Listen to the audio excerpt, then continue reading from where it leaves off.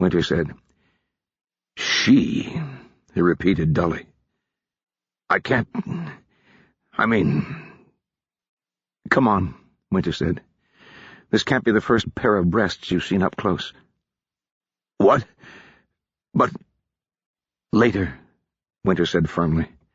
Now, do what you can. Graf looked up at her, and she tried to put all the calm she could muster into her gaze. He swallowed, nodded, and bent over his patient. Some time later, Graf sat back. Sweat trickled across his forehead, and he wiped it away absent-mindedly, leaving a smear of red under his bangs. It's no good, he said. The ball's still in there somewhere. But if I go groping around trying to find it, I'm just going to make things worse. Winter looked down at Bobby's face. Her mouth worked silently, but her eyes were tightly shut, as though in a dream from which she couldn't escape. If we were to take her to the cutter, Graf began, would it make a difference? No, he admitted. Probably not. There's too much bleeding, and she's already running a fever. Any idea how long? A few hours at best, he said. Will she wake up? Graf gave a weary shrug. I'm no doctor, just a corporal who picked up a little stitching and sawing. Though I doubt even a doctor could tell you. Winter nodded. You'd better go, then. What? He looked up at her. Go where? Someone and the rest of the company must need your help. Folsom, if no one else. But... Graf gestured helplessly at the girl on the floor. I'll stay with her, Winter said. Someone should. He turned away, but Winter caught a fleeting glimpse of relief in his face. She tried not to hold it against him. I'll check back in, he said, retreating. Later. And you can come and find me if when she... I will. Winter ushered him to the exit. When the tent flap had fallen closed, she stared at it wearily for a few moments, then turned around and sat down beside Bobby. Graf had covered the wound with makeshift bandages, though the blood was already soaking through. Winter kept her eyes on the girl's face.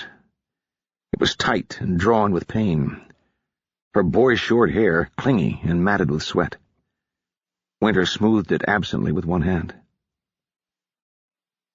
No cutters, she murmured. Well, of course not. She hadn't even thought about that possibility herself. This girl planned better than I ever did. The breasts that had so disturbed Graf were only slight swells, and Winter wondered how old Bobby really was. I wish she'd told me. A fantasy, of course. Winter knew as well as anyone that a secret spoken aloud, even once, was a secret lost. But I would have asked her so many things. How she made it through recruitment, where she came from, why she came to Kandar. It was singularly cruel, she thought, to discover that she wasn't alone just hours before she would be alone again. Winter was surprised to find that she was crying. She closed her eyes against the tears, but they welled regardless, trickling down her cheeks and pattering onto Bobby's jacket. One drop touched the corner of her mouth, and she licked automatically, tasting the salt and the acrid tang of sweat and powder. Winter? Feor was leaning forward, peering at Bobby. You don't need to gape at her, Winter said. Her, Feor muttered, as though tasting the word. A girl.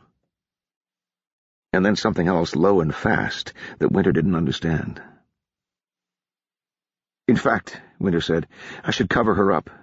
Somebody might burst in here, and I'll be damned if... I can help her, Feor blurted. Winter froze. A spark of hope, the tiniest ember, ignited briefly in her chest, though she felt stupid for encouraging it. But the priestesses of Monument Hill did collect all sorts of esoteric knowledge, didn't they? Was it possible Feor had some strange powder, some recipe, something? She quashed her sudden enthusiasm and said, "You might have said something earlier." "Earlier I did not know the corporal was a woman," Feor said. "Obscariat will not bind to a man." Winter hadn't understood the burst of archaic Kandara. "What is it you want to do?" "I can bind her to my Nath," Feor said, so quiet she was almost inaudible. "Ah." The ember of hope flickered and died. "Magic. You mean you can help her spiritually?" Winter tried to keep her tone level. Feor looked so serious, and she didn't want to trample on the girl's beliefs, but she couldn't help but twist on the last word. "It's not—" "Look," Winter said, "if you want to say a prayer or what have you, I'm not going to object, but I'm not sure Bobby would want you to. She was a free church woman, like the rest of us." "It is not a prayer," Feor said patiently. "Prayers are requests to the heavens and the gods above and around us. A Nath is an invocation, a command. It will be obeyed." "All right," Winter said. "Go ahead if you think it will do any good." Feor sat in silence for a moment, her good hand clenched on her injured arm. She looked frail somehow, and Winter felt guilty for her harsh tone. She moved carefully around the sickbed and put a hand on the girl's shoulder in what she hoped was a comforting way. "I'm sorry," she said. "I didn't mean to. It's just hard." She looked down at Bobby, and then dragged her eyes away, but too late. The tears returned. She rubbed bitterly at her face with the heel of her palm. "You don't understand," Feor whispered. Winter closed her eyes. "You're right, I probably don't." "It would be heresy," Feor said. Winter was astonished to feel the girl shaking like an autumn leaf under her hand. "The blackest, most wrong kind of heresy. To bind Obscariat to her, not a chosen of heaven, not even of the true faith. Mother would never forgive me. My whole life would be as nothing, useless." Feor was crying now, too. She leaned into Winter, who slipped an arm around her automatically. The girl's slim body was convulsed by sobs. "I'm sorry," Winter repeated. "I didn't understand what you were offering." In Vorden it had been 100 years since the priests of the Black had hunted nonconformists with the torturer's knife, and a century of free church tolerance had taken the sting out of accusations of heresy. The Redeemer pyres in Ashkatarian could attest to the fact that the Kandari took their religion more seriously. Feor looked up, eyes still shining, and drew a long breath. She put on a determined expression. "Of course not. How could you?" "I'm sure that Bobby—" Winter forced herself to look at the corporal's pained, twisted face. "I'm sure she'd appreciate anything you could do." "She might not. The binding can be unpredictable, even those who have prepared for it all their lives. She might curse us both afterward." "Afterward?" Winter looked down into Feor's serious face. "You really think she'd live?" "Oh, yes." A faint smile crossed the girl's lips. "Obscariat will not be stopped by such a trivial injury." "What does that mean, Obscariat?" From the pained look on Feor's face, Winter knew she'd botched the pronunciation. "It is the name of my Nath." This, at least, Winter understood. Nath meant spell or sorcery. Literally, a thing which is read or reading. "It means," Feor went on, "something like magic for the creation of a guardian. Or so I was taught. And it will—" Winter hesitated. "Heal her?" Feor nodded. But... The girl took another long breath and wiped her eyes. I am Nathem. It is given to me to bind the Nath, but once bound it cannot be undone until the bound one's death. Nor can I bind another until that time. I may only be able to perform the binding once in my lifetime." She paused. "You saved my life. You and the others. But it was you who sheltered me when you might have—" Feor stopped, swallowed, and went on. "I have no way to repay you other than this." "Feor," Winter said, "you don't have to. I want to." The girl pursed her lips. "It is only that—" She trailed off very quietly. Winter stared at her, and after a long pause she spoke aloud. "I meant it for you." "Me? But—" Tired and befuddled as she was, Winter leapt to the appropriate conclusion very quickly. Ob-Skariot will not bind to a man. She thought about denial, but one look at Feor's face made it clear there was no point. Winter swallowed hard and slowly removed her arm from the girl's shoulders. "How long have you known?" "For some time." "And how?" Feor shrugged. "I am nothing." "Magic." "But you didn't know about Bobby." "I spent only a little time with her. I would have known, eventually." "Why didn't you say anything?" "Why should I?" Feor said. "You obviously wished it to be a secret. Knowing that I knew the truth would only have made you uncomfortable. And I worried—" Her cheeks went scarlet. "I worried that if you knew I had found out, you might not let me go." Winter had to smile at that. "Really?" "Only at first," Feor said, "before I truly knew you." "Well, it could be worse. The first person to find out doesn't speak any Vordana." Winter shook her head. "God above. It's been a long time since anyone knew." Feor nodded seriously. "I thought, if you were wounded in battle, I could at least do this for you. Save your life, perhaps, as you saved mine." "But if you use this Nath now on Bobby, you won't be able to help me next time," Winter said. Feor nodded, looking miserable. "Do it," Winter said. "I'll just have to survive on my own." She wasn't quite sure when she'd started taking the whole idea seriously. Something about Feor's quiet faith was infectious. It's the least I can do to play along, if it helps console her. It was hard to remember that behind her temple-trained facade of seriousness, Feor was still half a child.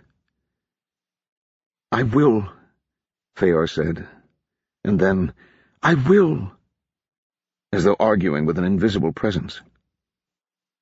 The half-light filtering through the blue canvas made her gray skin look like marble. She turned to Winter.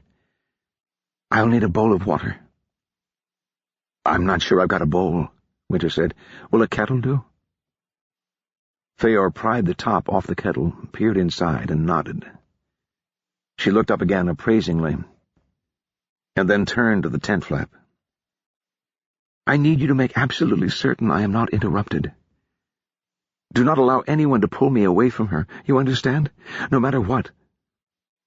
"I don't think anyone's likely to come busting in here," Winter began. "No matter what," Feor insisted. "Even if it's the king of Vordan himself. It cannot be allowed. It is not just her life at risk, but mine and other things." "Right. If His Majesty turns up, I'll tell him to cool his heels."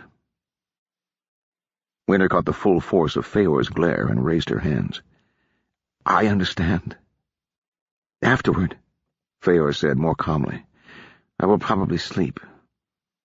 It may be some time before I awaken. Do not fear for me." "Got it," Winter said. "Anything else?" Feor shifted uneasily. "This will be like lighting a beacon in some ways. The sorcerer who rides with your army cannot help but see it. He may investigate. Winter thought about protesting, but the girl's conviction that the Vordenai were led by a wizard seemed unshakable. She simply nodded and sat down halfway between Bobby's pallet and the tent flap, ready to intercept any incoming sorcerers or kings. This seemed to placate Feor, who picked up the kettle with some difficulty with her good hand and placed it beside Bobby's head. She closed her eyes, dipped her fingers into the water, and waited. It was some time before Winter realized she had begun to speak.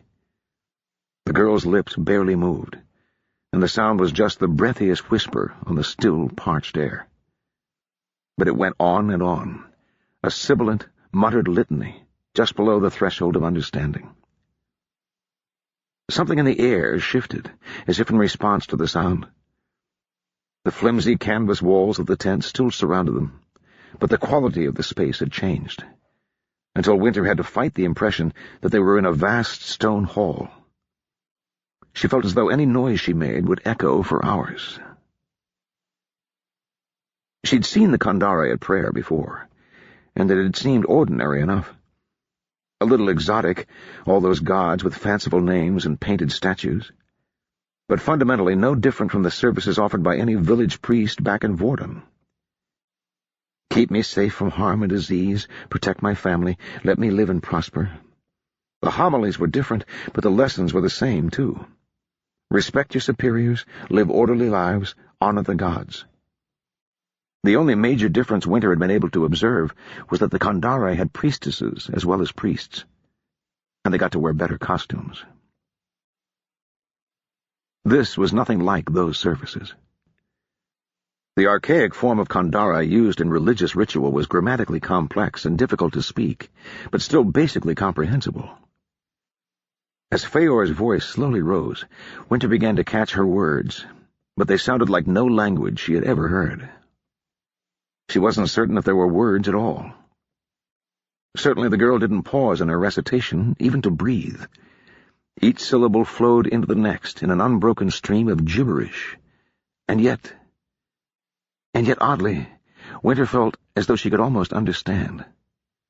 That there was meaning there, so clear that it lurked just below the surface, nearly comprehensible, slightly out of reach. As though, the thought crept in, ridiculous but still true, it wanted to be understood, wanted her to reach out and grasp it, like plunging her hand into an icy stream. Feor raised her hand from the kettle. It ought to have been dripping wet, but the water clung to the surface of her skin as though she dipped her hand in translucent tar. The tent had grown shadowed around her, the full light of day fading into twilight, and in the semi-darkness motes of light darted and spun around her fingers. Without ever halting in her recitation, the girl leaned forward and touched the tip of her index finger to Bobby's eyelids, each in turn. Winter had to stifle a gasp. Where Feor's wet finger had been, Bobby's skin glowed, a shifting miasma of color that wavered from brilliant blue to sickly green and back again, like paint swirling in a bucket. She paused, still speaking quietly, and studied the effect. Then, carefully, she started to draw. Wherever her finger passed, it left those eerie, glowing traceries. The pattern she built up, line by careful line, started from Bobby's eyes and spread across her face, down her neck, out across her shoulders. It was abstract, asymmetric, a complex map that ran over the girl's skin with a geometrical exactitude, as though the design took the contours of her body into account. The lines thickened, thinned, began and ended, but never crossed or touched, no matter how close Feor drew them. Feor passed her hand along Bobby's arms, the underside of her chin, her collarbone, her slight breasts. Winter wasn't sure if the tent had darkened further or the pattern had gotten brighter, but everything was fading away except for the glow of the lines and the rising sound of Feor's voice. Every syllable echoed as if she were speaking from the pulpit of a grand cathedral. Even Bobby's skin vanished, leaving only the pattern, a glowing web hovering in the void. Once again, Winter had the odd feeling that there was order there, an understanding that beckoned to her beneath the apparent chaos. Finally, with great solemnity, Feor turned Bobby's right hand over and pressed it to her own. Light bloomed between their palms, and when Feor took her hand away, the blaze from Bobby's skin outshone even the rest of the pattern. Her recitation rose to a crescendo, the sound of her voice crashing around them like waves against a rocky shore. And almost lost in the rising roar were a few words that Winter recognized. Obscariat. Feor's eyes glowed with reflected light from the thing she had drawn. All the sound vanished at once, as though someone had dropped a velvet rug across the tent, and the light on Bobby's skin flared so bright it was painful to look at. Winter tasted blood in her mouth where she'd bitten her lip. And then, apparently, it was over. The light disappeared, and for the first time since she'd begun to recite, Feor was silent. For a moment Winter thought they were still in darkness, but as her eyes adjusted she realized it was only the dim half-light of the tent in daytime. Bobby lay still on her pallet, and Feor sat equally still beside her. For a long while nothing moved. Eventually Winter could no longer restrain herself. "Saints and fucking martyrs!" she exploded, the sound of her own voice alien in her ears. "Brass balls of the beast! Chorus Almighty on a fucking crutch! Holy—" She ran out of breath, and by the time she'd gotten her wind back, her composure had at least partially returned. "Feor, what happened? Was that— did it work?" The girl didn't respond. Winter shuffled forward on hands and knees. "Feor?" Hesitantly she prodded Feor's shoulder. The girl toppled over, nerveless and boneless, falling across her broken arm and lying in a tangle on the floor like a discarded puppet. Winter dragged Feor to her bedroll and laid her out, trying not to jostle her wounded arm. Her eyes were screwed shut, and her breathing was so shallow that Winter had to bend across her face to be certain it hadn't stopped entirely. As for Bobby, Winter couldn't tell if anything had changed one way or the other. She'd peeked under the bandages, but there was so much blood that she couldn't see much, and she didn't dare investigate. The corporal's face had relaxed a little, at least, and her breathing seemed steadier. Winter covered her with a blanket up to the neck, and worried. The tent suddenly seemed stifling. With a quick glance at her two sleeping companions, Winter slipped out through the flap. She was surprised to find Folsom standing just outside, stiff as a sentry. He saluted grimly and looked at her with questioning eyes. Winter sighed. "I don't know," she said honestly. "Graf says he's not going to make it." She'd almost said she. "I'm hoping he's too stubborn for that. We've done everything we can." Folsom nodded. He cleared his throat and proffered a folded sheet of paper, which Winter took curiously. Only when she opened it did she remember the errand she'd sent him on, to get him out of the tent. In his broad, neat hand was a list of names, most of which Winter barely recognized. Beside each was the notation, "dead, missing, or wounded," with the last bearing additional notes on whether recovery was expected. Winter folded the paper again, and noticed that the list continued onto the back of the page. "Thank you, Corporal," she said. "You can go. Get some rest." Folsom nodded and lumbered off. Winter cast about for something to sit on and found an empty hardtack box, which she dragged in front of her tent. She would have liked to sleep herself, but she felt too keyed up for it, full of the nervous, manic energy that comes with the promise of a vicious price the next day. Besides, it was only mid-afternoon. Her mind kept going back to what she'd witnessed in the tent, but her thoughts skipped off the surface of it like a rock bouncing across the thick crust of an icy lake. When she closed her eyes, she could still see that tracery of blue-green fire hanging in the darkness, like an unfathomably complex equation. It seemed unnatural somehow, that after witnessing that she could emerge into the sunlight and see the camp spread out around her as though nothing had changed. Stacked arms and hardtack boxes, the distant sound of horses and shouting men. She would have been less surprised to find that the tent flap had opened onto a fairy-tale kingdom full of dragons and talking animals. Feor.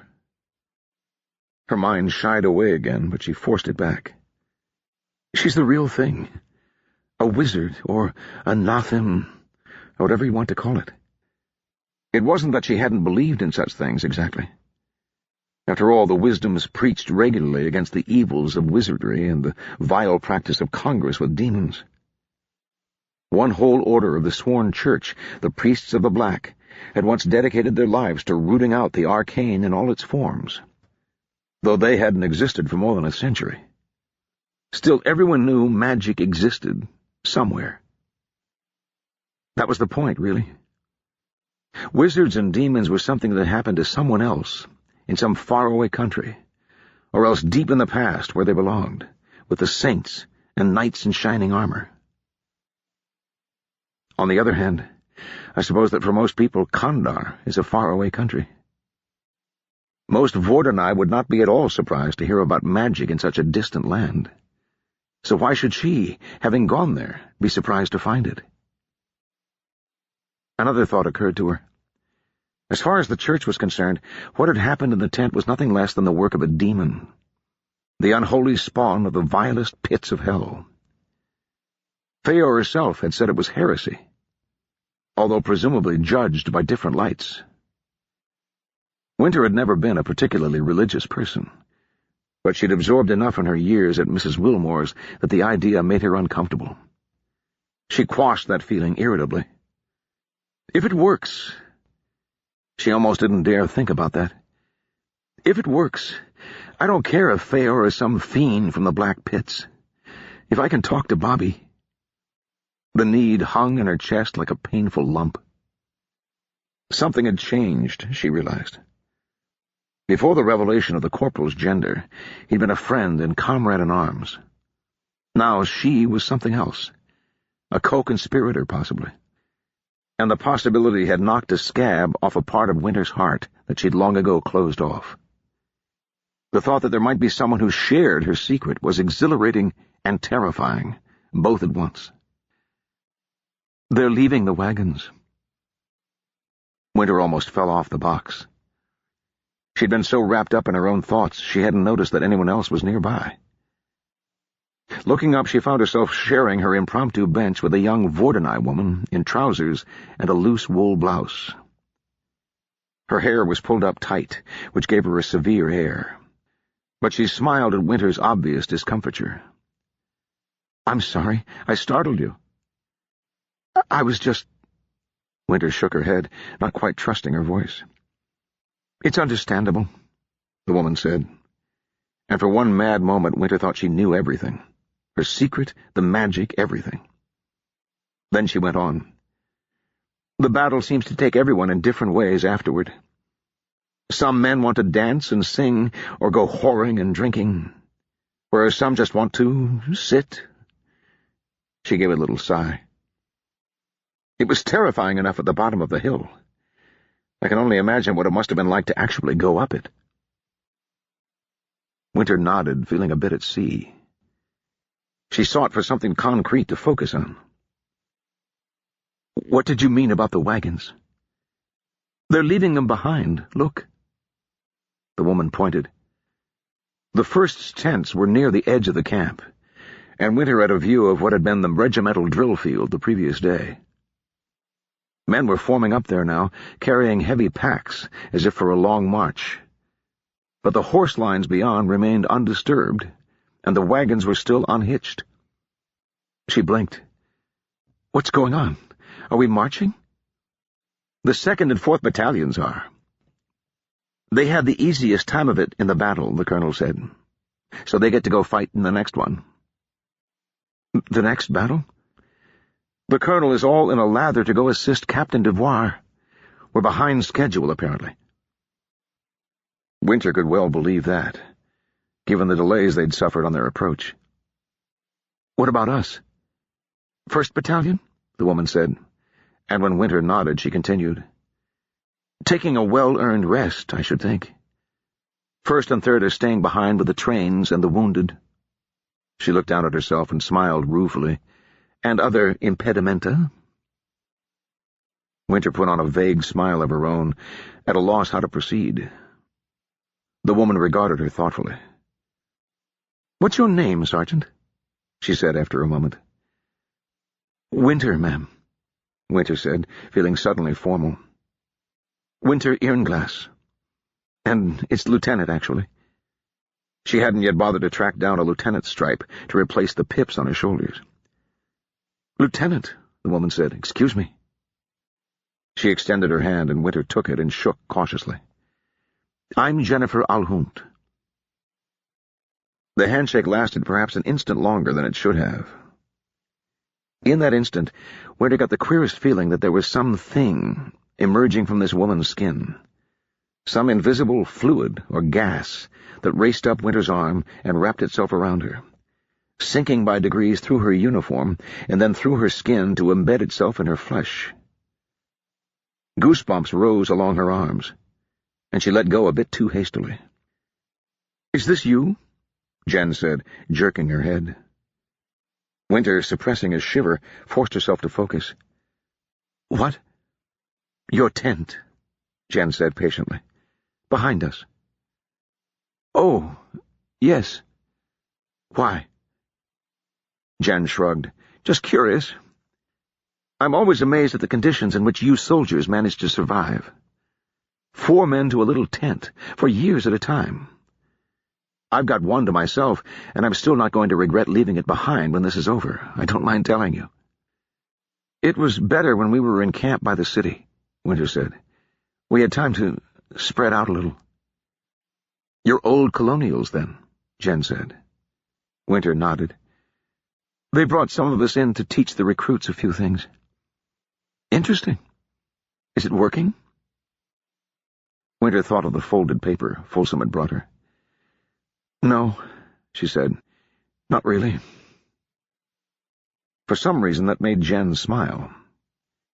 She stood up, brushing off the seat of her trousers. "Well, Sergeant I'm sorry, Lieutenant Irnglass. I'm sorry to impose on your time. I'm sure you have better things to do." "Not really, ma'am. Except maybe sleep." "That's awfully important," Jen said. "I'll leave you to it. Thank you for the bit of company." Winter nodded, and Jen strode off. I wonder who she is. There had been no Vordenai women among the old colonials, so she had to have come over with the colonel. Some civilian functionary? A mistress? Winter shrugged and turned back to her tent. There were more important things to worry about. Drying blood had stuck the bandages solidly to Bobby's skin, even once Winter had untied the knots. She really ought to have called Graf back, but he was probably asleep somewhere. And Winter wasn't sure what she'd find, but the fewer people who knew about Feor, the better. She glanced over her shoulder to confirm that the Kandari girl was still sleeping. Bobby was sleeping too, and looking considerably less drawn than she had when Winter had left her. Whatever Feor had done was having some positive effect. Winter brought one of the kettles and a supply of fresh bandages to the side of the sickbed, and poured a trickle of lukewarm water across the stiff, scarlet-soaked cloth. Once it had loosened a bit, she peeled the ruined linen away, leaving behind a mess of caked-on gore. She soaked a fresh cloth and went to work cleaning the blood away, trying not to touch the wound itself. Only something was wrong. With some perplexity, and then increasing excitement, Winter worked the cloth across the spot where the gory hole had been, and found nothing but smooth skin under her fingers. She poured another stream from the kettle and wiped it away, then sat staring. The injury was gone, but not without a trace. An irregular patch of skin, vaguely star-shaped, was changed. It was white. Not the pale, ugly color of a scar, or the sickly white of a fish's belly, but the pure, brilliant white of marble. Winter imagined it even had a bit of sparkle to it, the way some marble did, as if someone had replaced that patch of Bobby's skin with a perfect replica grafted from a statue. Winter touched it, carefully, half expecting to feel the cool hardness of stone. But it gave under her finger just like ordinary skin. It worked. She sat back, letting out a long breath, her shoulders shaking from released tension. Whatever Feor did, it worked. A little patch of oddly colored skin was a small price to pay. Winter looked from one girl to the other, still half in shock. It really worked. She was suddenly unutterably tired. Leaving the dirty bandages on the floor, she fetched one of her own shirts and pulled it onto Bobby's limp form, struggling with the sleeves and the buttons. Fortunately, the girl's bust was modest even by Winter's standards. The shirt alone would probably be cover enough for the casual eye. Graf knows, but that doesn't mean everyone has to. Winter covered Bobby with a blanket, checked Feor one more time, and then flopped onto her own bedroll. She was asleep in an instant, and didn't dream at all, not even of Jane.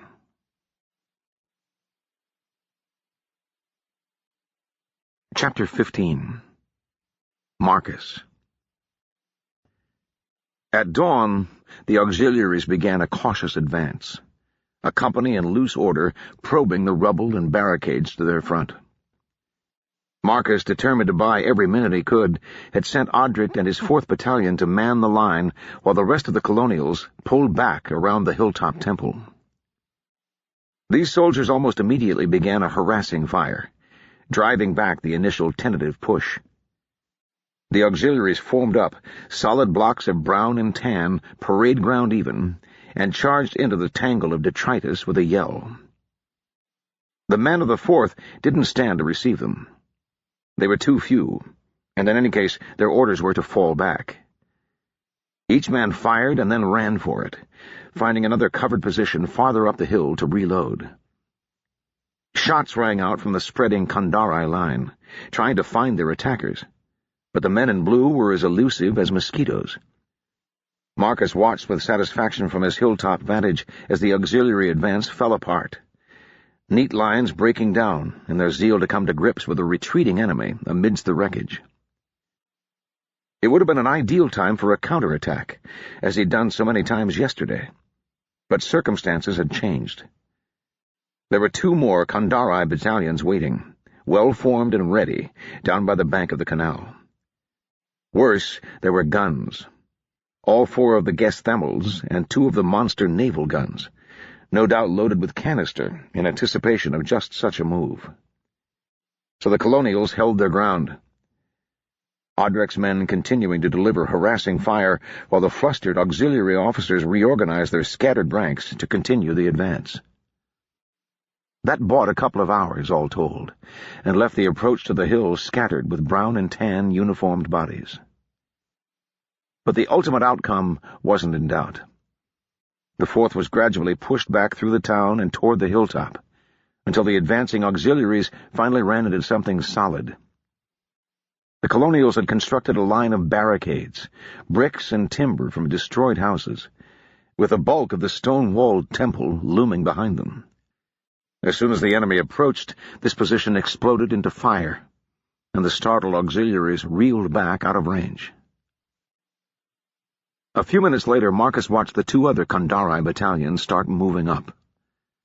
As Odric had predicted, they were veering left and right, respectively, pushing past the now empty streets of the destroyed village and out onto the plain, where they could get on the flanks and rear of the force on the hill. They would converge, like the pincers of a scorpion, and from the time they came into range of the fortifications, the colonials would be committed. No way out, except for surrender. and everyone knew what the Redeemers did to prisoners. The two big naval guns each had a cloud of attendants who clustered and fussed around them like priests around an altar. In spite of all the attention, the first shot went wide, whistling past the temple and continuing for quite a long way out across the squelching wet fields. The next, however, scored a solid hit, and before long both guns were pummeling away. The huge things were a bear to reload, so the shots came at intervals of 3 or 4 minutes. Marcus had never been inside a stone building under bombardment. It wasn't something that had been on the syllabus at the War College, because it wasn't supposed to happen, now that big stone castles had gone the way of the crossbow and the trebuchet. A good siege gun would produce an impression on even the strongest stone, no matter how thick or high the walls, so breaking them down was only a matter of time. A proper fortification looked more like a burrow thrown up by enormous and geometrically minded moles, with overlapping fields of fire for the defender and sloping berms of dirt to deflect cannonballs or absorb their impact in a harmless spray of soil. He was unprepared, therefore, for the way that the cannonballs rang against the walls, as though the temple were being attacked by a swarm of angry bells. The distant thud of the gun itself arrived only just in advance of the shot, and every hit shook the walls like the entire building was rocking in a gale. Dust sifted down from the ceiling as ancient stones were jostled, and there were periodic alarming cracks and pops. One of the men brought Marcus a cannonball still warm from its firing, which had ricocheted high and landed amongst the defenders.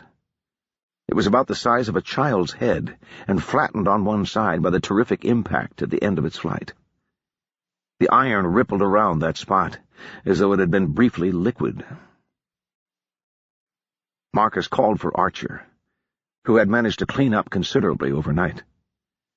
The silver church double circle was prominent on the breast of his uniform. "How long have we got?" Marcus demanded.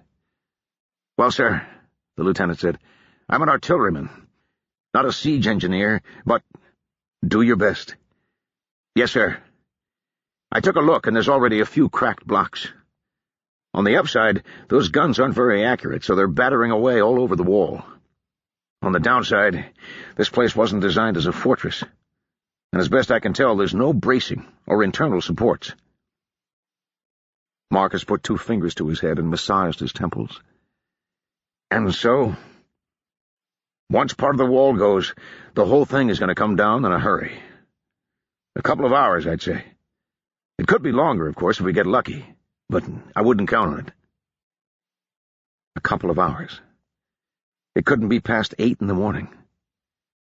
He tentatively hoped to hang on until nightfall, but there was a tremendous boom from outside, echoing off the temple walls and shaking more dust from the ceiling. Marcus looked at Archer in a panic. To his surprise, the lieutenant was smiling. "What the hell was that?" I've been expecting that, sir. I'll have to go and check, of course, but in my professional opinion, one of the 36-pounders has just exploded. Those are old tubes, sir, and they've been working them pretty hard. I'm amazed it took this long." "I'll give them this," Audric said. "They're game little bastards." He and Marcus stood at a second-floor window, its glass long ago kicked out. The view wasn't as good as it would have been from the front steps, but there was less risk of catching a cannonball. One team of Kandari was already dragging the wreckage of the ruined naval gun out of the way, along with the bodies of the gunners who'd been caught by the shrapnel when the overheated tube burst. Across the river, a second team was pushing another of the big guns into the ford, 24 men hauling on ropes or shoving from behind, while 4 more walked gingerly in front of it, feeling for soft patches of mud that might bog the heavy thing down. In the meantime, the howitzers had opened up again. They had a harder time of it than the naval guns did, since their fragmenting projectiles were useless against the stone walls of the temple itself. Marcus could hear the steady ping of fragments off the facade, but they weren't doing any damage. The big open ground floor of the building had room for only 100 men, however, and was currently occupied by the wounded and most of Odric's 4th Battalion, resting up after its rearguard action. Aside from the men at the second-floor windows, all the rest of the colonials were in a narrow strip of ground surrounding the hilltop on 3 sides, crouching behind improvised barricades or in shallow ditches they'd scratched in the stony ground. It was into this strip that the howitzers tried to drop their shells, with intermittent but bloody success. "They're not going to bomb us out, though," Odric said. "Not unless they intend to stand a siege." "No," Marcus agreed. "This is just preparatory stuff. Just wait for a few— here they come." A brown and tan line materialized, rising from the earth, as the Kandari infantry got to their feet and started forward. Amidst the explosion of a few last shells, he could hear their shouting even at this distance. They'd sensibly abandoned any attempt at close order, and came forward in a swarm of angry, screaming men. Marcus was forcefully reminded of the battle on the coast road, the thin line of blue standing against the vast horde of peasants. If only I had a nice, solid line and a dozen guns to back it up. More shouting indicated that the other 2 enemy battalions, who had spread left and right to face the sides of the hilltop temple, were attacking as well. So as to be a general assault. They must know how few men we've got in here. A canny commander might focus his attack on the weakest section of the enemy line. But with an overwhelming advantage in numbers, there was more value in forcing the defenders to spread themselves thin.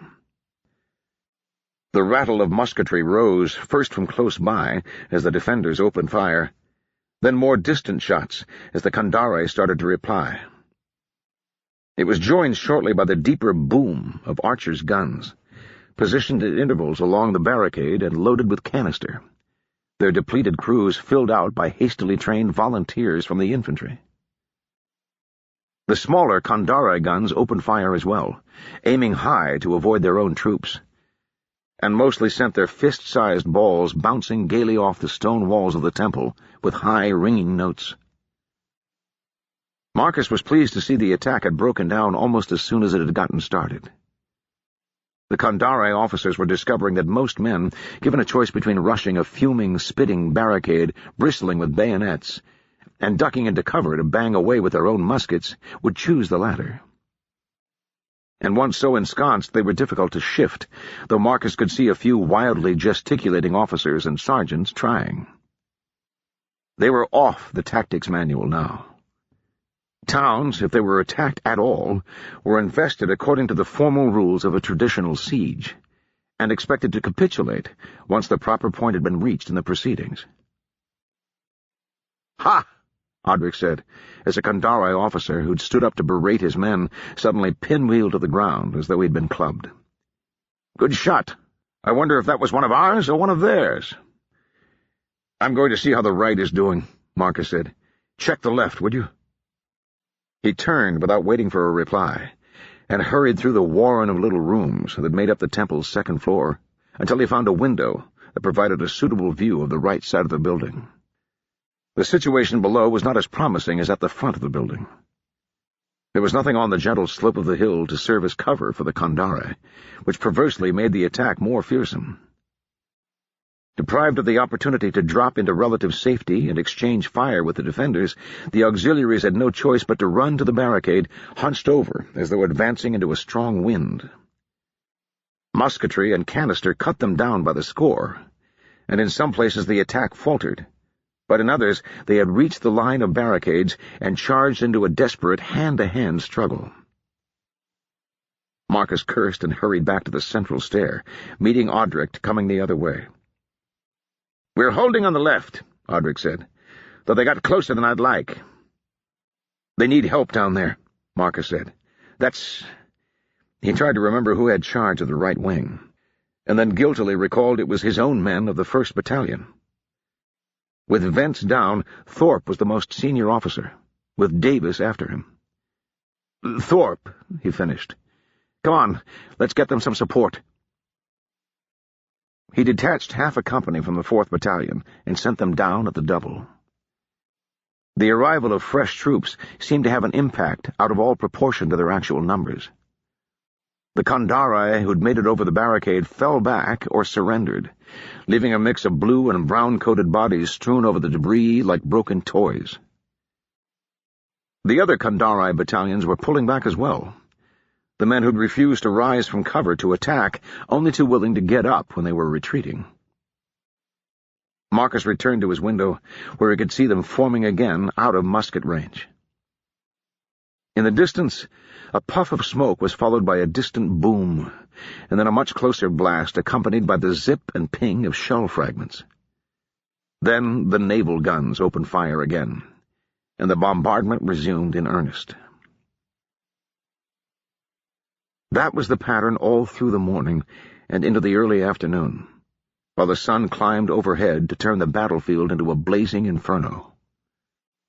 The auxiliaries dressed their ranks, listened to speeches and shouts from their officers, while behind them the big guns and the howitzers banged away at the obstinate colonials in their makeshift fortress. Then, worked to a suitable pitch of enthusiasm, the infantry stormed forward, and the rattling tear of musketry overwhelmed every other sound.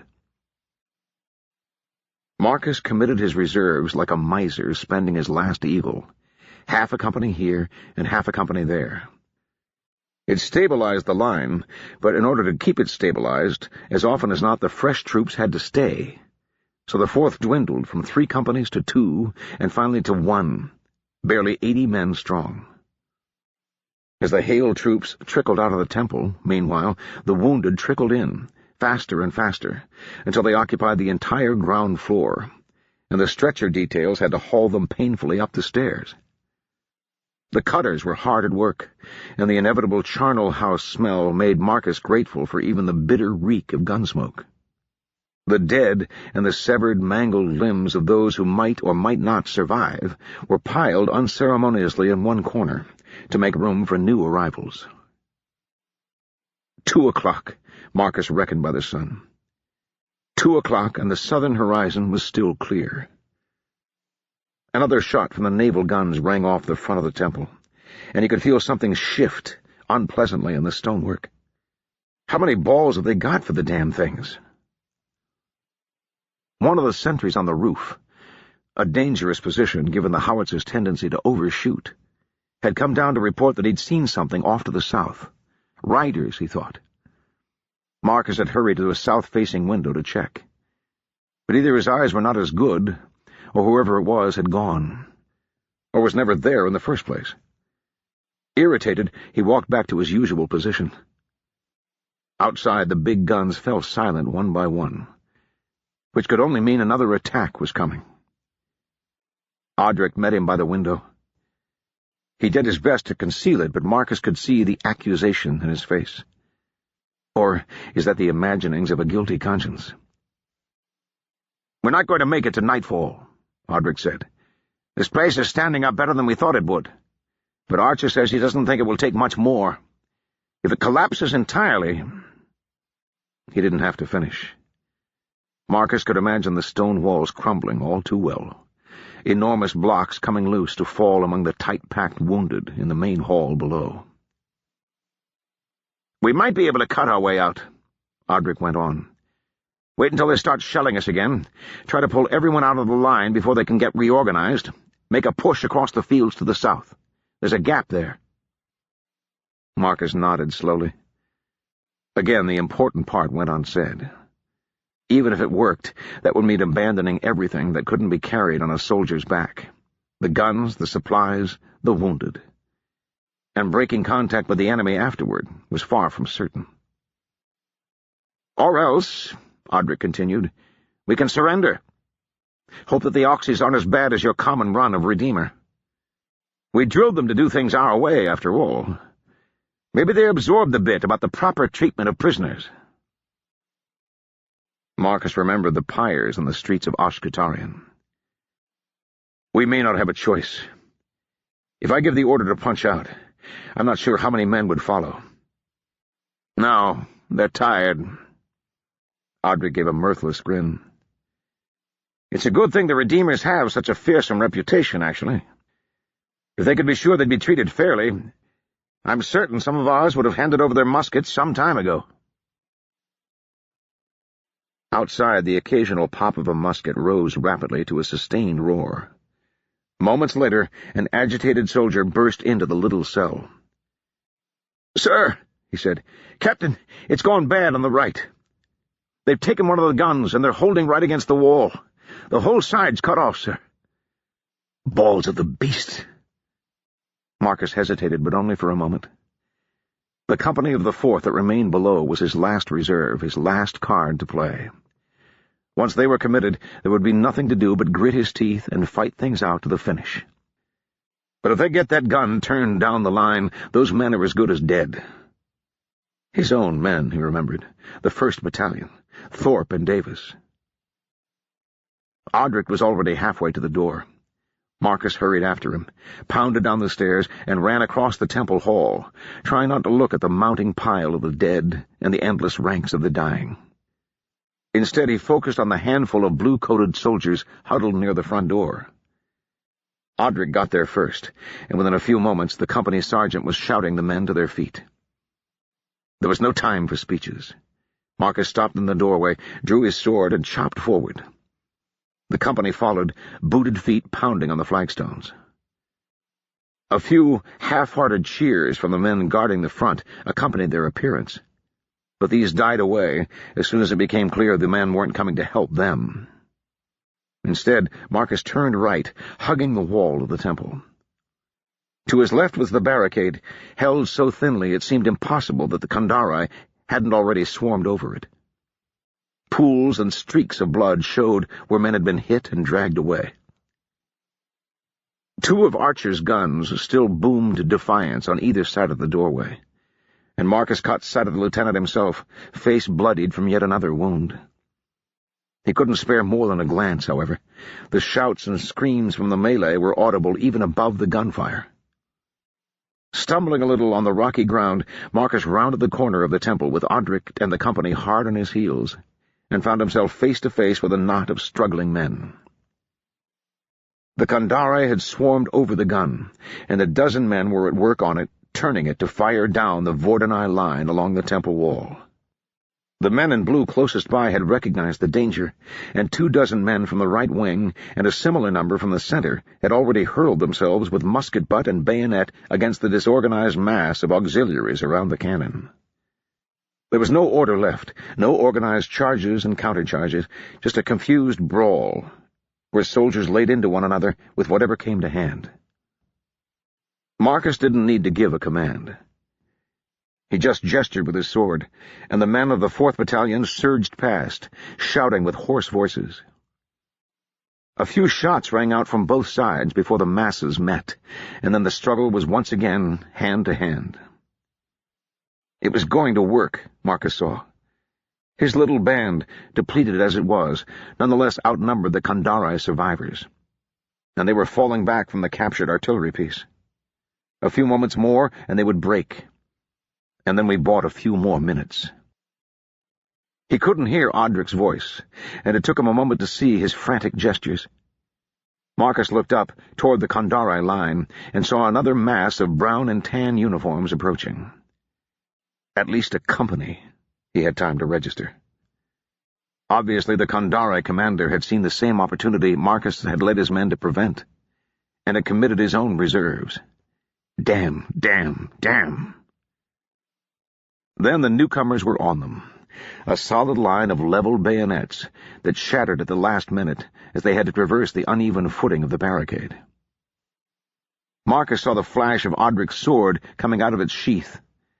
It was a pretty thing, he remembered, gold chasing on the hilt and colored embroidery on the scabbard. He just had time to hope that Audric hadn't entirely neglected the edge before the auxiliaries were on them. Marcus would never have described himself as a master swordsman. At the War College there had been students who had gone in for that sort of thing, studying the ancient forms under the college tutors, and staging flashing, glittering contests in the quad while onlookers applauded politely. He remembered the beauty of those bouts, the way the contestants had clashed and spun, almost as though they were dancing instead of sparring. What experience Marcus had with his blade had come in back alleys and desperate ambushes, and none of it had been beautiful in any sense. He had learned a few important lessons, though, not the least of which was never to discount the efficacy of an unconventional blow. A punch to the stomach or a kick to the groin might not be as elegant as a perfectly executed thrust, but it would put a man on the ground just the same. In any case, his weapon was not one of the light, elegant rapiers the college swordsman had favored. It was actually a cavalry saber, begged from the stores after his army-issue officer's sword had broken in a skirmish years ago. The heavy, curved thing was really designed to be wielded from horseback, but Marcus liked the weight of it. The pommel could crack a skull, properly applied, and the blade was a solid 3 feet of good steel. He'd also learned, in a rough way, what to do when you were up against more than one opponent. Keep moving. Hold still, and they'd circle round and skewer you. Thus, as 3 men clambered over the broken timber that topped the barricade in front of him, he bowled forward, dodging the point of a surprised auxiliary's bayonet and giving the man a wild slash across the stomach that sent him reeling. Before the man beside him could recover from his surprise and bring his unwieldy weapon to bear, Marcus slammed him in the face with the guard of the saber, which left him stumbling and clutching a broken nose. There were brown uniforms all around him now. He hacked and slashed at random, grabbed the haft of a musket as it thrust past him, and twisted it out of the owner's grasp. Blocked another blade by sheer luck, and replied with a wild swing that took off most of the Kandari's face. He expected every moment to feel the sting of a point in the small of his back. Looking around, he saw a knot of blue and struggled toward it. But a hard shove from behind drove him practically into the arms of another auxiliary. Instinctively, Marcus lowered his blade, and the point went in the man's stomach and came out between his shoulder blades. He sagged, face twisted in a comic surprise, and the dead weight tore the saber from Marcus's grip. Another bayonet flashed over his shoulder, and he ducked. Someone kicked him. Obviously, he wasn't the only one who'd spent time in the back alley's school of swordsmanship, and sent him sprawling. His world was suddenly a mass of dusty, stamping boots. Marcus saw a gap ahead and crawled toward it, grabbing ankles to use as handholds. Someone looked down, and a bayonet shivered into the turf by his leg.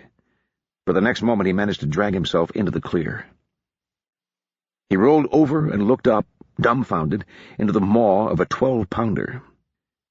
He'd fought his way into the little clear space the auxiliaries were striving to maintain around their prize. The gun was a few feet away, aimed over his head, but Marcus didn't doubt it would be loaded with canister, which made the precise orientation of the barrel irrelevant. He remembered the fields of fire of the preacher's guns at the last battle, the men torn to pieces so small they weren't even recognizable as corpses.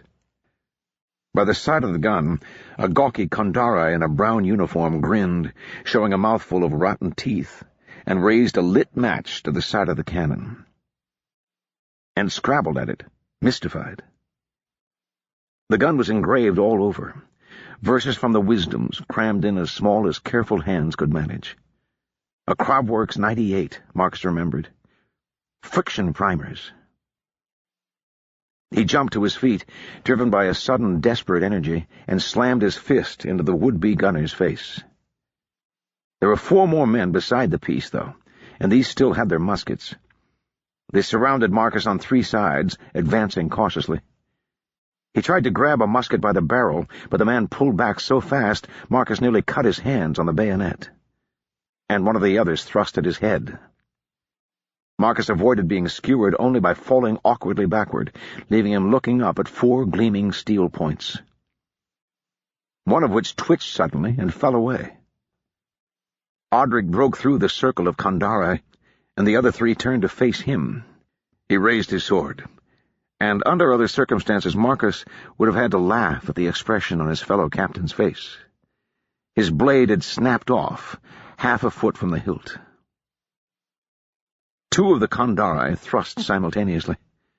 The third would have as well, but for the fact that Marcus grabbed his ankle from behind and pulled his foot out from under him, leaving him sprawling in the dust.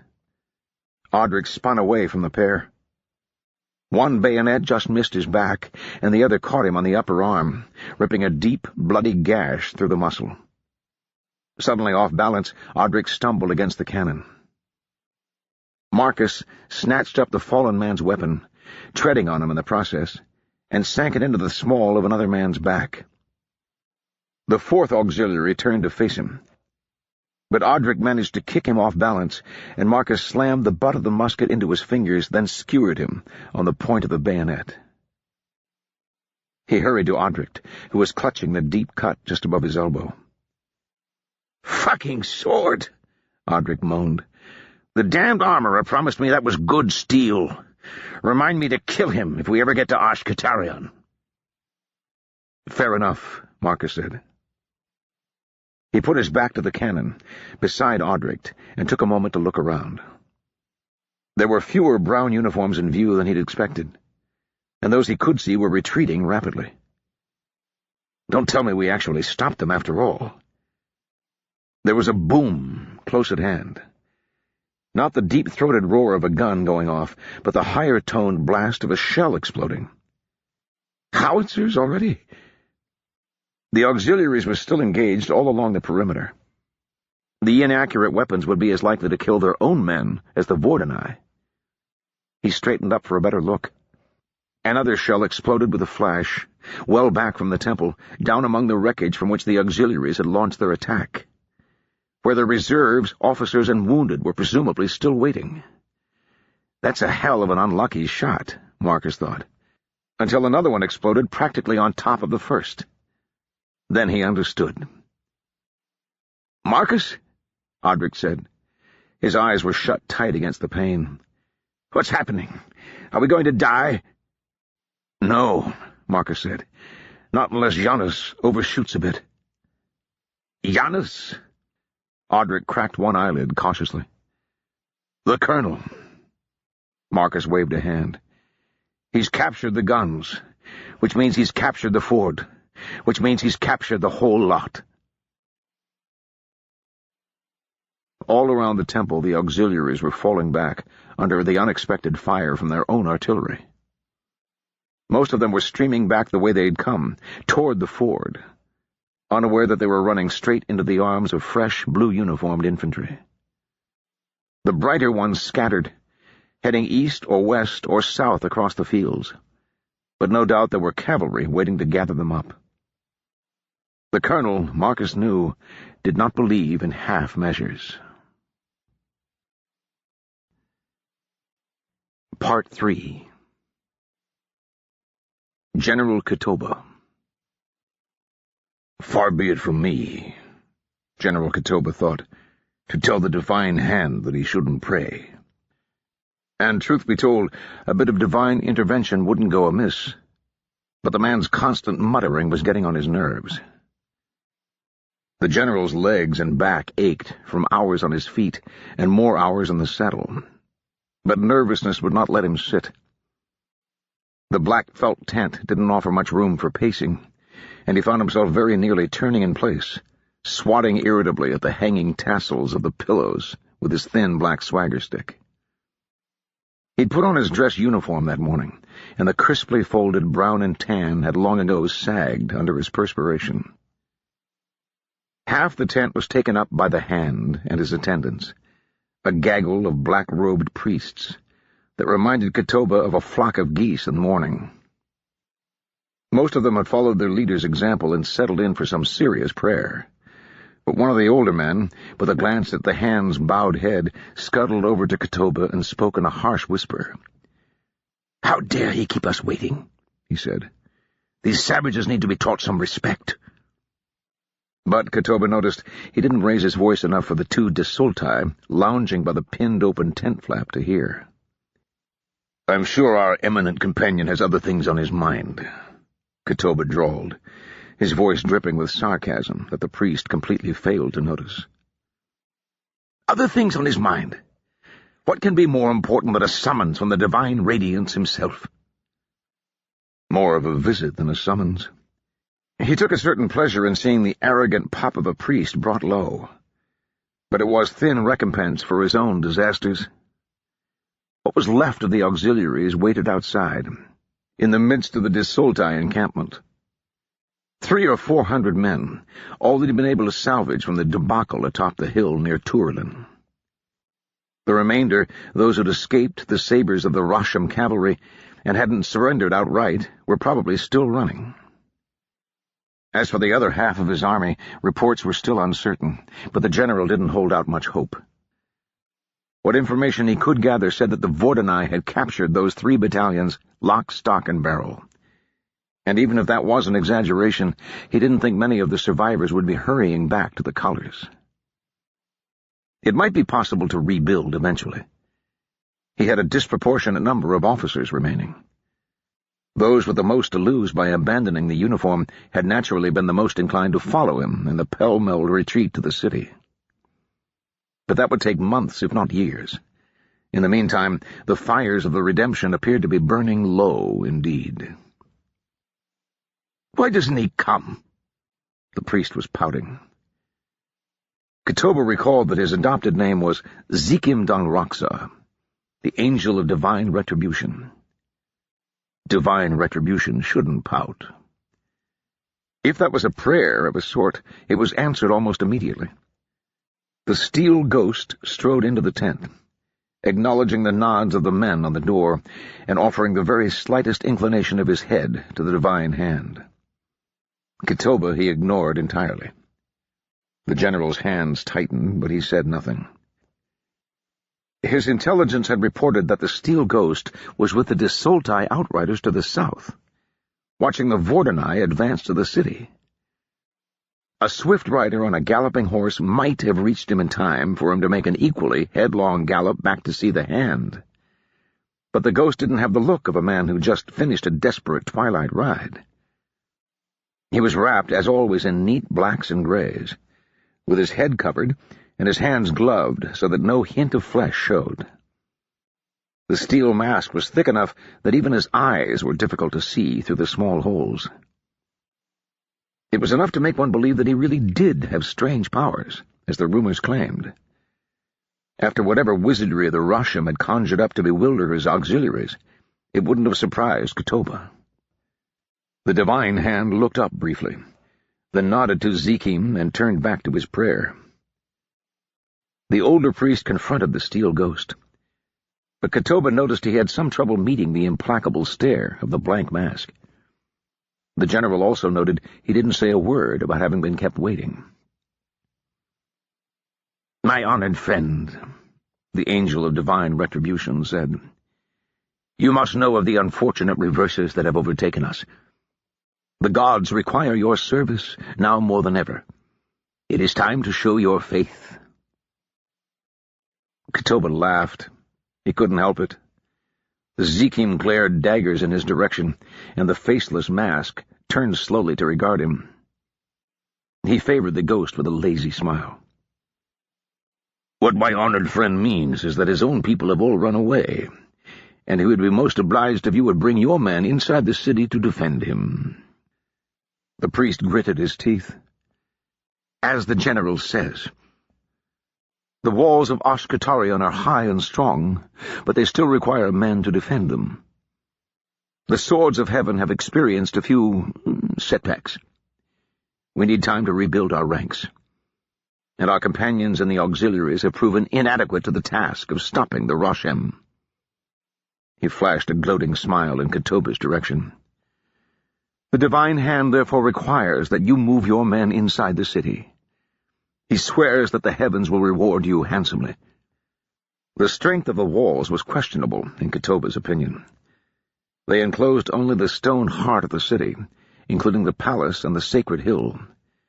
But they were still too long to be defended by less than a few thousand men. Ancient, crumbling in places, they were thick enough, but they hadn't been built to withstand a modern siege, especially if the Rosham have captured our heavy artillery. He cursed himself for the 100th time for allowing those guns to be removed from the city. It had seemed like such a clever idea at the time. The ghost fixed the priest with a steady glare, and under that blank gaze Zikim crumbled like cheap bricks.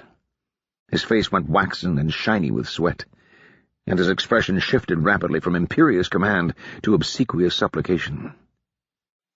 When the Desoltai chieftain looked away, the angel of divine retribution sagged with audible relief. "No," the ghost said in his characteristic growl. Defiance appeared to revive Zekim's spirits briefly. "What? You would betray the redemption?" "No," the ghost repeated. "But you ask the impossible. My warriors will not man your walls." "They're your men, aren't they?" Katoba put in. "Why wouldn't they follow orders?" "They are only my men so long as my superior wisdom is evident," the ghost rasped. "We are not Rashem, to march to our deaths on the whim of some king. If we are trapped in the city, we will never escape." Zekim seemed to shrink back into himself.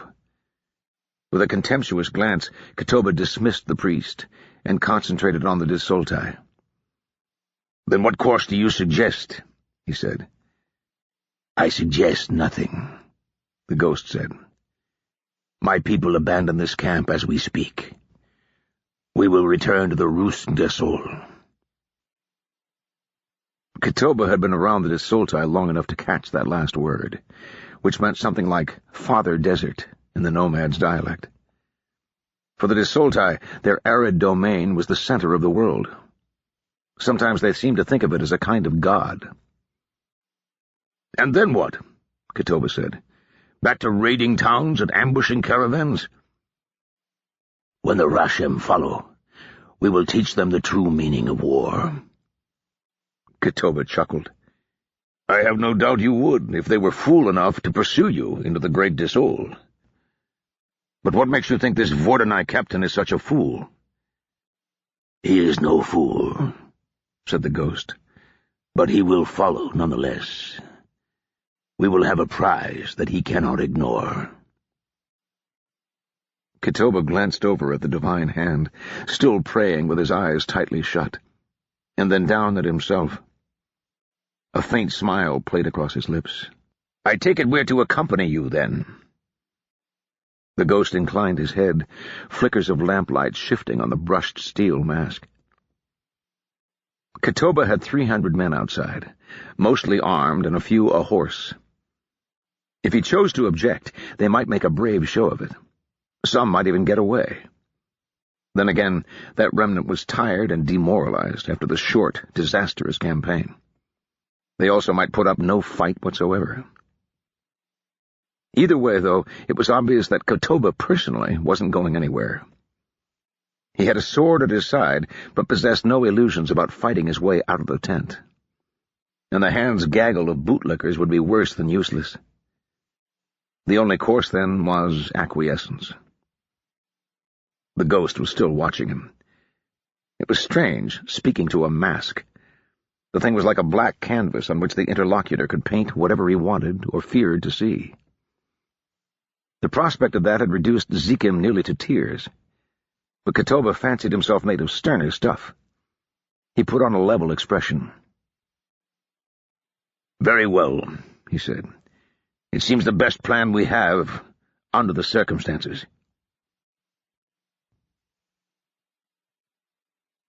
Jaffa. The justices had come creeping back with the death of Yachig Danraksa and the collapse of the Swords of Heaven. For the most part, they tried to pretend they'd never left, turning up at the gatehouse in their old uniforms and trying not to meet one another's eyes. Others, who had deserted to defend their homes or communities, were slower to trickle in. But the city had taken on a deathly calm since the news had gotten out that the Hand had abandoned the palace. Even the thieves and muggers were hunkered down, hoping to weather the storm. Among those who'd worn the prince's colors before his departure, there was a feeling, at least a hope, that wearing those colors again to greet their restored monarch might encourage him to some feelings of mercy. Those who'd sewn red flames of the redemption to their breasts were rapidly ripping off the patches. Those who'd painted the symbol on were working frantically with soap and water. Jaffa Dan Ilm maintained no illusions about his own position. He'd collaborated with the council and the auxiliaries. There were any number of witnesses to that. With the hand and the general fled, he was the only authority figure remaining in a battered, terrified city. And that seemed to mean that for the moment he was in charge. Unfortunately, once the prince reasserted his authority, that was likely to lead to his execution. He might have fled, he supposed. The thought had honestly not occurred to him until it was far too late. Jaffa was a man who did his duty. Besides, he was confident in his reward. After all, am I not acting directly on instructions from Mother? Niof Don Yunk, one of the first to march with the swords and one of the first to return, knocked hesitantly on the open door to Jaffa's office. Jaffa admitted him with a wave, but the younger man stood uncomfortably in the doorway. "Sir," he said, "our messenger has returned." "About time," said Jaffa. "And?" "The Russian." Niof coughed at Jaffa's look. "The Vordenai, Colonel, has agreed to your request for a meeting. He says he will wait half a mile up the coast road from the gate in 1 hour." "Excellent. Tell them to saddle my horse." "Yes, sir." Niof hesitated. "Will you be wanting an escort?" Jaffa could have laughed. The man's thoughts might as well have been printed on his forehead. He didn't think whoever went to meet this demon commander of the Russian had much chance of returning alive. No doubt the feeling was widespread among the justices. "No," Jaffa said. "I will go alone." He smiled. "I have his word on my safe conduct. Why would I need an escort?" The fear in Niof's eyes instantly turned to pity, with perhaps a hint of admiration. Or maybe Jaffa was deceiving himself.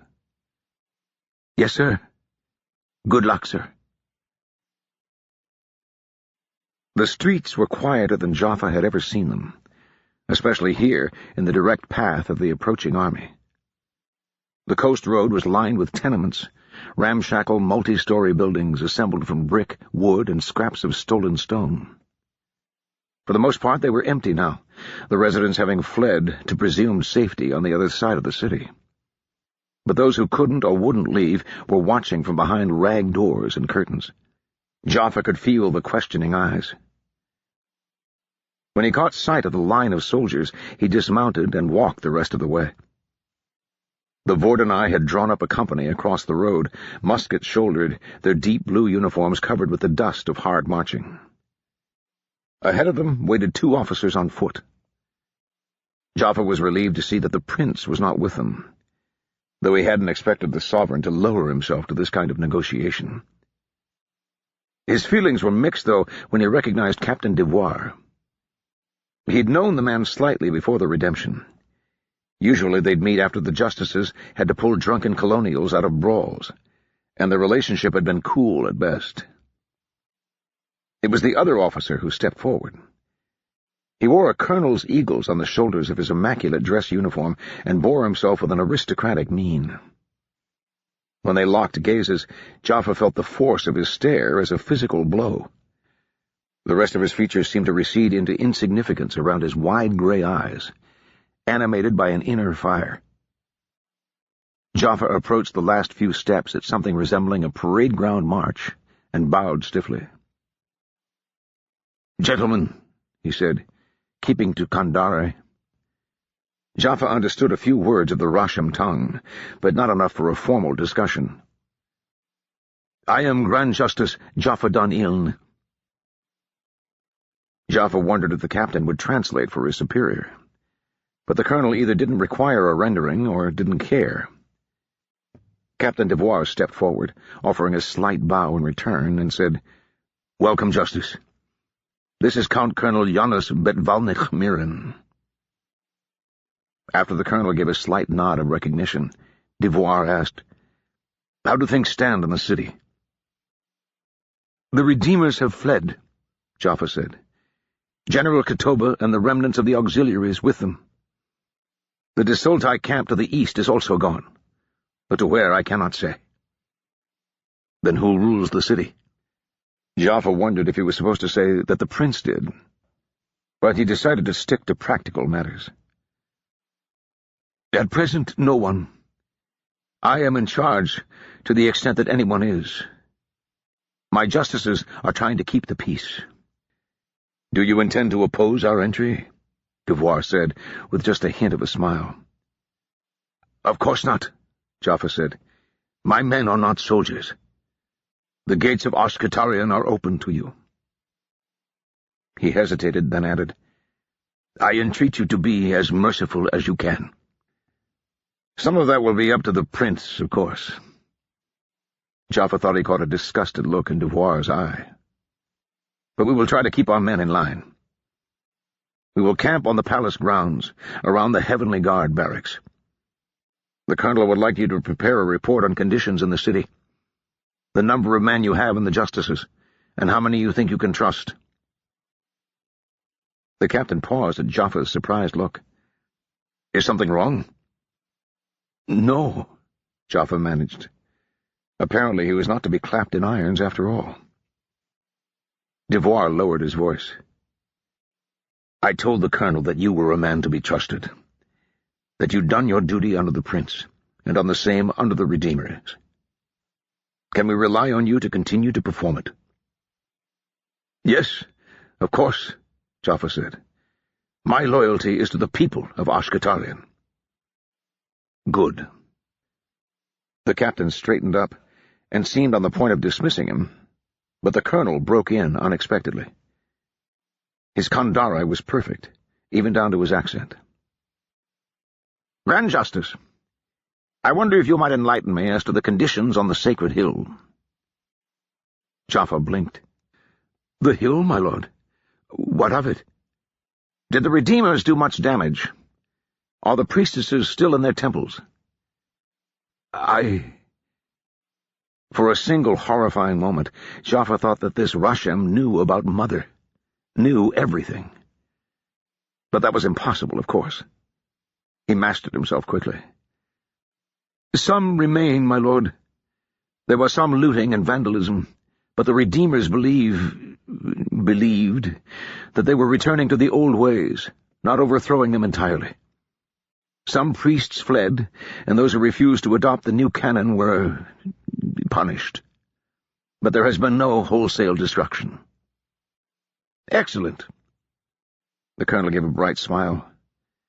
"I have read of the magnificence of the temples of Ashkatarian. It would be a shame if they had been destroyed before I had a chance to examine them myself." There was something in Colonel Volnick's eyes that Jaffa didn't like, but there was nothing he could do about it now. He bowed his head. "I'm sure the priestesses would be honored by your visit, my lord."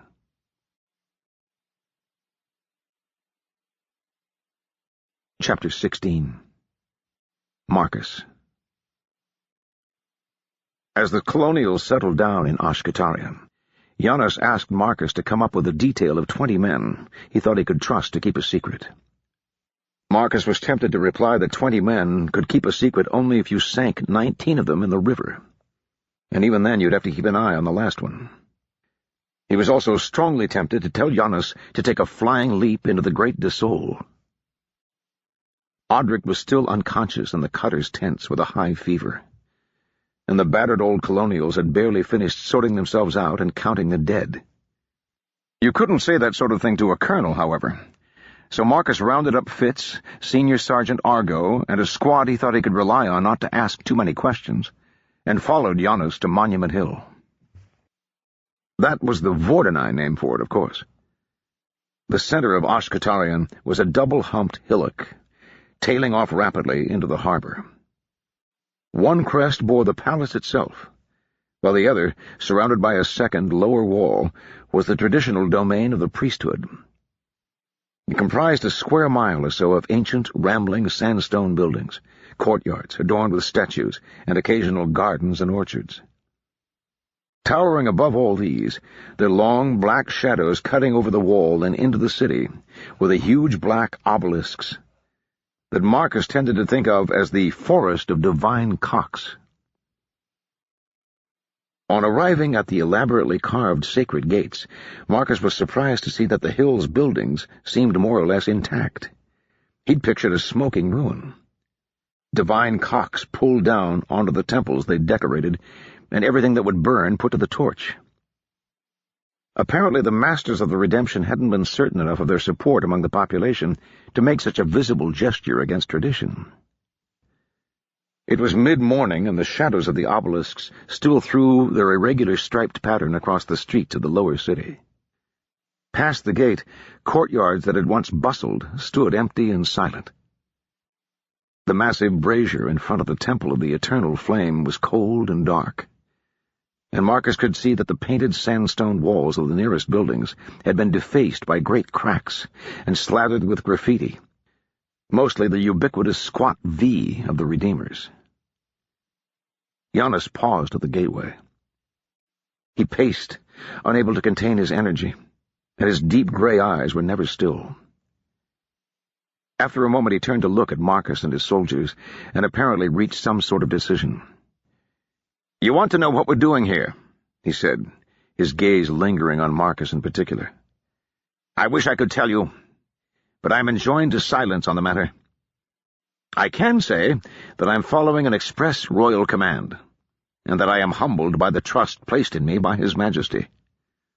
This morning I am sharing this trust with all of you. I ask only that you follow me, obey orders, and keep silent as to anything you may see." The colonel paused. "Anyone who feels himself unworthy of His Majesty's trust may step away now, and I will forget you were ever here." There was a long pause. After a moment, Senior Sergeant Jeffrey Argo raised a hand like a boy in class. Marcus cringed, but Giannis nodded to him, unperturbed. "Yes, Sergeant." "This trust," he said, "is it likely to involve any fighting?" There were a few mutters from the rest. The men were armed, but they were all old colonials, and they knew the inside of the hill was a nightmare of stone buildings and warren-like alleys. Giannis smiled. "No, Sergeant. At this point, the opposition consists of a few elderly women. The worst you'll face today is a bit of manual labor." Argo nodded. "Fair enough. I guess I can keep my mouth shut." A few of the others nodded agreement. Marcus gave them an appraising look, but said nothing. "Follow me, then," Giannis said. "Do nothing until I say." He strode confidently through the gate, and Marcus and the soldiers followed. It was deathly quiet on the hill. The whole city had seemed unnaturally silent, residents cowering and barring the doors against a relative handful of Vordenai. But walking through the streets, Marcus had still been able to feel the eyes on him.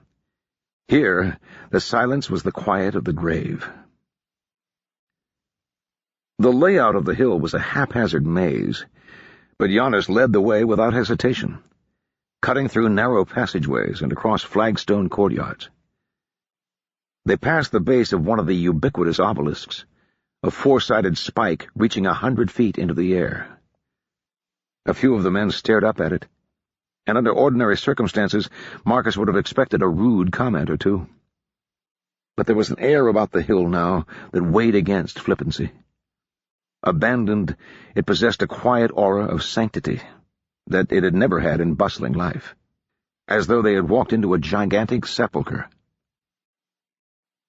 They were nearing the center when Giannis found what he was looking for. He quickened his steps in the direction of a small building, barely bigger than a farm shed, with sandstone walls and a slate roof. The doorway was tiny, barely big enough for a grown man to fit through, and it was blocked by a sun-bleached wooden door. On each side of it stood a crude statue, worn away by the years to smooth-faced mannequins only just recognizable as humans. It was not a building Marcus had ever seen before. He glanced questioningly at Fitz, who raised one eyebrow and shook his head. The Kandare had a great many gods, and Marcus certainly wouldn't claim to know them all, but he was familiar with the major divinities.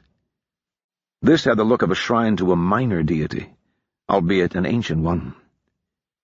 What does he expect to find here? The colonel went to the door and, to Marcus's surprise, knocked. There was a long moment of silence. "What do you want?" The voice from inside was a woman's, dusty, dry, and ancient-sounding. She spoke in Kandara. Among the soldiers, Marcus guessed only he and Fitz understood. "We would like to come in," Yana said.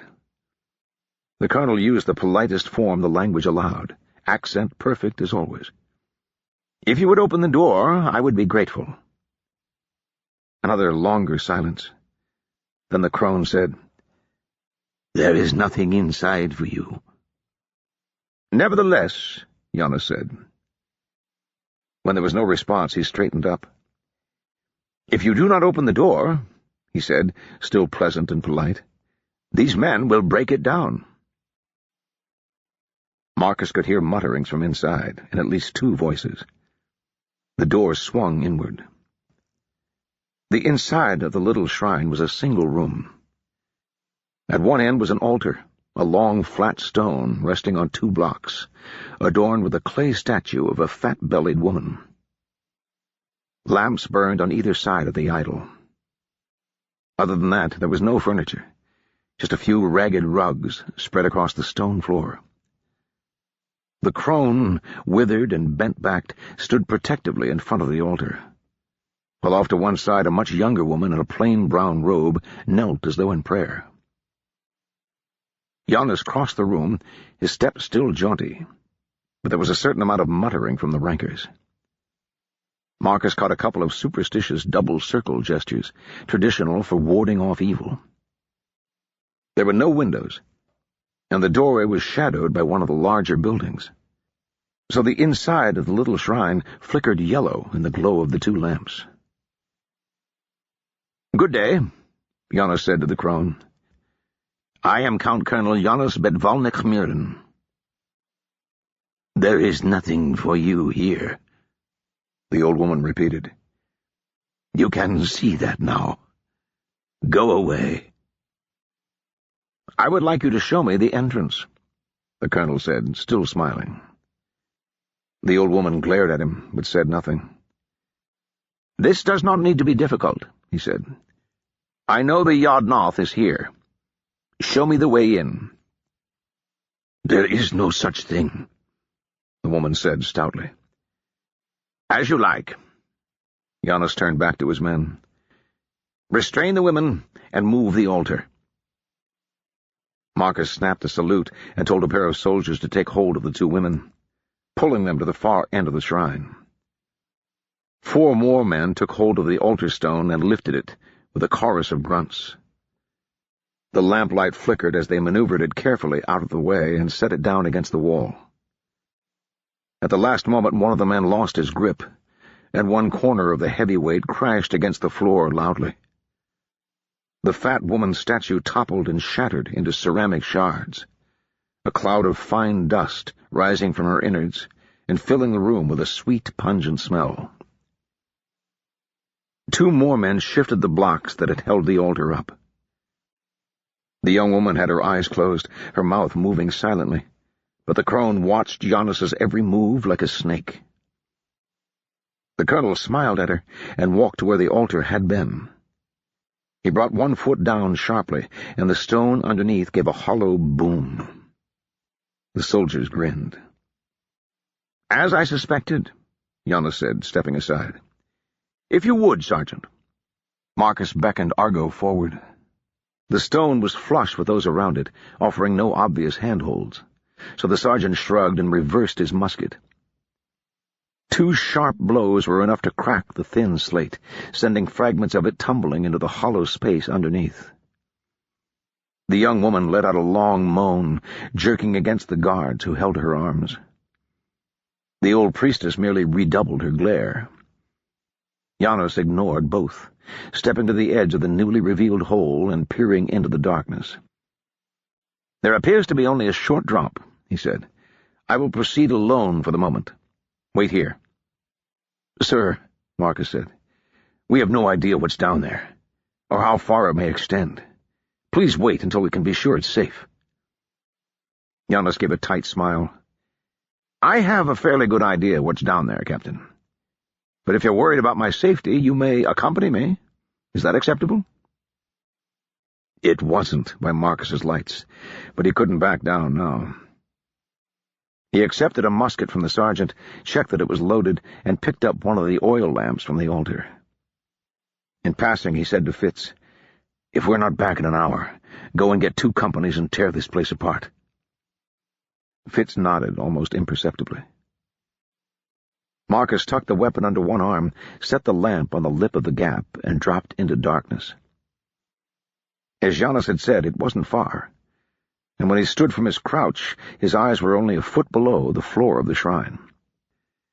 Giannis handed down the flickering lamp, which illuminated the contours of the underground space, and Marcus was reassured to see that it was more of a basement than a cave. There was a small circular space opening onto the mouth of a corridor, which extended beyond the range of the lamplight. Giannis landed nimbly beside him, raising a puff of ancient dust. Marcus handed him the lamp to leave his own hands free to hold the musket. "I doubt you'll be needing that," Giannis said. "I hope not," Marcus said. He was having visions of an underground sanctum packed with knife-wielding fanatics eager to defend their sacred temples to the death. One musket ball wouldn't be much help in that case, but the loaded weapon still gave him some comfort. "As you like." Giannis raised the lamp, peered down the corridor, then set off with a confident step. Marcus fell in behind him. It was a longer walk than he'd anticipated. The faint glow filtering down from the entrance was soon lost to sight behind a gentle curve, and only the narrow circle of lamplight was visible. Ancient stone unrolled in front of them and vanished behind. The air smelled dry, dusty, and dead. "I don't suppose you'd care to tell me what you expect to find," Marcus said, to break the silence. "When I first arrived," Giannis said, "I told you that I thought Orlanco had some reason to be interested in Kandar. That he sent his people here looking for something." Marcus had almost forgotten that conversation. He nodded hesitantly. "What about it? You think it's here?" "I wasn't certain until we found the tunnel," Giannis said. "But now, yes." "What could be down here that's so important?" Giannis stopped, setting the lamp to swinging on its handle. Their shadows danced against the walls. "You were raised in the Free Church, were you not, Captain?" he said. Marcus nodded. "Though I was never what you might call religious. I mean—" Giannis held up a hand to stop him. "Did you ever hear the story of the Demon King?" That rang a very distant bell, but Marcus couldn't bring it to mind. He shook his head. "It's part of the Apocrypha of the early church," Giannis said. "The story goes that back in the days of Saint Ligamenti, during the Holy Wars, there was a sorcerer in the East who had carved himself out a kingdom. He called himself the Demon King, or at least that is the only way he's referred to in surviving records. He used his magic to break every army sent against him, and kept all the surrounding lands in terror. Eventually, the other kings asked the church to intervene, and the pontifex of the Black led a holy war against him." "I think I remember," Marcus said, poking through ancient, musty memories of sitting beside his parents in a splintery wooden pew. "The evil king was defeated, but he escaped the Black priests and fled with all his treasures across the ocean. That's where the Demon Sea gets its name." He stopped. "You're not serious." Giannis only smiled. "But—" Marcus groped for words. "That was 1,000 years ago. And anyway, it's just a fairy tale. Like Gregor and the 100 Bandits, or Hugh and the Giant." "There's often more truth in fairy tales than you might think," Giannis said. "Not the literal truth, of course, but they represent a sort of folk memory, which at the root sometimes refers to real events. When added to historical evidence—" He shrugged. "As to whether there was a Demon King, I couldn't say. But the Pontifex of the Black did lead a holy war in the East in the 3rd century. And there are too many stories of his enemies sailing off over the southern horizon for it to be mere coincidence." That doesn't mean they came here. Kandar was only discovered 200 years ago. 224, Giannis corrected. But that's the whole point, really. Cultural studies from those first few expeditions found little coincidences they couldn't explain between the Kandari culture and ours. Bits of language, symbols. He caught Marcus's look and shrugged. Most scholars dismiss the idea, but I've reviewed the evidence for myself. Someone from the continent was here long before Captain Vaukerson discovered the place. So that's what you think the last Duke is looking for? Some kind of treasure? It sounded like the plot of a bad penny opera. Some vast storeroom of ancient loot dug up by the intrepid hero while he rescued his true love. What does that make me, the comic sidekick? In a way. Giannis started walking again, and Marcus hurried to catch up. If you're expecting a mountain of gold, however, you may be disappointed. Then what's down here? You'll see. Ah. Ahead, the lamplight showed a wooden door set into the rock. This should be it. We're right underneath the very top of the sacred hill now. Above us is the Temple of the Heavens United. That was the largest and most impressive of the hill's monuments. A huge sandstone palace covered in grotesque, weathered statues, representing hundreds of gods. Marcus had even been inside once, accompanying the prince. There hadn't been much to look at except for more statues and hundreds of supplicating Kandari, though the sheer size of the pillared hall had been impressive. They cut this underneath the temple? It's more likely that they built the temple on top of it. Giannis took hold of the ring on the door and gave it a tug. Slowly, groaning with the rust of centuries, it swung outward, revealing a dark space beyond. Marcus was about to propose a bit of caution, but before he could speak, Giannis rushed eagerly inside. With his musket ready to hand, Marcus followed. In the light of the oil lamp, the chamber was revealed to be a rough, eight-sided space with a domed ceiling and crude stone walls. There were no furnishings of any kind and no decorations. Marcus could see nothing to distinguish this place from the corridor they'd come through to get here. He looked questioningly at Giannis. The colonel stood frozen in the center of the room, his face as slack as if he'd been slapped. His lips worked soundlessly. "Sir," Marcus prompted after a moment.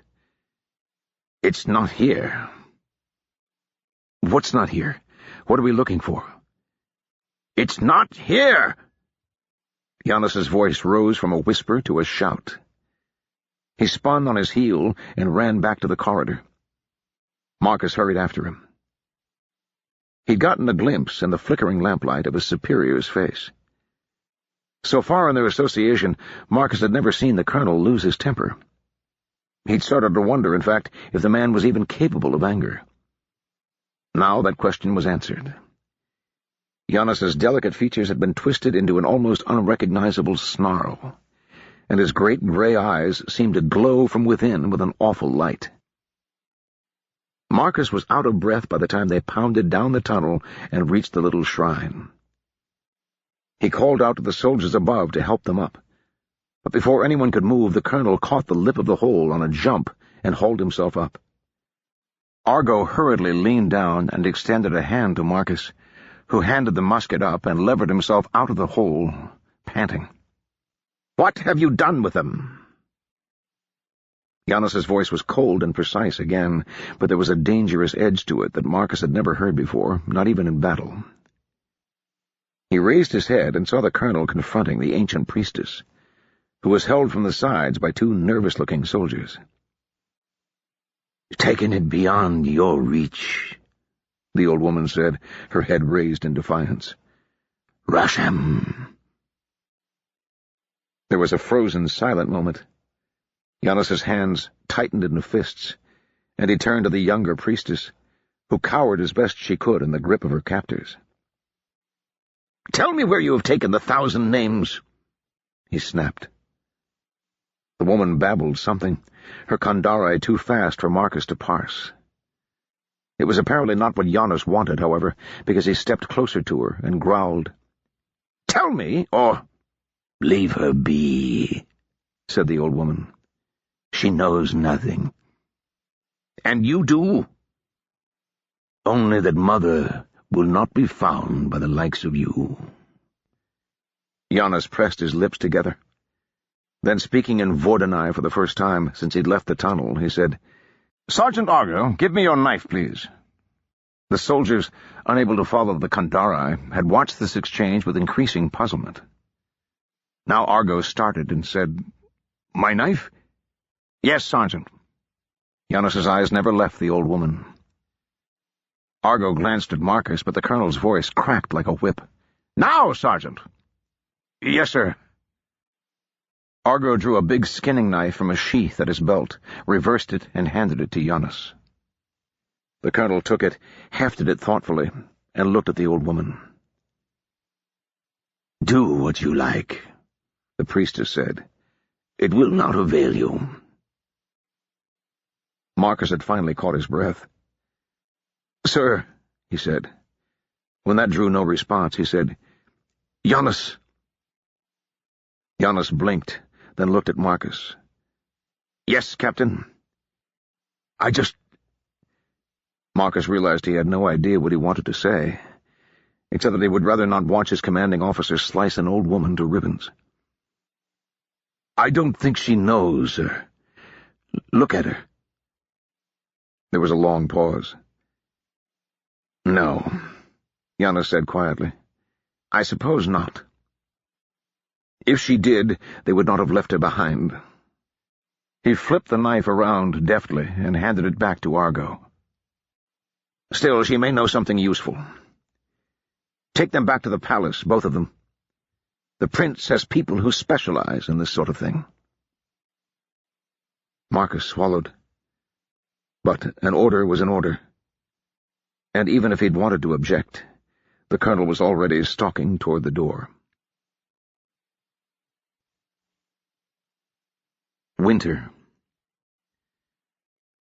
The big square in front of the barracks of the Heavenly Guard dwarfed the handful of blue-uniformed soldiers drilling in it. It had been built to allow the entire troop to parade at once, back in the days when the Guard had been an actual fighting formation, instead of a sinecure for idiot sons of important families and worn-down servants. Sitting on the stone steps leading up from the packed dirt field to the barracks building, Winter could see a half-dozen companies going through their drills. But they filled barely a quarter of the space. It felt oddly disrespectful, like doing jumping jacks in a temple. The 7th Company was out there with the rest, going through the manual of arms and some standard evolutions. Winter would just as soon have let them rest after everything they'd been through, but Graf had insisted that maintaining at least a bit of daily drill was important to morale. On reflection, Winter could see the point of this. The exercises were a touchstone, and they kept the soldiers from dwelling on those they had lost. Winter had assigned Bobby to lead the drills today, partly so she herself could sit in the shade, but mostly so she could keep an eye on the corporal. To all outward appearances, Bobby had recovered completely from the wound that it still felt odd to think of Bobby as she, even in the privacy of her own skull, had suffered in the charge against the auxiliaries at Turlin. Close observation, however, revealed that something had changed.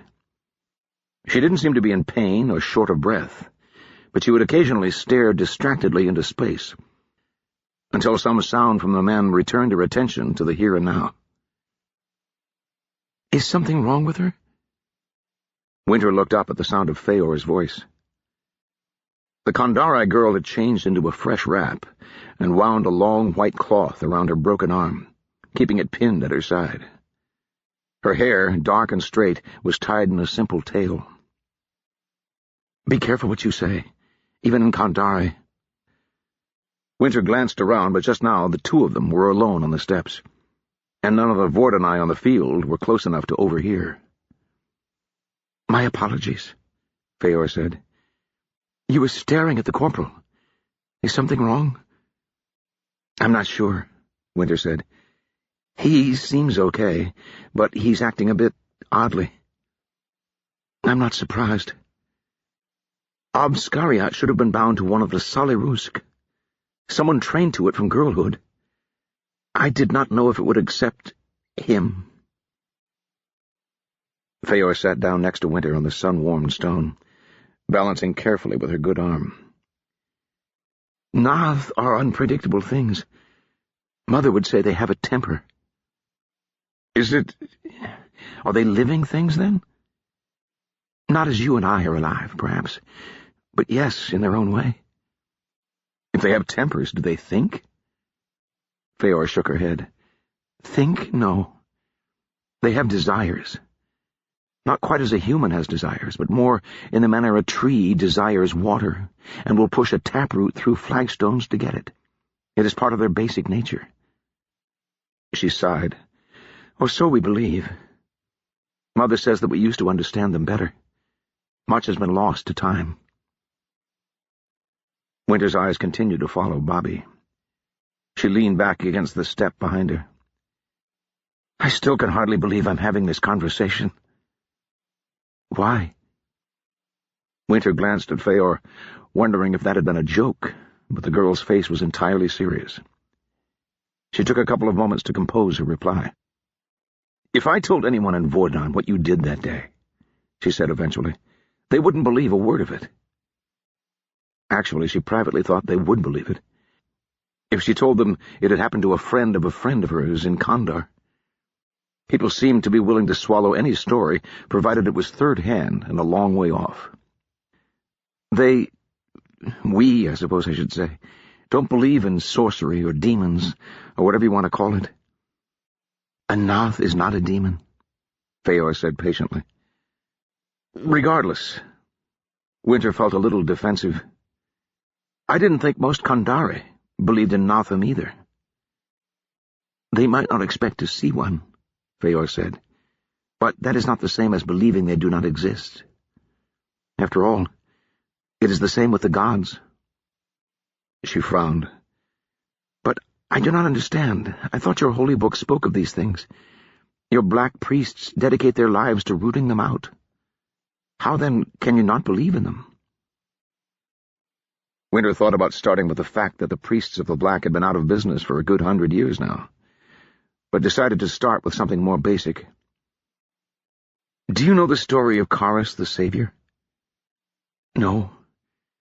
Your Captain Vokason gave me a copy of the Wisdoms, but my Vordanai is not yet up to the task. Feor had taken to learning Vordanai with the same quiet determination with which he approached everything, and the sight of her face screwed up in earnest concentration always made Winter grin. The story goes, Winter began, adopting the language of half-remembered sermons from her childhood and parsing it inexpertly into Kandari, that there was once a time when men were so evil, so prone to consorting with demons and practicing sorcery, that the Lord Almighty decided to destroy them. He sent a great monster, the Beast of Judgment, to scourge mankind from the world. As the destruction began, God heard many prayers to halt it, but the hearts of all those who begged for mercy were tainted, and he turned a deaf ear. When he heard Karis's prayer, though, he found his heart was pure, and the Lord agreed to give mankind a chance. Karis walked up to the beast without fear and banished it with a word. He said that the Lord had spared humanity, but only temporarily, unless men could be persuaded to change their ways. The people who listened to him went on to found the Elysian Church, and, as you say, they dedicated themselves to hunting down demons and sorcerers. Feor, somewhat to Winter's surprise, seemed genuinely interested. But you said they don't believe in those things. Karis lived more than 1,000 years ago. This is the year of his grace, 1208, so it's been that long since God agreed to spare mankind. A thought occurred to her. Maybe the black priests got the job done, and wiped out all the demons. In any case, by a couple of 100 years ago, they were more in the business of putting heretics on trial and interfering in politics. A bit like your Redeemers, really. Not so awful, I hope, Feor murmured. "I wouldn't know. The king of Vordon got fed up with it and threw them out. Ever since, there's been the sworn church, ruled from Elysium, and the free churches, which don't have to swear fealty to anyone. Vordon is a free church country. Maybe they take all the sorcery and the wisdom seriously up in Mernsk or Borel, but in Vordon—" She shook her head. "Our priest explained to me that it was all a metaphor. The demon stood for the evil that men do to one another, and what the wisdoms really meant was that we should all be nice to each other." Winter glanced sidelong at Feor. "I thought there was something fishy about that at the time." "What are Borel and Mernsk?" "Other kingdoms," Winter said, aware of her acutely limited knowledge. "Well, Mernsk is an empire, I think. There's the Six Cities League, too, and—" She trailed off. Feor was staring out at the drilling troops, but her eyes were sparkling with unshed tears. "I will need to learn these things, I suppose," the girl said dully, "if I am to live there." "Live there?" Winter said, confused. "I thought you wanted to find your mother here in Ashkatarian." "She would not have me," Feor said very quietly. "Not now. I have bound my Nath to a Rasham. This is heresy." "You think she'd exile you?" "I hope she will. She may wish to kill me instead." "What kind of a mother murders her children?" "My life is hers to begin with," Feor said. "If she wishes to take it, that is her right." "Well, you'll always have a place with us. And," Winter privately resolved, "if Mother decides Feor needs to die, she'll have to go through me." "What about Bobby?" "He will be safe, I think.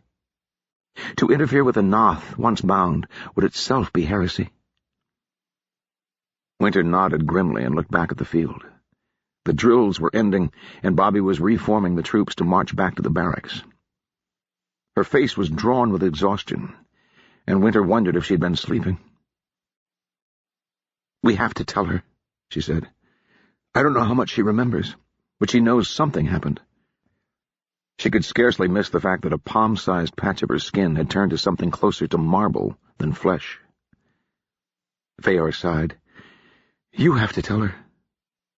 She paused, concentrating, and switched languages. "Me, Vordenai, not good sufficient." "You still need to be there," Winter said. "She may have questions I can't answer." "Are you going to tell her that you know her secret?" "I think I have to," Winter said. "Graf knows as well, so we can't keep Bobby in the dark that the truth has gotten out. I think we can trust Graf to keep his mouth shut, but— And what about yours?" Now it was Winter's turn to fall silent. That was the real question, and she didn't have a good answer. She was still having a hard time coming to grips with the fact that Feor knew, and had known for some time. No matter how many times the Kandari girl had insisted, it was some supernatural Notham sense that had told her. Winter couldn't help but feel that there was some flaw in her disguise. What if they all know, and they're just laughing at me behind my back? That was ridiculous, of course. Davis, for one, would never settle for quiet mockery when there was a chance to push someone in the mud and kick them while they were down. "You don't trust Bobby?" Feor asked. "No, not that," Winter said. "God, if there's anyone I can trust, it'd be her. And you, of course. It's just— It's been 2 years. Winter drew her knees to her chest. "I feel like I'd nearly convinced myself."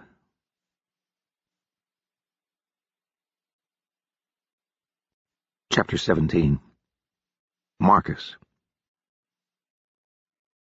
Marcus pushed open the door and found that he was the last to arrive.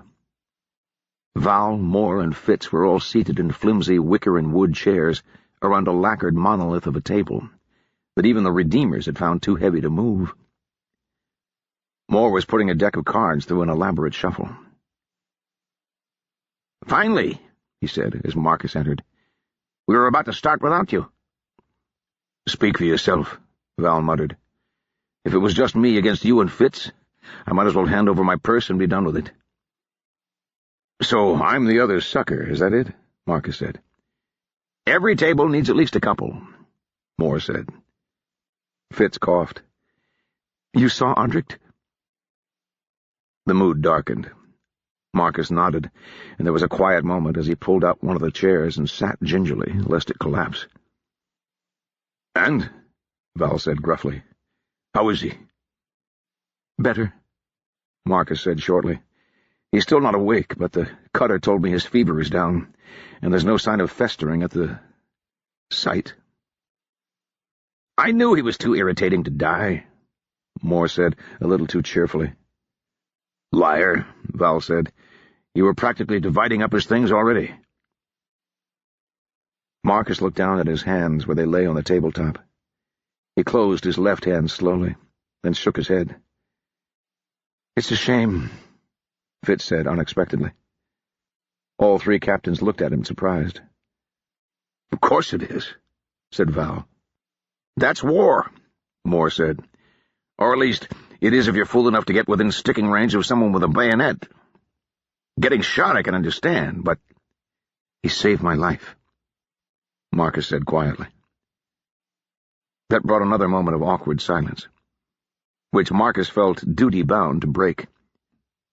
He slapped his palms on the table with a dull thud and put on a grin he didn't feel.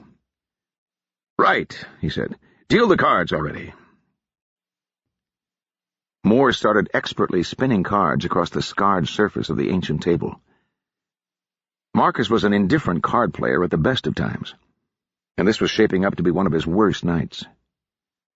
Coins slid back and forth across the table, occasionally catching in a deep rut and bouncing salmon-like into the air. The first of these bounced off the top of Val's head, to general laughter. In the pause, while Fitz collected and shuffled the cards after the first round was over, Val said, "Marcus, you're the Colonel's right-hand man these days, aren't you?" Marcus shrugged uncomfortably. "I'm not sure he has one of those." "You're the best we've got," Val persisted. "So, have you got any idea where we go now?" "I'm not sure what you mean." "Oh, come on," Moore said. "Everyone's been talking about it. Are we going to just dig in here, or go after the Divine Hand and his gang of malcontents?" The Divine Hand's escape had become common knowledge over the past couple of days. As the initial shock of the Vordenai arrival had worn off, the citizens of Ashkatarian had come to see how few of the foreigners there really were, and the continued resistance of the Redeemer leader and the Steel Ghost had caused some dangerous rumblings. Jaffa's justices were spread thin, and Marcus didn't dare send his men out in groups smaller than a dozen. "The Colonel will have to hunt him down," Val said. "Until we bring that bastard's head back and put it on a spike, they aren't going to believe we're here to stay." "How many of them even know what he looks like?" Moore retorted. "I don't think spiked heads are going to solve anything." "Strategically," Fitz said, "going after him would be very dangerous. Until now we've been keeping ourselves fed from local resources, but if we have to leave the valley, that will mean a proper supply train, which has to be based here in Ashkatarian, and that base would hardly be secure." "What then?" said Val. "Sit here in the palace and wait for the mob to get angry enough to storm it?" "Yes," Fitz said. "Rebellion has always been a fear of the Kandari princes, and the inner city is quite defensible. 4 battalions can hold it against almost any conceivable force of irregulars." "It didn't do the prince much good the first time," Marcus put in. Fitz ducked his head respectfully. "The prince didn't have 4 battalions the first time. Once General Katoba threw in with the rebels, the inner city was already compromised." "There's another bastard I'd like to see on a spike," Val muttered. "Ungrateful son of a bitch." "If he's still alive," Moore said. "We know he was at Turlin, and the auxiliaries lost a lot of men there." "He's alive," Marcus said. He'd known Katoba slightly in the old days. He's not a man who'd hang around when things went sour. Witnessed him going over to the Redeemers in the first place, Val said. Like I said, heads, spikes, end of problem. Assuming you can lay your hands on the heads, Moore said. They were interrupted briefly when Fitz began to deal. Moore peeked at his hand, grunted, and dug in his pocket for a few more coins. Val sighed.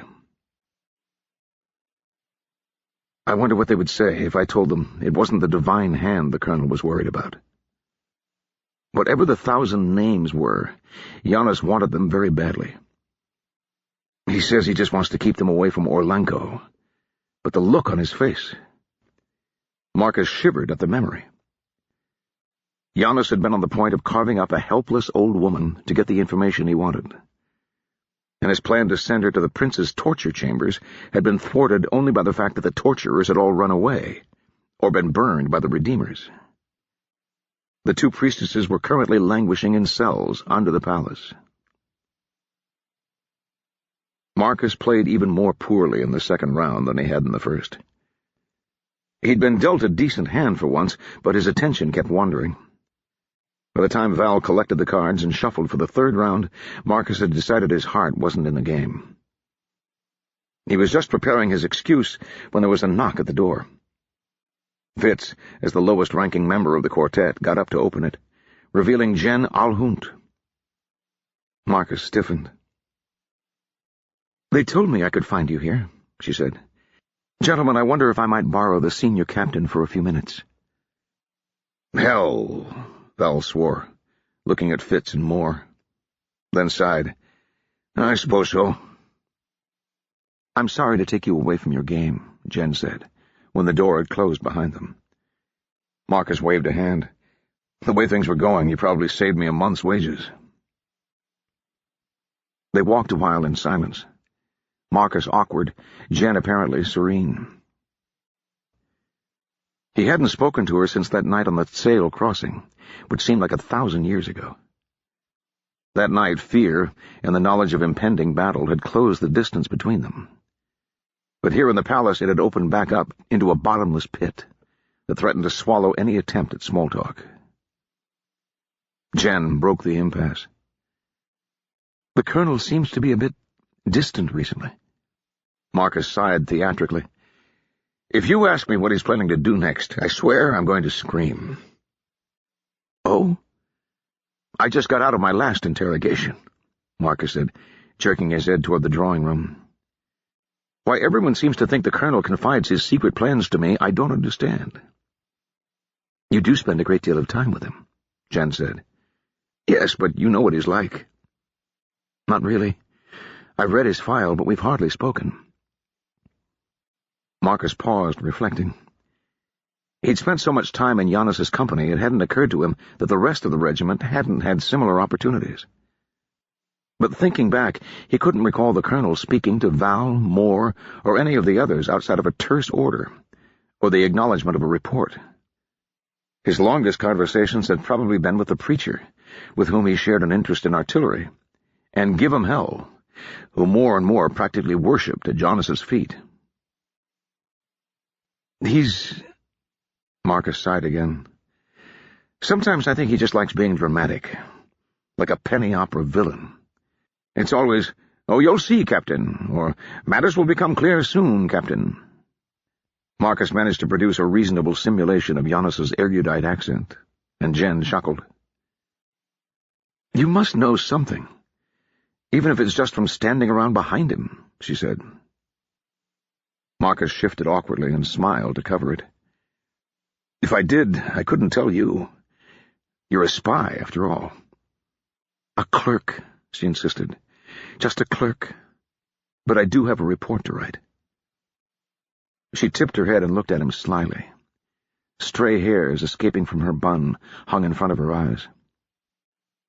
"I'm really not going to get any more out of you?" "I think that's all I can say that's consistent with my duty as an officer," Marcus said with mock gravity. "The hell with it, then."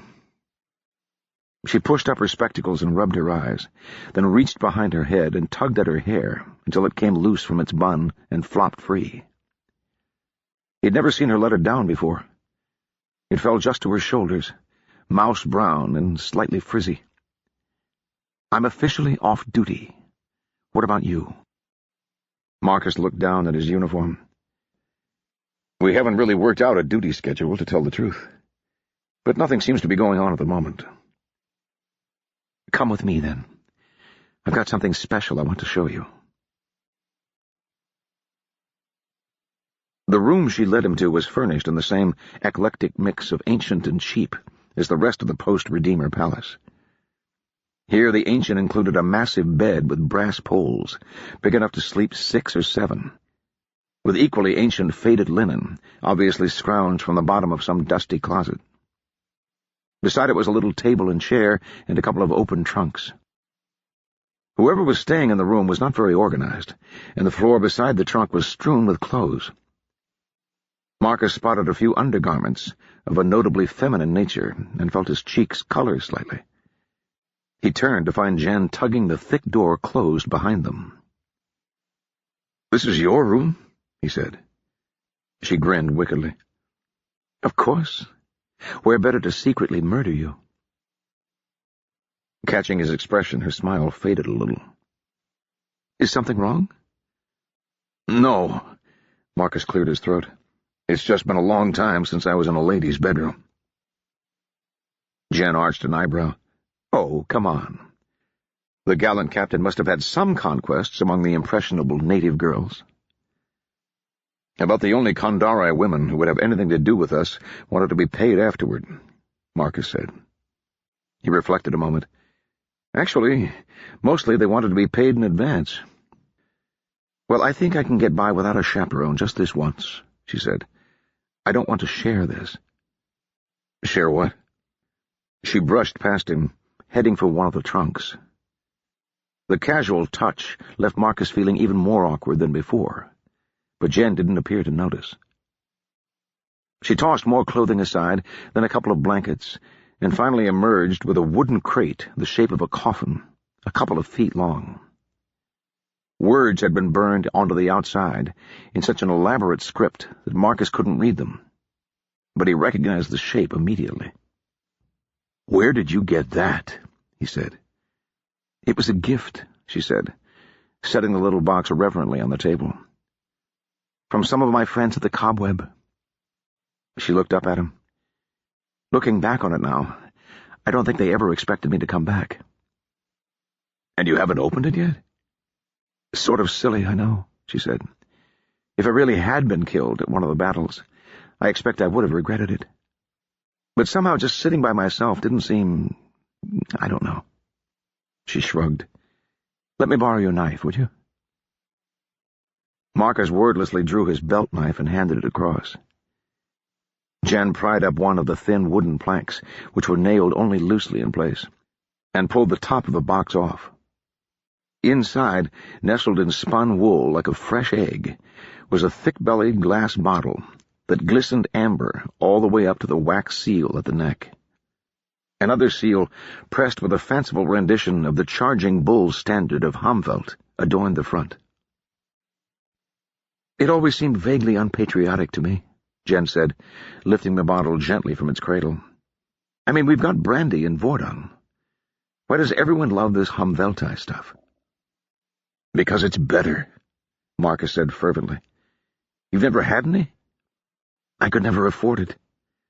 Clerking for the secret police doesn't pay as well as you might imagine." Marcus smiled. Just the sight of the bottle sent him back in time, to his days at the War College. He and Audric had had, not friends, not really, but cronies, men they lived, studied, and drank with. Drank with, most of all. He'd sometimes thought that the War College was really a thinly disguised royal subsidy to the local tavern industry. Audric had once obtained a half-empty bottle of Hamveltai brandy, through some unexplained but presumably nefarious method, and there had been just about enough for everyone to have a sniff. He'd never forgotten the taste, which compared to even the best of the local stuff like pure spring water to sewer sludge. Jen worked the point of the knife delicately under the wax, split the seal up one side, and pulled it off the top of the bottle. She'd produced a couple of glasses from somewhere, and Marcus watched as she expertly tipped 2 fingers of the liquid amber into each. She handed him one, held up her own, and met his eyes. "To Count Colonel Janus Betvalnik Mirin," she said. "God grant that he knows what the hell he's doing." "God grant," Marcus said fervently. They both sipped. The bite on his tongue seemed to dissolve into smoke before it reached the back of his mouth. It was better even than he remembered. From the look in Jen's eyes, she was similarly enraptured. She put the glass on the table slowly and stared at it, as though she thought it might move. "Saints and martyrs," she swore. "Now I am glad I didn't get killed in the battle. If only we had a bottle for every man in the regiment, they'd all come back alive," Marcus said. Jan laughed. "If we had that much, we could probably buy the throne of Kandar." "You'd be surprised. You remember those carts, the really heavy ones at the end of the train? The ones that were always getting stuck?" "Vaguely." "Supposedly the prince packed them full of gold before he fled the city. All the treasures of the Zopteri dynasty, or at least all the ones he could carry. Now he's probably got them tucked away, safe in his dungeons again." Not every treasure. These 1,000 names weren't in the prince's hoard. But someone else must have had the same idea as Zopter did. His mood darkened. Whatever it is, it's clearly more important than a few sacks full of coin. If only he'd tell me, I might be able to come up with something. Jen, sipping from her glass, watched his face. "Something wrong?" Marcus shrugged and looked down. "Not really." "No?" She leaned closer until they were only inches apart. "You can tell me. I won't even put it in a report, I promise." Her tone was still light, but there was an undercurrent of real concern. Marcus sighed. "I was just wishing the colonel would take me a bit more into his confidence. Then I might be able to say something when people ask me what happens next." Jen nodded sympathetically. "It's only natural that they'd want to know, I suppose." "Of course it is. It's not just the officers, either. Val and Moore are lifers. They're used to this sort of thing. But what about the recruits?" Marcus shook his head. "Most of us old colonials got sent to Kandar because we'd pissed off the wrong person. But the recruits just signed up on the wrong day and drew the short straw. How long are they going to stay here? Until we catch the divine hand and the steel ghost? That could be years, or never." "Have you asked him about it?" "Asked who, the colonel?" She nodded and raised the bottle toward him. He hesitated, then held up his glass, and she poured a generous portion for both of them. "I've never had the chance," Marcus said. "I barely see him anymore." "Why not?" Marcus shrugged. "He spends his time in his room, or in with the prince."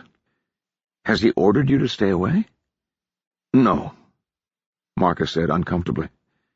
"But—" He suddenly wanted to tell Jen about the underground room, the mysterious names, so important that they warranted a royal command. She might know what Janus had meant. She might be able to help. "Don't be a fool," something whispered at the back of his mind. "She's Concordat. They're killers, spiders, eyes and ears and knives in the dark. She works for the last duke, not for the king, and certainly not for the colonel. Tell her anything, and God alone knows what she'll do with it." But looking at her, her head tipped as she studied the glistening brandy through a thin fall of brown hair, he found it hard to picture her in the company of the sinister figures in leather greatcoats that haunted the sets of bad dramas. He raised his glass abruptly. "To Odricht." "Captain Roston, you mean?" she asked. "He got me my first sniff of this stuff, way back at the dawn of time." Jen paused. "Is he still—" "He stopped a saber for me at Welte. It didn't look awful at the time, but it went bad on him. The cutters took his arm off last night. As of this morning, he was looking a little better, but... Marcus closed one hand into a fist and stared at it. Jen nodded and raised her glass. To Audric, then. They drank. After a moment's respectful silence, Jen said, I wanted to ask you about him after the battle on the road, but... But I figured you'd assume I was fishing for the ministry and clam up. Ah, you might have been right. Do you mind if I ask now? I swear it isn't for official purposes. I'm just curious. Marcus looked at her for a long moment, then shrugged. Go ahead. When the colonel wanted to arrest him, you threatened to resign. It wasn't a question. Marcus wondered if Giannis had told her, or if Camp Rumor knew everything by now.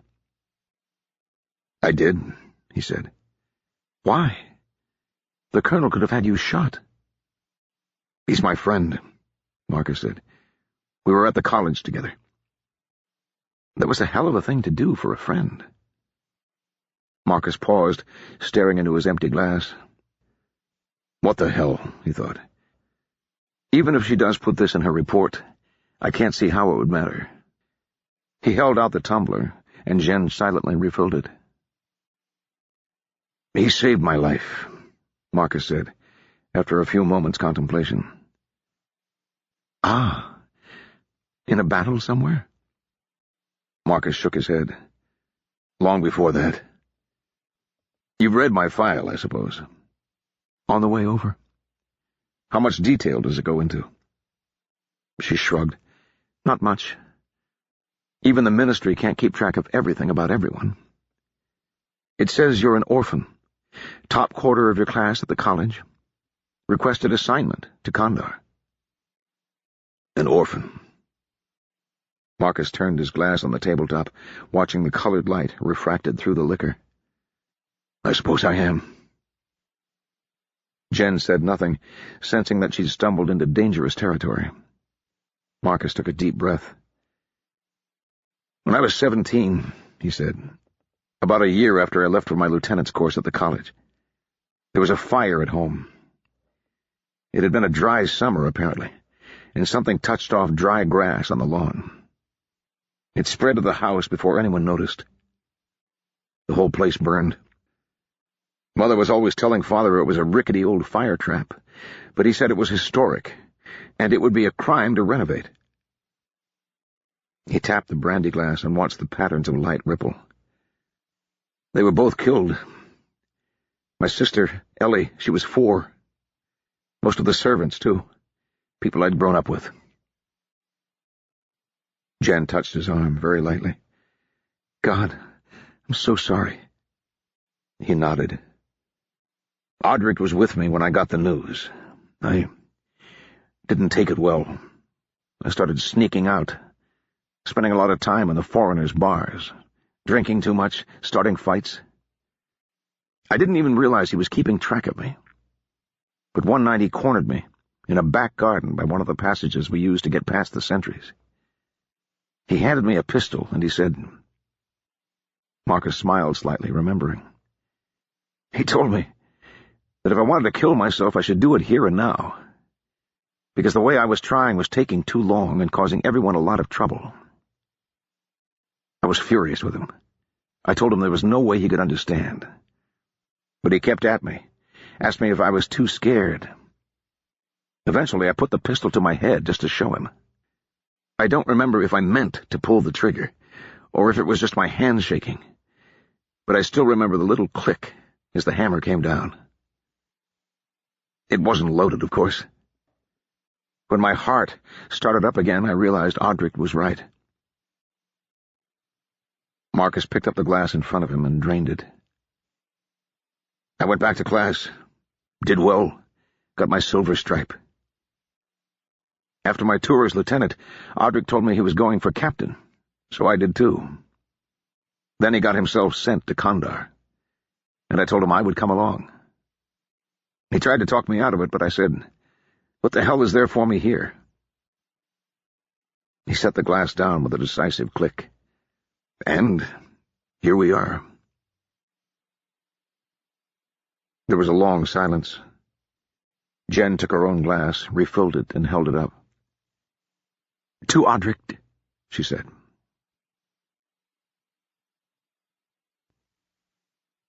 Winter. Winter laid her hands flat in front of her and took a deep breath. "All right. We need to talk." "I know," Bobby said, almost inaudibly. She seemed drawn in on herself, shoulders hunched, staring at the lamp in the center of the table. "I think—" There was a long pause, then Bobby looked up, and Winter was surprised to see that there were tears in her eyes.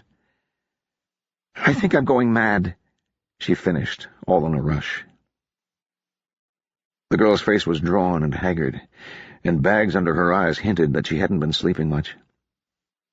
Feor sat beside her, resting her splinted arm on a stack of cushions. They were in the upper room of a Kandari tavern, the one breed of business that had weathered both the redemption and the Vordenai reconquest with the equanimity of cockroaches. This one was typical, furnished with only a few threadbare pillows and a low wooden table. But Winter wanted privacy more than comfort. She had tipped the hostess not to let anyone else up to the tiny second story. Winter ventured a cautious smile. "Why do you say that?" "Something happened to me in the battle," Bobby said. "Getting shot, you mean?" "I thought so. It certainly felt like it at the time." Bobby shook her head miserably. "I remember thinking, this is it.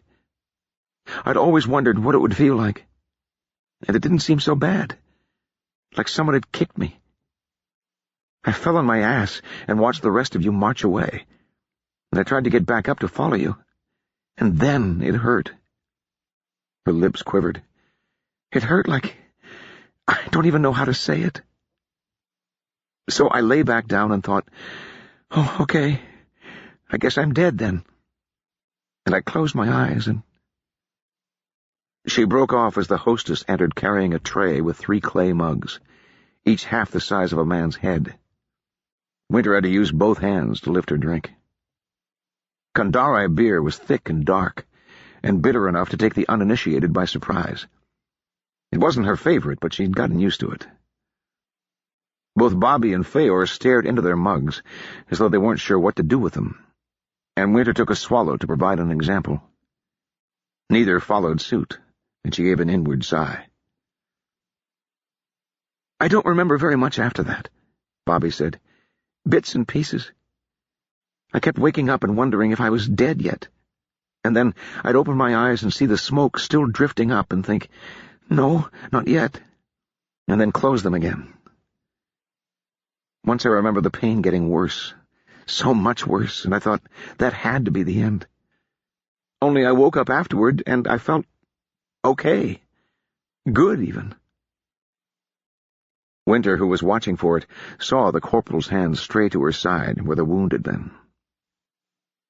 "And ever since then," Bobby went on, "I've been seeing things, or hearing them, or something. It's hard to explain." "Seeing things," Winter said. That she hadn't expected. "It's not quite seeing," Bobby said. "Feeling, maybe. Like there's something out there, pressing on me. But I can't quite... I don't know." She stared into the depths of her drink. "Like I said, I'm going mad." Winter glanced at Feor. The Kandari girl was regarding Bobby intently. "She says she's seeing things," Winter translated, and Feor nodded. "She can sense others who possess power," Feor said. "Me, for example. And perhaps some of Mother's children remain in the city. All who are touched by magic can do this to one degree or another. But," she sighed, "as I told you, Ob Scariot should have been bound to someone who had trained from girlhood to accept its gifts. What it will do to someone so completely unprepared, I do not know." Winter turned back to the corporal, cleared her throat, and realized she had absolutely no idea how to begin. She'd planned for this, but everything she'd practiced in the privacy of her room had flown out of her mind. She took a long swallow of beer to cover it, coughed a bit at the bitter flavor, and cleared her throat again. Finally she said, "All right. The thing is—" She trailed off again. "The thing is," Bobby prompted. Winter sighed. "You're not going crazy. But I suspect you're going to think I am. Just listen, okay?" The corporal nodded obediently. Winter drew a long breath. "You got hit on the climb," Winter said. "You know that much. We found you afterward, and it looked bad." "You promised me," Bobby said in a small voice. "No cutters," Winter agreed. "Folsom carried you back to my tent, and Graff did what he could." "Did he—" Bobby's features screwed up as she tried to find a way of asking whether Graff had discovered her secret, without revealing that secret in the process. Winter took pity on her and nodded. "I know," she said. "Oh." Bobby's eyes were wide. "Who else?" "Graff, obviously. And Feor." "That's why you brought her along," Bobby said. "I was wondering." She hesitated. "And are you—" "We're not going to tell anyone, if that's what you mean." The relief was plain on Bobby's face. She dropped her eyes and, apparently noticing her drink for the first time, ventured a sip. Her lip curled in disgust as the taste registered. "It takes everyone that way the first time," Winter said automatically. "What makes them try it a second time?" "Stubborn curiosity, I think." Winter shook her head. "Anyway, I'm not finished." "So, Graff patched me up?" "Graff told me you were dying," Winter said, "and that there was nothing he could do. It was after he left that Feor—" She stopped. This was the sticking point, after all. The bit where any sane, modern, civilized person would listen to her story and laugh. She didn't think Bobby would. After all, she could see the evidence for herself. But Winter's cheeks colored anyway. "Feor healed you," she forced out. "With magic. I don't pretend to really understand it." "Magic?" Bobby looked at the Kandari girl, who met her eyes calmly. "She prayed or something? She is a priestess, I suppose." "Not like that." Winter closed her eyes. "I know this sounds mad, but I was there. It was real, and—" She trailed off at a loss for words, then shook her head again and glared at Bobby. "That patch of skin, it's still odd, isn't it?" Bobby nodded. "But that's just sort of a scar, right?" "It's not. You know it's not." There was a long silence. Both of them turned to look at Feor, who appeared unruffled by the attention. "So," Bobby said, "she's a wizard, then?" "Like I said, I don't understand this any better than you do. She calls herself a Nothem, which literally means one who has read. The spell she used, she would say Noth, reading, if I'm getting this right. It's called Obscariat. Beyond that," Winter spread her hands, "I don't know if this means anything to you. But she asked me for permission before she did anything. She thought you might not want to live under those circumstances, I guess. I told her to do it. So if you're angry, you can be angry at me." Bobby just stared. Winter gulped from her beer.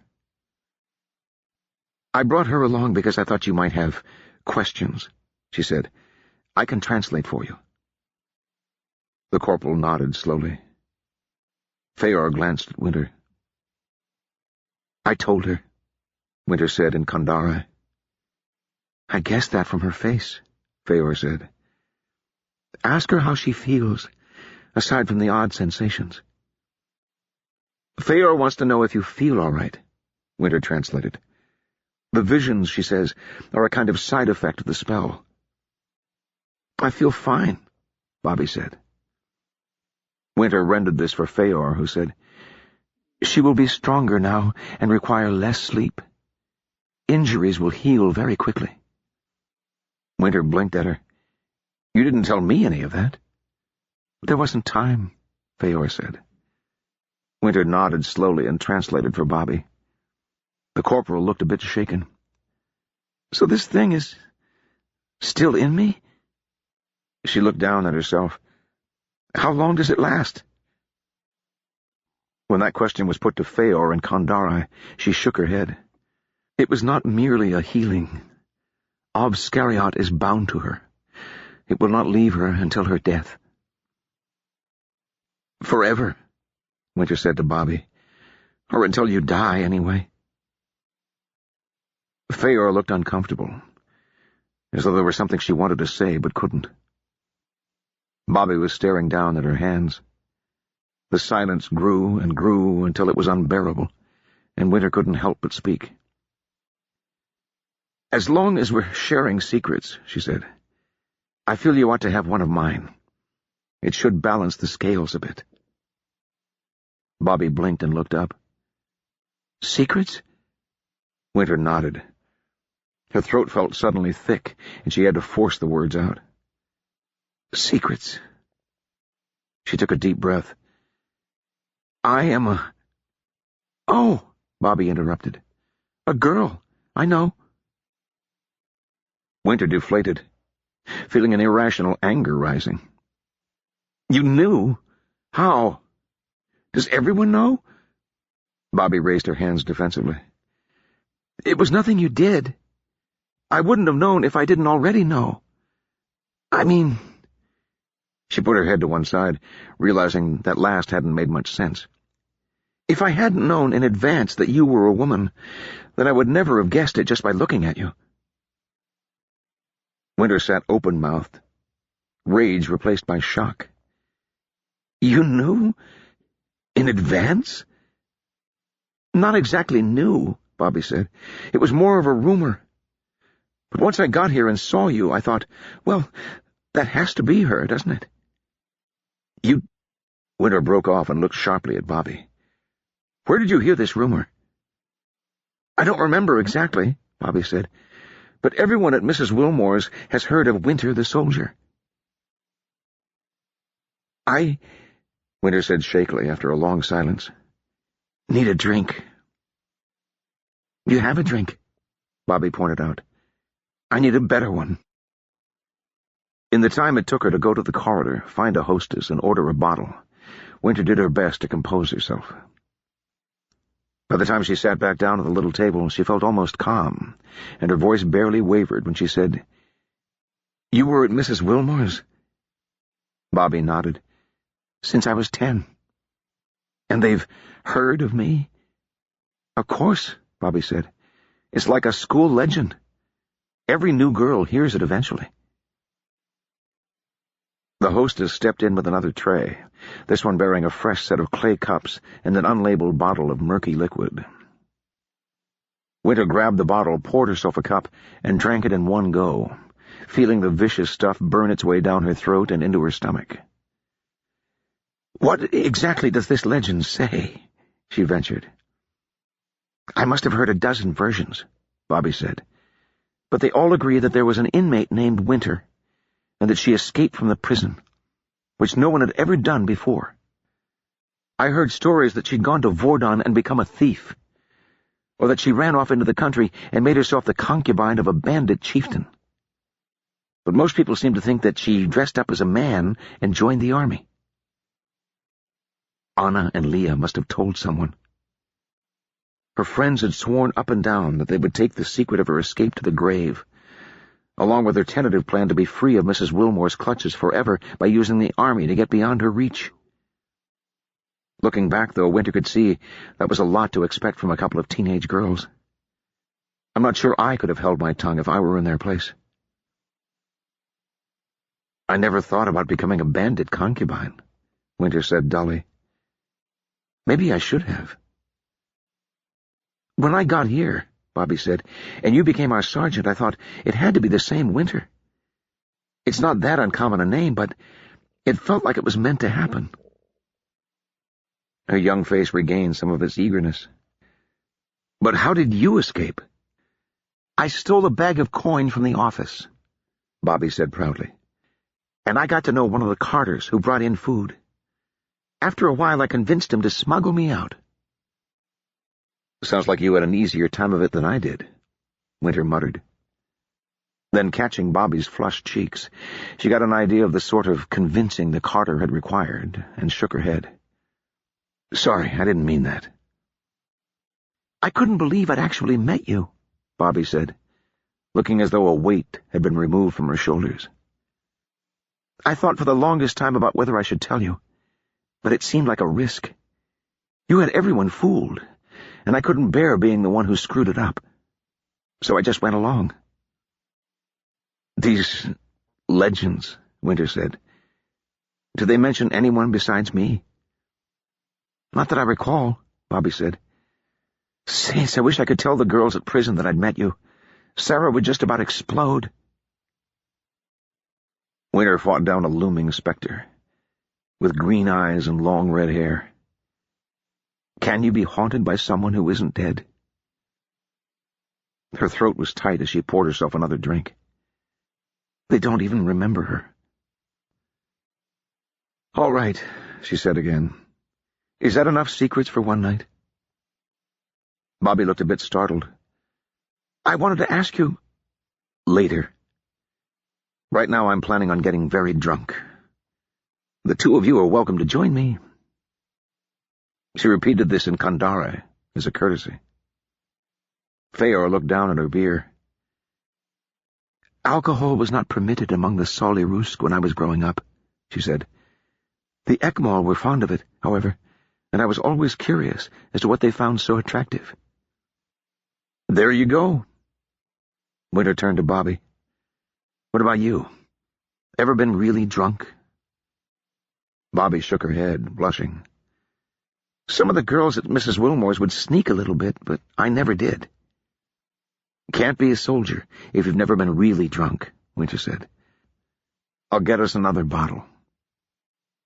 And maybe then, she thought, I won't dream.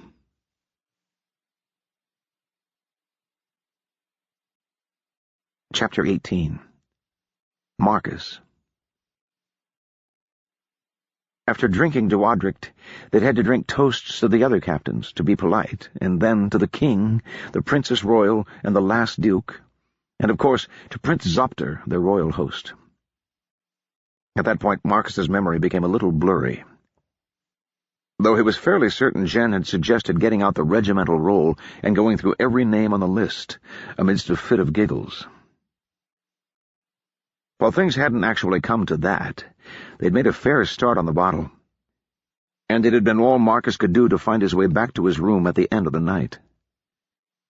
Jen, one arm thrown around his shoulders like an old comrade, had suggested he sleep where he was, but he was fairly certain she was drunk enough that she didn't mean it the way it sounded.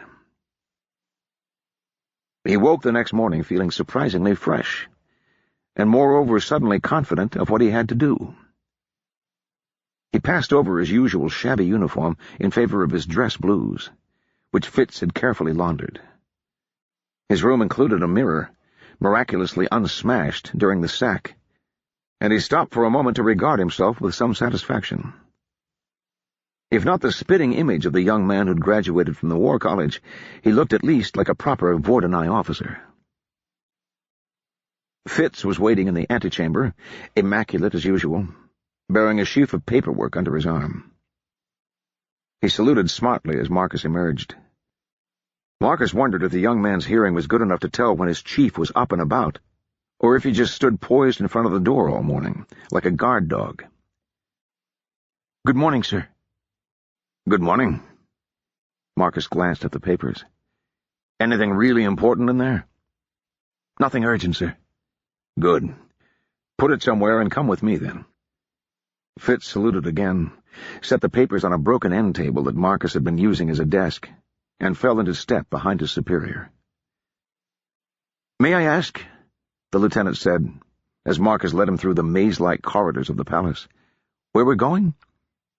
"We're going to see the colonel," Marcus said. "Ah." His tone didn't indicate what he thought of the idea. Marcus struggled to keep hold of the mood he'd had on waking. Jen had been right. Whether the colonel was sulking or not, there were questions that needed to be answered. He tried not to picture Giannis's face, gray eyes sharp with irritation, an eyebrow raised in sarcasm. "Really, Captain?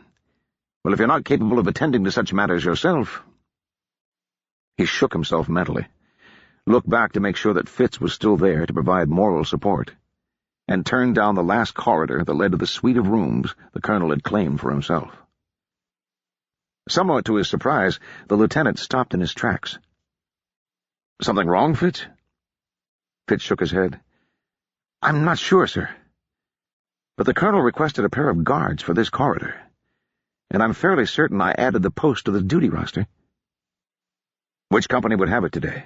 Marcus said. Fitz seemed to keep the entire schedule of the 1st Battalion in his head, writing it down only for the benefit of mere mortals. "Davis, sir." "That explains it," Marcus said darkly. "Remind me when we get back to have a word with him." "Yes, sir." Marcus continued down the corridor, his good mood draining away. They were deep in the interior of the palace, and apart from occasional skylights, illumination was provided by braziers of burning candles in discreet alcoves. It was probably his imagination telling him they were getting farther apart as he approached the colonel's door, as though he were descending into a realm of shadows. Or possibly not. Just up the corridor from the entrance to Giannis's suite, one of the braziers had fallen over.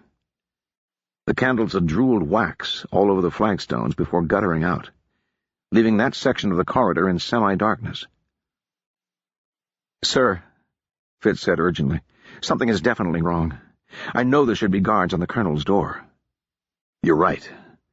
Marcus's skin started to crawl, and he let one hand drift to the hilt of his sword. "Maybe he's gone off somewhere and taken the guards with him." "Possibly." Fitz sniffed the air and pointed. "Over there." They hurried past the colonel's door. The corridor beyond was disused and mostly in darkness, but the huddled shape Fitz had spotted was wearing Vordenei blue. "Saints and martyrs," Marcus said, pulling up short. The sentry lay in a boneless heap against the wall, blood leaking from his ear and the back of his skull to pool on the floor underneath him. A spray of dark red stained the wall itself, as though he'd been slammed against it with great force. His musket lay forgotten nearby. Fitz knelt, but only briefly. "He's dead, sir." "I can see that," Marcus said, forcing his mind to work. "I want you to run to the barracks and collect as many men as you can round up in 5 minutes, then come back here. Understand?" "Yes, sir, but—" "I'll check on the colonel." Marcus drew his sword. "Go." The door to the colonel's rooms was slightly ajar, and something metal glinted in the gap. It took Marcus a moment to recognize it as the bolt, complete with fitting, torn out of the rock wall. What the hell is going on? Marcus prodded the door with a boot and kept his sword in front of him. The door opened into the suite's anteroom, which Giannis used as an office, and more doors led off into a dining room, bedroom, and servants' quarters. The office was dominated by a big, flimsy table, which had been cracked in half by the impact of another body. This sentry's face was contorted and black with the agony of strangulation, and his throat had gone a dark, bruised purple. Marcus took a deep breath, the point of his sword twitching. He considered calling out, but if the assassins, and what else could they be, were still in the suite, he'd only be warning them. And if they'd done their work and gone? It seemed unthinkable, but his mouth went dry. The door to the bedchamber was half open. Marcus padded toward it as quietly as he could, and stopped abruptly at the sound of voices from within. The first, to his relief, was Giannis's. "I had been expecting something like this," the colonel said in Kandari. A young man answered, his tone pleasantly menacing. "You must be a fool, then, to walk so willingly to your death." "Your mother is the fool, if she thinks that killing me will change anything." Marcus resumed his quiet advance. Through the gap between the door and doorframe, he made out a flash of blue uniform that was probably Giannis at the back of the room. "You understand nothing. The latest fool in a long line of fools who thought us easy plunder and found out different. Times have changed. The Redeemers they have changed nothing. They wash in and wash out again, like waves on a beach. It is of no importance. Mother remains." "The last Duke does not agree. Neither, I suspect, does the Pontifex of the Black. Gajroxa-an." Marcus didn't understand the word, but the Kandari spat it, as though it tasted foul. "If you are the best he can muster, his order has fallen low indeed." There was a footstep, and Marcus's sliver of vision was eclipsed by someone in brown moving between him and Giannis. It was the best chance he was likely to get, and Marcus hadn't survived 5 years in Kandar by being chivalrous. He kicked the door out of the way and dropped into a lunge that would have made his old fencing master proud. The sword went in just between the young man's shoulders. Or should have. As Marcus started to move, the stranger twisted in place, impossibly fast. Marcus got a glimpse of bald head and a thin, mirthless grin. One of the man's hands came up, viper fast, and the edge of his palm struck the flat of Marcus's sword a moment before impact. There was a sharp, wild ring of steel on stone. The blade had been neatly severed a third of the way down its length, and the shorn-off end slammed against the wall so hard it raised sparks. It bounced like a leaping salmon and pinwheeled across the room while Marcus stared incredulously at the broken fragment protruding from the hilt. His eyes were still trying desperately not to believe what they'd just seen, but the rest of his body had enough sense to send him reeling backward as the stranger's hand came around again. A lazy backhand blow that whistled through the air with the force of a cannonball. Marcus scrambled away, searching for his balance, and came up against the broken table in the main room. The stranger blurred in front of him, and only another wild dive to the side kept Marcus out of his path. With a crack like a gunshot, one end of the table exploded in a shower of splinters. Marcus ended up on the floor, rolling until he bumped into a bedraggled sofa. He lost the remnant of his sword and spent a moment scrabbling for his belt knife, but the Kandari was on him before he could draw it. Marcus rolled again as the man came at him, but this time the stranger anticipated the move, and Marcus fetched up against his suddenly interposed foot. "Goodbye, Rashim," the man mouthed. But before Marcus even had time to flinch, the assassin was gone, twisting away faster than the eye could follow. Marcus saw the glitter of steel overhead, and then heard another tremendous impact, as though a battering ram had crashed home. Adrenaline drove him to his knees, though he was still desperately fighting for breath. Giannis was in the anteroom, a thin-bladed sword in hand, and it was his attack the stranger had been forced to avoid. The Kandari's riposte had been intended to plaster the colonel against the doorframe, but Giannis had ducked away, and the punch had hit home hard enough to crack the ancient sandstone. Giannis's sword flicked out as he moved, scoring a line on his opponent's flank that cut through the Kandari's shirt and left a bright crimson stain. "At least he bleeds." Marcus struggled to his feet as the stranger rounded on Giannis, warier now. The Kandari tried to swat the colonel's blade aside, as he had Marcus's, but Giannis kept his nimbler weapon just out of reach, and circled the tip around to pink his adversary's sleeve. After the third try, this seemed to enrage the Kandari, who picked up a nearby chair and hurled it like a handball. Giannis twisted out of the way, and then had to dive for his life as the assassin came bowling in after the missile. Marcus cast about, looking for a weapon. The best he could come up with was an ornamental lamp, and he was just reaching for it when someone whispered in his ear, Sir, perhaps these would serve.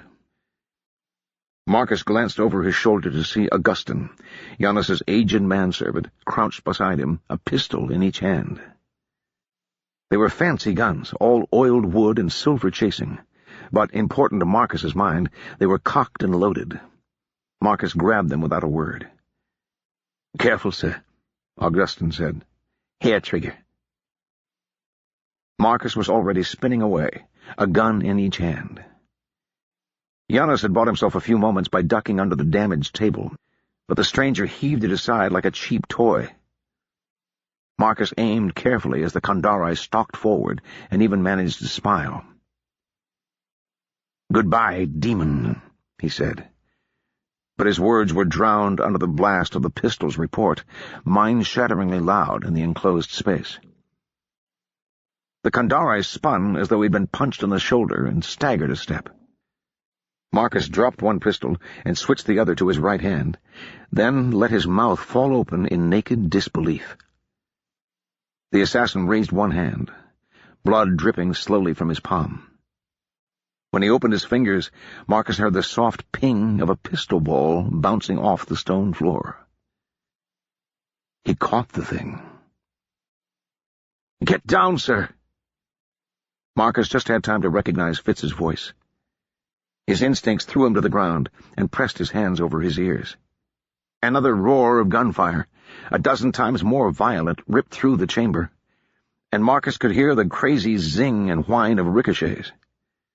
It was followed by a horrible wrenching sound and a shrill scream, then by ringing silence. Marcus looked up cautiously. A dozen men stood on both sides of the outer doorway, the muskets in their hands still smoking. In the corridor just beyond, another soldier lay in a vividly crimson puddle, one arm and most of his shoulder torn away. Behind him was Fitz, his back pressed tight against the wall, eyes wide as saucers. There was no sign of the assassin. To Marcus's immense surprise, he himself appeared to be uninjured, or at least in no immediate pain. He found Giannis also levering himself to his feet. The colonel fixed Marcus with an almost rueful look. "Sir," Marcus said when he'd found his voice, "are you hurt?" "I don't believe so, Captain." Giannis tossed his sword to the floor and patted himself inquisitively. "No, it appears not." "Fitz," Marcus called over his shoulder, "are you all right?" "Yes, sir." Even the bare few seconds that had passed seemed to have been enough for the normally unflappable lieutenant to regain his composure. His voice doesn't even tremble, Marcus thought, a bit enviously. "Anybody else injured?" "I'm afraid Corporal Denthrop is dead, sir," Fitz said. "The rest of us seem to be unhurt." "Right." Marcus almost tossed aside the remaining pistol, checking himself at the last moment when he remembered it was still loaded. He carefully closed the hammer instead and turned to the doorway. "We're going to want runners to every duty company. Close all the gates. Start a cordon at the outer wall, and—" "No," Giannis said behind him. "What?" Marcus rounded on the colonel. "Sir, with all due respect, that was an assassination attempt. It was nearly successful. We can't just let him go." "They won't be able to stop him," Giannis said. "And I'd sooner not lose any more men trying." Marcus wanted to scream. Part of him was still stunned by the impossibility of what he'd just seen, and the fact that Giannis obviously knew something he wasn't bothering to share made him want to pick the colonel up by his collar and shake him until he explained what the hell was going on. Half a lifetime of military decorum warred with raw emotion, and his fists clenched until the knuckles went white. "Sir," Fitz said urgently, "there's more. The lower city is on fire." "Fire?" That cut through the budding rage like a bucket of cold water. Marcus had lived in Osh-Katarian long enough to absorb some of the fear its citizens had for the prospect of fire. Built largely of dry wood and straw-stuffed mud bricks, the city was a perfect tinderbox. Buildings were packed so tightly against one another that a blaze, once started, was almost impossible to stop. The prohibition on the use of fire as a weapon was the one rule that everyone observed, even the street gangs. For the most part, the Kandari got by without lamps or candles, and cooked in stone fire pits, so the risk of accidental flames was small. Nevertheless, large portions of the lower city burned down every 20 or 30 years. Among the upper classes, who lived inside the stone walls that served as a highly effective firebreak, these events were known as the Crimson Flowers of Ashkatarian, and the citizens often gathered on rooftops to drink and watch the show. "Where?" Marcus said. "And how bad is it?" There was no such thing as a fire service in Kandar, but the colonials might be able to accomplish something. "Bad," Fitz said. "Our sentries on the wall reported that 4 fires started along the west edge of the city more or less simultaneously. There's not much wind, but you know how these things spread. I've sent runners to all our patrols outside the walls." "Good." Marcus turned to Giannis. "Sir, 4 fires at once has to be enemy action. It could be cover for some kind of insurrection." To his astonishment, the colonel was smiling. Not his usual smile, tight-lipped and gone in an instant, but a wild, almost mad grin. "Go on ahead, Lieutenant. The captain and I will follow presently." Fitz's eyes flicked from Giannis to Marcus, who gave an infinitesimal nod. He saluted and herded the gawking rankers with their smoking muskets out into the corridor.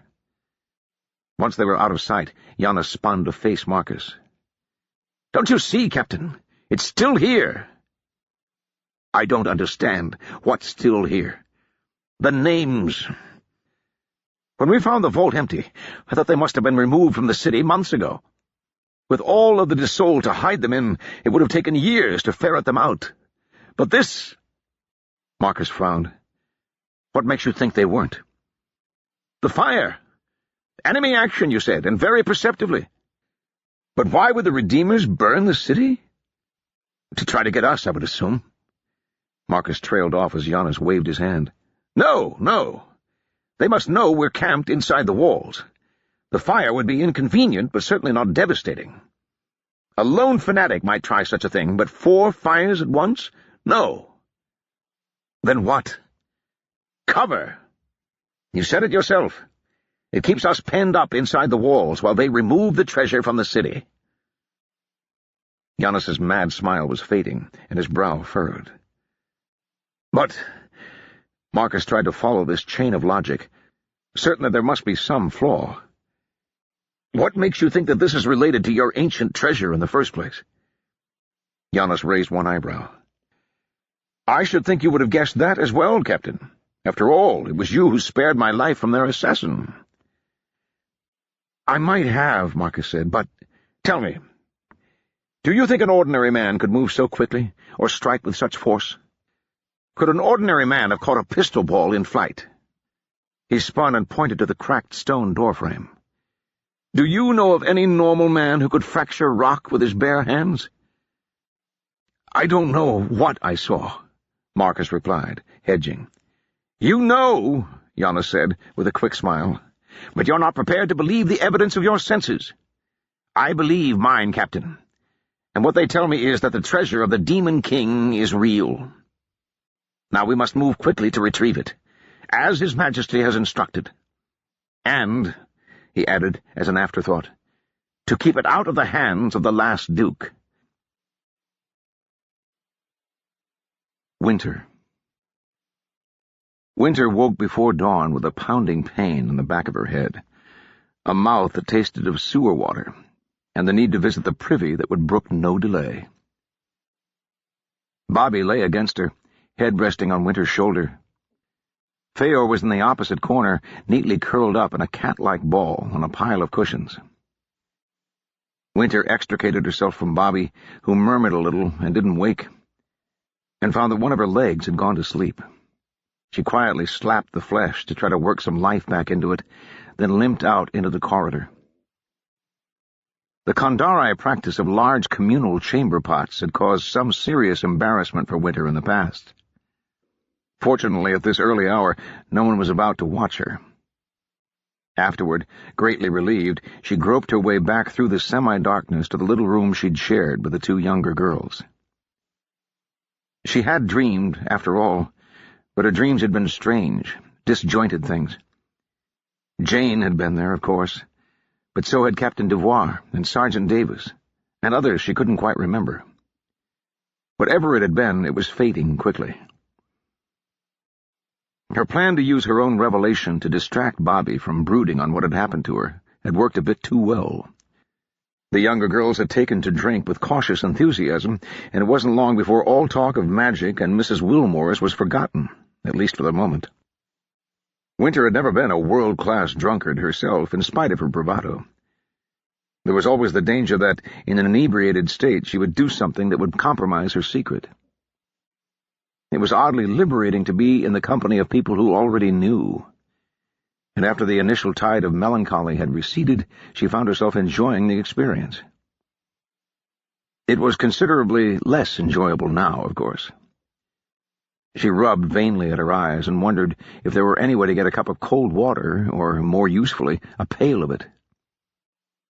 Pushing back through the rag curtain into the little room, she found that Bobby had slumped the other way, snoring serenely against one wall, while Feor was on her feet.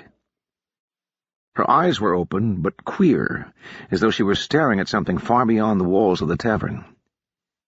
She swept her gaze across Winter, but didn't seem to see her. "Feor," Winter whispered, not wanting to wake Bobby. "Is something wrong?" Feor's lips worked silently. Winter stepped into the room to take her shoulder, but as soon as the doorway was clear, the Kandari girl bolted. Brushing aside Winter's outstretched arm and dashing through the flapping rag curtain into the hallway.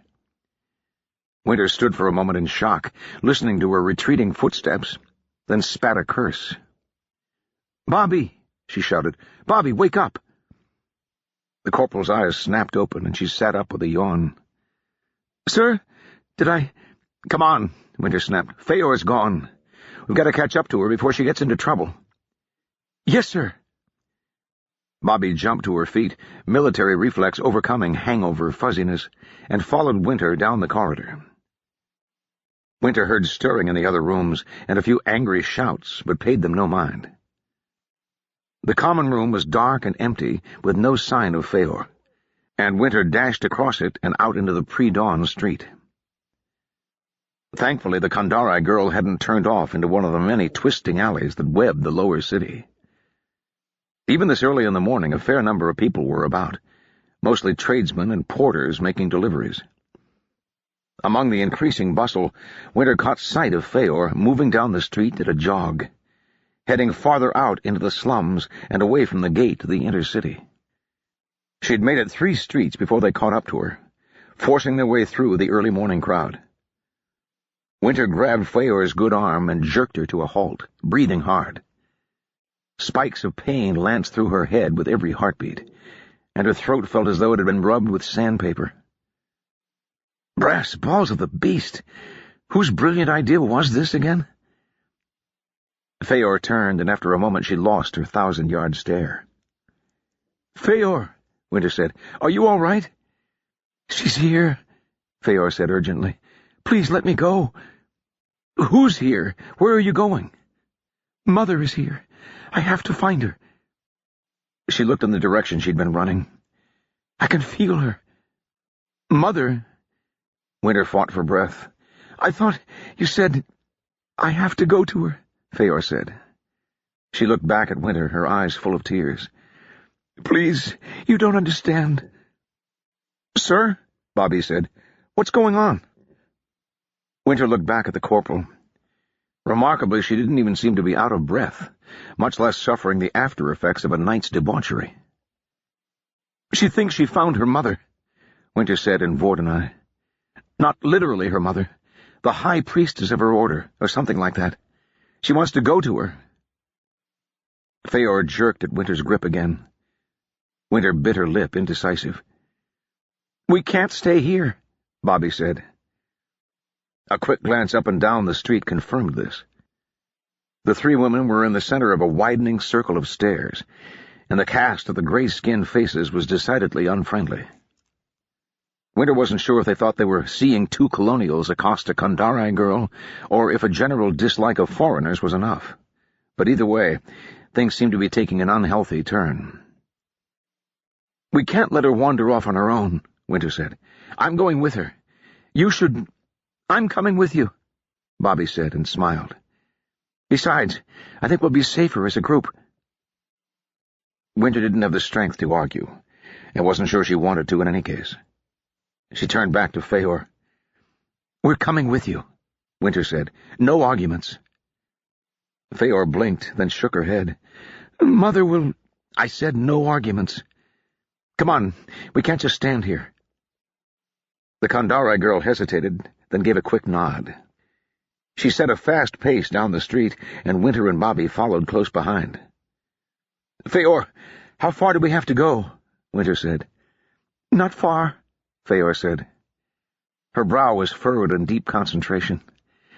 "She's moving, I think, and there are others around this next street." She broke off, looking up. Winter followed her gaze. Ahead of them, a faint glow was building over the city. For a moment, Winter took it for dawn. Then her slightly befuddled mind reminded her that they were walking basically west, away from the inner city. The light grew brighter as she watched, until she could make out coils of smoke rising into the still darkened sky. Fire! Shouts of alarm were beginning to rise all around. Fire was the eternal terror of every citizen of the lower city. "Sir?" Winter whipped around in time to see Feor take off again, toward the flames. There was no time to think. Bobby was already pounding after her, and Winter gritted her teeth against the pain in her head and followed. For the first few moments they were fighting a sudden tide of people. The beginnings of the blaze brought the lower city folk out of their buildings like fleeing roaches, carrying their children or bundles of goods. There was no effort to fight the flames, and remarkably little screaming or confusion. This was a moment that these people had expected their whole lives, and they reacted with a silent, deadly determination to escape. Winter was buffeted from all sides, swept backward a few steps, and torn away from Bobby. She looked about in panic, and finally spotted the corporal sheltering in the gap between two wooden buildings. Winter worked her way over, shoving so hard she was practically knocking people over, until she could get out of the main stream of traffic. "We'll never find her in this," Winter shouted in Bobby's ear. "The roofs, maybe." Then she stopped, because the human flood tapered off as quickly as it had begun, leaving the street empty except for a few slower-moving groups or those who'd been knocked down or dazed in the mayhem. Winter got a glimpse of Feor, who had incredibly made progress against the tide, and was nearly at the end of the street. She pointed, got a nod from Bobby, and started to run again. No actual flames were visible yet, but the glow was definitely brighter, and Winter could smell wood smoke. Feor rounded the corner a few yards ahead of them, and Winter nearly collided with two young Kandari helping an elderly man down the road. She spun out of their way at the last moment, ignoring the vicious looks, and kept after Feor. Bobby was a few steps ahead, but when she came to the corner she suddenly pulled up short, and Winter nearly cannoned into her as well. The next street was a short one, only 20 or 30 yards before it ended in a T-junction, and judging by the distance they'd run, they had to be getting close to the outskirts of the city. The glow was much more intense here, and Winter could see tongues of flame licking up in the brightening sky. None were close, however, and she realized there must be two fires, one to either side of them. Straight ahead, in the direction that led out of the city, the night was still dark. A dozen men stood on the street. They wore white tunics and grubby white trousers, overlaid with a full-length black hooded cloak that each had tied in a peculiar loop around his waist to leave his arms and legs free. All carried drawn swords, the distinctive heavy-ended falchions of the Disultai. They were young men, full-bearded, with dark hair, and skin a darker shade of gray than the urban Kandari. One raider had his face concealed behind a blank gray mask, featureless except for a pair of eye holes. Winter knew him, though she had never seen him personally. Every member of the Colonials had heard the story of Malik Dan Belial, the steel ghost of the Great Disol.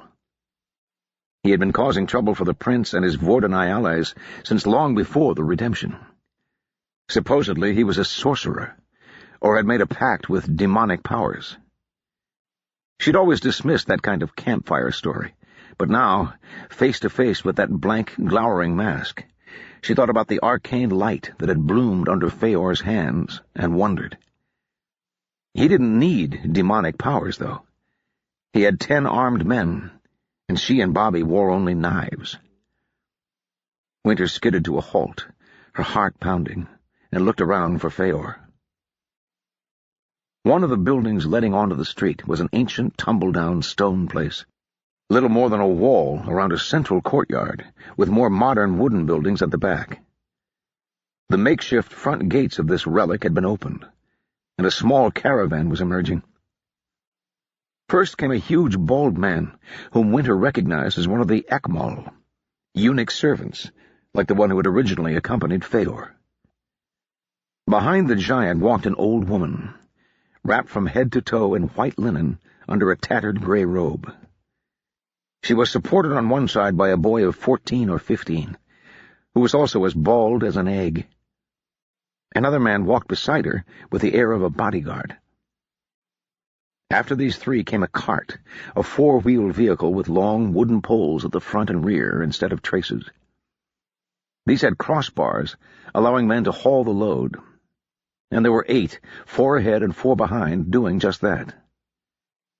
These men were dressed like ordinary Kandari laborers, but they pushed with a measured, steady tread that spoke of coordination and training. Each of the haulers was trailed by a slowly dissipating wisp of white vapor, as though they were all smoking something in unison, and Winter caught a whiff of the smell of burning sugar. At the sight of the interlopers, the old woman and her minders stepped out of the way of the cart. It proceeded slowly past the Desultai and up the street toward the edge of the city. Leaning on her young companion, the crone stepped carefully toward Feor, while the desert raiders looked at one another uncertainly. The steel ghost said something, too quietly for Winter to catch. When the crone spoke, her Kandari was dry but intelligible. "We will attend to them in a moment." Her eyes were fixed on Feor. "First, I must welcome my poor, wayward lamb." "Mother." Feor fell to her knees, sobbing, and prostrated herself full length on the dirt in front of the old woman. "Mother, I beg forgiveness." "Shh," the old woman clucked, in a tone that was not at all reassuring. "All will be well, my child. You have been away for a long time." Feor, head bowed, said nothing. The old woman looked up at the 2 Vordanai. Her face was invisible beneath a deep cowl, but the ends of bandages hung limp on her chest and swayed whenever she moved. "And these are your friends," she said. "Bring them here." These words finally broke through Winter's indecision. Time to run. She didn't want to leave Feor, but she and Bobby weren't going to be able to rescue the girl from a dozen armed men.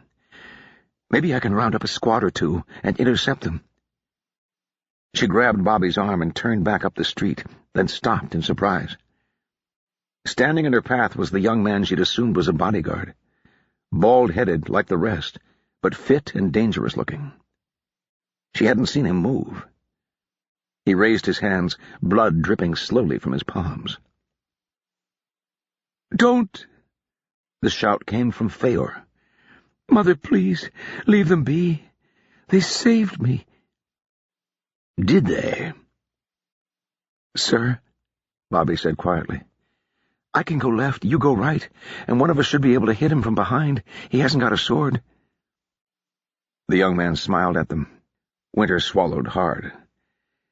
"I don't think that would be wise," she said to Bobby. "But—" Footsteps behind them cut the discussion short. 3 of the desulti arrived unhurriedly, and together with the bodyguard they escorted the 2 colonials back up the street. The cart was still grinding away, and the rest of the desulti had gone with it, including the steel ghost. The old woman remained with Feor, who was speaking rapidly in low tones. Winter caught a few words. She was telling her story, sometimes tripping over her tongue in her effort to get it out quickly. Something the girl said made the old woman look up sharply at Bobby. Winter kept one hand on the corporal's arm, and she could feel her stiffen. Bobby put one hand to the side of her head. I can feel something. Something's wrong.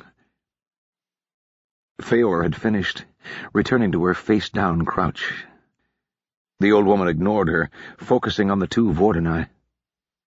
When she finally spoke, her tone was even less friendly than it had been. I had hoped for better sense from you, my child. It seemed the only way. I owed them a debt. There are no debts of honor with heretics, the old woman snapped. No deals with Rashim. I'm sorry, Mother. Feor pressed her forehead to the ground. Please, I beg for mercy.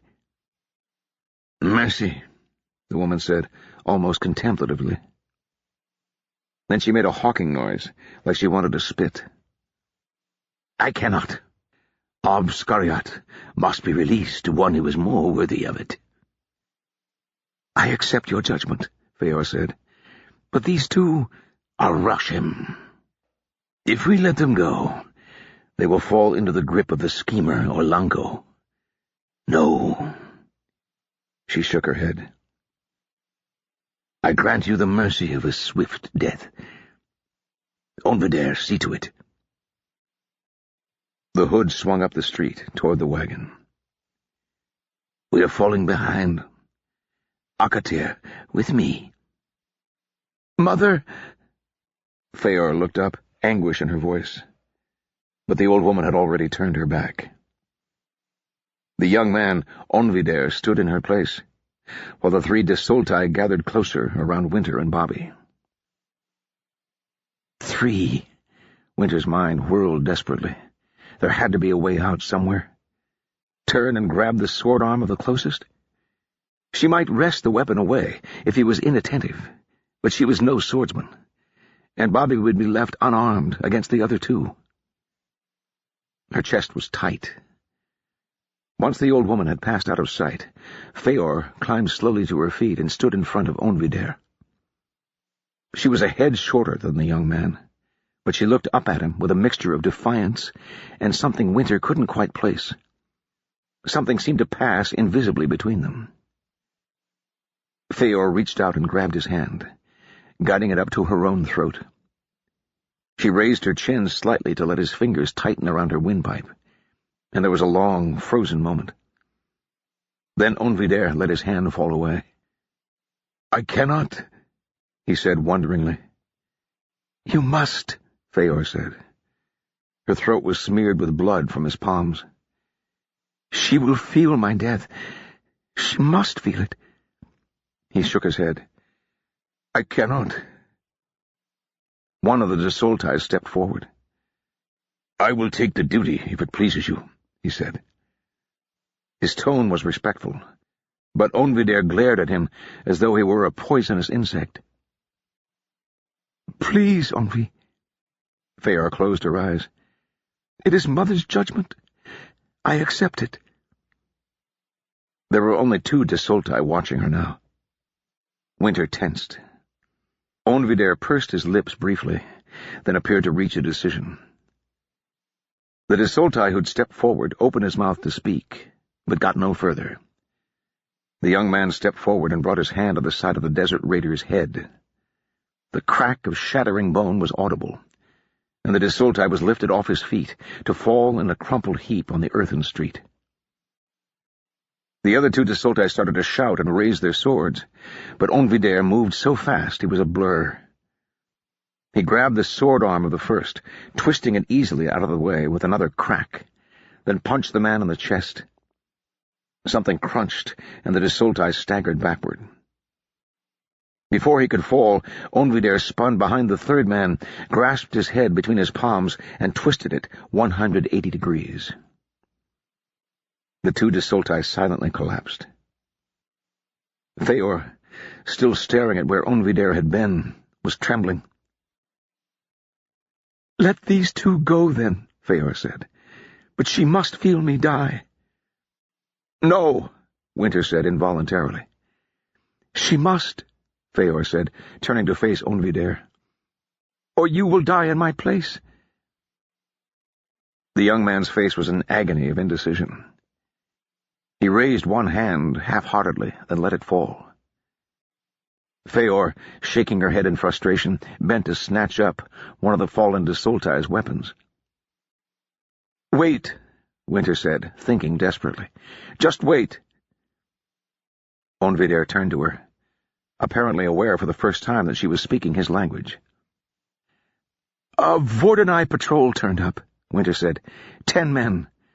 20, she corrected, thinking of the speed at which Onvidere had moved. "You had to fight your way free." Feor's eyes glittered with tears. Onvidere cocked his head, considering. "A patrol," he said. "Following you." Winter nodded eagerly, but Feor shook her head. "You will still be punished for failure." "Punished, but not killed," said Onvidere. "I will endure." "Go," he said, gently removing the Desultai blade from her grip. "Take your friends and go. Leave and never return." Feor fell to her knees. Never." Onvidere looked up at Winter. "You will care for her?" "Yes," Winter said, without hesitation. "Good. Do not make me regret allowing you to live." He turned and ran after his mistress, great loping strides, carrying him along faster than he had any right to move. Winter, Bobby, and Feor were left alone with the 3 Desultai corpses. Flames were licking ever higher into the sky. Winter fought her instinctive desire to curl into a ball and hide. Instead, she stepped closer to Feor. The Kandari girl had her head in her hands, her shoulders shaking with silent sobs. Winter touched her tentatively. "Feor," she said, when this drew no response. "Feor." Feor looked up, her normally impassive face flushed gray-red and streaked with soot and tears. Winter grabbed her roughly by the arm and hauled her to her feet. "We have to go. We can't stay here." She gestured at the flames. "Come on." Feor shook her head feebly. "No, leave me here. Just—" "You heard him," Winter snapped. "I'm supposed to take care of you. Now come on, or Bobby and I will carry you." That got Feor moving, at least into a stumbling walk that Winter guided with a hand on her shoulder. Bobby fell in on the other side, having claimed one of the falchions from the dead Desultai. "Sir," she said over Feor's lowered head. "What the hell just happened?" Winter shook her head. Without any knowledge of Kandari, Bobby was totally in the dark. But Winter didn't feel much better off herself. "I wish I knew," Winter said. "I'll explain what I can later. For now—" She glanced over her shoulder at the growing wall of flame. "I think it's time to run." Chapter 19. Marcus.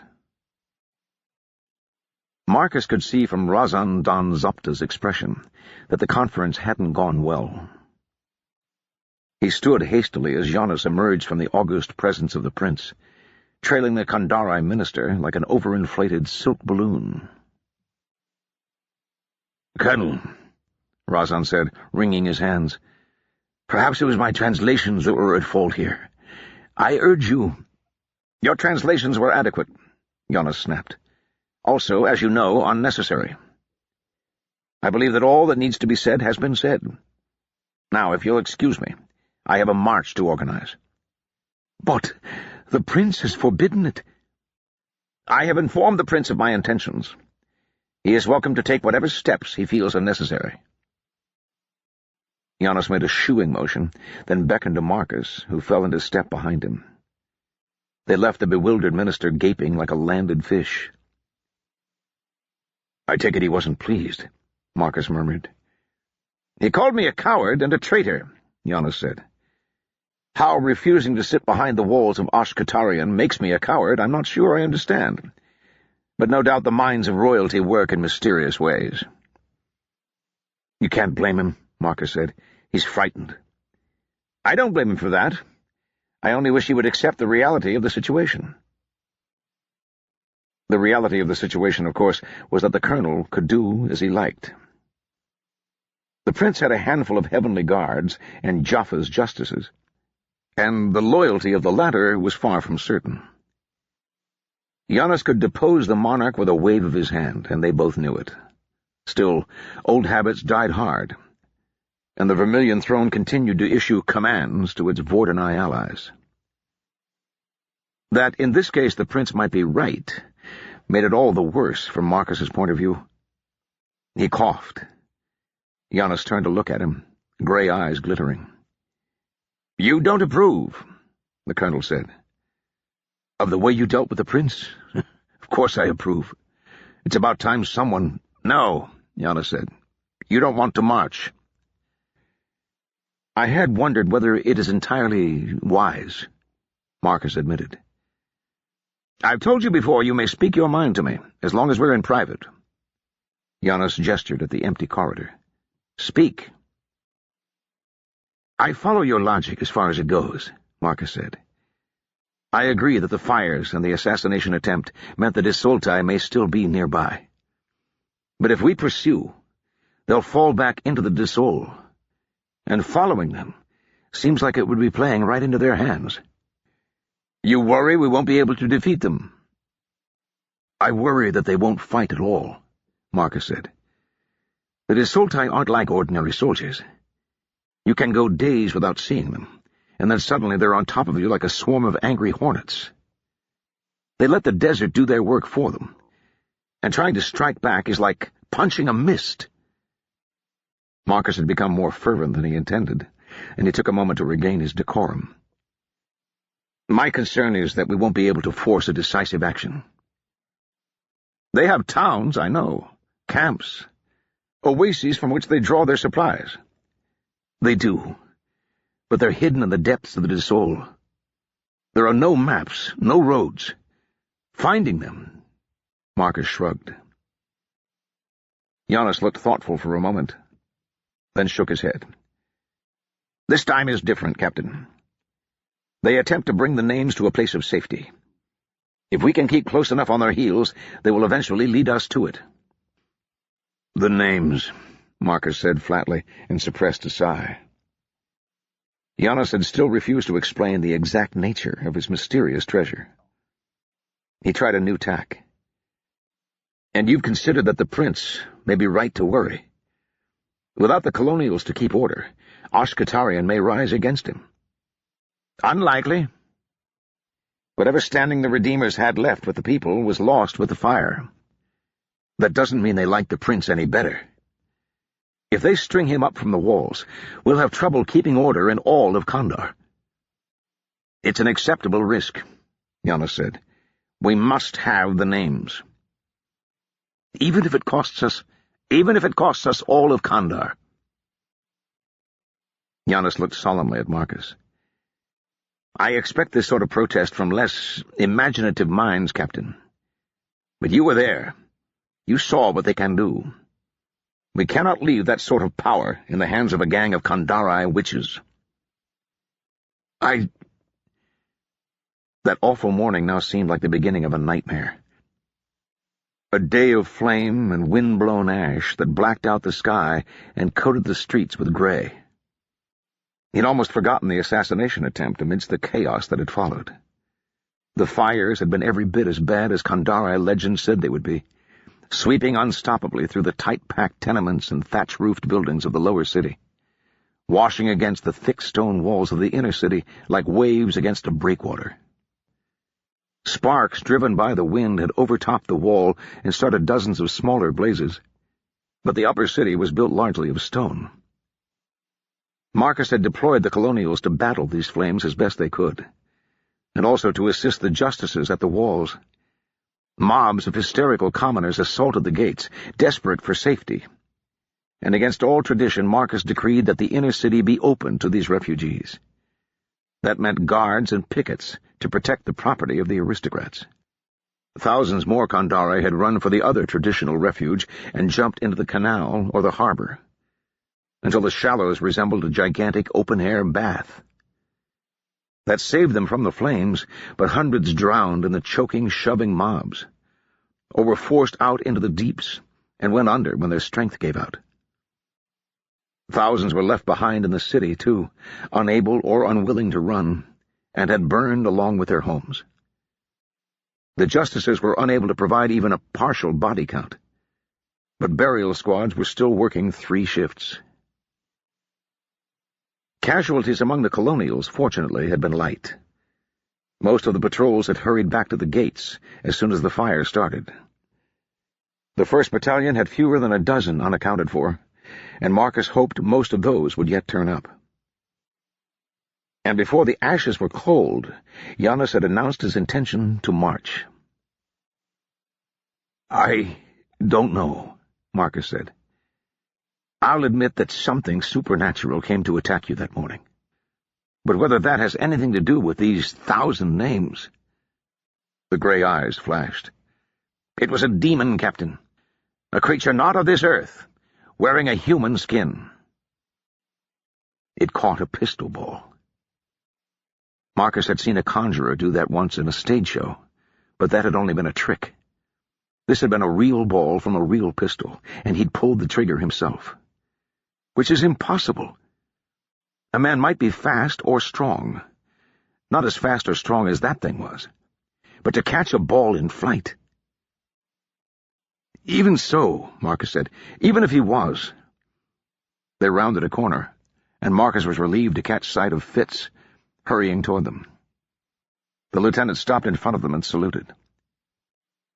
"Your points are noted, Captain," Giannis said. "My orders stand.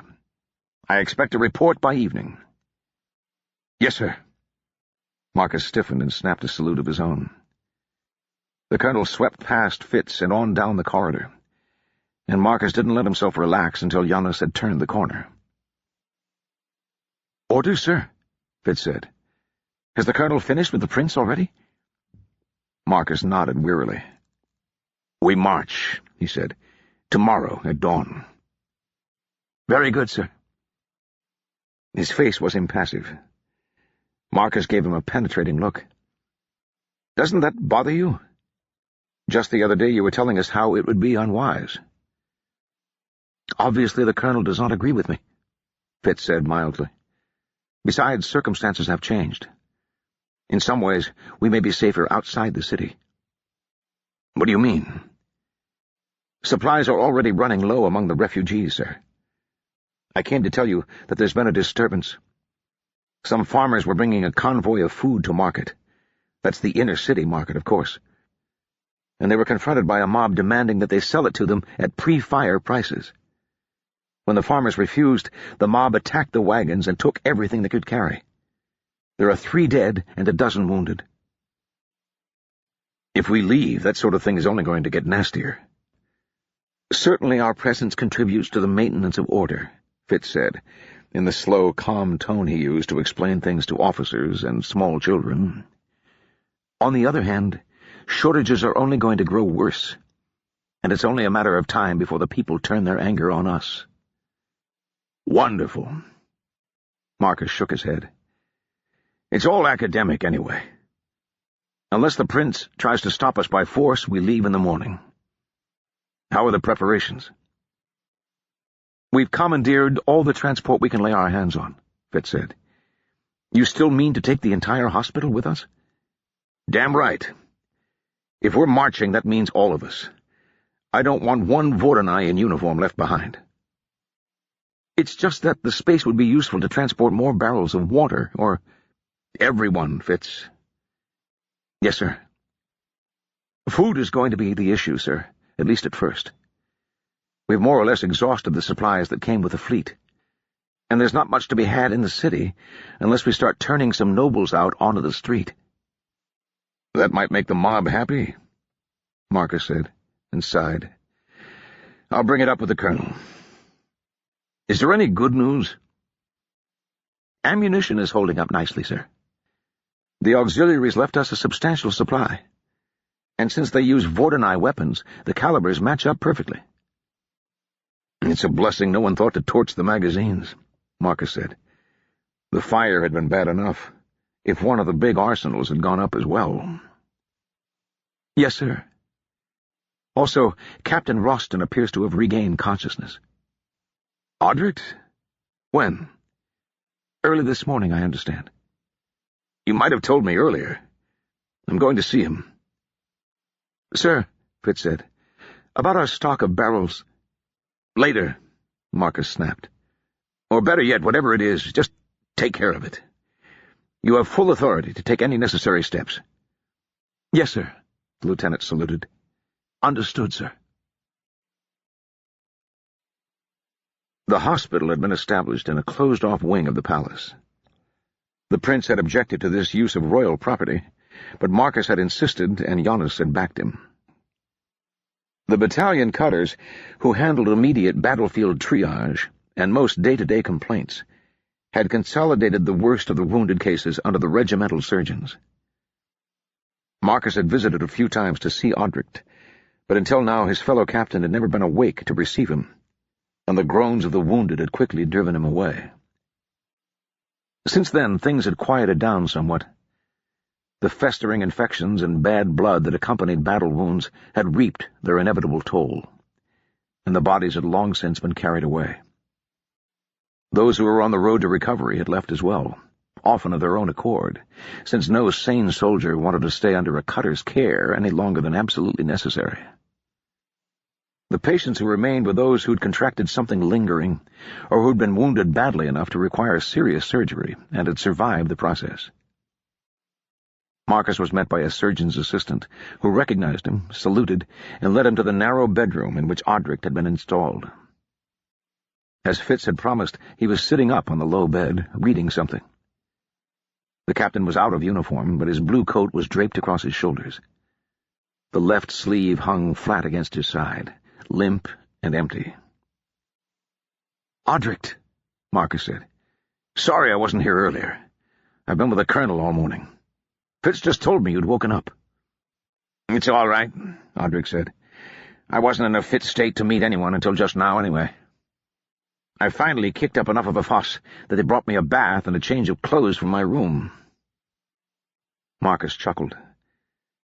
Audricht's smile was strained, and an awkward silence descended, as Marcus realized he had absolutely no idea what to say. He owed Audricht his life, but any kind of thank you seemed pitifully inadequate in view of the price his friend had paid. To acknowledge the debt would be unbearable, but to do anything else seemed ridiculous. He opened his mouth, closed it again, and gritted his teeth. Somewhat to his surprise, Audricht came to the rescue. He held up the paper he'd been reading. "Have you seen this?" "What is it?" "Orders. The colonel wants the 4th Battalion to get ready to march."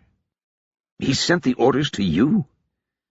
Marcus had a flash of incredulous rage. "Not as such. The colonel informs me that the 4th will be marching with the rest of the regiment, and inquires whether or not I feel competent to take up the command. If not, he quite understands." Audricht gave the phrase a nasty spin, but Marcus couldn't help agreeing with his tone. Giannis must have written those words while Audricht still lay unconscious, so he could hardly have expected an answer in the affirmative. "Have you told him anything?" Marcus said. "I wanted to talk to you first." A sudden pained expression crossed Audricht's face, and he grabbed at the stump of his left arm with his right. The note from Giannis fluttered to the floor. "Karis's fucking blood," he growled. "You'd think the goddamn thing would stop hurting once they'd taken it off." "Should I send for someone?" "No." Audricht closed his eyes. Marcus noticed how thin his face had become. His cheeks were sunken hollows, and rings of black circled his eyes. "I'll be all right. Listen, have you talked to Giannis about this?" "About you leading the Fourth?" "About the march," Audric said. "You know as well as I do that it's madness. Have you explained it to him?" Marcus hesitated. "I'm not sure I would call it madness. Chasing the Desoltai into the Great Disol? What else would you call it? The Disol eats armies and spits out bleached bones. Damn it, you know what it'll be like. No water, no food. Desoltai raiders snatching up our pickets, night attacks and ambushes." He broke down into a fit of coughing, violent and disturbingly wet-sounding. Marcus found a basin and cup nearby, and poured some water. "You can't let him do it," Audric said weakly when he'd recovered. "Come on, Marcus. Anyone who goes into the Disol isn't coming out again. The Redeemers and General Katoba are one thing, but this is the Steel Ghost. They say he can't be killed." Marcus had heard those rumors, too. He'd always discounted them, but in the light of what he'd seen, he shook his head. "The Colonel is aware of the difficulties. I've given him my opinion. Fitz is working on the supply problem." "The hell with your opinion," Audric rasped. "Tell him no. Tell him you're not going to do it. The First will follow you, and so will Val and Moore. The Colonials know you, if you just explained it to them." There was a sharp intake of breath that Marcus took a moment to recognize as his own. Audric halted, aware that he had gone too far. "I think," Marcus said, "that you may still have a touch of fever." "I think you're right," Audric said dully. "Shall I inform the Colonel that you're not ready to resume command yet?" "Tell him whatever you like. You can go and die in the Disol if you're so determined. But I'm staying here." "No," Marcus said. "Everyone comes with the regiment, even the wounded. Relations between the Colonel and the Prince have deteriorated. Anyone left behind wouldn't be safe." "Saints and fucking martyrs!" Audric clutched his head with his remaining hand, face contorting as another spasm of pain ripped through him. His breath hissed from between clenched teeth. "Should I get out?" Audric managed. "Just go, all right?"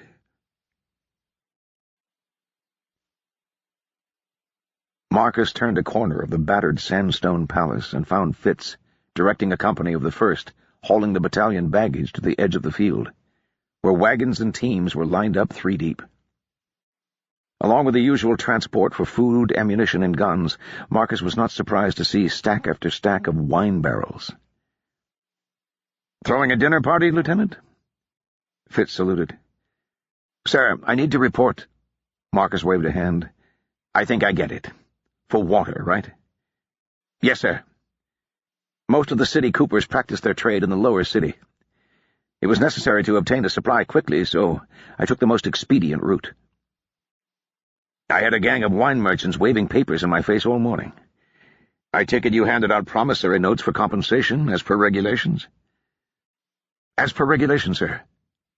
Fitz's face was straight, but his tone held the barest hint of humor. "I'm sure the Ministry will compensate them." "I'm sure," Marcus said dryly. "How are things progressing?" "On schedule, sir. We have a slightly longer sick list than usual, but other than that, everything is in order." "Something going around?" "Mostly hangovers, I suspect, sir." "Ah." He lowered his voice. "You've been here all morning?" "Yes, sir, directing the preparations." "Do you have a sense of the feeling of the men? About this expedition, I mean." "Sir?" Marcus sighed. "I spoke to Audric. He's—" Marcus paused. "Well, he's not in a good state, but that's to be expected. But he was convinced that the march is going to be a disaster. I was wondering if that was a widespread opinion. Fitz nodded, considering. He spoke quietly. I don't believe so, sir. Among the old colonials there may be a few, especially those who've spent time chasing the desultai in the past. But the recruits are confident in the colonel. And I have to say many of the old colonials have come around as well. Morale seems to be high, sir. That's good to know. That meant that Audric's complaints, technically treasonous, could safely be dismissed as grumbling. Do we have our marching orders yet? Yes, sir. We're to head for a town called Nahise. The colonel wants us to reach it by nightfall. I understand that he intends to secure additional supplies there. At least he's thinking about it. Marcus didn't flatter himself that it was his own harangue that had gotten Giannis's mind onto that track, but he hoped it had helped. Looking at the rows of wagons and the troops forming beyond them in the field, he felt momentarily comforted. It didn't last. Out to the east was the Great Desoul, the desert that devoured armies and laughed at mapmakers. And somewhere, hiding amidst the sands, the Steel Ghost. Once again the long blue snake wound out, flowing through the gate, under the stone walls of Ashkatarian, and into the burnt-out wasteland that had been the lower city. The column had changed a great deal since the last time Marcus had watched this scene, back at Fort Valor. For one thing, it had shortened considerably. The battalions themselves had slimmed. The colonials had lost nearly 500 fighting men, most of them in the action around Welte. But the tail of wagons was also considerably shorter, shorn of the prince and his entourage, as well as the usual gaggle of Kandari camp followers. Marcus had decreed that nothing that was not absolutely necessary would accompany them into the desert, making the maximum possible use of available wagon space and beasts of burden. Cartload after cartload of barrels rumbled past, weighed down with heavy, precious water. The men themselves were different, too. It was harder to distinguish between the recruits and the old colonials. The new soldiers had lost their fish-belly pallor, and their kit had acquired the patina of dirt and hard wear that marked an army on the march, while the veterans had repaired some of the more obvious shabbiness to make sure they looked better than their younger companions. Strings of cavalry remounts, another thing Marcus had insisted on, walked in riderless lines behind the wagons, while Give 'em Hell and his troopers were spread in a thin screen around the marching column. Toward the end came the hospital wagons. Despite his promises to Fitz, Marcus had allowed a few of the very worst-stricken to remain behind. Those in the cutters had quietly promised him didn't have long to live in any case. Subjecting dying men to vicious jouncing along rutted roads in unsprung wagons seemed like one cruelty too many. But he hoped that the prince would not inflict some final indignity on them in petty revenge. The rest of the injured, including Audric, had been packed into wagon beds cushioned with commandeered carpets. He could hear the occasional chorus of shrieks and moans when the vehicles hit a bumpy patch in the road. He'd made all the preparations he could think to make. Probably more usefully, he'd given Fitz a free hand to make all the preparations he could think to make. And as usual, the young lieutenant had come up with a dozen things his chief had forgotten. In spite of it all, though, Marcus couldn't fight off a dark foreboding. Riding under the walls himself, in the gap between the 2nd and 3rd battalions, he looked at the stout wooden gates and wondered if they would find them closed when they returned. If we return. He chided himself for the thought. The fire had left the lower city in ruins, but marching through it reminded Marcus that this sort of clearance was a regular event in Kandar. The scavengers had started in on the rubble before it was cool, and the last of the flames had barely died away before the hunt for building materials was on. New structures were already going up, claiming choice real estate. To Marcus's eyes, they looked ready to topple at any moment, just as flammable as the last batch. But they were being raised as fast as gangs could haul the blackened but serviceable timber from the debris. He'd seen the vast temporary kilns the brickmakers had raised along the waterfront, too. It wouldn't be long until the city sprang from the ashes, like new growth after a forest fire. A horde of Kandari had turned out to see the colonials go. They watched in silence, without open hostility, but also without cheers or celebration. Marcus saw a lot of dark, angry faces and heard a great deal of quiet muttering. He was glad when they passed beyond the old boundary of the lower city. A few buildings had survived here, better built or simply luckier than their neighbors, and the ramshackle grid of streets dissolved into country lanes that wound their way between ancient rock-walled fields and irrigation ditches. Unlike their previous march, there was no convenient highway to follow. Roads led west and south from Ashkatarian, but not east, since there was nothing in that direction but the wasteland of the Great Disol. Instead, the column followed markers laid down by Giv'em-Hell's scouting horsemen, who rode down any track that looked as though it headed in the right direction, and compared what they saw to the vaguely drawn Kandari maps. Nahise, their initial goal, was a market town, 12 miles from Ashkatarian. Marcus had hoped to make it there by mid-afternoon. But by the time the sun was high, he realized they'd be lucky to reach it before dusk.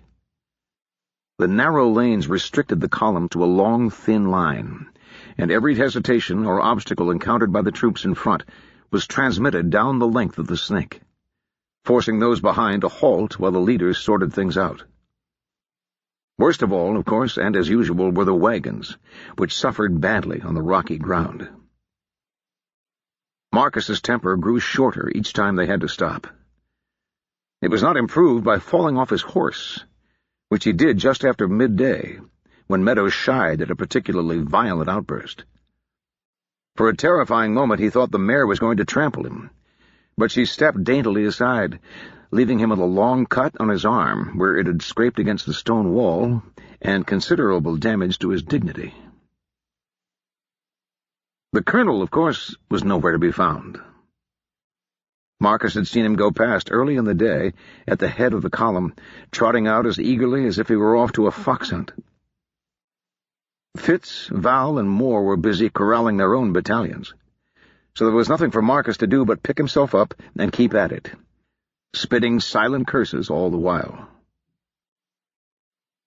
He was just sorting out an altercation between one of the preacher's gunners and an unfortunate carter who had gotten in a hopeless tangle when Fitz came trotting up, his uniform somehow still spotless in spite of a day of dusty marching.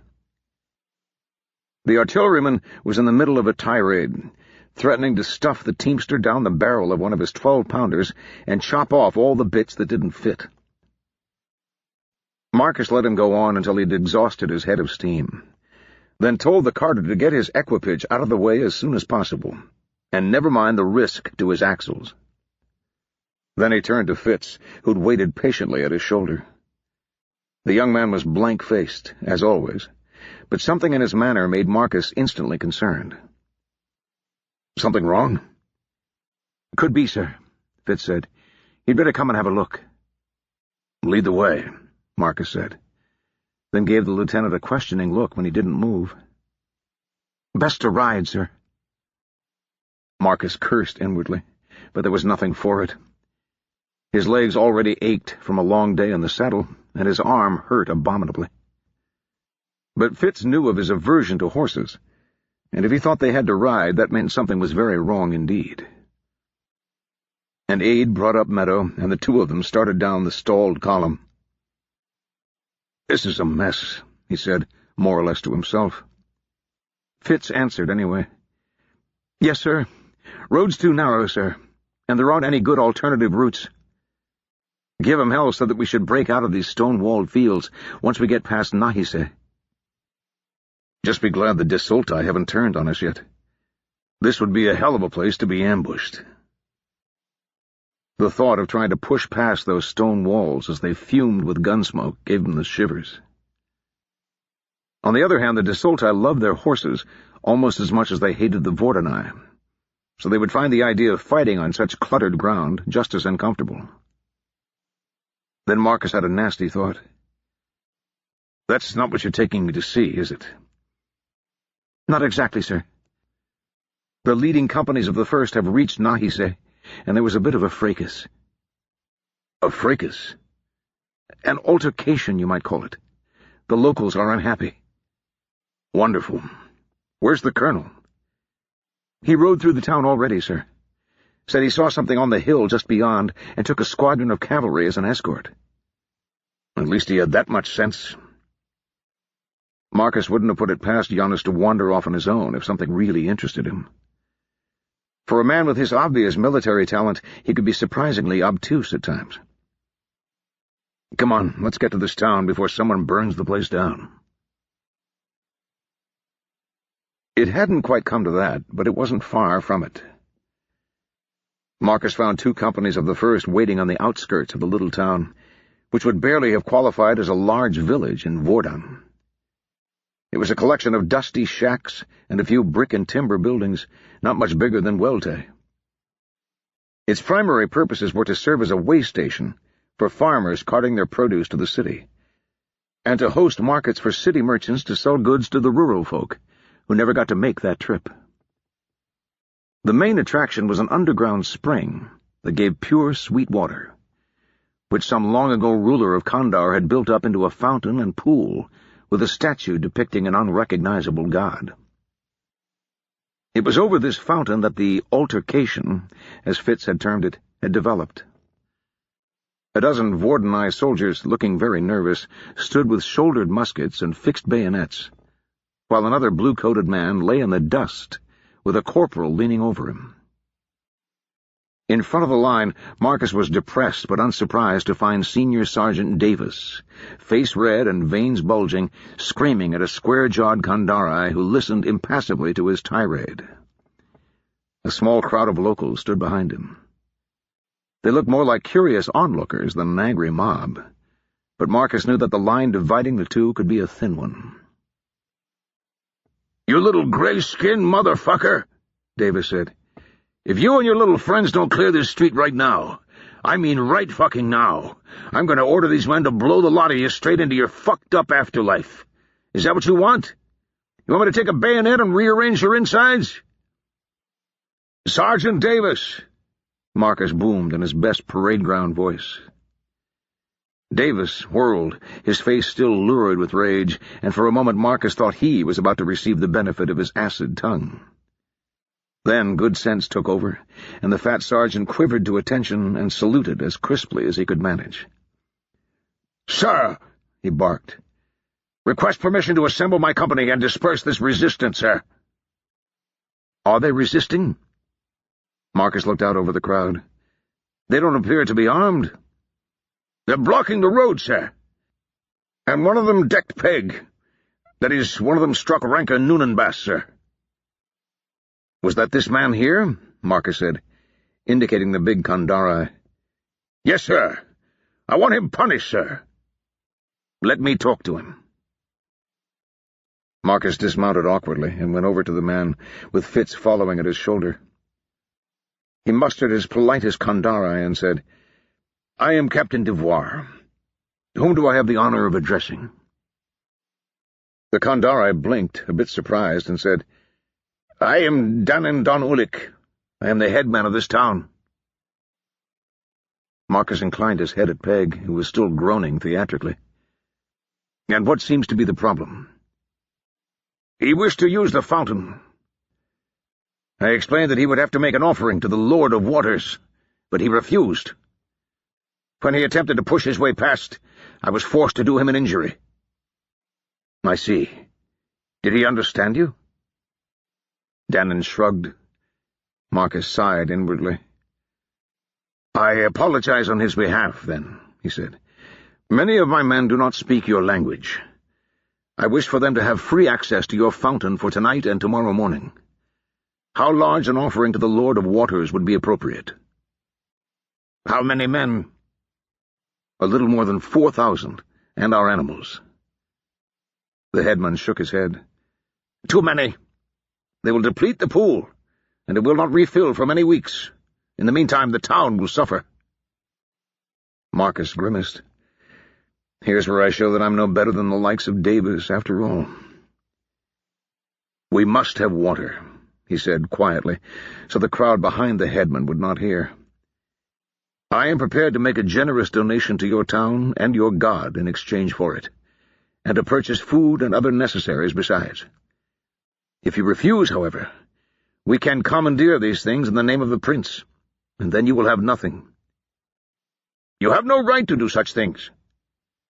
I have an army that's even better. The prince disagrees. You may apply to him for compensation. And if we refuse? Marcus glanced over his shoulder at Sergeant Davis, who was still glaring daggers at the Kandare. Then he shrugged, as though it were a matter of indifference to him. You will pay, the headman said, after a moment's contemplation. And we will bring wine for your soldiers to drink, so only your animals need to use the fountain. You must pay for the wine, too, of course. Of course. Marcus's head was starting to pound in time with the ache in his arm. He wondered how he was going to explain this to Giannis, if he even bothers to ask. And did he say where we go next? Jen said. Of course not, Marcus said, pulling off his uniform jacket one-handed and tossing it into a corner. He just smiles as though he expects me to enjoy the sense of mystery. I swear to Karas the Savior, the man missed his calling as a stage conjurer. He picked up the wineskin, a too-sweet vintage generously provided by the villagers of Nahise, and took another long pull. Jen, sitting on his bed, nodded sympathetically. He hadn't invited her in, exactly, but she'd been waiting for him outside his newly erected tent, and his anger at Giannis's refusal to divulge his plans had come bubbling out almost involuntarily. Now he stood with the skin in one hand, facing her bright, curious eyes behind the thick lens spectacles, and wondered if he'd said too much. She's still concordant when all is said and done, and Giannis is still my commanding officer. Betraying a confidence went deeply against Marcus's nature. He hadn't mentioned the 1,000 names, or that Giannis might have a reason for the march other than to run down the divine hand. But he wondered how much Jen might infer from his frustrations. He doesn't trust me. No surprise, really. I don't think he really trusts anyone. He tried to grin. No offense intended. None taken. His Grace the Duke certainly doesn't trust him. She held out a hand, and Marcus silently handed the wineskin across. That's why I'm here, after all. Though what I'm supposed to do now is beyond me. No secret instructions from the ministry? Marcus said teasingly. No instructions at all. Observe and report, they told me. She shook her head. I don't think even Orlanco expected the colonel to overthrow the Redeemers so quickly. It had to be quickly, or not at all. If we'd settled into a siege, with the whole countryside against us, we wouldn't have lasted a month. Giannis was right. Breaking straight through was the only way. The men in the camp are saying he's a genius, she said. Faris the Conqueror, come again. Is he? Marcus shifted uncomfortably. That may be going a bit far, but he certainly knows what he's about. Then you agree with him about this march into the Dusol? I didn't say that. Marcus thought about Ardrict. It's not my place to agree or disagree. The colonel gives orders, and I execute them as best I can. Ever the dutiful soldier. Be sure to put that in your report. He reached down to unlace his boots and winced at a spasm of pain in his arm. Saints and martyrs. I suppose I'd better see a cutter for this. I can take a look, if you like. Marcus was dubious, but anything was better than a trip to the cutter's tent. He finished with his boots and tugged his shirt-tails out of his pants, then looked over at Jen, suddenly embarrassed. It must have shown on his face because she laughed and waved a hand. Go ahead, Captain. You can trust to my discretion. He pulled his shirt and undershirt over his head quickly, to hide the burning in his cheeks. and then gently pulled the bloody part away where it had gummed itself to his flesh, flinching each time it pulled out a hair. When he was done, he worked the arm stiffly, watching fresh blood well up through cracks in the clotted mass. Jen leaned forward and sniffed unhappily. "That's a mess. Do you have a clean cloth?" "By the basin."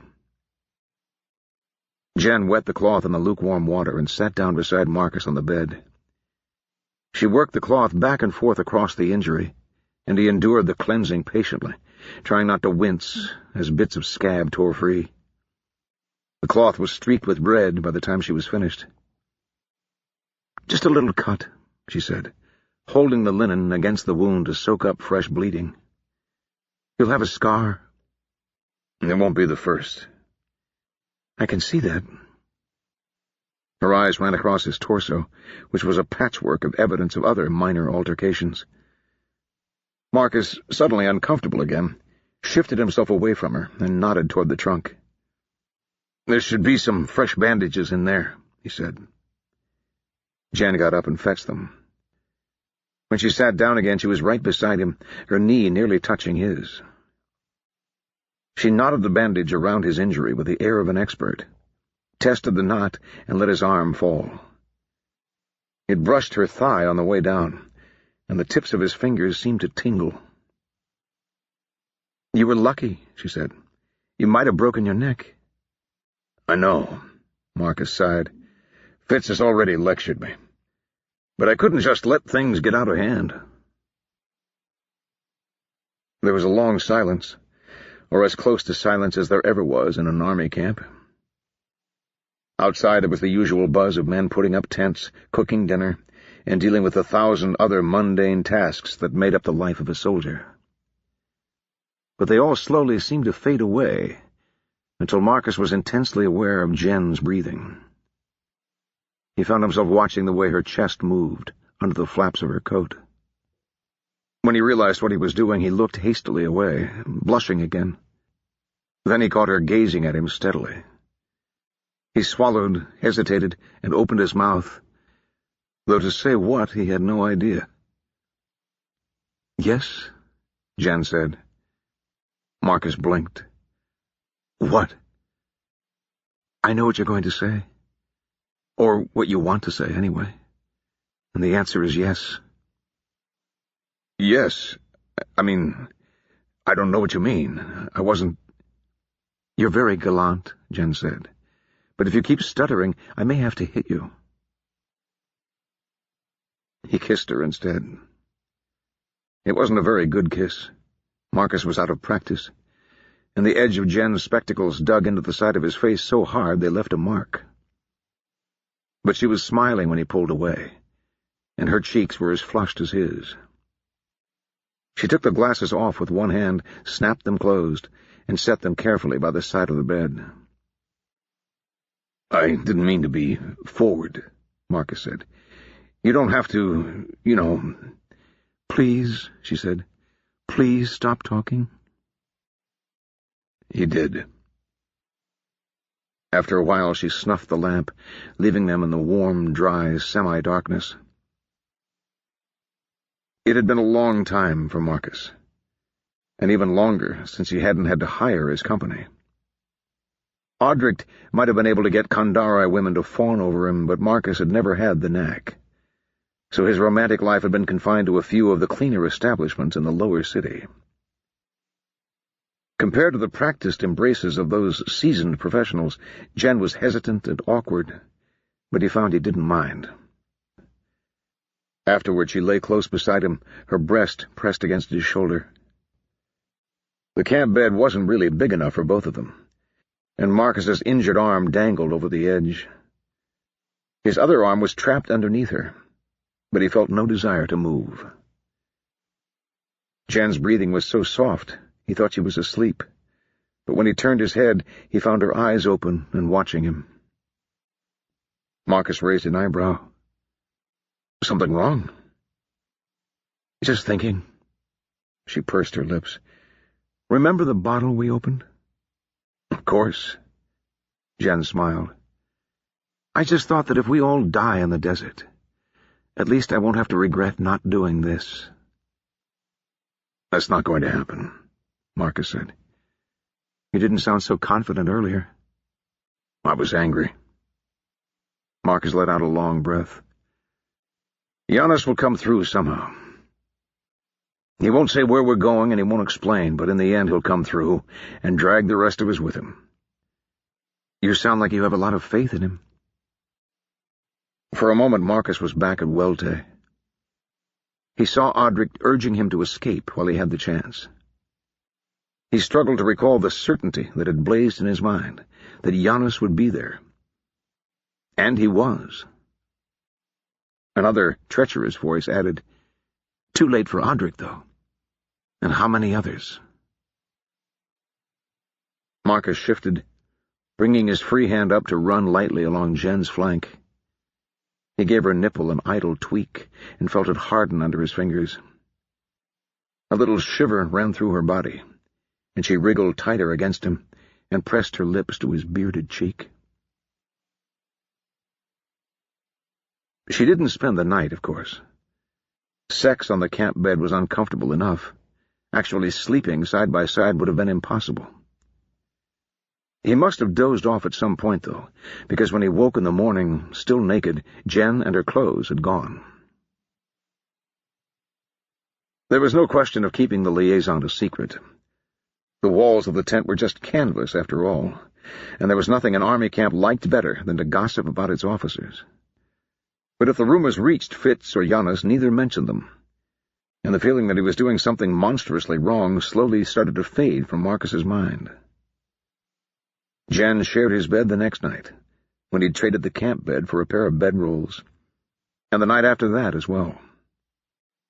The day after that, the Colonials marched into the Great Disol. They'd been making steady progress through the Kandare farmland beyond Nahise, in spite of the lack of good roads. As Give 'em Hell had promised, past the town the land flattened out and the fields were marked by rough dirt tracks instead of stone walls, making for a much more comfortable march and easier going for the vehicles. Marcus's spirits had revived somewhat, due both to Jen's ministrations and to the fact that no Desoltai ambushes had materialized.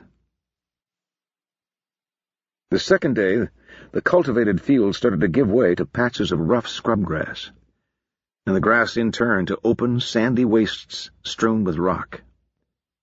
The streams that wound through the low valleys became narrower and farther apart, until they were dust-dry beds more often than not. Huge outcrops of rock, like jagged whales breaching through an ocean of sand and dust, took the place of the gentle hills they had found thus far. There was no definite boundary, but by the morning of the third day, Marcus could look back and ahead and see not a hint of green from horizon to horizon. On the morning of the fourth day out from Nahise, Marcus was roused from an uneasy sleep by Fitz, who knocked discreetly but firmly at the tent pole. Marcus had in fact gone to bed alone that night. The camp was abuzz with expectation of an attack or some other sign of resistance from the Desoltai, and he'd been up half the night waiting for the alarm to sound.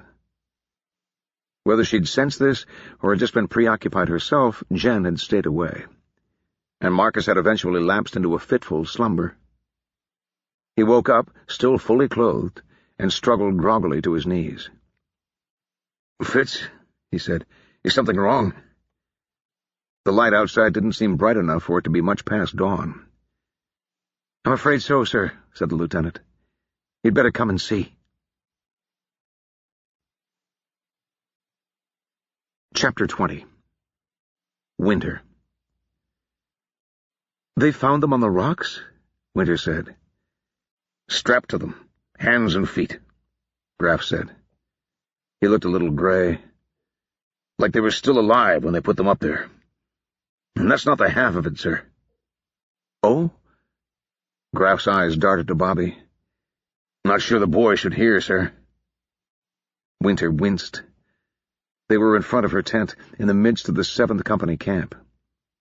No one was obviously listening, but she had no doubt a dozen ears were pricked up nearby.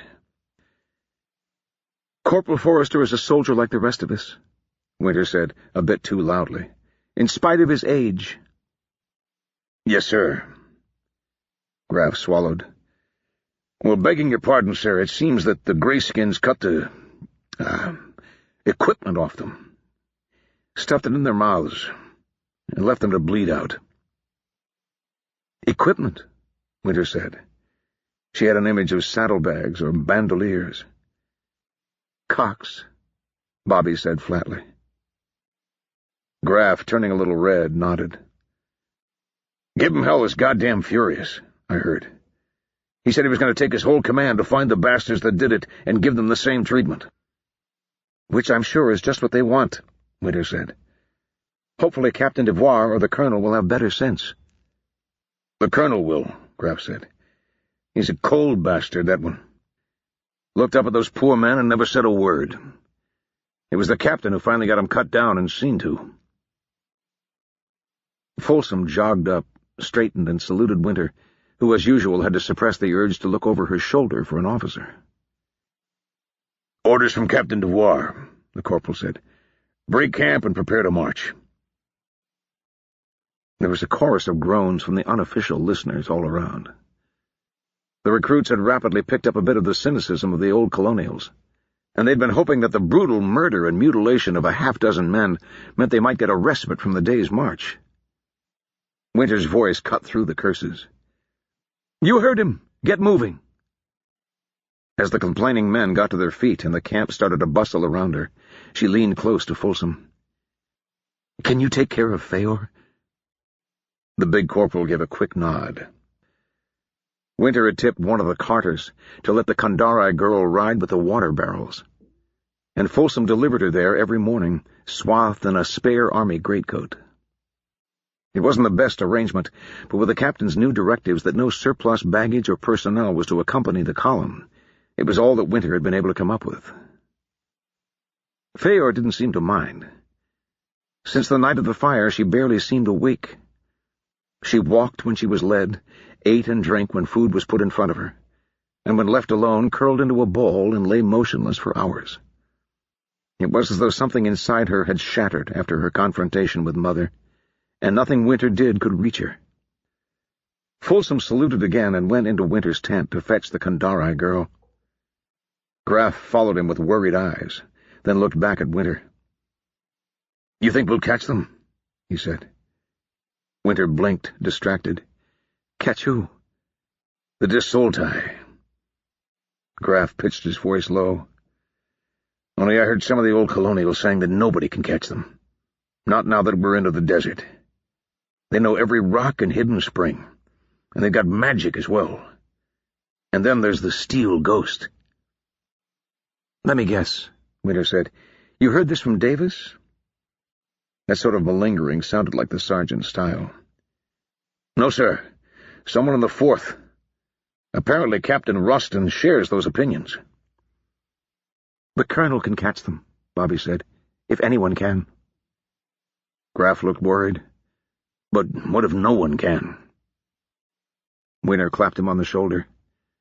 "Then we're in for a long march, aren't we?" The scouts they'd found without their manhood were the first evidence of the viciousness of the Disoltai, but far from the last. Every day Give 'em Hell took his cavalry out to screen ahead of the column, their sturdy Kandari-bred mounts struggling over rocks and sand.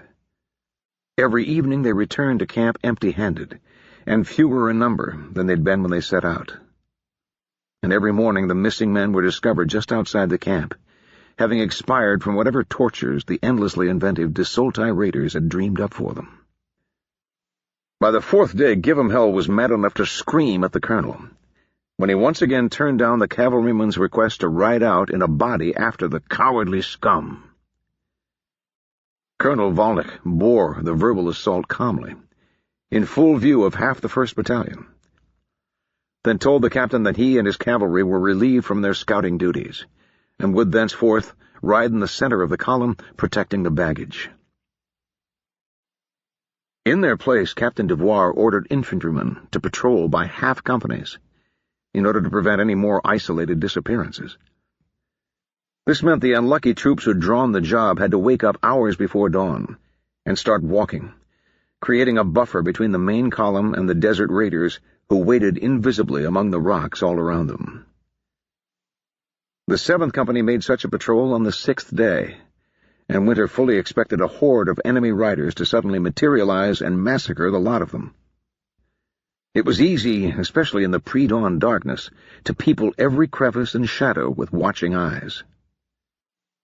What actually happened was worse in a way, although it happened on someone else's watch.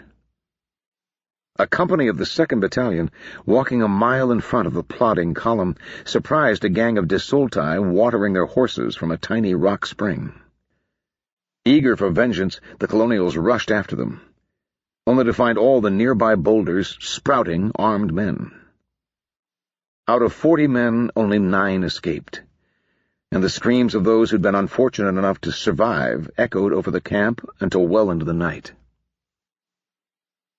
The next day, the captain issued orders that the patrols were not to engage the desulti under any circumstances, but rather to fall back from any contact until more forces could be brought up. This kept the infantry patrols out of ambushes, but made great sport for the desulti, who rode up in 2s and 3s to fire a few shots and watch the entire column grind to a halt as the lead battalion started deploying for battle. The rate of march slowed to a crawl, which meant that those soldiers in the center and rear of the army spent most of the day standing idle under the blazing sun. April had worn into May, and the days were steadily warming toward the unbearable furnace of the Kandahari summer. 10 days out from Nahise, the colonials camped in the lee of a massive rock formation. The desert was changing as they marched farther west, Winter had noticed. The rocks were getting bigger, but also farther apart, and the stony ground underfoot was drier and sandier with every passing mile.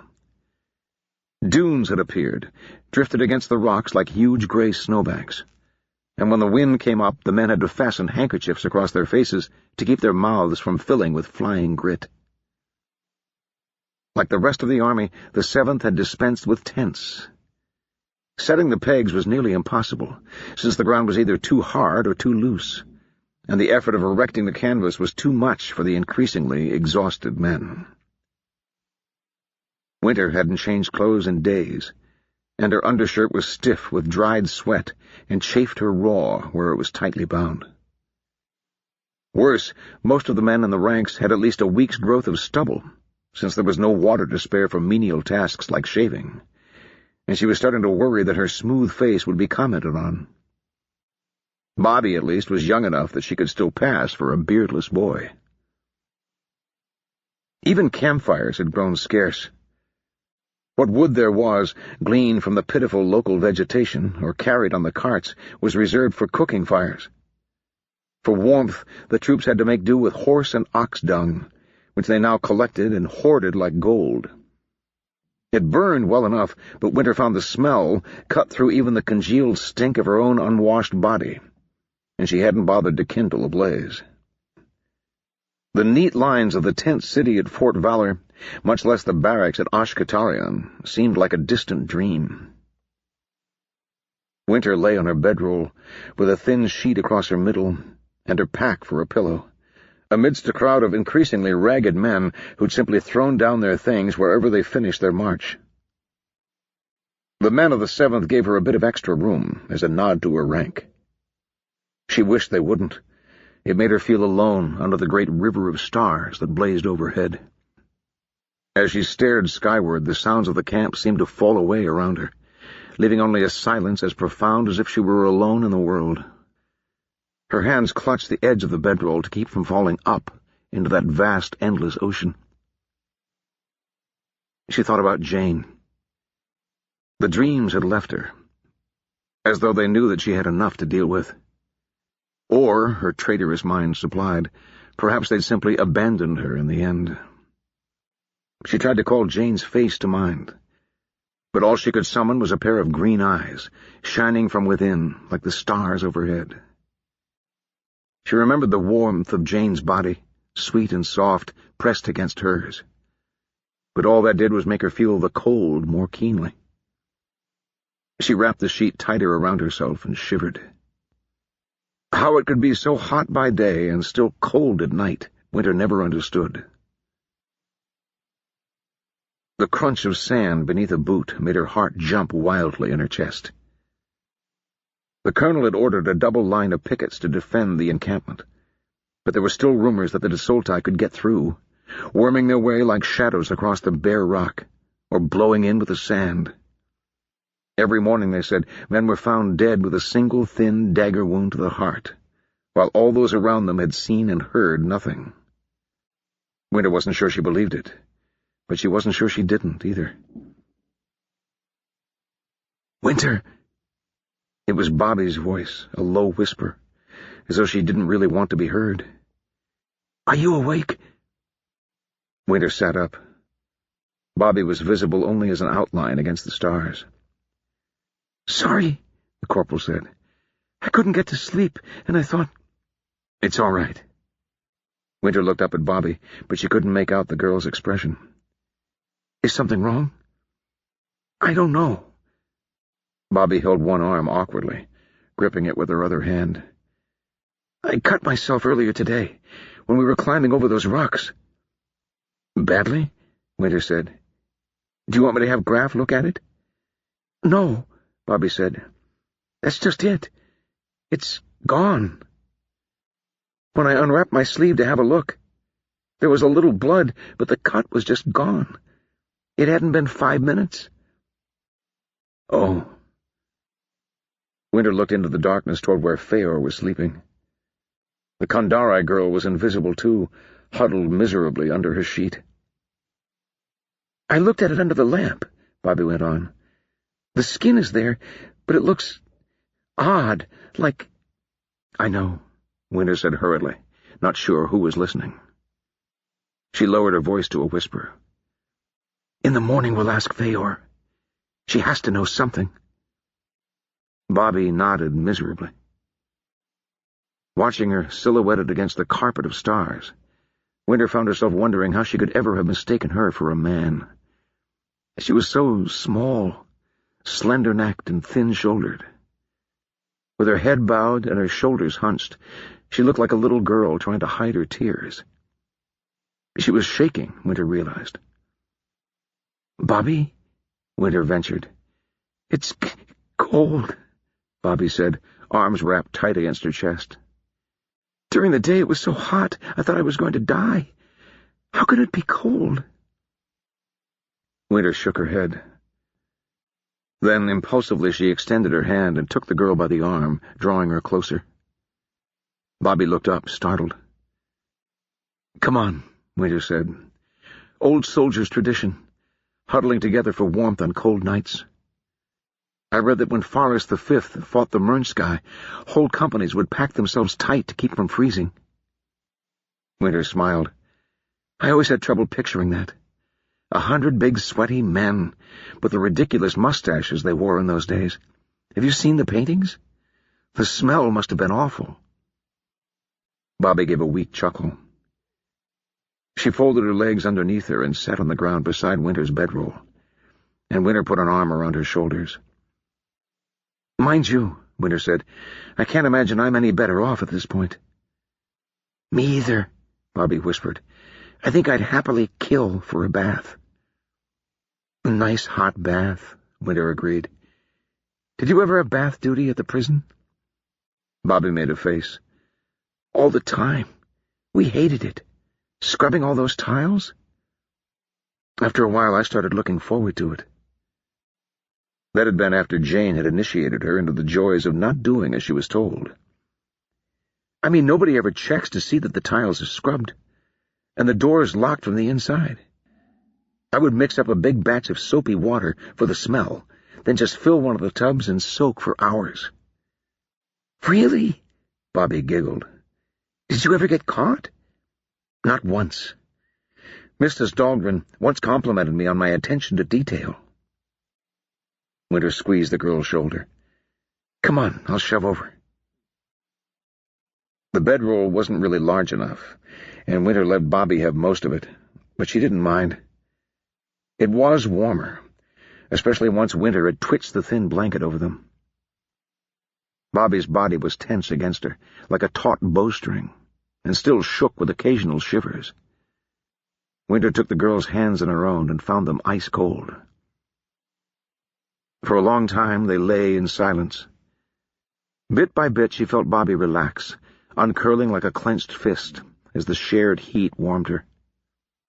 Winter let her eyes close and found herself on the point of drifting off.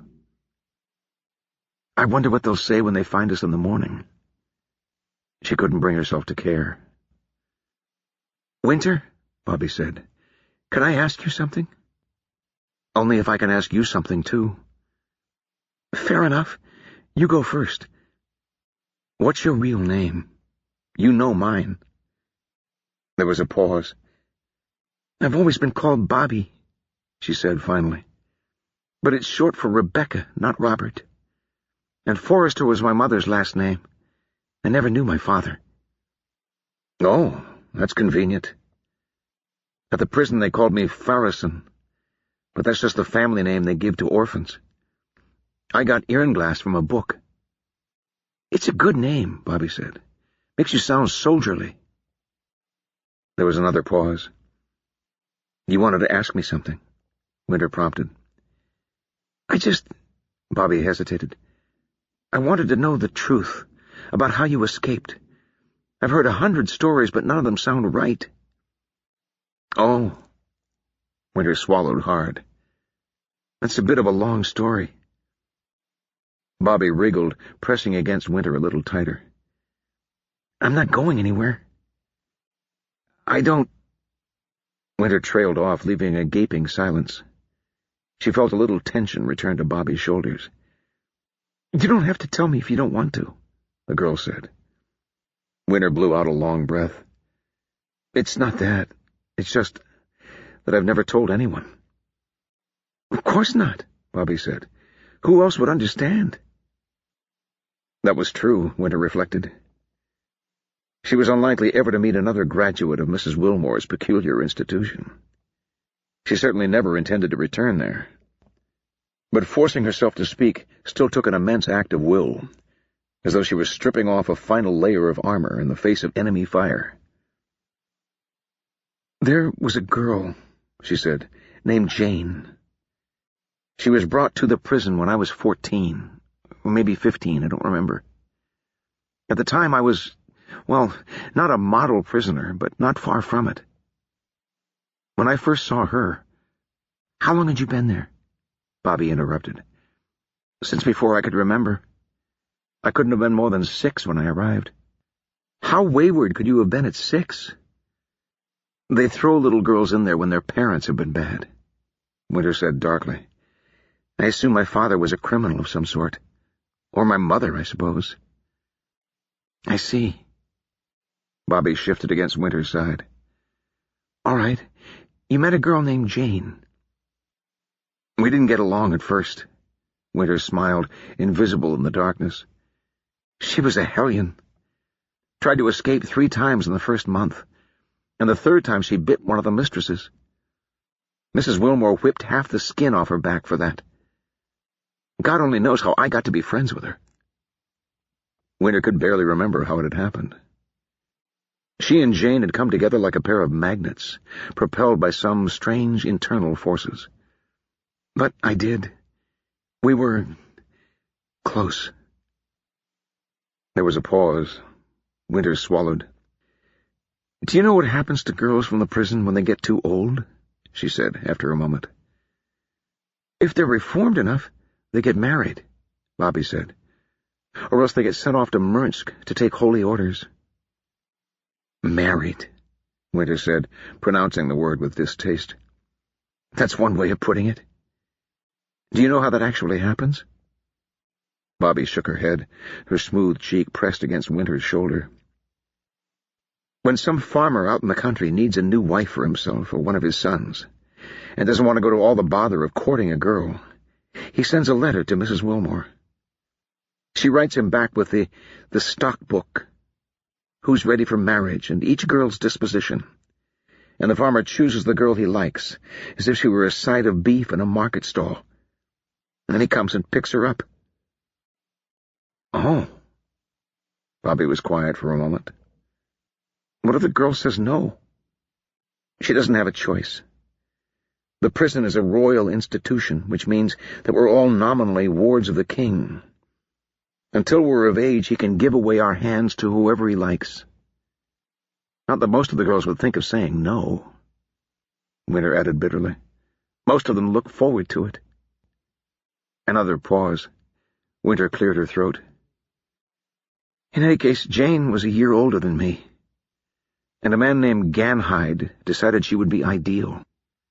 He was a real brute, bigger than Folsom and meaner than Davis. When we heard about it, Jane and I decided we had to run away.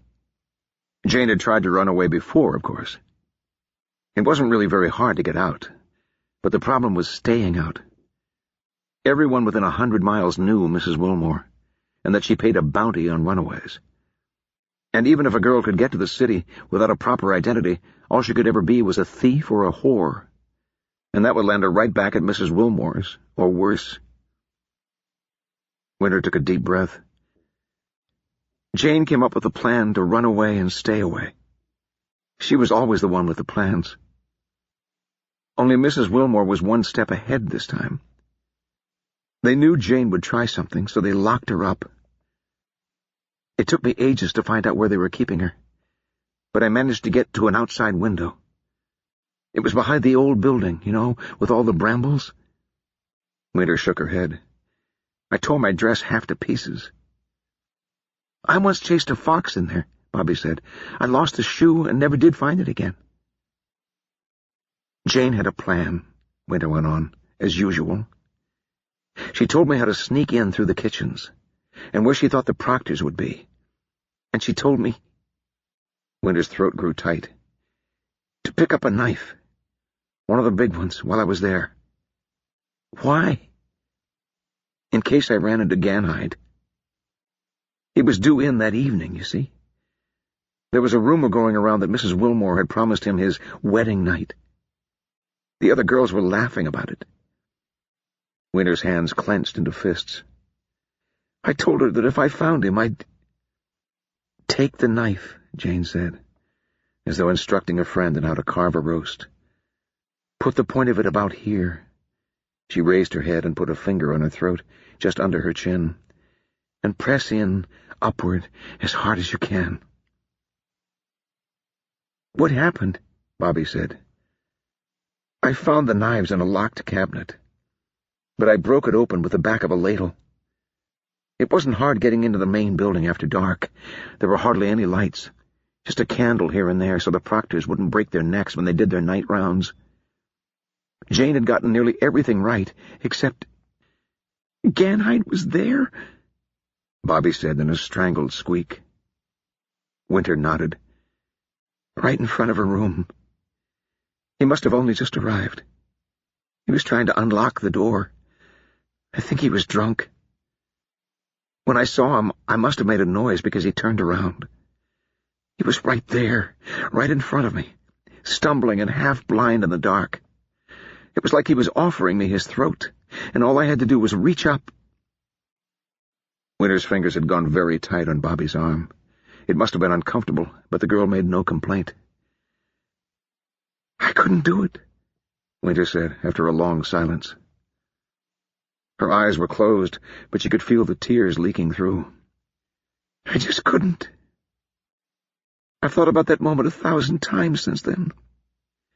I couldn't bring myself to kill a man, a brute, who was going to take my best friend and—" She swallowed. "And then I came here. And since then I've killed God only knows how many people just because they were fighting on the wrong side.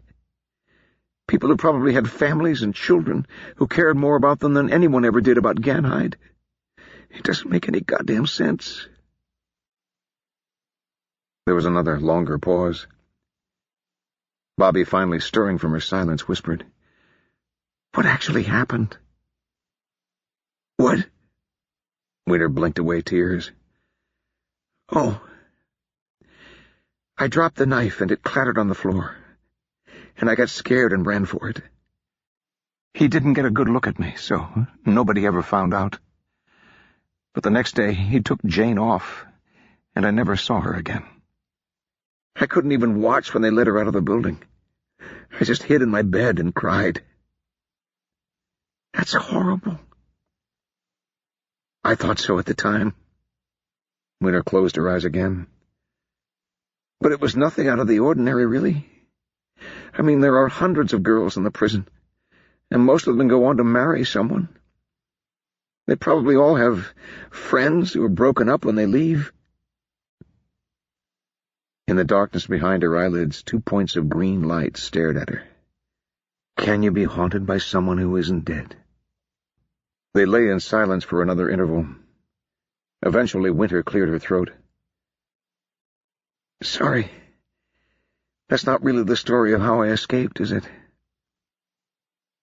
You don't have to go on if you don't want to. To be honest, the rest of it isn't much to tell. Jane and I had planned everything, and a couple of friends of mine helped out. I put together a knapsack, climbed the fence, and spent 2 very hungry weeks walking through fields and stealing food where I could. Eventually I got to Miel, where I knew the sergeants recruiting for Kandari service sometimes came. I made myself up as a boy, so I could work on the docks, and made a little money. When the sergeant did come by, I told him I'd run away from my father because he was a drunk, and gave him everything I had to take me on without proper papers. I nearly got caught on the crossing, but— Shh, Bobby hissed. She rolled over, and suddenly they were face to face, only inches apart. For a single frozen moment, Winter thought Bobby was going to kiss her. Her protest froze in her throat. The corporal sat up, tossing the sheet aside. I heard someone moving, she said. Someone getting up to take a piss, Winter mumbled, still slightly in shock. Or have the Desoltai finally come to slit our throats? Feor, Bobby said. Where's Feor? Winter rolled over herself. The other bedroll was empty.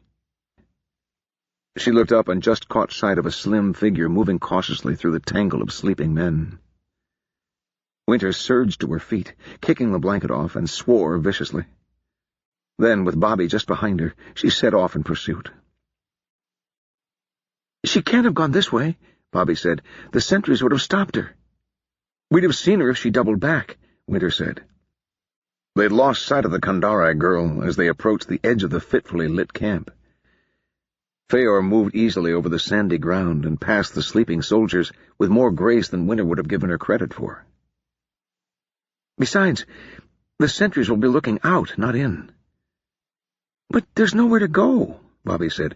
It's just rocks and sand. God only knows what she's thinking, but we better find her. The guards will probably shoot her if she tries to get back in.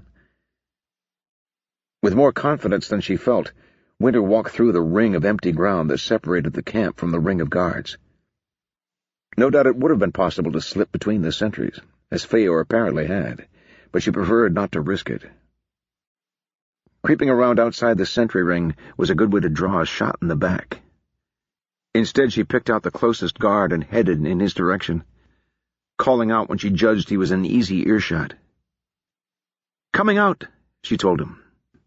The man, a soldier from Captain Roston's 4th Battalion, turned around with a belligerent glare.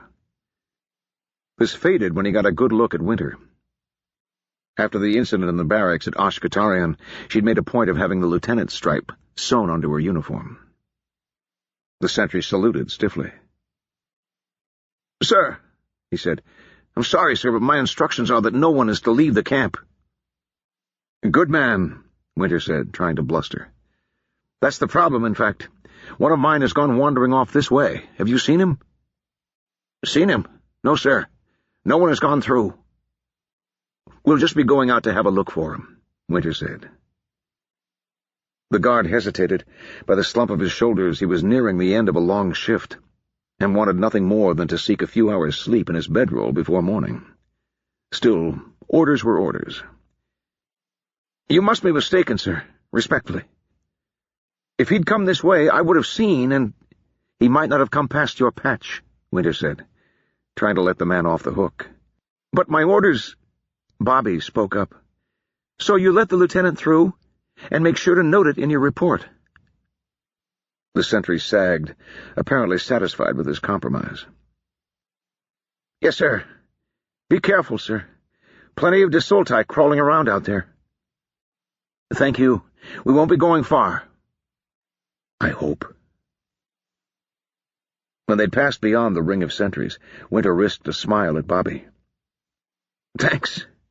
Has anyone ever told you you'd make a good sergeant?" Bobby patted her stomach.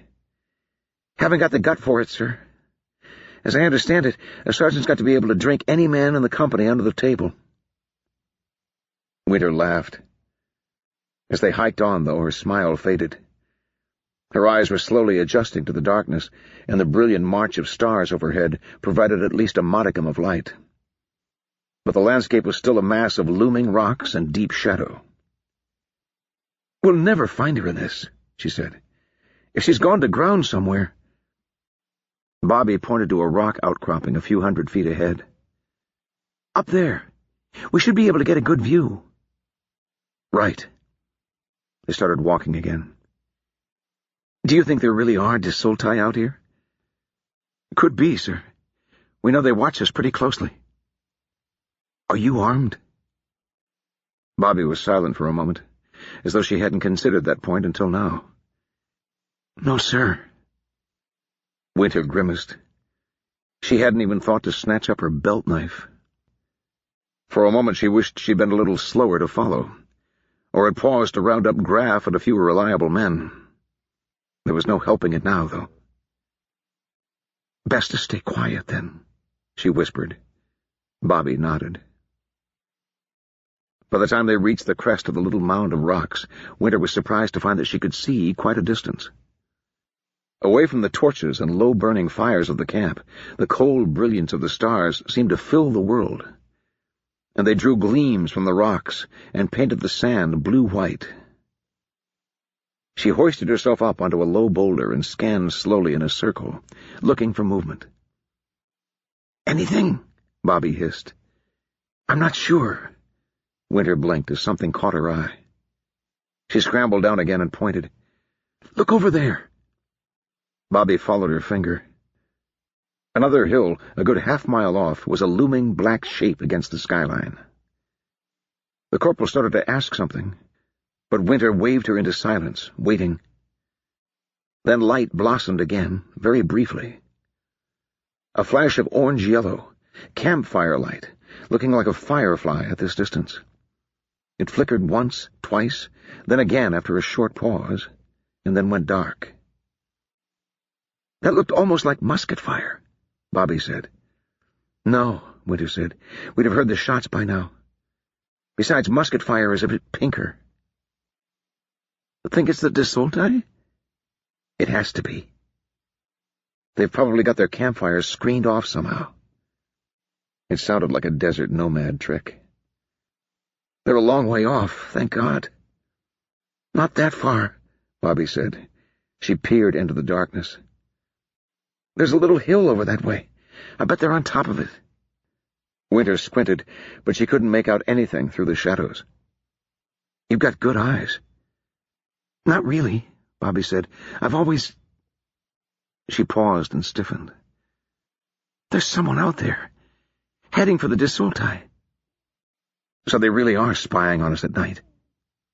"I don't think so," Bobby said. "A desulti would be mounted, wouldn't he?" "Probably." Winter glanced at Bobby in alarm. "You don't think—" "Beasts, balls, of course it's her. Come on." Bobby fell behind briefly as Winter scrambled down the rocky slope, moving dangerously fast in the dim light, but quickly caught up when she reached the bottom and started running across the sandy ground. "What in the hell does she think she's doing?" the corporal managed as she drew alongside. Winter grimaced. "I think I'm getting the idea." She had started running on pure instinct, without any kind of plan other than a vague hope that she might intercept Feor before the girl reached the hill. It quickly became apparent that this was not going to happen. By the time she and Bobby had crossed the flat ground between the two promontories, Feor, even Winter could see her now, a moving shape against the larger darkness, had started clambering up the slope toward the spot where they'd seen the light. Winter cupped her hands to call out, then thought better of it and kept running. They were only 20 yards away when a patch of shadow unfolded from the lee of a boulder and took hold of Feor by her still splinted arm, hauling her off her feet.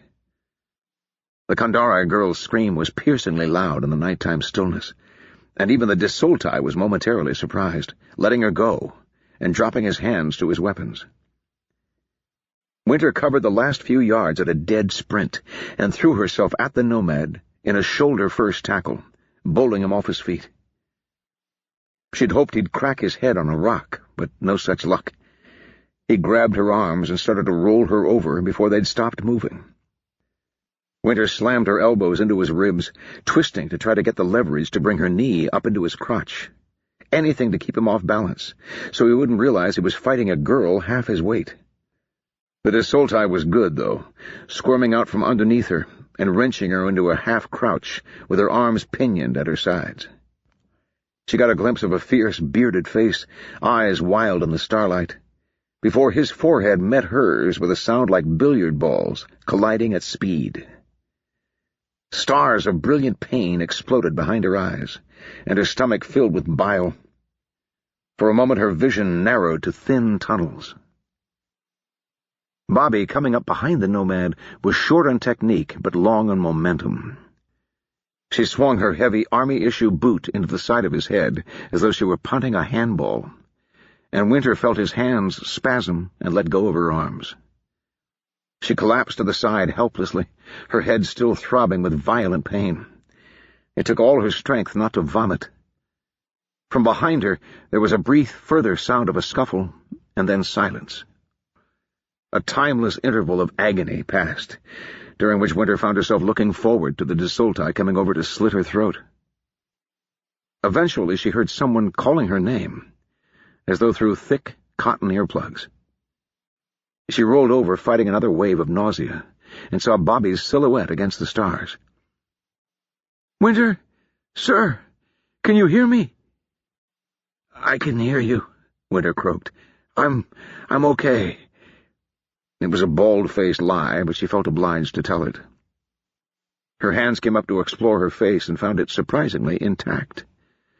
The nomad's headbutt had been slightly off target, or else it would surely have broken her nose. Her right eye was already puffy to the touch. "Where'd he go?" she managed. "Dead," Bobby said. "And Feor's okay." Winter sat up. The Desoltai was indeed sprawled motionless nearby. The hilt of a long knife, presumably his own, stuck up from his throat, just above his collarbone. Nearby sat Feor, huddled protectively around her injured arm. "We have to get out of here," Winter said. She grabbed Bobby's outstretched hand, and between them they managed to get her to her feet. Everyone for a mile around heard that scream. Bobby glanced at Feor. "I'm not sure she'll walk, sir." "Then we'll fucking carry her." Pain still throbbed in Winter's temples, and she could barely open one eye. "Come on." The Kandari girl didn't look up as they approached. Bobby prodded her shoulder cautiously and got no response. "What was she thinking, coming all the way out here?" Bobby looked up at Winter. "Was she trying to go over to the Desoltai? I thought they were going to kill her." "They would, which, I think, is what she wants." Winter switched to Kandari. "Stand up." "No." Feor's voice was tiny. "Leave me." "I told you to stand up." When she didn't obey, Winter nodded to Bobby, and they hauled Feor to her feet. She hung between them, limp as a rag doll. "I don't understand," Bobby said. "You think she wants to die?" Winter spat. "Just as her mother ordered." "Oh." Bobby was silent a moment. "If she's going to kill herself—" "She can't kill herself." Winter gave a vicious chuckle. "Suicide is a terrible sin by Kandari lights, but she can try to get herself killed." "Just leave me here," Feor whispered. "If the Desolti do not return, it will not be long before the desert takes me." "The hell I will," Winter said in Kandare. "I need you. We need to know what's happening to Bobby." She paused for a moment, then continued in a softer tone. "Besides, your brother gave you your life back, didn't he? Are you going to throw that away?"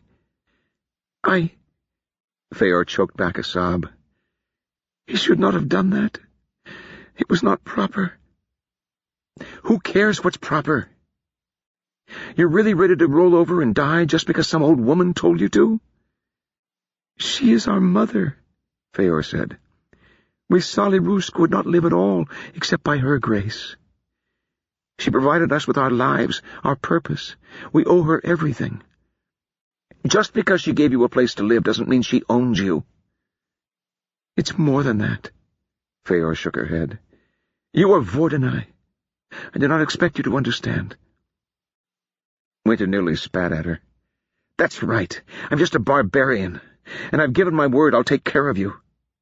Now am I going to have to drag you back to camp, or are you going to walk?" Feor climbed shakily to her feet.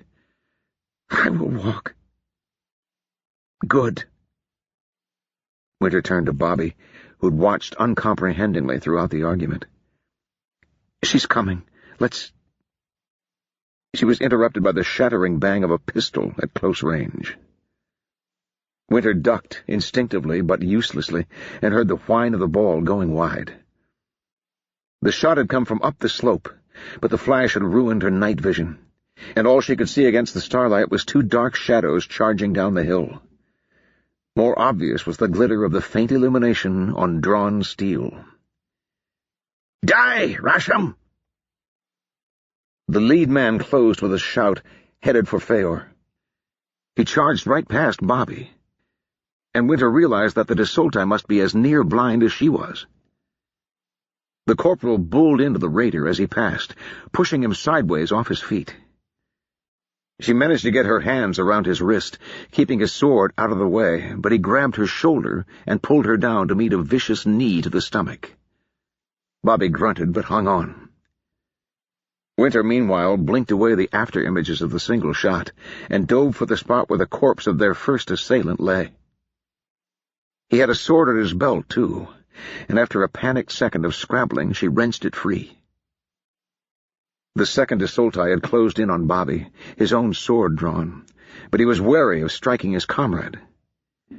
He reached out with his free hand and grabbed the corporal by the back of the collar, wrenching her free and tossing her roughly to the ground. That left the first raider stumbling backward, off balance, and Winter surged to her feet and went after him. He barely saw her coming in time to bring his blade around in a desperate attempt to parry, but Winter threw the whole weight of her body behind the thrust, wielding the curved Desolti weapon like a lance. It struck the raider high in the chest and sank half a foot of steel in him, and he went down without a sound. His own weapon dropped from nerveless fingers, and Winter abandoned hers and snatched it up. She looked up in time to see Bobby on her feet again, backing away from the other Desolti. He advanced cautiously, burdened by some kind of heavy leather pack, but when he finally understood that she was unarmed, he charged. Bobby tried to feint to one side, then dove the other way, but the raider followed with a swordsman's grace, and intercepted her with a vicious overhand slash. The girl hit the ground with a spray of blood. Winter wanted to scream, but she didn't have the breath. She came up fast behind the Desolti. His pack blocked her from a straight thrust into his back, so she went low, swinging two-handed for his legs. The weighted Desolti blade bit deep, and the force of the blow snapped the bone and took the leg out from under him. He fell on his face with a muffled shriek, sword spinning away. Winter wrenched her blade free and circled him, lining up carefully on the back of his neck, and chopped down hard. The blade bit deep and refused to budge, and so she let go and took a step back while the man's convulsive throes subsided. "Shit," she said, when she had enough breath to speak aloud. Then louder, "Shit!" She skirted the dead man and hurried to where Bobby had fallen. She lay on her stomach, surrounded by a dark stain on the dusty ground. Winter knelt and rolled her over, already dreading what she would see. The heavy downward cut had opened her from collarbone to navel, and the tattered edges of her torn uniform fluttered loose, already soaked in gore. But underneath the blood there was something else. Light was seeping out, a soft white glow tinted with aquamarine, all along the cut. It spread as Winter watched, as though Bobby had starlight in her veins instead of blood. Mild at first, it swelled quickly to an actinic glare, almost too bright to look at, then began to fade. Bobby twitched, arching her back, fingers scrabbling in the bloody sand. Then she drew a long breath and let it out, and her body went limp. The breath caught in Winter's throat for a moment, but the girl's breathing was slow and regular, and the flow of blood had stopped entirely. Obscariat. Winter hadn't heard Feor approach, but the girl spoke from just behind her shoulder. She truly has become the guardian. I did not think... She trailed off. Winter tore a piece from Bobby's shirt and mopped carefully at the blood, until she could see the flesh beneath. Somehow she knew what she would find. Where the Desoltai weapon had done its vicious work, the flesh was now whole, the skin unbroken, but with the color and glittering black specks of marble. "She'll be all right?" Winter asked Feor. When the girl nodded, Winter let out a shaky breath. "Will she wake up soon?" "I do not know." Feor frowned. "She is no servant of our gods. I thought that the spell would reject her in the end, but now—" Another sound, rolling across the plain, drew Winter's attention away. It was like distant thunder, or the skirl of a company full of drummers barely brushing their instruments. She turned to look back toward the campfires of the Vordanai encampment, and found that the night was alive with tiny flashes. They were white, tinged with pink, and she could already see columns of smoke rising against the stars. "You see," she said to no one in particular, "that is musket fire." Chapter 21. Marcus. Marcus woke to the faint gray light of dawn, the warmth of Jen pressed against his side, and the sound of urgent knocking at his tent pole. "Come in," he called automatically, already sitting up and groping fruitlessly for his uniform coat.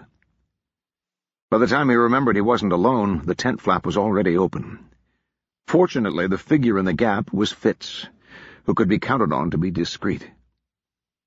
"Sir," he said, "you have to get up now." Something in the lieutenant's tone jolted Marcus's mind to full awareness faster than a hot cup of coffee. Fitz never shouted, unless it was to be heard over the noise of battle, but now he gave the strong impression that a lesser man would have been screaming. "I'm up," Marcus said, rolling off the bedroll. He found that he was naked and started hunting for his underthings. "What's going on?" "Desoltai, an ambush." Marcus paused for a moment, listening. No rattle of musket fire broke the pre-dawn stillness. Fitz, apparently reading his mind, shook his head. "Not here, about a mile farther on."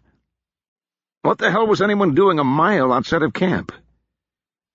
"Captain Roston," Fitz said, "led his battalion—" "God's damned fucking Odric!" Marcus roared. "Is he—" "Never mind, fill me in later. Tell the drummers to beat assembly. Have you woken the colonel?" "Colonel's not here, sir." Marcus blinked, then remembered his brief conversation with Giannis the night before. The colonel was off on another of his wool-gathering expeditions. Of late he'd taken to spending every night outside the camp, perched on one of the rock formations, with only a small escort. Marcus had complained, but Giannis had been adamant.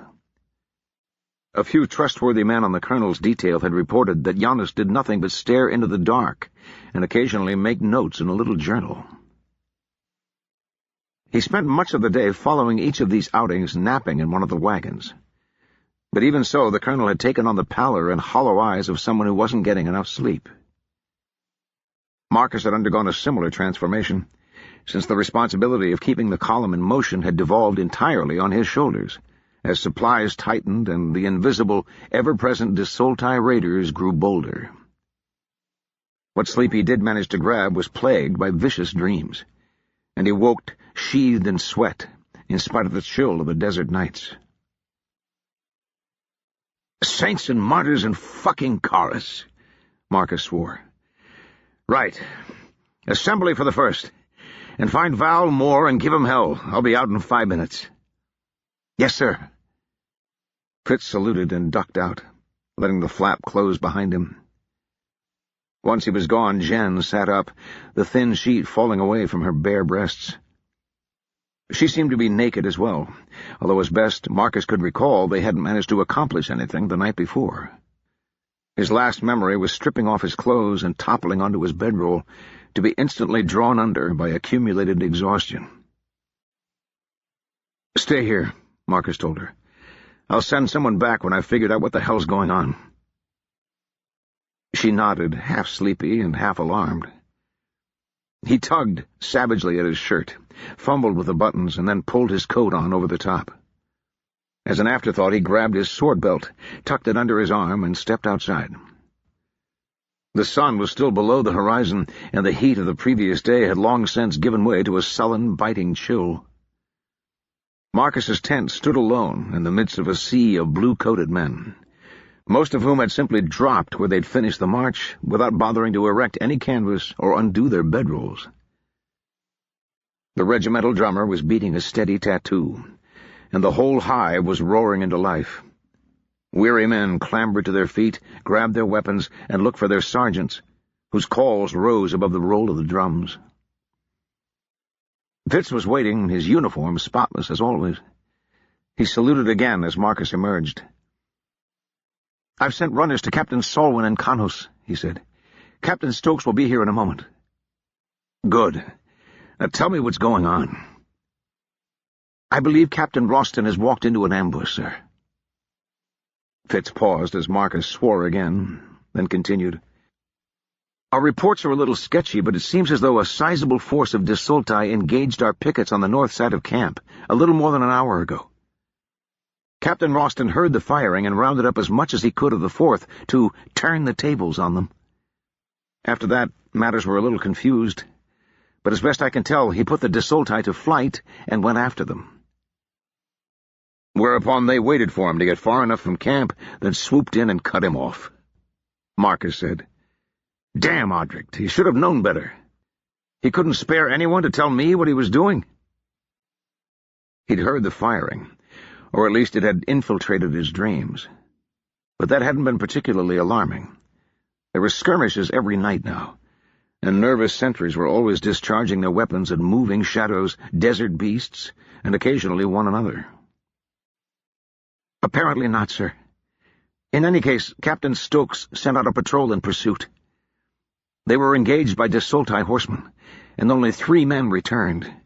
But they reported that Captain Roston and his men had taken shelter in a rocky stretch and were holding their own, but that they were pinned down by heavy fire from all sides."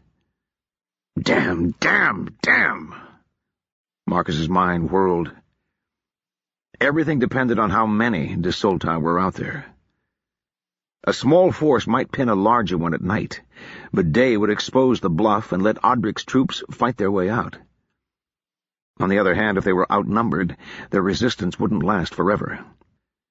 No matter how good the ground they were defending, eventually they'd run short of ammunition, and be forced to either surrender or be slaughtered. And God forbid the Desolti have a cannon or 2 up their sleeves. Any more bad news? Just one piece, sir. The cavalry reported that the Steel Ghost himself is leading the attack. Their sergeant claims to have seen him personally. Spectacular. If the Ghost was there in person, that meant it wasn't merely a spoiling attack, which in turn meant that any effort at relief would have to go in considerable force. He turned to find Val trotting up, with Moore close on his heels. The former looked red-faced and out of breath, while the latter, by his expression, was angry enough to spit lead. Have you two been apprised? Marcus said. More or less, Moore growled. Do you ever get sick of pulling Audric's chestnuts out of the fire? The thought has occurred to me, Marcus admitted. But there are at least 600 men out there with him.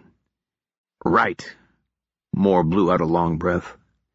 So what do we do? I'm taking the 1st and the 3rd out in support. In the meantime, Val, set up a line here at the camp with the 2nd and the artillery. Once we break through to Audric, we'll fall back on you and see how the Desolti like the taste of canister. Val's expression was sour. Has it occurred to you that this could all be a trap? It was a trap, Moore said, and Audric walked right into it. This is the steel ghost we're dealing with, Val said. There may be more to it than that. Marcus raised a hand to cut off the debate. I've thought about it, but we haven't got any choice. We can't just leave the 4th. I know, damn it, Val said. He ran his fingers along his pencil mustache, smoothing the ends. It just feels wrong. I can't put my finger on it. This whole damn trek feels wrong, Moore said. Where the hell is the colonel, anyway? Out doing whatever it is he does at night, Marcus said, without trying to disguise his bitterness. Which reminds me, Val, find him and bring him in.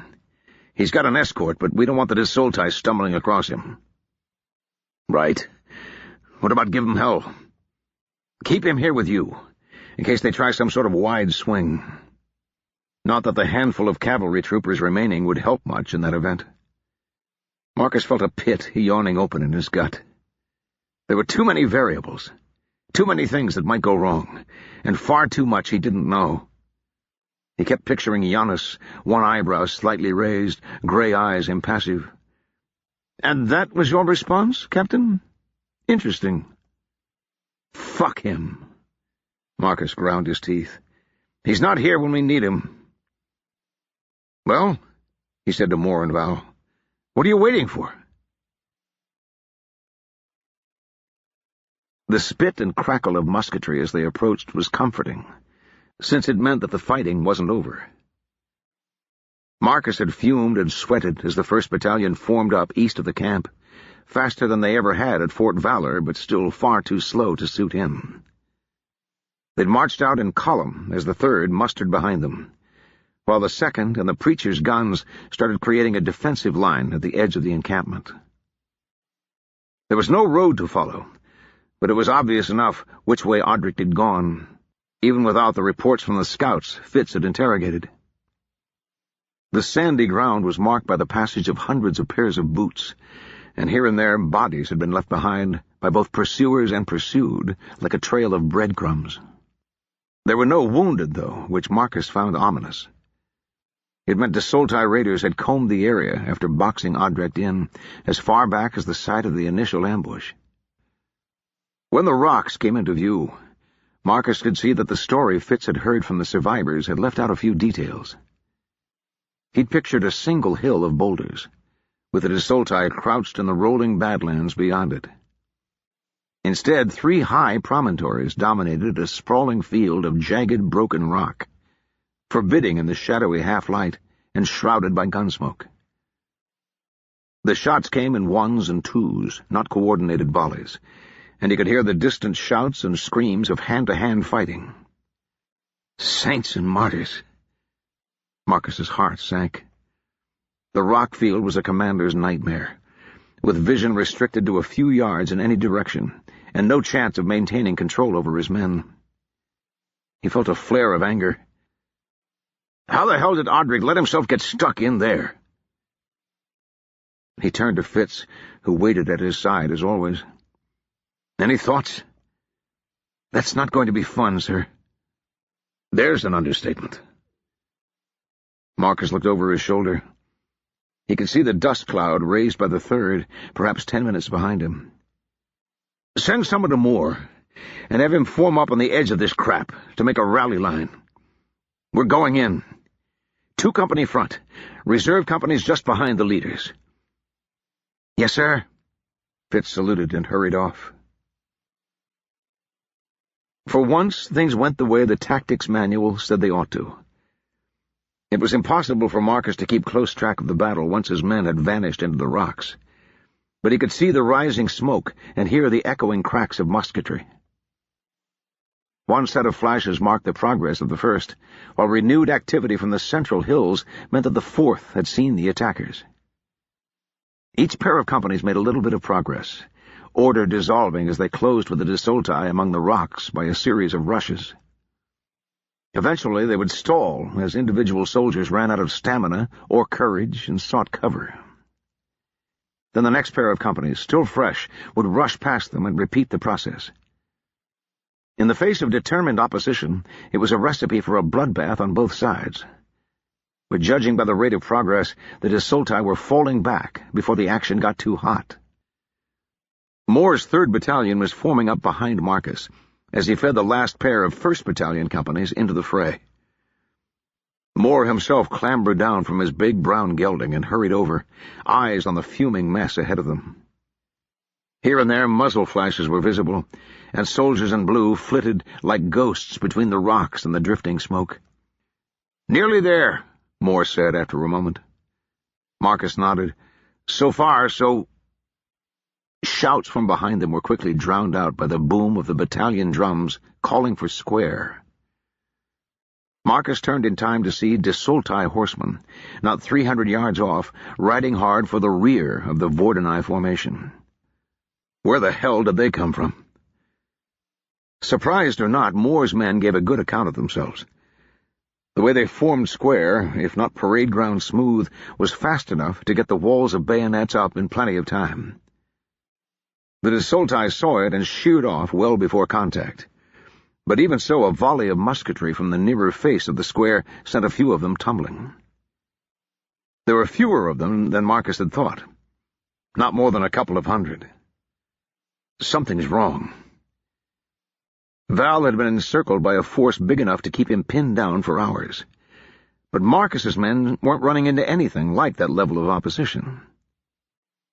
Moore, evidently thinking along the same line, said, "Think they saw us coming and ran for it?" "Maybe," Marcus frowned. "Maybe they're hoping we'll get strung out on the way back." "Hellfire! It's going to be a long march if they follow us the whole way." Marcus nodded. Then, catching sight of a familiar figure approaching the square, he hurried over. Men of the 1st and 4th Battalions were emerging from the rocks in small groups, while their officers began the wearying process of sorting them out. Among the first to arrive was Audric, with Fitz in tow.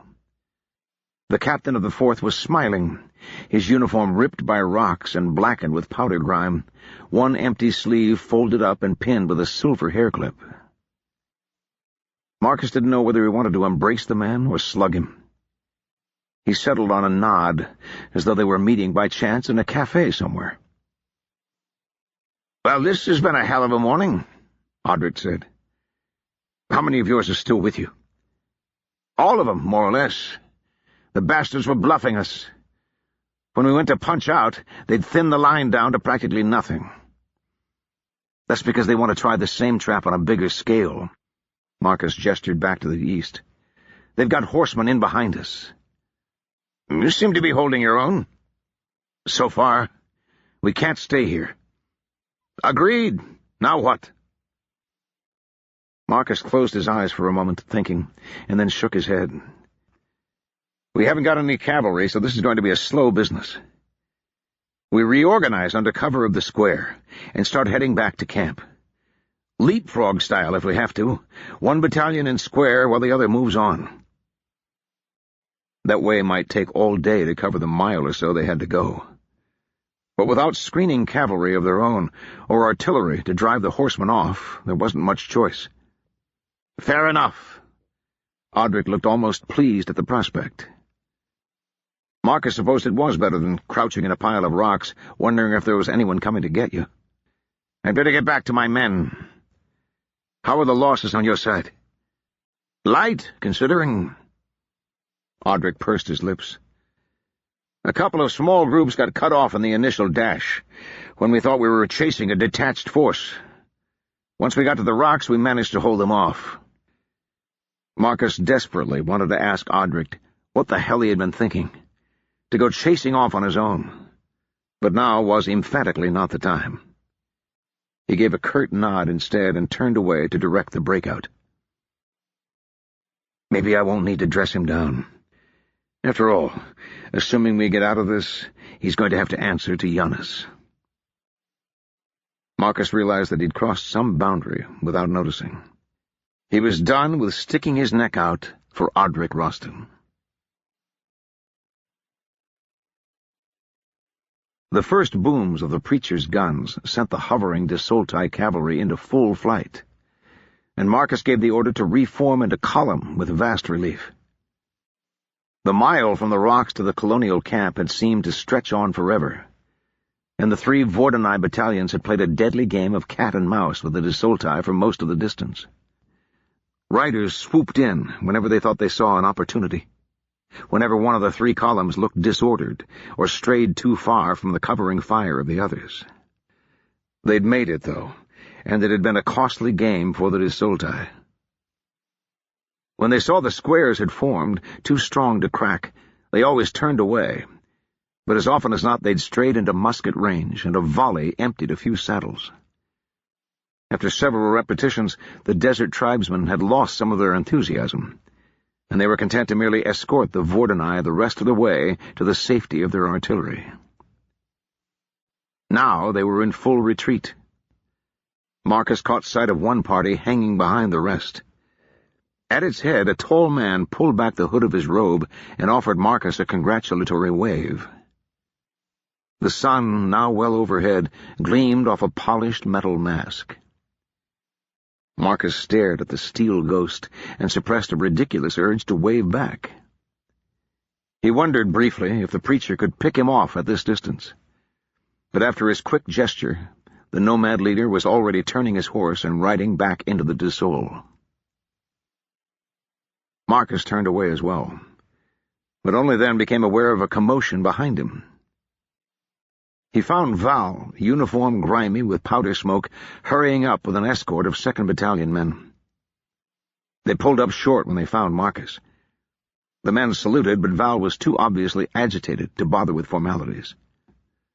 One hand tweaked the end of his mustache with such force, Marcus thought he was trying to pull it off. "Good work," Marcus said. "Looks like the steel ghost doesn't have the stomach for charging a line of guns." He paused, feeling a sudden, unpleasant premonition. Val wouldn't have gotten so grimy from a few cannon shots, unless he'd been standing right next to the gunners. "What's happened?" "I'm sorry," Val said. "I didn't know what else to do. I didn't—" Marcus raised his voice, aware of the listeners on all sides. "Captain Solwyn!" "Sir!" Val said automatically, straightening up.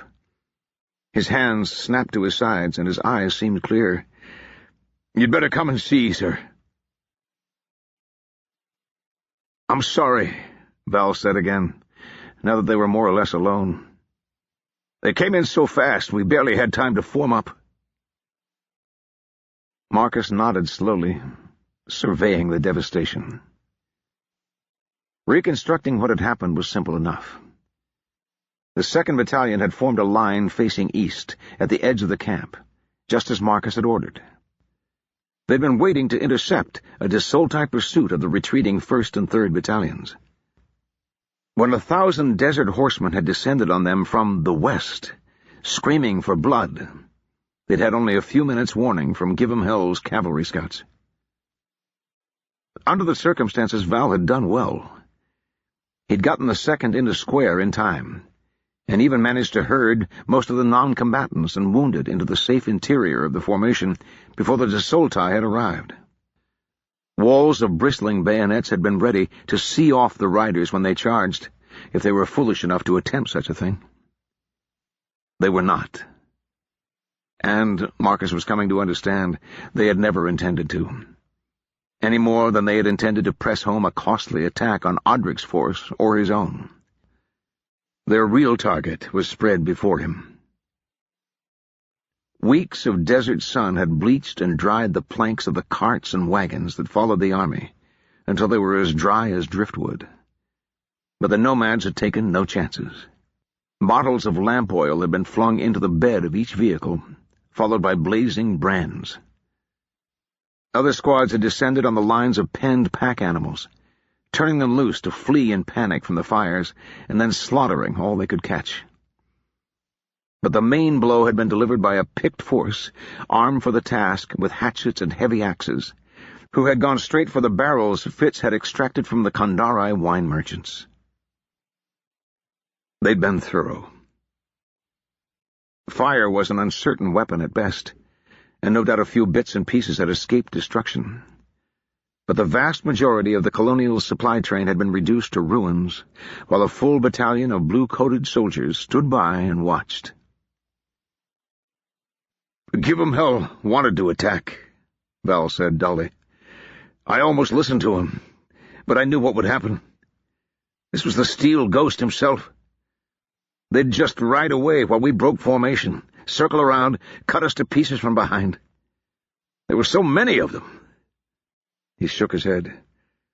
"Maybe you could have thought of something, Marcus. All I could do was watch." "I wouldn't have had any ideas," Marcus said. He meant it.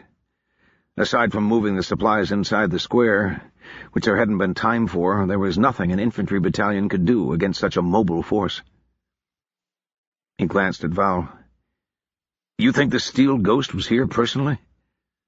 "I saw him myself," Val said, "leading the squad that smashed the water barrels, riding a big black stallion.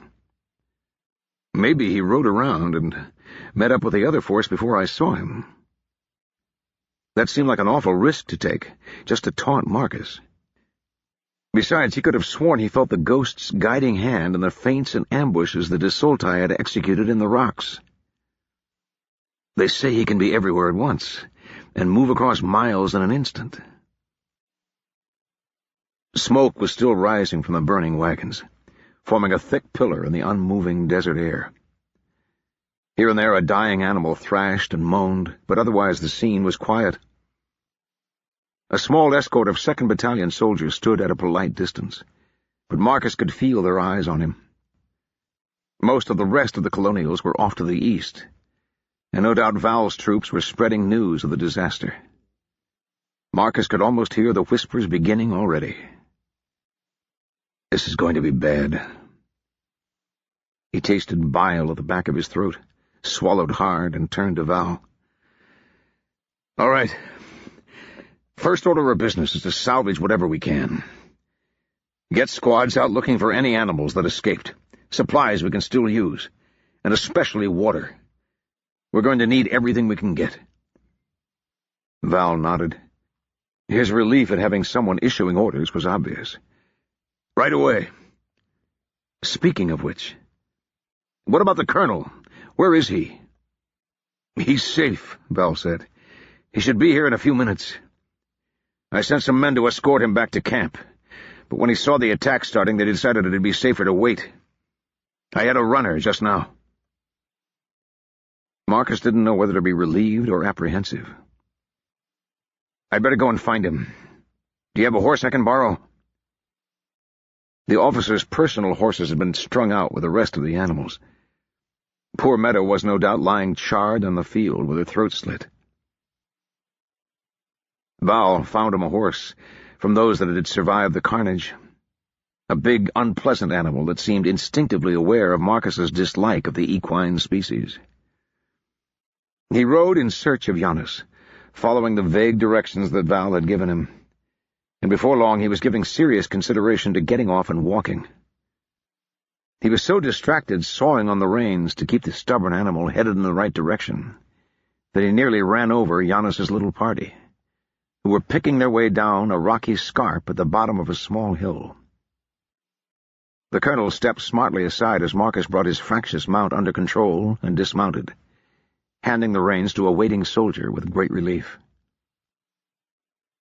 That feeling evaporated instantly as he turned to meet Giannis's cool, gray-eyed stare. Marcus stiffened to attention and snapped a crisp salute, which the colonel acknowledged with a nod.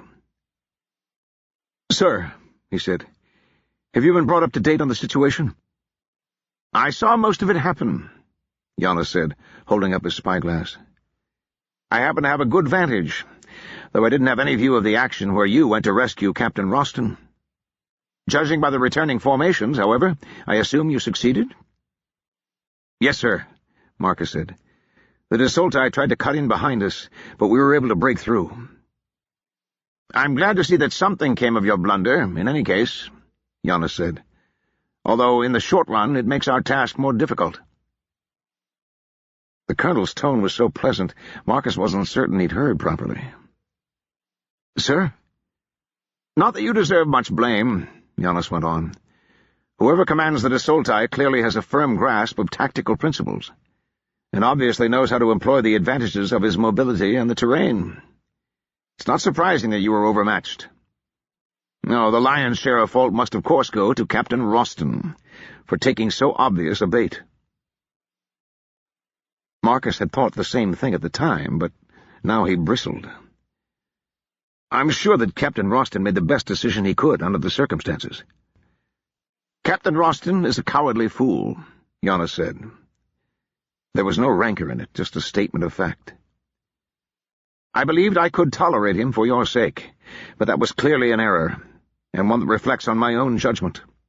You see, Captain, none of us escapes censure." Ignoring Marcus's stunned expression, Jonas stepped away from him, looking down at the still-smoking camp. "That's something to consider in the future, however. For the present, we must work our way out of this predicament. Fortunately, we have options available to us. Have you completed your survey of the remaining supplies?" Not yet, sir." Marcus was still trying to digest what he'd heard. Jonas apparently blamed him and Odric for the whole disaster, and yet he didn't plan to do anything about it. Not for the present, anyway. He forcibly redirected his thoughts onto a more practical path. "Captain Solwyn's men are still searching the wreckage. At a guess, we'll have quite a bit of food left, but as to water, certainly the more problematic of the two. A man can go a week without food, but a few days without water will kill as certainly as a musket ball. I want you to organize a detail of trustworthy men immediately, and collect the canteens and water skins from the men." "Sir?" "We're going to need every drop, Captain, and it's going to have to be rationed. Leaving it in the hands of the rankers only assures that it will be wasted." "Most of those men have been fighting all day," Marcus said. "They're not going to be happy about this." "I assume they would prefer to be unhappy and alive to the alternative. Do it.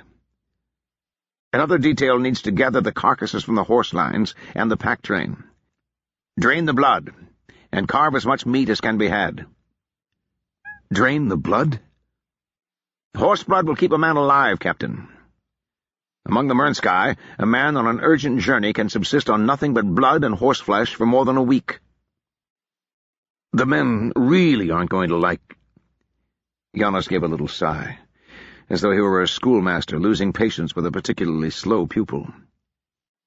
"Captain Devoir, I wonder if you fully understand the predicament that you and your friend, Captain Roston, have created." "I know. We are in the Great Desoul," Jonas continued, cutting him off. "We are at least a week's march from the nearest known source of fresh water, even allowing for forced marches. And I estimate we'll have less than 2 days of half-water rations remaining. We are surrounded by hostile forces, under an extremely capable commander, who has deliberately created the situation and will certainly be standing ready to exploit our increasing weakness. If we do not act decisively, all that will remain of this army will be a pile of bleaching bones." Marcus gritted his teeth. "What should I have done?" "Excuse me?" When Captain Roston took the fourth after the Desulti, what should I have done, if going after him was such a mistake?" Jonas blinked, as though the answer was so obvious he was astonished Marcus had to ask the question. "You should have let him go. Kept your men close to the camp, defended the supply train, and carried on with the march." "Sacrificed the entire 4th Battalion, in other words," Marcus said. "Yes," Jonas said. "Sacrifices are sometimes necessary, to ensure the success of a campaign." His gray eyes glittered. "Besides, if you cared about the welfare of those troops, you would have allowed me to replace Captain Ralston with someone more competent." Marcus had never wanted to hit someone so badly in all his life. Instead, slowly, he saluted. "Yes, sir." The gory work of carving and jointing the dead animals went on all through the rest of the day, and into the night, with crews of soldier butchers working by the light of improvised torches cut from the remains of wagons. Barrels that had survived the attack with only minor damage were patched and filled with steaming blood, while other teams carefully extracted the dregs from smashed containers and combined them with the water from the canteens and water skins collected from the unwilling rankers. They still didn't have a precise accounting, but Marcus could already see it would be a pitifully small collection. And then this. Marcus stared at the stark white paper, neatly creased, that Fitz had delivered to him under the colonel's seal. One edge was torn where he'd opened it in haste. "He can't be serious," Marcus said dully. "In my experience, the colonel is always serious," Fitz said. "I know."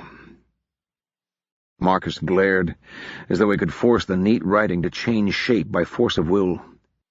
"Tomorrow morning the colonials will continue the march northeast by north." He looked up at Fitz. "This is going to be trouble." "The water situation?" "Not just that. When the news of this gets out—" The lieutenant nodded. "I've already received messages from Captain Solwyn and Kanos. They want to see you." "I'll bet they do. Go and tell them to come over. And Odric, too." Then Marcus hesitated, embarrassed. "Sir?" "See if you can find Jen," he said.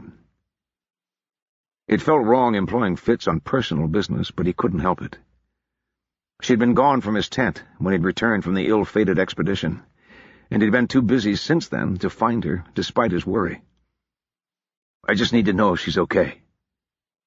"Of course, sir," Fitz said. He saluted and slipped out. It wasn't long before Val and Moore arrived. The former had changed into a clean uniform and applied fresh wax to his mustache, while the latter was still in the grimy coat he'd worn in the battle. Both clutched their own copies of Giannis's orders. Moore waved his in Marcus's face, the creased paper flapping like a broken-winged bird. "What the hell is this?" he exclaimed. "Orders," Marcus managed to say. He gestured for the pair to sit.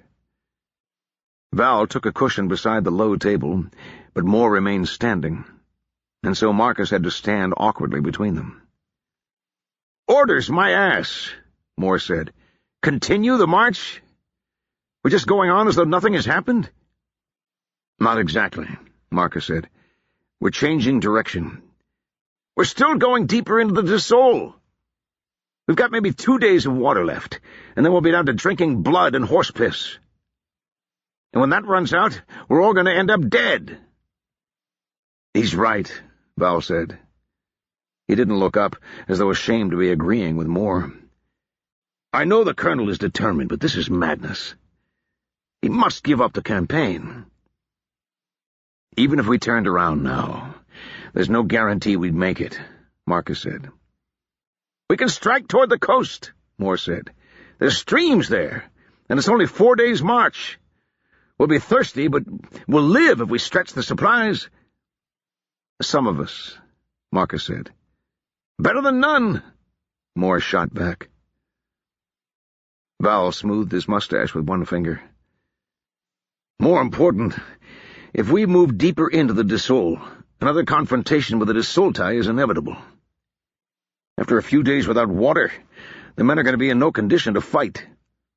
If we retreat, we may be able to regroup and resupply."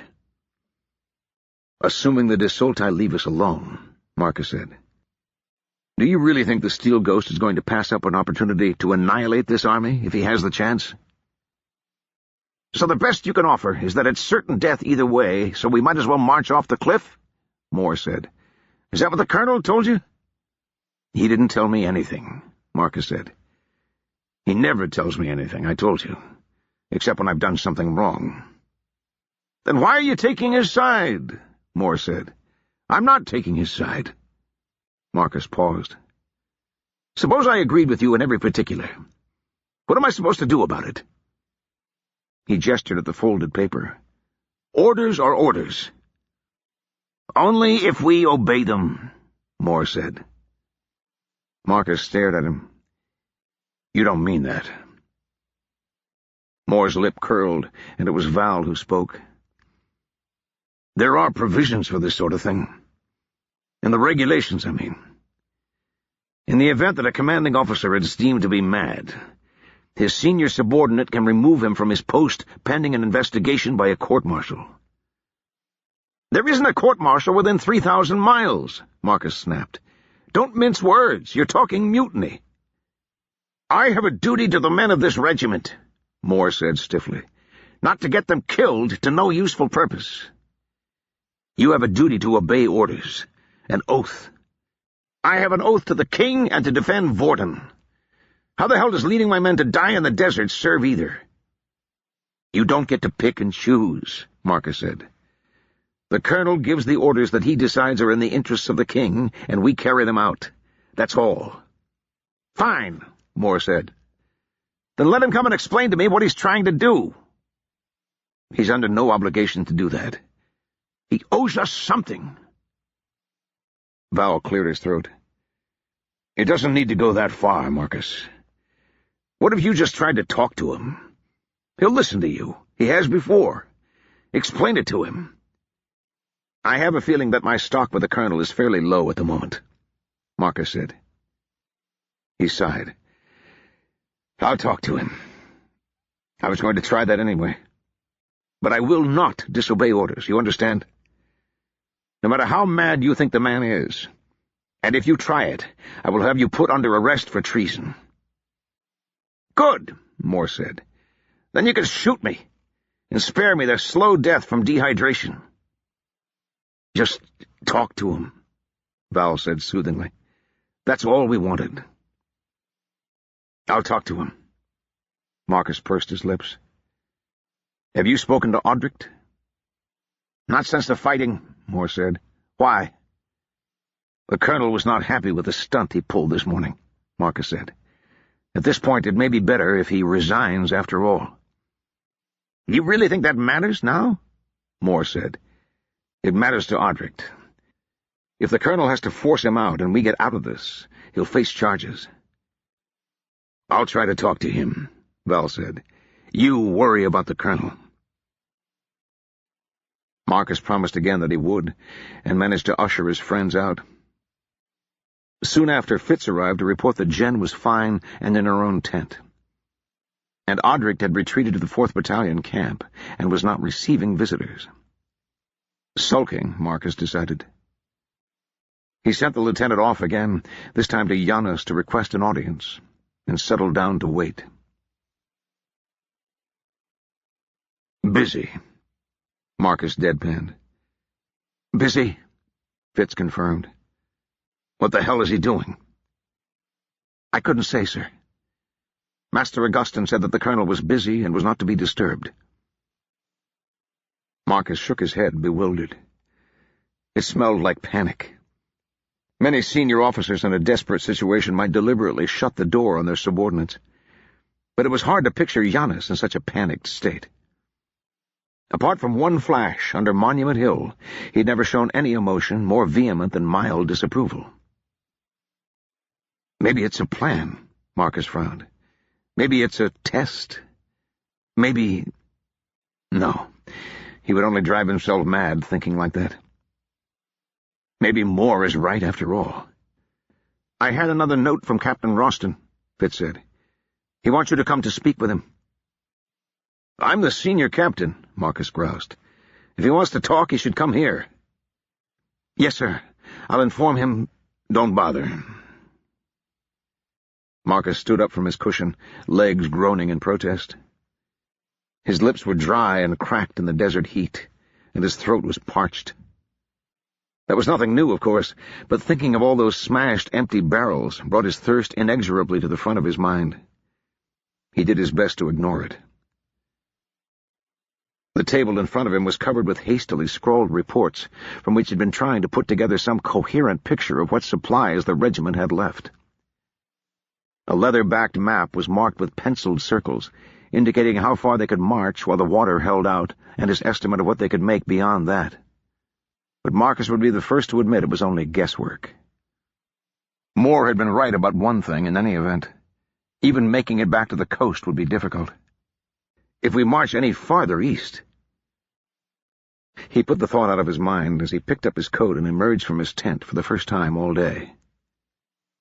The encampment outside bore little resemblance to the usual neat army camp town. Most of the tents had gone up in flames with the rest of the supplies, and order had decayed badly in the aftermath of the morning's fighting. Each battalion was sprawled in a rough circle, working to light fires in anticipation of the night's chill. The sun was sliding toward the horizon, and the reddening light turned the rocky ground the color of rust. Eyes followed Marcus as he picked his way through the 1st Battalion troops, and headed in the direction of Odric's 4th.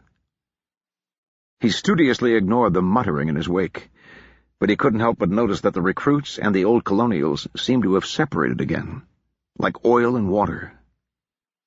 The recruits sat around the fires, but the veterans drifted to the shadowy spaces in between, holding earnest, whispered conversations in small groups.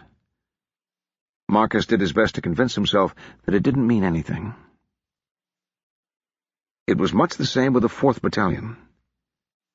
Odric's tent was one of the few still standing, and Marcus made his way through the scattered troops to reach it. The stairs here were considerably more hostile.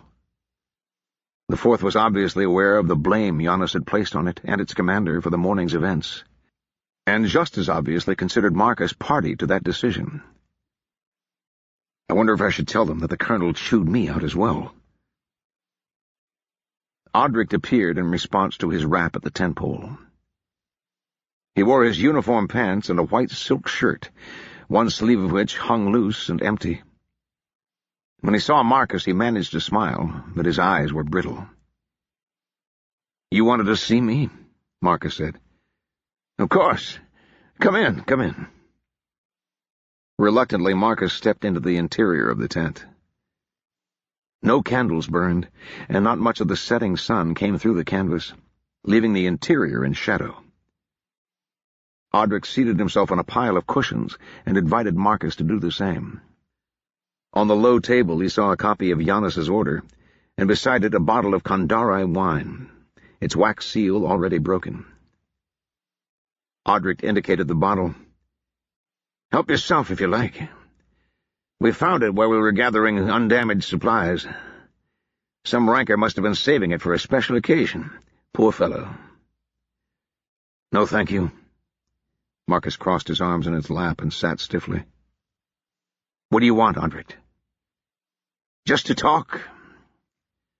A grimace of pain flitted across Odric's face, and his good hand went to the stump of his arm. "God, it feels like my hand is still there, you know that? Like I've got it clenched into a fist, so tight it hurts my knuckles, but I can't make it relax. It aches. Does that make any sense?" "I'm sorry," Marcus said quietly. "When all this is over, we can send you to the university. I'm sure they'll be able to grow it back." Odric gave a death's head grin. "To do something for the pain," Marcus finished. "Could be. It makes me wonder what happens to fellows who've had their heads cut off. Does their whole body ache like this?" Marcus eyed the wine bottle. Odric, following his gaze, chuckled weakly. "I'm not drunk, if that's what you're wondering. Just thoughtful. I'm sorry." "It's all right." "In the morning," Odric said, "we're to march further into the Dissol." "Those are the colonel's orders," Marcus said. "Farther from any source of food or water. There are oases in the Dissol, Marcus offered. He knew it was a weak response. Hidden springs, Audric agreed, which are, of course, hidden. Only the Desolti know how to find them. I suppose we could always ask. What do you want me to say? Marcus said. The Colonel doesn't consult me when he makes his plans. Did you talk to him? Today? Marcus shook his head. He wouldn't see me. Did he say why not? His man said he was busy. Marcus couldn't disguise a hint of bitterness. Busy? Well, I should hope he's busy. Audric picked up the bottle of wine, considered it for a moment, then took a swig. The situation certainly calls for it. You've been talking to Moore and Val. I have, Audric admitted. And to give 'em hell, and the preacher, and the lieutenants and sergeants. To the old colonials. Performing an assessment of morale? You might say that. Audric smiled thinly and set the bottle down. The opinion of the camp is that the Colonel is crazy. Moore said the same thing. We'll have to see, won't we? Some of us aren't eager to find out. Marcus chose his words carefully. I don't think any of us are eager, but I don't see that we have any choice. A man with a weapon always has a choice, Audric said. I said from the beginning that we ought never to have come out so far. Are you willing to admit now that I was right? I don't know, Marcus said, and I don't see that it matters. Audric's lip curled. What would it take, Marcus? How far does he have to go before you understand? He's the colonel of this regiment, Marcus said. He has his commission from the king and the Minister of War. The infallible Ministry of War, Audric said bitterly. The ones who dumped us here in the first place. Get to the point, Audric. Another spasm of pain crossed Audric's features. He closed his eyes, breathing deep until it passed. Then he said, The regiment will not march tomorrow. Not to the east. It's mutiny, then. It's common sense. You have to see that. Don't do this. Marcus fought to keep the desperation out of his voice. Please. Tell that to the Colonel. Audric reached for the wine again. I was hoping you would listen to reason. Moore told me I was wasting my time. I'm going back to my tent, Marcus said. In the morning I expect the 4th to be mustered and ready to march. You can still back away from this. Go, then. Audric swigged from the bottle and gave a crooked smile. And keep your head down. Marcus turned and left without another word. The men of the 4th were still sprawled in their disheveled camp, but he couldn't help but feel an air of menace in their looks as he hurried past them. He wondered how many would follow Audric. How many would follow Audric and Moore and Val together against this new colonel who had led them, finally, to the brink of disaster? Giannis has to be told. He'd given Audric until morning, but they couldn't afford to wait that long. A real mutiny would tear the regiment apart, and given their precarious position, it would as good as sign the death warrant for every one of them. We have to stop them now, Marcus realized, and felt a sick weight settle in his gut. Audric would have to be arrested, and maybe Moore and Val as well. And give 'em hell, the preacher? That had to be a bluff. He couldn't imagine either of them going along with anything so underhanded. Lost in thought, Marcus found his way back to the 1st Battalion's encampment and headed for his own tent. 3 men were waiting for him outside it. Old colonials. They saluted. Lieutenant Wallace is inside, sir, said one wearing a corporal's stripes. He had a message for you. Said it was urgent. Maybe he finally got in to see Giannis. Marcus gave another nod and slipped through the tent flap. Only a couple of candles and the light of the failing sun illuminated the interior of the tent, leaving it almost as dark as Audrich's. A couple of men stood at the other end, both too large to be fits. The bigger of the pair stepped forward, and Marcus recognized the rotund form of Sergeant Davis. "Sir," Davis said with a lazy salute. "Sergeant," Marcus acknowledged. "Where's Lieutenant Warris?" "He's been unavoidably detained, sir," Davis said. "They told me—" The sound of canvas and a prickle at the back of his neck made Marcus turn. Two of the men from outside, men from Davis's company, he now recalled, had entered. Both carried muskets with bayonets fixed, shouldered and trained on Marcus. From behind him, he heard the click of a hammer drawing back. He turned back to Davis. The second figure had stepped up beside the fat sergeant, cocked pistol in his hand.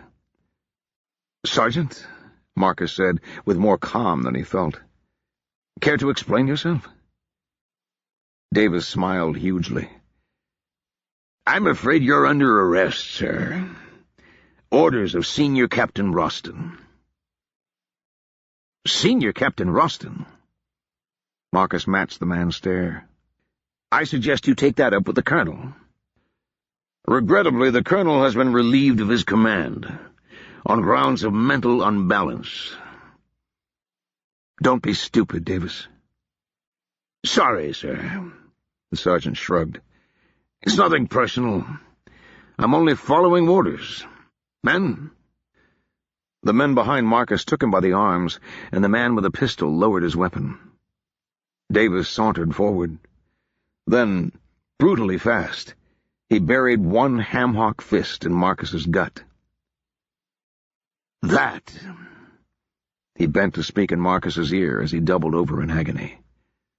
"That, sir, was personal." Chapter 22. Winter. "Take the knife," Jane said, as though instructing a friend in how to carve a roast. "Put the point of it about here." She raised her head and put a finger on her throat, just under her chin, "and press in, upward, as hard as you can." The knife was in Winter's hand. Jane was naked, silken red hair cascading down over her shoulders, green eyes gleaming with mischief. "I can't," Winter said miserably. "I can't do it." "You did it then," Jane said. "You can do it now. Come on." Haltingly, Winter raised her hand. The knife was a long, narrow spike of silvered steel, shining in the pale light. The hilt was cold as ice in her hand. "Do this one thing for me," Jane said. "Just this once." The point of the blade seemed to move of its own accord. It pressed against the hollow of Jane's throat, dimpling the skin, then raising a single drop of blood where it pricked through. "I didn't want to," Winter said, her throat thick. "I never—" "Shh."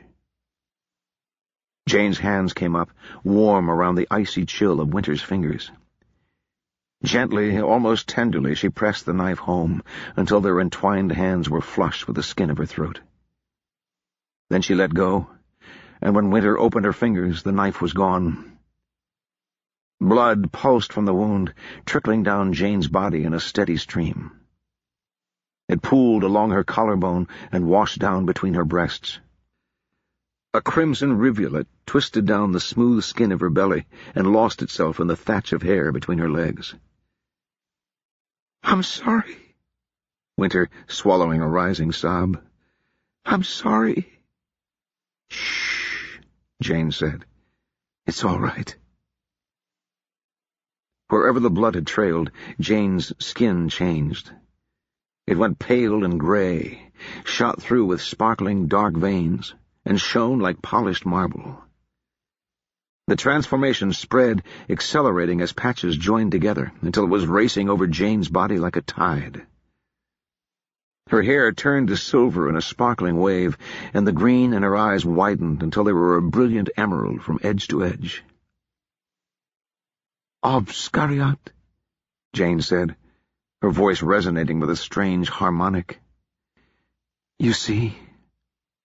Winter gave a weak smile. You're beautiful. Jane stepped forward and kissed her. Winter bent eagerly, pressing her body against the shining creature. Jane tasted of dust and centuries, like licking a statue. But her skin was warm and pliant, and her hair felt soft across Winter's bare shoulders. Jane's hand stroked Winter's flank, wandered down across the curve of her thigh, then up again to caress her sex. Winter shivered, pressing herself more tightly into the embrace, even as the cold began. Her fingers froze first, screaming in protest, and then going numb. From there it moved inward, down her arms and up from her toes. Jane nibbled playfully at Winter's neck, and behind her head Winter held up one hand and found her own flesh turning to brilliantly polished stone. Where Jane's was warm and vital, hers was as cold and dead as any statue. It's all right. She watched the marble spread across her skin, past her elbows, onto her shoulders. Her hair frizzled as it turned to silver. Jane's warm, wet mouth kissed a trail down Winter's neck, past her collarbone, toward her breasts, and in its wake her flesh hardened to lifeless stone. Her vision dimmed as her eyes became sparkling, sightless gemstones. It's all right. She wanted to say it aloud, but her lips were frozen. The cold pressed inward until it finally reached her heart. Winter opened her eyes. The cold was still in her, colder than the worst winters at the prison, when the fires went out and the girls shivered and slept 3 or 4 to a bed for warmth. It felt as though she were thawing from the outside in as reality gradually reasserted itself, leaving her with pins and needles racing across her skin. She could still feel the ghost of Jane's lips against her breast, and the shivery tingle of deft fingers between her legs. Saints and fucking martyrs.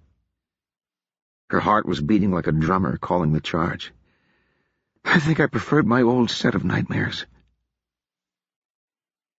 Bobby lay beside her, huddled into the crook of her arm. They'd started out on separate bedrolls, Winter recalled, but the girl must have rolled over in her sleep.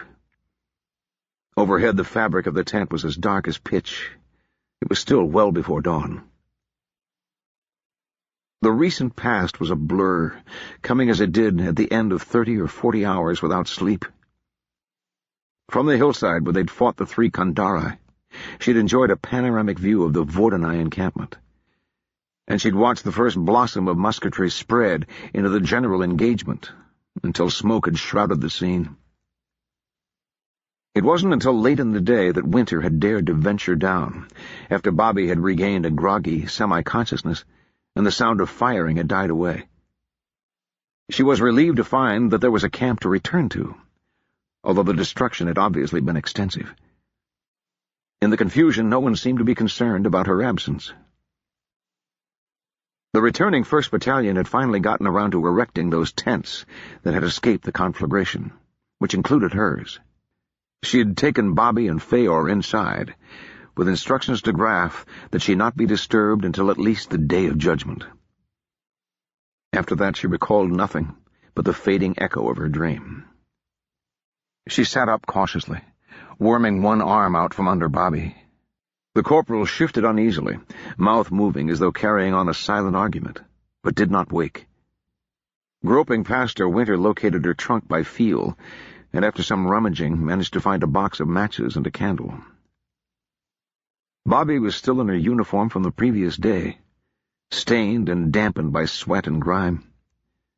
In the opposite corner of the tent, Feor was curled into a miserable ball, huddled around her still splinted arm. And what am I going to do with her? Winter sat back against the trunk, chewing her lip.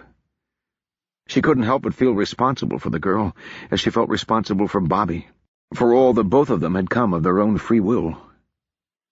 In Bobby's case, she had at least the excuse of military duty. Feor she'd adopted willy-nilly. like a little girl taking in a stray cat with no thought of who was going to care for it.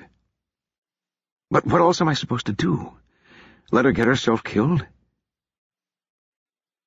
Beside the trunk was the pack the Kandari raider had been carrying. Winter had brought it along in the hope there would be food and water inside, but the whole of the bulky thing was taken up with an odd sort of lantern. She'd resolved to turn it over to the captain, in case he saw something important in it that she did not. Although I imagine he has other concerns right now. Bobby shifted again, muttering something inaudible. Her shirt had come loose, and Winter could see a line of pale skin that glittered like polished stone in the candlelight. Winter crawled over to the bedroll to tuck the shirt back in, then hesitated. Carefully she pulled it up a few inches, exposing the wound that had threatened the girl's life to begin with. The marble patch was still there, still warm and soft to her hesitant touch, but slick and stony to the eye. And, Winter thought, it was bigger. At least it looked bigger to her, in the uncertain light, though she had to admit that her memory of that first night was shaky. We have to get some answers out of Feor. Was this change going to spread over Bobby's body? What would happen when it reached her face? Winter glared at the sleeping form of the Kandari girl. She must know. There was a knock at the tent pole, and then a harsh, urgent whisper. "Lieutenant, it's Graf." Hurriedly, Winter fixed Bobby's uniform.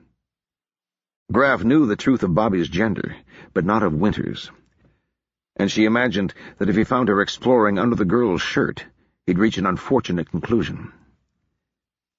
"Come in." He slipped through the flap, glanced down at Bobby, and looked instantly embarrassed. Winter rolled her eyes. "Graf, if you act like that, everyone is going to know." "Yes, sir," he said unhappily. "It's just looking at her like that." He cleared his throat. "It's hard to imagine I was ever fooled." Winter had thought the same thing. Asleep, there was a softness to Bobby's features that belied her disguise. "Still, I didn't notice either." She cleared her throat. "What's the problem?" "Right. Sorry, sir. I didn't want to wake you, but when I saw the light—" "I was up. What's going on?" "It's Folsom, sir," Graf said. "He and his pickets are gone." "Gone? What pickets?" "While you were asleep, sir, Lieutenant Warris asked for a detail to keep watch on the captain's tent. Folsom took a few of the men who needed rest, since everyone else was out working on salvage. He was supposed to be getting off duty around now, so I went to check on him, and he's not there." "The captain must have taken him somewhere." "The thing is, sir," Graf said, "there was a guard detail on the tent, just not Folsom's." "Then the captain dismissed him early. Have you looked around the camp?" "Yes, sir. No sign of him, sir." "Odd." Winter yawned. "I could ask the detail commander, I suppose. Did you know any of the new guards?" "Not by sight, sir. They said they were second company." Winter froze. Second company? That was Davis's men. The captain would never use them to guard his tent. "Yes, sir," Graf said. "As far as I know, the captain and the senior sergeant don't get along. It seemed odd to me, too, sir." "Maybe it's a punishment detail." Winter got to her feet and started pulling her uniform coat on. "Are you going to talk to Sergeant Davis, sir?" "No point in that.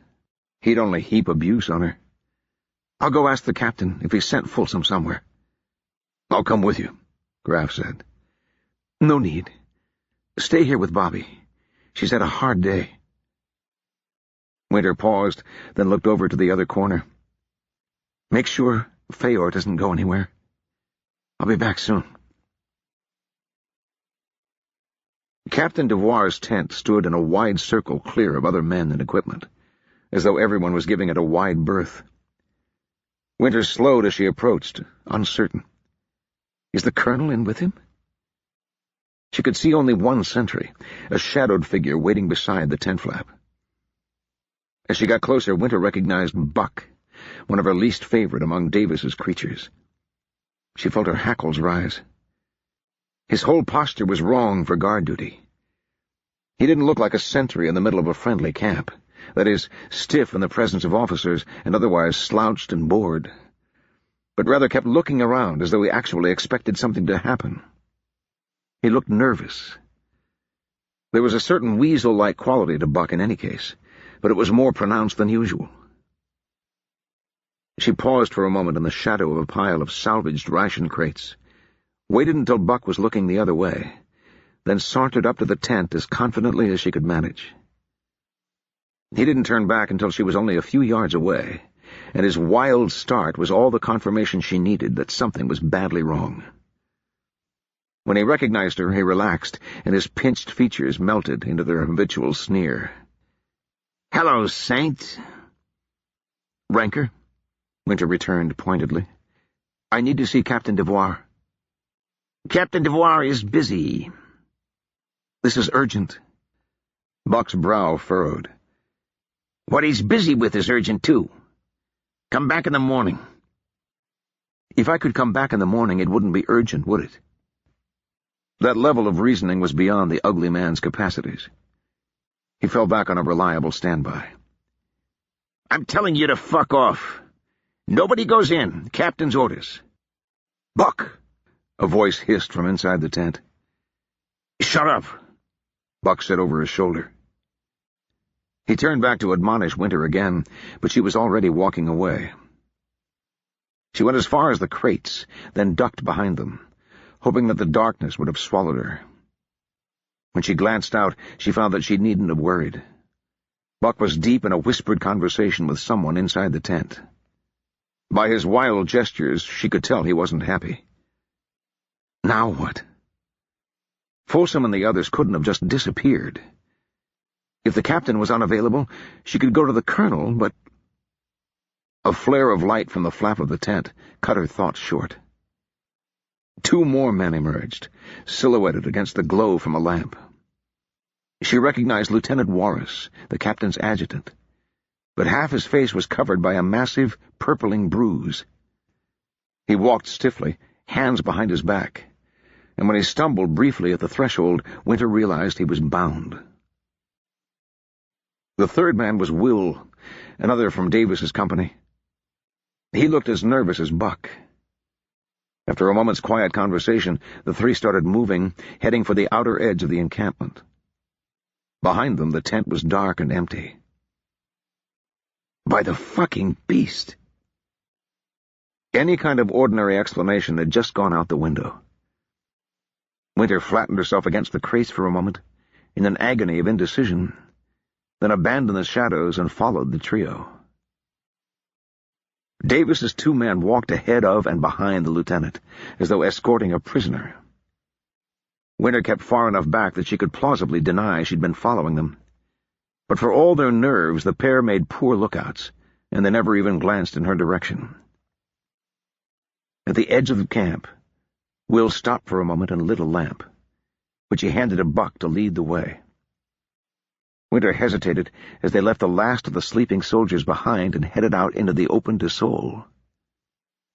It was foolhardy to go after them on her own, and she wished vainly that she'd taken Graff up on his offer to come with her. If she stopped now, though, she would lose them. She muttered a curse and followed. They walked for a long way, and without any challenge from the sentries. When they eventually came to a halt well outside where the sentry line should have been, she waited a long moment before stalking closer. "I don't like it," Will was saying. "I don't like the whole damn thing," Buck said and spat. "I don't like being out in this goddamn desert, and I sure as hell don't like the idea of drinking horse blood. And what I like least is having some fucking desultai son of a bitch cut my pecker off. The sooner we get away from here, the better. Getting to pop Smiley here is a side benefit." "Someone might hear," Will said. "Nobody out there," Buck growled. "This is our section tonight, remember? And anyway, who gives a shit whether you like it or not? You do it, or else you explain yourself to the Sarge." I know. I'm just saying I don't like it is all. Oh, by all the fucking saints, give me the damn thing then. Winter heard the flat crack of flesh on flesh. On your knees, sir. By now she was only a few yards away. Buck had set the lantern on a flat rock, and the trio were backlit, throwing long, twisting shadows across the sands. Will stood a pace or two back, closer to Winter, while Buck forced the bound figure to its knees. He had a pistol in his left hand, while his right went for his belt knife. God above, they're going to kill him. Winter bit her lip, hard enough to draw blood, and groped in the darkness until she found a stone a little larger than her fist. When Will turned his back on her, she charged. He was barely taller than she was, so she aimed high, bringing the stone against the side of his head in a powerful two-handed swing that met his skull with a sick-making crunch. He dropped like a discarded doll, without a sound, and Winter stepped across him toward Buck.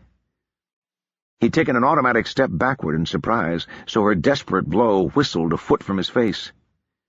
Before she could recover her balance, he hastily shifted the pistol to his right hand and raised it to eye level, backing farther away.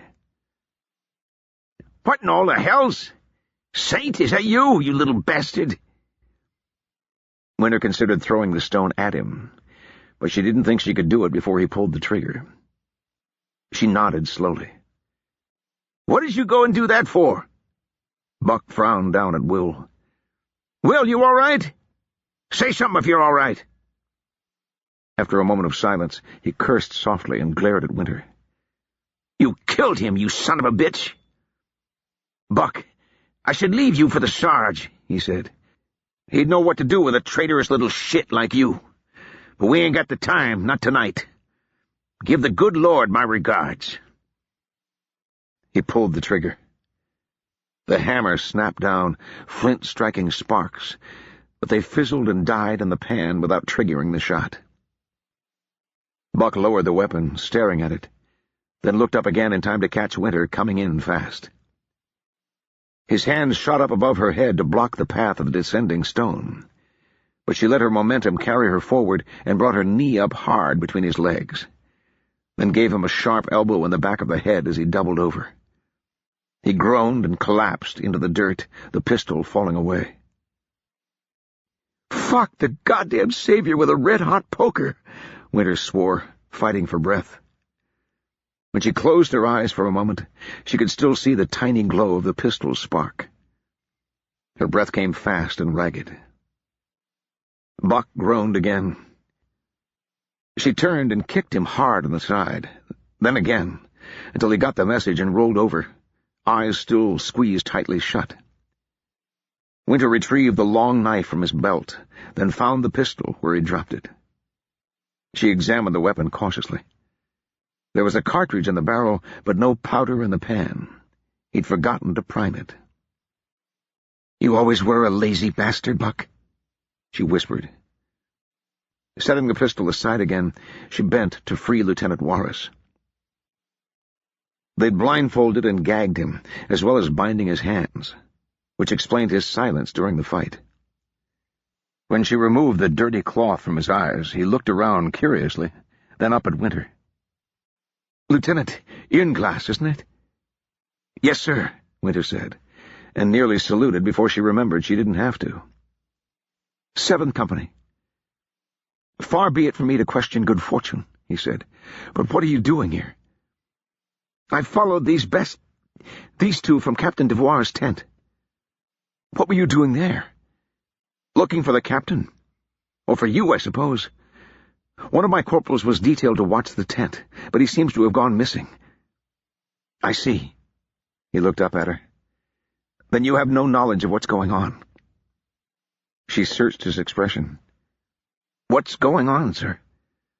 "It's a mutiny," Lieutenant Warris said. He touched the puffy side of his face and winced. "They've got the captain and the colonel, and probably your men as well." "Mutiny?" She could believe a lot about Davis, but that? Not on his own hook. He's not smart enough. "By whom?" Captain Roston, at least. Some of the Fourth appears to be behind him, and apparently some of our men." He looked down at the incapacitated pair. "Do you know these two?" She nodded. "Will and Buck, from Senior Sergeant Davis's second company." "Davis?" Fitz gave a little sigh of disappointment, as though he'd been told he'd be late for the opera. "I suppose I should have known. What should we do with them?" "We?" He looked at her questioningly. "If I recall correctly, you served under Davis." "Long enough to know that whatever side he's on is the wrong one," Winter muttered. "I see." Fitz climbed to his feet, rubbing his hands to restore some feeling to them. He knelt to examine Will briefly. "This one is dead. I'd like to take the other with us, but I'm not sure the two of us are up to carrying him. Are there any of your men you trust?" "Dead?" Winter looked down at Will. He'd never been one of the worst of Davis's lot. Not that he had been kind to her, but he'd just gone through the motions of cruelty to fit in with the others. She hadn't meant to kill him. "Lieutenant?" She shook herself and took a deep breath. "Yes, I have a few." Bobby was awake by the time she, Graff, and Fitz returned, carrying the semi-conscious Buck between them. Graff told a couple of surprised rankers to sit on the man for a while, and then Winter led the lieutenant and her two corporals back to her own tent. She saw Fitz's eyes flick to Feor, still curled up in her corner, either asleep or pretending to be, but he made no comment. "This is bad," Graff muttered. "A bad business." "I'm afraid that's something of an understatement," Fitz said.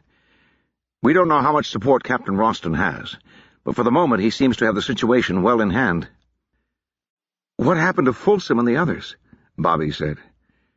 "In the best case, they're captives," Fitz said. "Shortly after the captain left to meet with Captain Roston, second company men arrived at the tent with loaded weapons. I believe they took your men into custody and led them away, then left a detail behind to collect Captain Devoir when he returned. From what I overheard, they plan to hold him and the colonel captive while Captain Roston assumes command." "They were going to kill you," Winter pointed out. Fitz touched the massive bruise on his cheek again. "I'm not certain, but I believe that Senior Sergeant Davis bears me some personal ill will. He certainly seemed vehement." "But—" Graff spread his hands, frowning under his beard. "Why? What's the point?" Fitz lowered his voice. "The colonel distributed new orders to the captains this afternoon. We continue the march east, into the Desault. My understanding is that Captain Roston objected, on the grounds that our supplies were insufficient." Winter remembered the columns of black smoke rising from burning carts, and the day-long labor of the salvage teams. She hadn't thought about their situation in those terms. "Are they? Sufficient, I mean." "According to my estimates, we have roughly 2 days of water remaining, given fairly tight rationing. Food will last somewhat longer, assuming we harvest the corpses of the pack animals killed in the attack." 2 days, Graff blinked. "With 2 days left, we won't make it back to Nahise, even if we start now." "And the colonel wants to keep going?" Winter shook her head. "That doesn't make any sense." "I admit that I do not understand his reasoning," Fitz said. "However, it may be that the colonel possesses private information that makes the situation more clear to him." "God damn," Graff said, and whistled through his teeth. Winter nodded in silent agreement. She'd seen the wreckage and the slaughtered pack animals, but the smoke and confusion had made it hard to assess the extent of the damage. She'd been under the impression that the Desaultai attack had been largely unsuccessful, since most of the colonials seemed to have fought their way out of the trap. "It's still no excuse for mutiny," she said, trying to sound more decisive than she felt. "If we lose our discipline now, the Desaultai will slaughter us." "Of course not," Graff said hastily. "I didn't mean that it was. I just didn't realize how bad things were." "The colonel must have a plan," Bobby said. "How many people know about the mutiny?" Winter asked Fitz. "I'm not certain," the lieutenant said. "It doesn't seem to have become general knowledge in the camp. Davis's men, obviously, and I suspect those of the 4th Battalion Captain Roston considers reliable." "What about Captain Solwyn and Captain Connors? If we go to them, could they put a stop to this?" Fitz frowned. "It's possible. But Captain Roston must know that he can't proceed without at least their tacit approval." "Which means there's no knowing whether he's gotten to them already," Graf said. "If we go running to them, they may just add us to the bag." "We have to do something," Bobby said. Winter grimaced. All the instincts she developed in 2 years under Sergeant Davis were telling her to lie low, let it slip by, join up afterward with whatever side seemed to come out on top, to not make trouble, because it would only attract attention. But that wasn't an option, really. She had a responsibility now to the men of her company, and some of them had been taken prisoner, or worse. More to the point, if we jump the wrong way here, we're all going to die. Who seems more likely to find a way out, the Colonel and Captain Devoir, or Roston and Davis? Put that way, it didn't seem like much of a choice at all. "They haven't told the camp yet," she said. "They don't want it to look like a mutiny. The old colonials might stand for that, but the recruits—" She glanced at Bobby. "I don't think they'd go along. So they're doing it on the quiet instead. Grab Captain Devoir, the Colonel, and anyone else who might cause trouble, then make some excuse in the morning, and Captain Roston takes command." "I came to much the same conclusion," Fitz said, "which in turn suggests a course of action, if you're willing." Graf nodded. "They've got Folsom, haven't they?" Bobby nodded as well. Her eyes were bright, almost feverish. Winter wondered if she'd entirely recovered from what had happened on the hill. Hell, she ought to be dead. "You think we should break them out?" Winter said. "The Colonel and Captain Devoir, and hopefully Folsom and the others as well." The lieutenant agreed.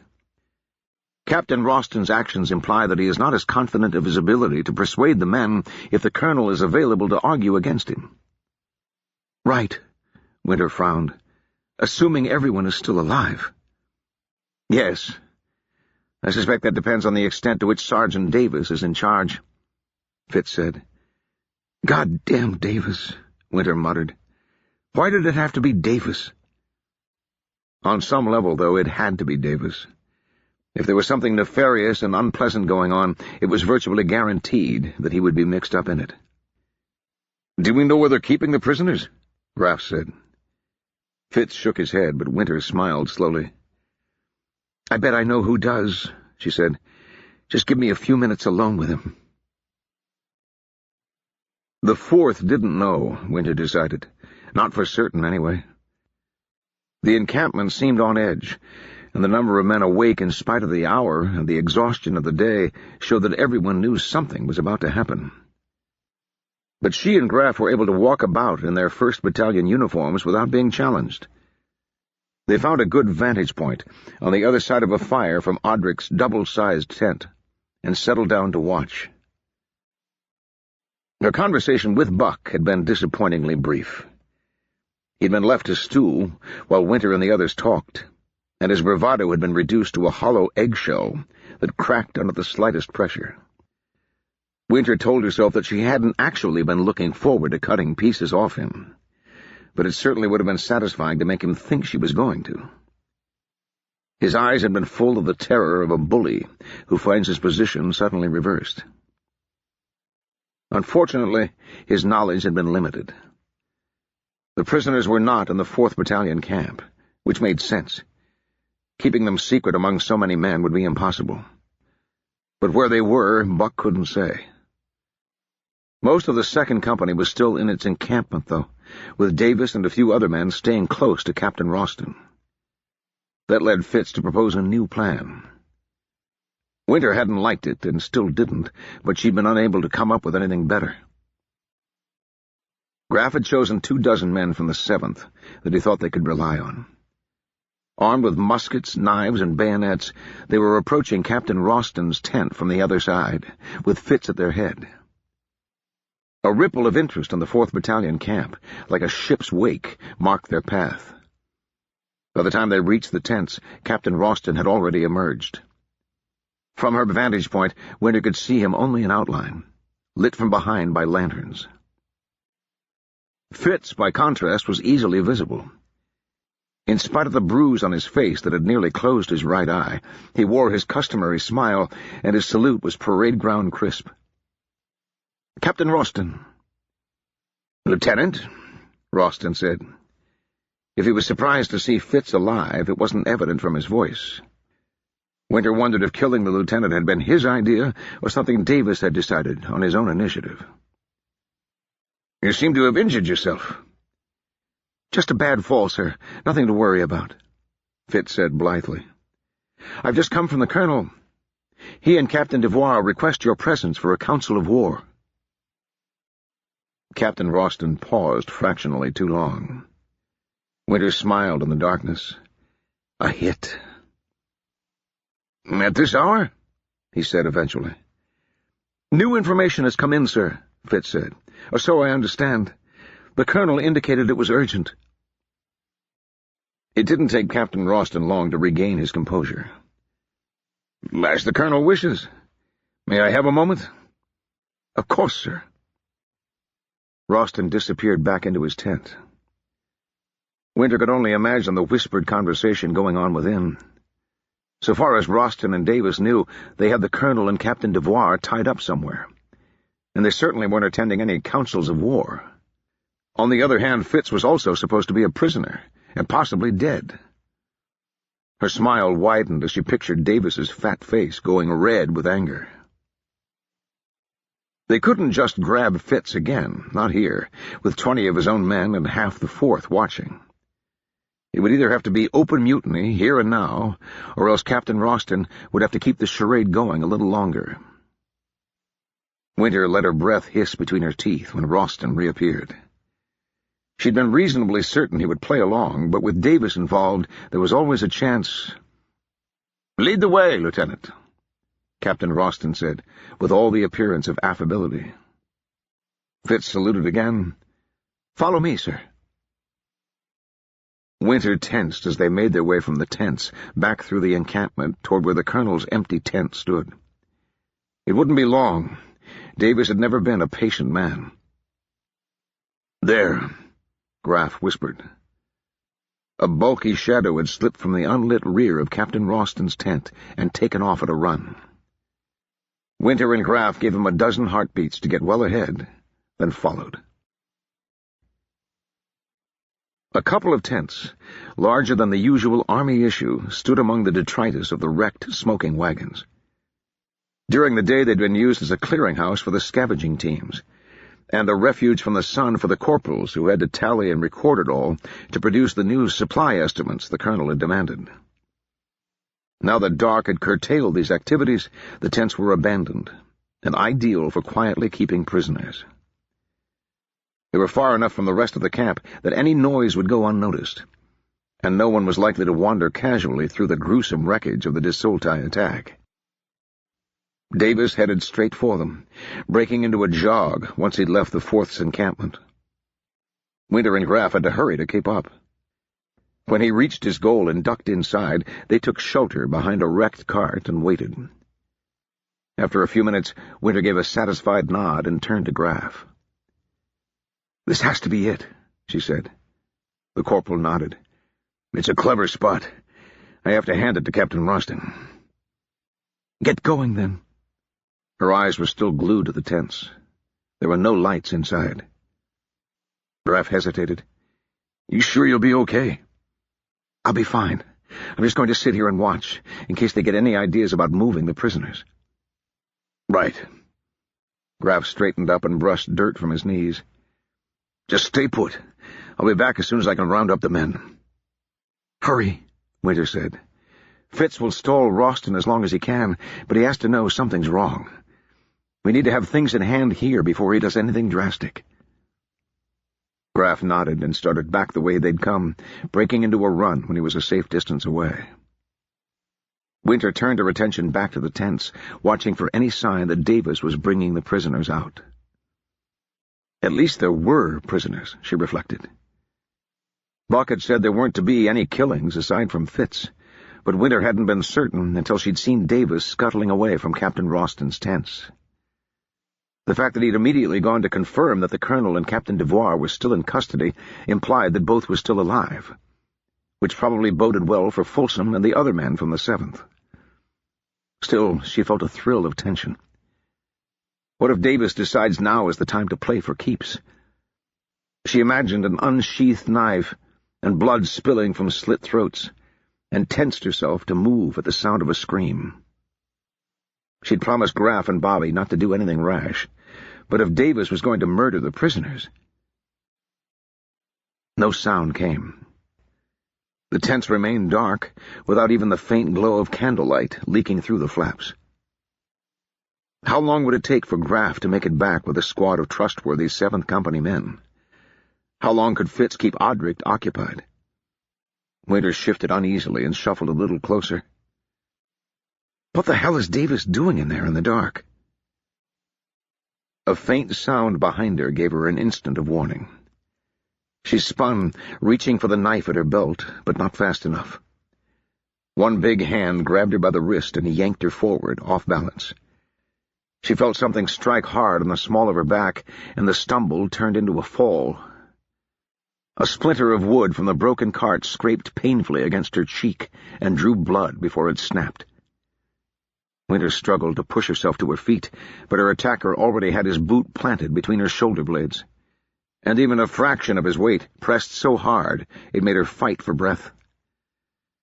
"Well, well, well," Davis said. "The Saint, as I live and breathe. Oh, that's Lieutenant Saint now, isn't it? Forgive me if I don't salute." He pressed down a little harder, and Winter whimpered. "You don't think very highly of old Sarge, do you? You think old Sarge isn't smart enough to know when he's being followed? Think he isn't smart enough to nip out the back way?" Davis snorted. The pressure increased again, and then mercifully relaxed. She felt him take hold of her wrists again. "Get up," he said. "Sir." Winter was all too aware Davis had muscles like steel bars under his layers of fat. She felt herself shriveling up under the mockery of his voice. For a moment she wanted nothing more than to curl into a ball, hide from him, hope he'd go away. "I can't." She struggled to her feet, then started walking as he shoved her forward. "He'll kill me now. He has to." Her legs trembled, and not only from pain. She'd faced the Kandare, walked to the sound of the regimental drum into a storm of fire and lead shot, but this was worse somehow. This is personal. She flexed her wrists, searching for an opening, but he was unbending. Inside the tent, he transferred both her arms to one enormous hand while he struck a match with the other and lit an oil lamp. Piles of scrap wood and discarded, ruined supplies lined the edges of the tent, with only a narrow, clear path in the center. Beside the one tent pole, leaning against one of the heaps, was Colonel Volnich himself. He was bound hand and foot and gagged with what looked like a spare shirt. Davis glanced at him and snorted. "You and him ought to get along famously, Saint. He's a talker, just like you.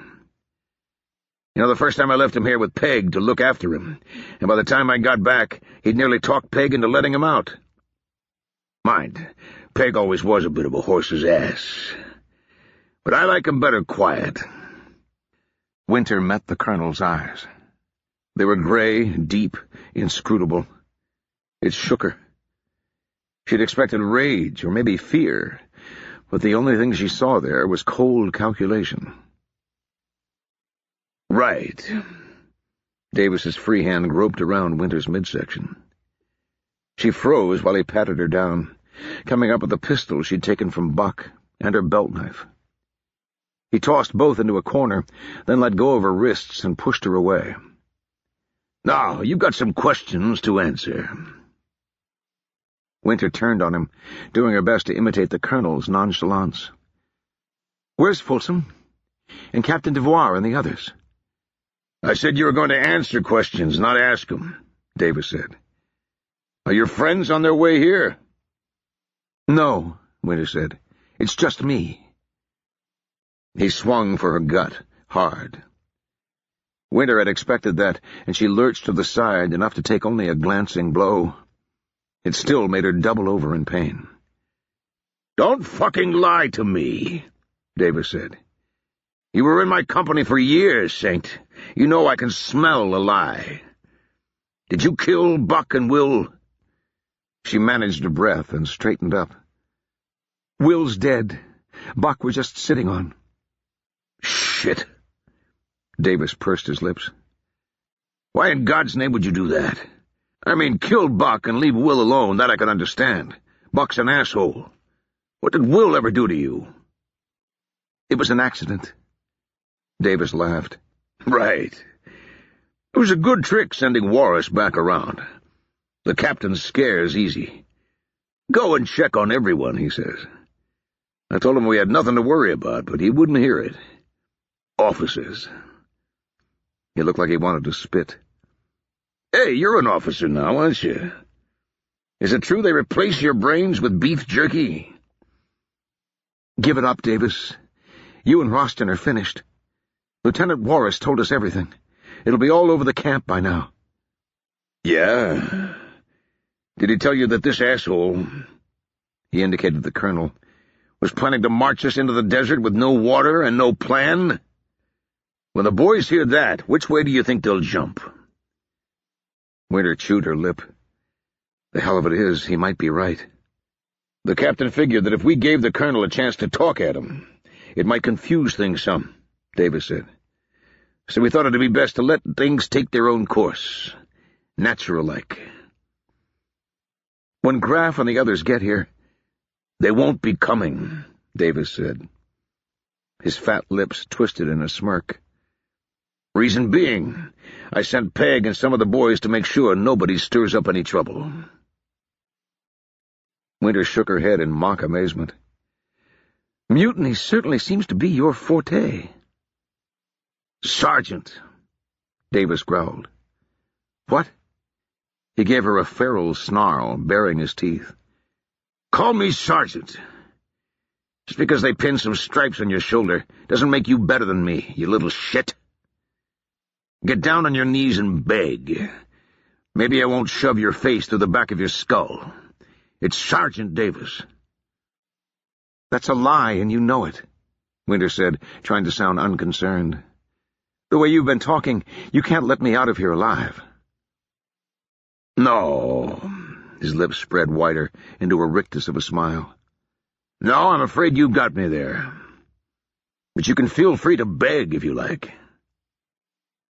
Fuck. Winter looked up at the bulk of him and wanted to shrink into a ball. Fuck, fuck, fuck. He wore a knife, too, but he hardly needed one. The huge, scarred fists were weapon enough. The piled debris blocked any way out, except to the narrow gap by the tent flap. And Davis stood squarely in the way. If I can get him out of position, maybe. Outside she would have a chance. The sergeant was strong as a bull, but he was slow. I can get away. She blew out a breath between her teeth and dropped into a half-crouch. Slowly, ridiculously, she raised her fists. Davis barked a laugh. Is that how it is, Saint? You and me, man to man.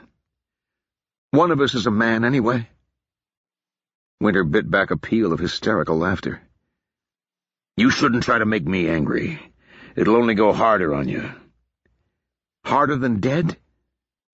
Well, he said, scratching the side of his nose, there's dead, and then there's... He lashed out in mid-sentence, a savage jab that snapped Winter's head back before she could even think about ducking. White light flashed behind her eyes, and the taste of blood exploded in her mouth. She didn't even feel herself falling, only more pain from splinters and nails prodding her from behind as she staggered back into one of the piles of debris. Dead, Davis finished, rubbing his knuckles against his uniform coat. Who are you fucking kidding, Saint? He approached, but cautiously. Winter, sucking air through a split lip, tried blearily to gauge the distance. When she thought he was close enough, she brought her knee up in a jerky try for his stomach, but he slammed his palm down on it so hard that she felt something crunch. Tears leaked from her eyes, and she stifled a scream. "You still don't think much of old Sarge, do you?" Davis's smile was brutal. "I may be old and fat, but you don't get to be old and fat without learning your way around a fight or two." He reached down, batting aside her feebly resisting arm, and took hold of her collar, twisting the fabric of her shirt in sausage-thick fingers. Winter dangled bonelessly from his grip as he raised her to eye level.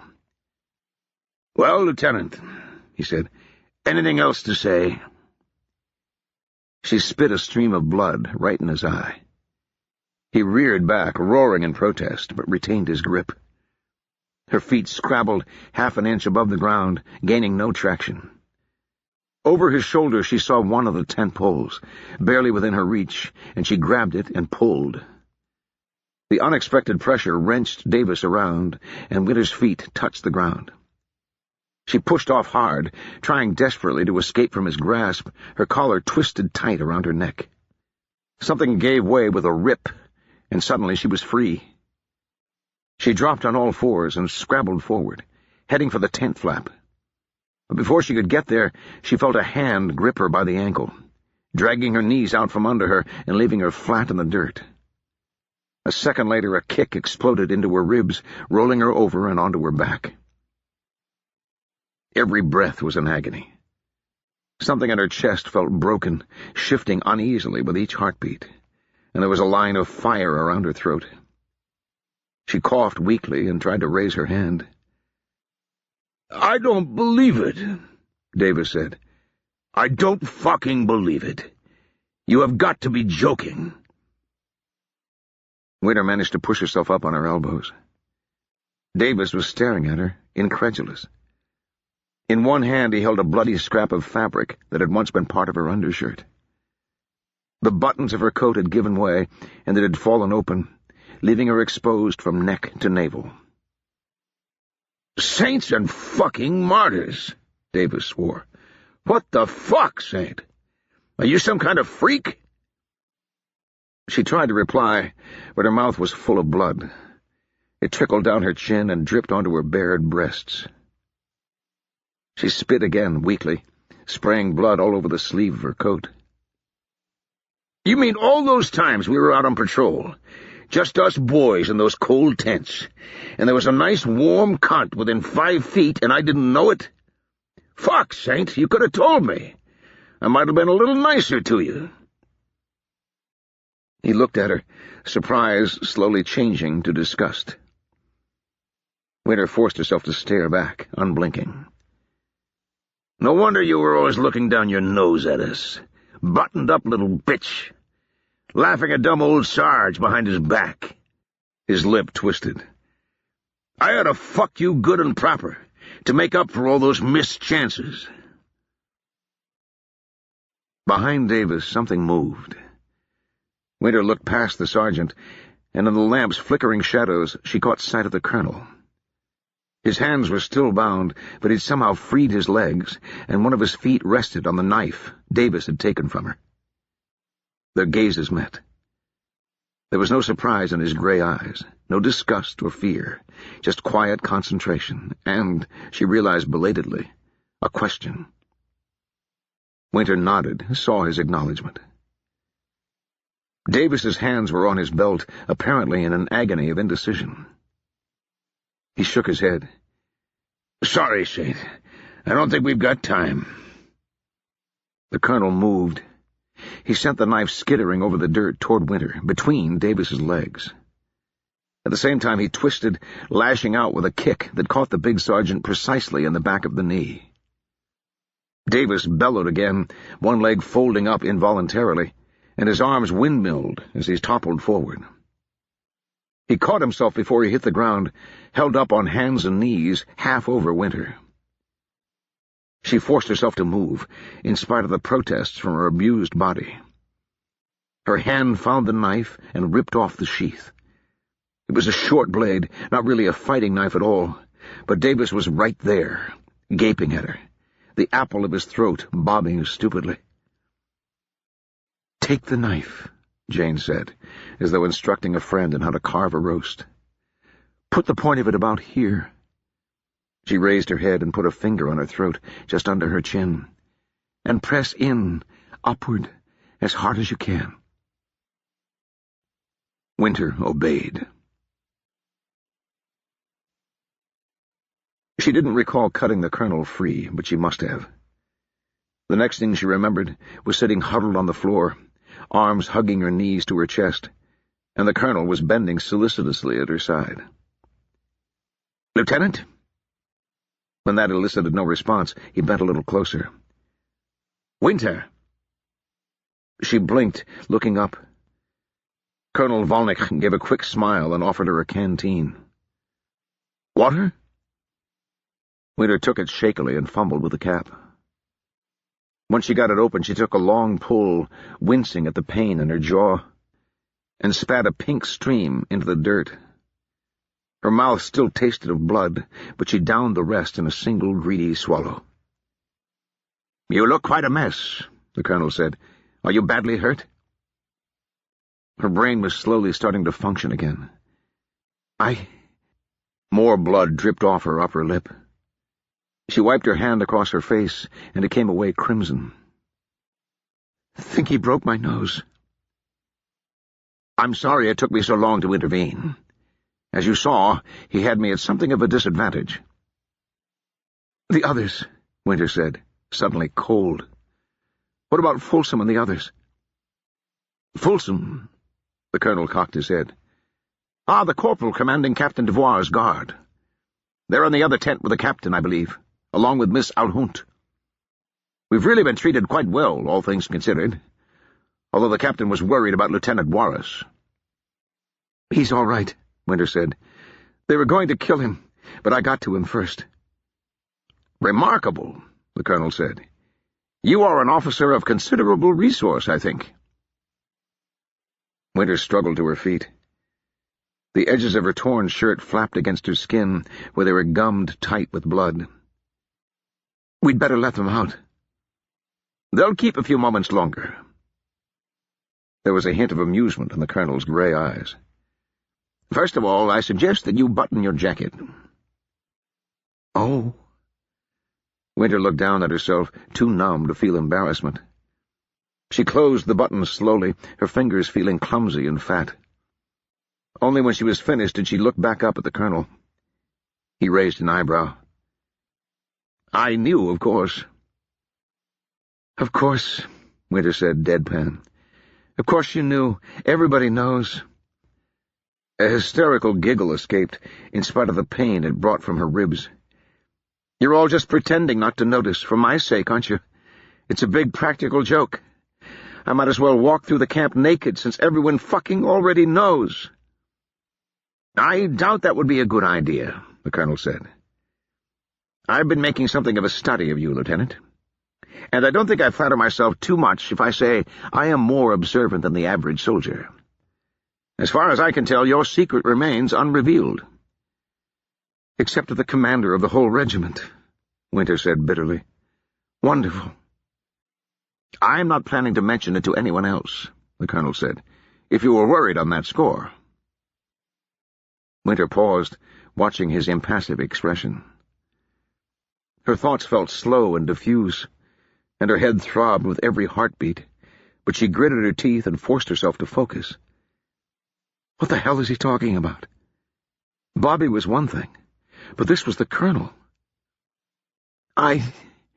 She shook her head. "Why?" "Firstly, it would seem to be an ungracious response to your saving my life." He gestured at the face-down body of Davis. "While Captain Ralston was concerned with preserving a veneer of legality, I'm sure the senior sergeant would have prevailed on him eventually that his captives were too dangerous to be allowed to live." "I didn't come here to save you," Winter said. "I came for my men." "I guessed as much," he said. "It doesn't change the outcome. And secondly, I've remained silent this long because I feel you show considerable promise as an officer. The army needs more like you, not fewer, the fact of your gender notwithstanding. Your stand on the docks at the river was inspired. Another fleeting smile. I suspect that few among the army officers are as pragmatic as I am, however. Thus it is best that your secret remain a secret. He chuckled. In particular, I suggest you keep it from Captain Devoir. He has old-fashioned ideas when it comes to gallantry, and would feel compelled to hustle you away for your own protection. So you're just not going to say anything? She was having a hard time wrapping her mind around the concept. I'm going to thank you for stopping an attempted mutiny, he said, and probably promote you in the bargain, once we've gotten clear of our current difficulties. We haven't stopped anything yet, Winter said. Captain Ralston— Let me worry about Captain Ralston, the colonel said. We'll collect Captain Devoir and your men, and then I think you're due for a rest. She was too tired to protest or even ask questions. It felt good to have someone else giving orders for a change. And she had to admit it suited him. She would never have known from the colonel's demeanor that he'd been bound and gagged just minutes before. His thin face was animated, and something in the depth of his eyes made him seem on the edge of a smile that never quite appeared. He looks happy. She couldn't imagine why. He walked to the tent flap, held it open. After you, Lieutenant. Winter drew herself up, in spite of the pain, and saluted. Yes, sir.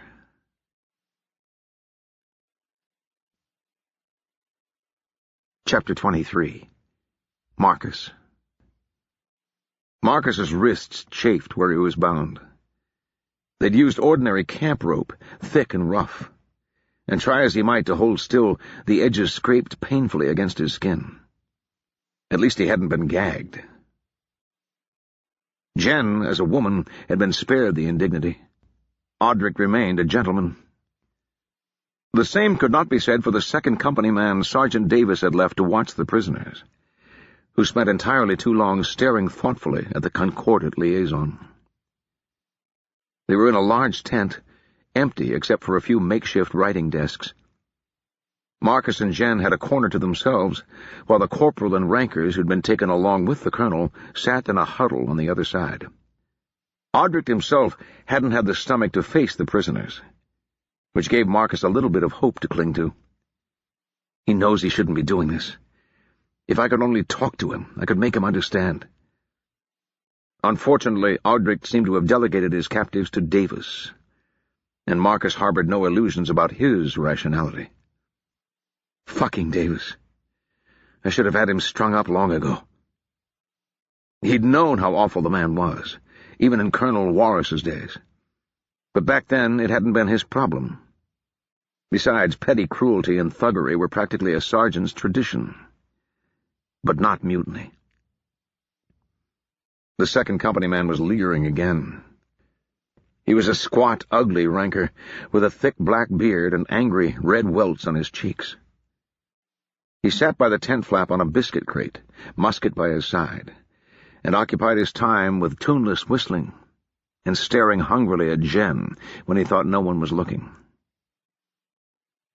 "Marcus," Jen hissed. He looked across at her, and her eyes flicked to their jailer.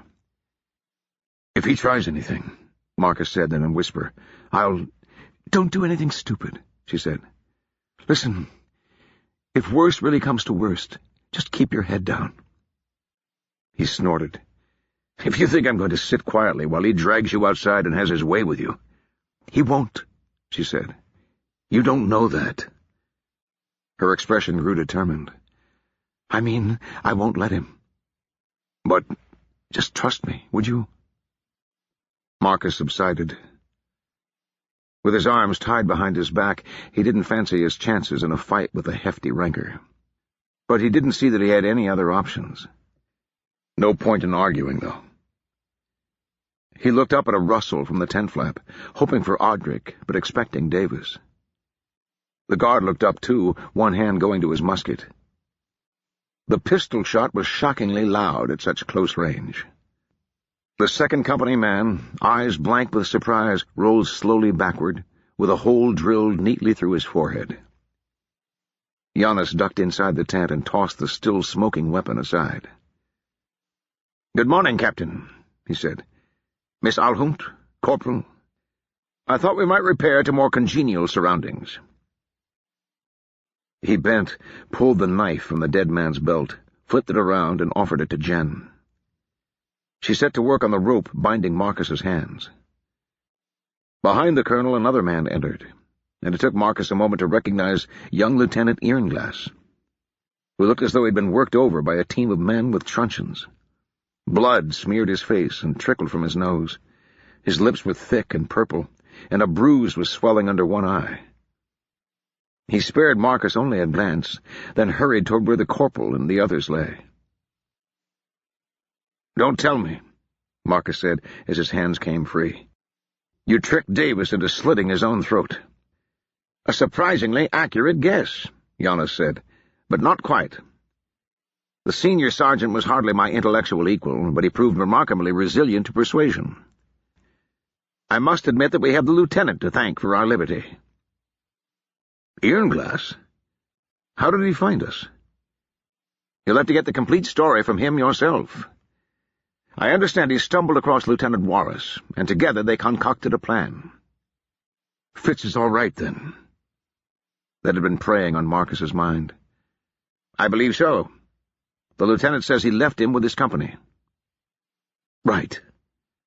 Marcus clambered to his feet, massaging his aching wrists. He spared a moment to smile at Jen, then turned back to Giannis. "What about Davis? When I get my hands on him—" "The senior sergeant has, I'm afraid, gone beyond the reach of your retribution." "He's dead?" Giannis nodded at Earnglass. "There was an altercation." Marcus remembered the sheer, scarred bulk of Davis, his massive fists, and measured them against Earnglass's slim, boyish figure. He whistled softly, then shook his head. "Quicker than he deserved. What about Audricht?" "According to the lieutenant, Captain Roston is back at the main camp. Lieutenant Warris is endeavoring to keep him distracted." "Then this isn't over," Marcus said. "We've got to get over there." Giannis held up a hand. "Indeed, all in good time. Before that, though, I wondered if I might have a word in private." Marcus blinked, then looked over his shoulder at Jen. She nodded encouragingly, and Giannis gave another of his summer lightning smiles. He led the way out of the tent and onto the wreckage-strewn plain beyond. The sky in the east was just beginning to lighten, and the air was still heavy with the scent of wood smoke. "Jen is—" Marcus began. "You trust her," Giannis said mildly. "I don't know," Marcus said. "She's concordat, but she doesn't seem—" He trailed off, not sure how to put it. "It is inevitable that, even among Duke Orlanco's minions, there are good men and women loyal to the king. Since your acquaintance with the young lady is somewhat deeper than mine—" A flash of humor in Giannis's eye made Marcus certain he knew exactly how deep that acquaintance went. "I am willing to trust your judgment. However, you have mistaken my purpose. My intention was not to keep secrets from Miss Alhunt, but rather to address a matter that concerns only you and me." Marcus straightened, taken aback. "Sir?" "To be blunt, Captain, I wish to apologize. I allowed an unfortunate personal habit to get the better of me, and the result was a danger to this entire command, as well as an insult to you personally." "I'm not sure I understand what you mean." Giannis sighed. "It is a failing of mine that when I encounter an intellectual problem of any complexity, I have difficulty in preventing myself from throwing every ounce of my creative energy into its solution, leaving little or nothing over for other pursuits. This has been the case for the last several days, in spite of my best intentions, and the result has been the situation in which we find ourselves." "I'm not sure there's anything you could have done, sir," Marcus said. "Nonsense. I should have foreseen Captain Ralston's behavior, both during the battle and afterward. And snapping at you on the ridge was inexcusable.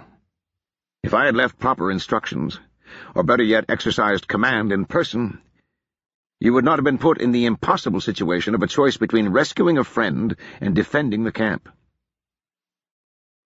Marcus stared at the colonel, searching his impassive face for something to help him respond. He'd almost entirely forgotten his anger at Giannis, consumed as he had been by a much more immediate rage at Odric, Davis, and his own stupidity.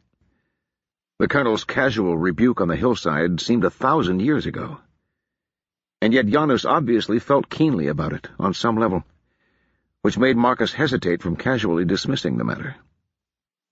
He finally settled on defensive formality. "I accept your apology, sir," he said.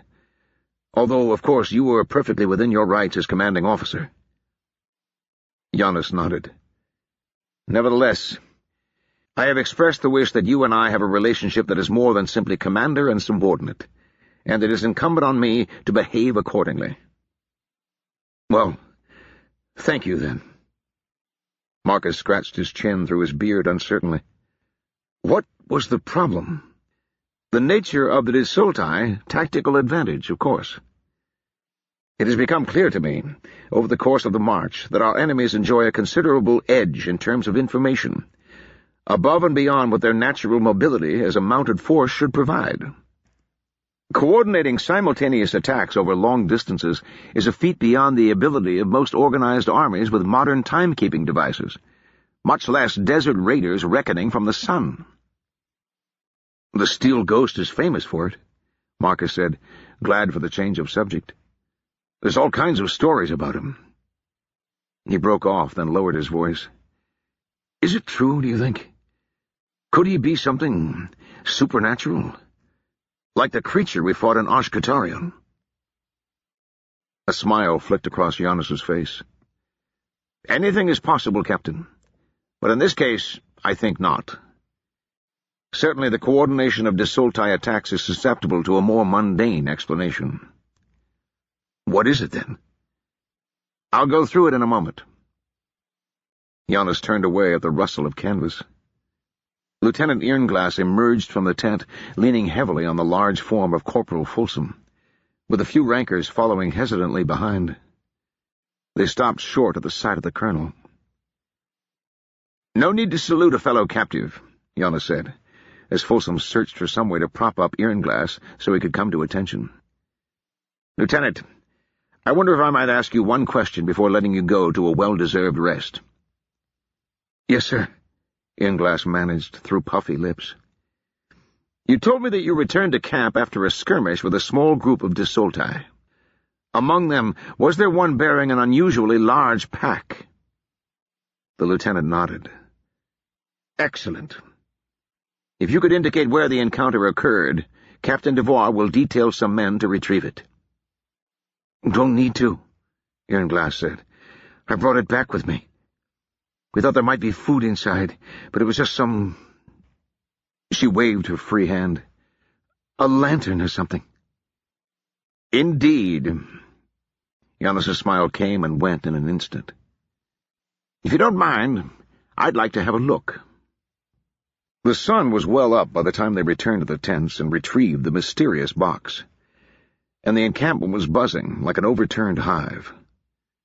No one knew what was happening, but there was a gradual current of men toward the clear space between the camps of the 4 battalions, where something interesting was evidently going on. While Giannis fiddled with his acquisition, Marcus scraped up 24 men from the old colonials of the 1st Battalion, made sure they were armed, and brought them back to the colonel to serve as an escort. Whatever Odric tried, Marcus didn't intend to be taken so easily again. That done, their little party headed toward the focus of all the attention. A wide ring of soldiers, craning their necks and standing on their toes to try to get a glimpse, surrounded a small, cleared space. Marcus's men had to push their way through at first. Once the men caught sight of Marcus and the colonel, however, the path opened of its own accord, and the beehive roar of thousands of men whispering spread through the crowd like flames, leaping across dry tinder. At the center of the mob were 2 rings of soldiers, both wearing 1st Battalion markings. One group, huddled into a tight mass, belonged to Lieutenant Earnglass's 7th Company. Around them, muskets at the ready with fixed bayonets, was a circle of men from Davis's 2nd. Outside the circle, another kind of standoff was in progress. Audric, backed up by a dozen 4th Battalion soldiers, stood across from Fitz and a pair of corporals from the 7th Company. Hovering to one side were Moore and Val, the former looking ready to explode, and the latter huddled miserably with his arms crossed over his chest. Everyone looked up as Marcus and Jonas passed through the crowd of soldiers. Marcus kept his eyes on Audric. A spasm of doubt and fear crossed his face, but he mastered himself almost immediately. Val's eyes lit up at the sight of them, and Marcus caught a knowing glance from Fitz. The lieutenant's face was nearly as badly bruised as Earnglass's had been. Jonas stepped forward to face Audric and waited. Little by little, the susurrus of whispers and conversation died away, as every man in the vast crowd strained to hear. The 4th Battalion men behind Audric shuffled uncertainly, but Audric himself stepped forward, came to attention, and saluted stiffly. "Captain Ralston," Jonas said. "Colonel Volnick," Audric said. "I did not expect to see you here." "No, I imagine not." Jonas looked around. "I must ask these men to stand down at once." Audric glanced over his shoulder. "Lieutenant Gibbons." One of the 4th Battalion men saluted. "Sir, please place Colonel Volnick under arrest." Gibbons swallowed hard. "Yes, sir." Marcus stepped beside Jonas, his own men coming up to stand beside him. Audric's men spread out to face them, hands on their weapons. Marcus's hands were clenched so tight that his nails dug painfully into his palms. "If it comes to a fight, this is going to be a riot." Audric's people looked nervous, as did the 2nd Company men. "If any one of them fires a shot—" Jonas held up a hand, his voice rising to ring out over the crowd. "Am I permitted to know the charges against me?" "Being a goddamn lunatic," Moore said. He caught Marcus's eye, winced, and looked away. "Captain Connors is broadly correct," Audric said. "Your latest orders indicate your mental unfitness for command." "Which orders, specifically?" Audric hesitated. Jonas's expression was as blank as always, but there was something in his voice, an edge of confidence, the voice of a card player who knows that he holds the last trump. "Last night I received an order under your seal to prepare for a march to the northeast," Audric said. He looked away from Jonas, addressing the crowd. "Given the Desolti raid and our lack of supplies, further pursuit of the enemy is clearly a serious danger to this regiment. If we don't turn back now, none of us will make it out of the Desol." There was a muttered dissent from the assembled soldiers. Those close enough to catch sight of Jonas didn't dare voice their opinion openly, but those farther back were less reticent. The words were unintelligible, but their shouts and grumbles conveyed their meaning. Audric seemed to take heart from this backing. "I conveyed my doubts to Captain Devoir, who indicated that he had discussed them with you to no result. With all other options exhausted, duty to the men under my command forces me, reluctantly, to take steps to ensure the best chance of our survival. It's not relevant, I suppose, that the success of the Desolti raid was primarily your responsibility." Audric swayed slightly, as if he'd been slapped. His hand came up and clutched at the stump of his arm. "No," he said. "Whether true or not, I hardly see the bearing on the current situation."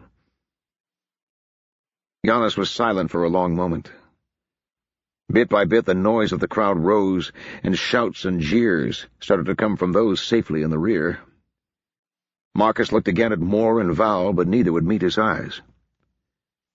"As you say," Giannis began, "our supply situation is critical. Under the circumstances, I thought we ought to make for the nearest source of water." "The nearest source of water is on the coast," Audric snapped, "and we'll be hard-pressed to make it even that far." "To the contrary. There is an oasis only a day's march to the northeast." Giannis spoke quietly, but the men in the front ranks who heard him repeated what he'd said to their neighbors. Shouts and jeers cut off abruptly, as his words spread through the crowd like a ripple across the surface of a pond. Absolute silence replaced them, the entire regiment holding its collective breath.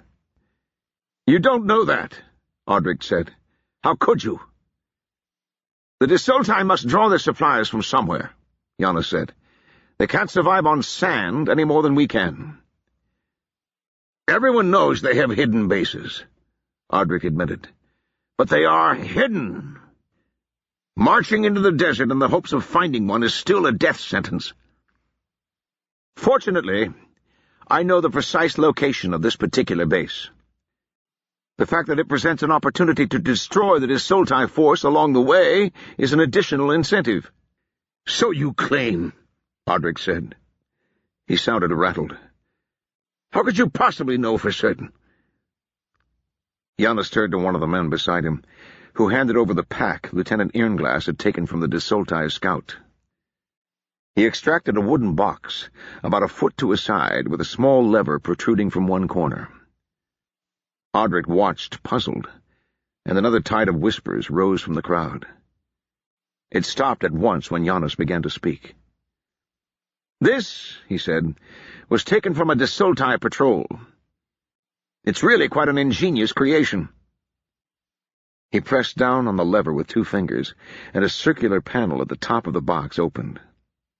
Something gleamed bright inside. "The interior is a ring of mirrors, which collect all the light of a candle placed inside and direct it through the aperture. It's similar to the lights used for theatrical productions, though less intense." When he let go of the lever, the covering slid back. "By manipulating this, one can create a very bright, directional beam. In the clear air of the Desol, it can be seen at a great distance." He looked out at the crowd. "I'll hazard that some of you have seen them when you were on sentry duty."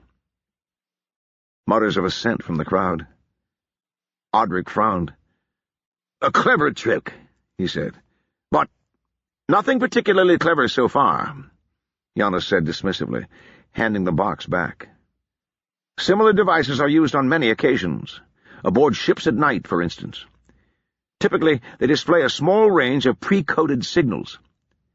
1 light for a request to approach, 2 for approval, 4 for bad weather sightings, and so on. Our Desolti friends have gone considerably further than that. They have developed a true language of light, capable of expressing any information they require. Moreover, they have perfected a procedure for repeating these signals from one post to the next, so that this information can cross long distances as fast as light itself." Marcus nodded slowly. A simple signal might be good enough to start a coordinated attack, but in order to respond to changing conditions, something more was required. "That explains a great deal." "This is their secret weapon," Giannis went on, "and not surprisingly, they are quite reliant on it. They believe that messages passed this way are impervious to interception, because their language of light is a secret they share with no one. They are incorrect. Given a sufficient number of intercepted messages, and with knowledge of the movements that resulted, a sufficiently clever man might be able to learn this language on his own." Audric had gone pale. "And you claim to have done this?" Giannis shrugged modestly. "I am a clever man." Silence fell by stages. One by one, the men in the crowd stopped talking to their fellows, or shouting at one another, and went quiet, waiting to see what came next. Giannis watched Audric, imperturbable, and Audric stared back with the desperate eyes of a cornered animal. Marcus watched the crowd. He doubted 1 in 100 had understood Giannis's explanation, even among those close enough to hear the colonel's words. But they could see Audric giving ground. Marcus could feel the balance wobbling around him. "I don't believe you," Audric said. His voice rose to a screech. "You're bluffing." "I can show you the records," Giannis said amiably. "Although I admit I did the final ciphering in my head while I was confined. You did me a favor in that respect. Silence concentrates the mind wonderfully." "Shut up!" Audric barked. "You let us out here, and you'd rather let us die than take the blame for it." He turned away from the colonel and faced the crowd. "Don't you understand? He'll kill us all, just so he doesn't have to admit he was wrong." Giannis looked bemused. Mutters were starting again in the crowd, and the moment was slipping away. Marcus stepped forward. "We won't make it to the coast," he said, loud enough for everyone to hear. "Not all of us. And for those of us who do, what then? Will the Desultai just leave us be?" "It's the best chance we have," Audric hissed. "The only chance." Marcus stared at his friend, his gut churning. At the top of his mind was a black rage that made him want to slam Audric's face in here and now.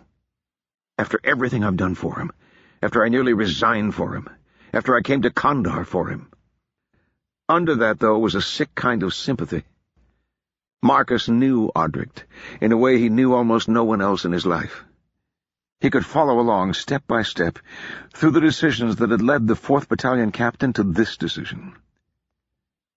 Marcus forced himself not to look at Audric's empty sleeve. Would I have done the same in his position? "Why, Marcus?" Audric whispered. "I've always been able to count on you."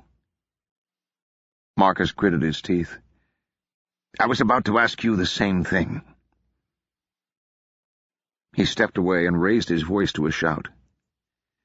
"If the colonel is willing to give us a shot at the Desultai in the bargain, I, for one, am ready to take it." Audric glared at him in silence. Marcus looked over his shoulder to where Moore and Val were standing. He sought their eyes, one at a time. It was Moore who moved first, to Marcus's surprise, stepping forward to stand beside Marcus. "Hell," he said. "I'd march for a week without water if you told me we'd get to string up this steel bastard at the end of it." Val was nodding too. "It seems to me," he said to Audric, "that whatever else the colonel is, he's not mad. He's made a reasonable decision in the light of the available information. I think you have no basis for declaring him incompetent." "But—" Audric began. It was too late. The balance had tipped, and the men were cheering. Even the 2nd Company men had joined it, lowering their weapons and helping the 7th Company soldiers to their feet. Whatever Audric had to say was lost under the sound, and eventually he fell silent, clutching the stump of his arm and glaring daggers at the colonel. "Captain," Giannis said, nearly inaudible under the roar, "would you please escort Captain Roston to my tent?" Marcus gave a grim smile. "Gladly, sir." Paperwork.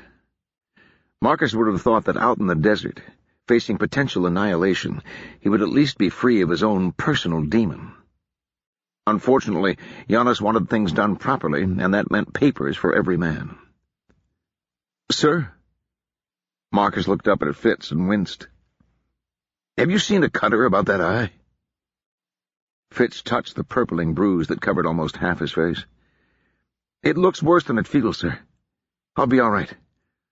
Captain Solwyn is here, sir, and would like to speak with you." Marcus frowned. That was unusually formal for Val. "Send him in, then." Fitz held the tent flap open, letting Val duck inside. Marcus got up from his writing table with relief, feeling muscles pop all down his legs and back. He'd been at it longer than he'd realized, but the stack didn't seem any smaller. "Val," Marcus said, then stopped. His friend stood at attention, eyes forward. After weeks in the desert, his uniform was showing signs of wear, but his mustache was newly waxed and perfectly pointed. "Senior Captain," Val said, in a tone as stiff as his posture. "What's going on? I would like... that is..." He paused, and his shoulders slumped a little.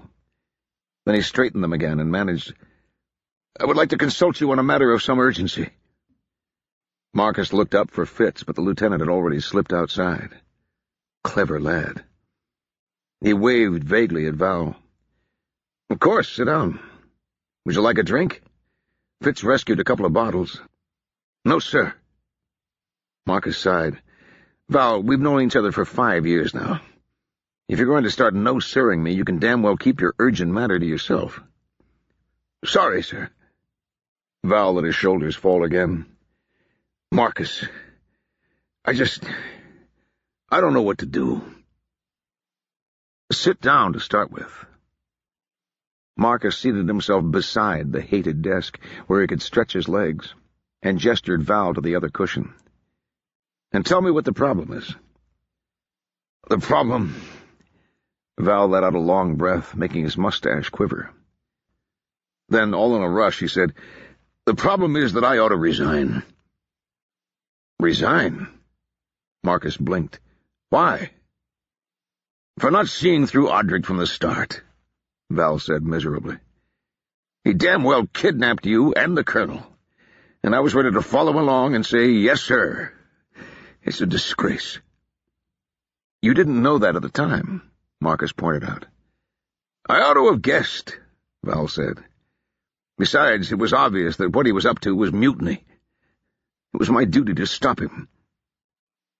Marcus shifted uncomfortably. "With me gone, Audric would have been senior captain, and you'd have been perfectly within your duties to follow his orders." "You know what I mean, damn it." Val twisted his mustache anxiously, then smoothed it out again. "I went along with it because I thought he might be right." "A lot of people went along with it," Marcus said. "Everyone, really, except Fitz and Lieutenant Earnglass." "But they weren't in command of a battalion," Val insisted. "They couldn't have stopped it all." "What would you have done? Ordered the second to fire and the fourth?" "If necessary," Val said stiffly. "That would have been worse than anything that actually happened," Marcus said. "Believe me." "But—" Val hesitated. "After all that, how can the colonel have any confidence in me?" That was the heart of the matter, Marcus thought. It was one thing to make a wrong decision, and quite another to believe your commander held a grudge against you because of it. He picked his words carefully. "The colonel hasn't given any indication to me that he's lost confidence in any of the senior officers. If anything, he blames himself. And isn't that a wonder?" "You think so?" Marcus shrugged. "He confides in me as much as he confides in anyone, and he hasn't mentioned anything of the kind. Besides, do you think he would want you to resign now? We're going to need every man in the next couple of days. I could carry a musket if necessary." The images of Val, with his neat uniform and his waxed mustache, walking in the ranks with the common soldiers, was enough to make Marcus chuckle. After a moment, Val managed a weak smile as well. "You understand what I mean, don't you, Marcus? I just thought I ought to make amends somehow." "I know. The best way to do it is to make sure the second is ready. There will be action tomorrow." "You think so?" "The colonel as good as told me so.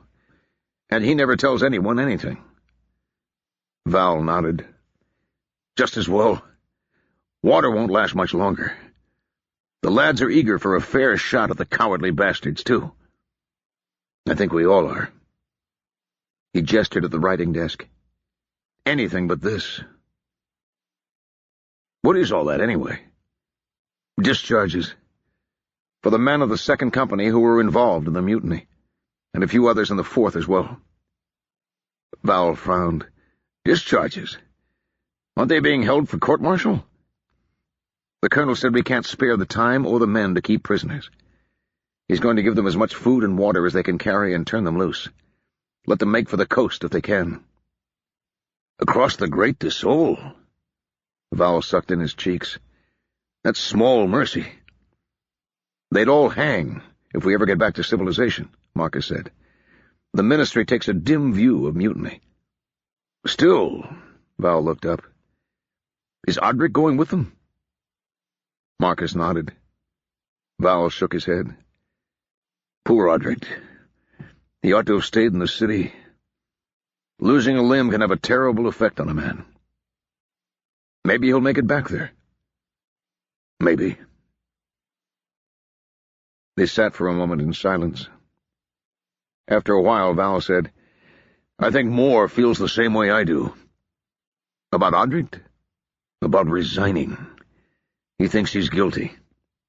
He certainly didn't look it this afternoon. You know Moore, Val said. He's either angry or pretending to be angry. But underneath... Will you talk to him? Or send him to me if that's easier. I'll talk to him, Val said. It may take a while to bring him around. Another silence. Well, Val slapped his knees and levered himself to his feet. I'd better get some rest myself. Action tomorrow, you say? Almost certainly. It was full dark, but sleep eluded him. He lay on the bedroll, thin blanket wadded beside him, and stared at the tent ceiling. Every time he closed his eyes, he saw Odric. They hadn't spoken a word to each other while the colonel had pronounced sentence, but Odric's eyes hadn't left Marcus for a moment. How can he tell me I betrayed him? He's the one who raised a goddamn mutiny.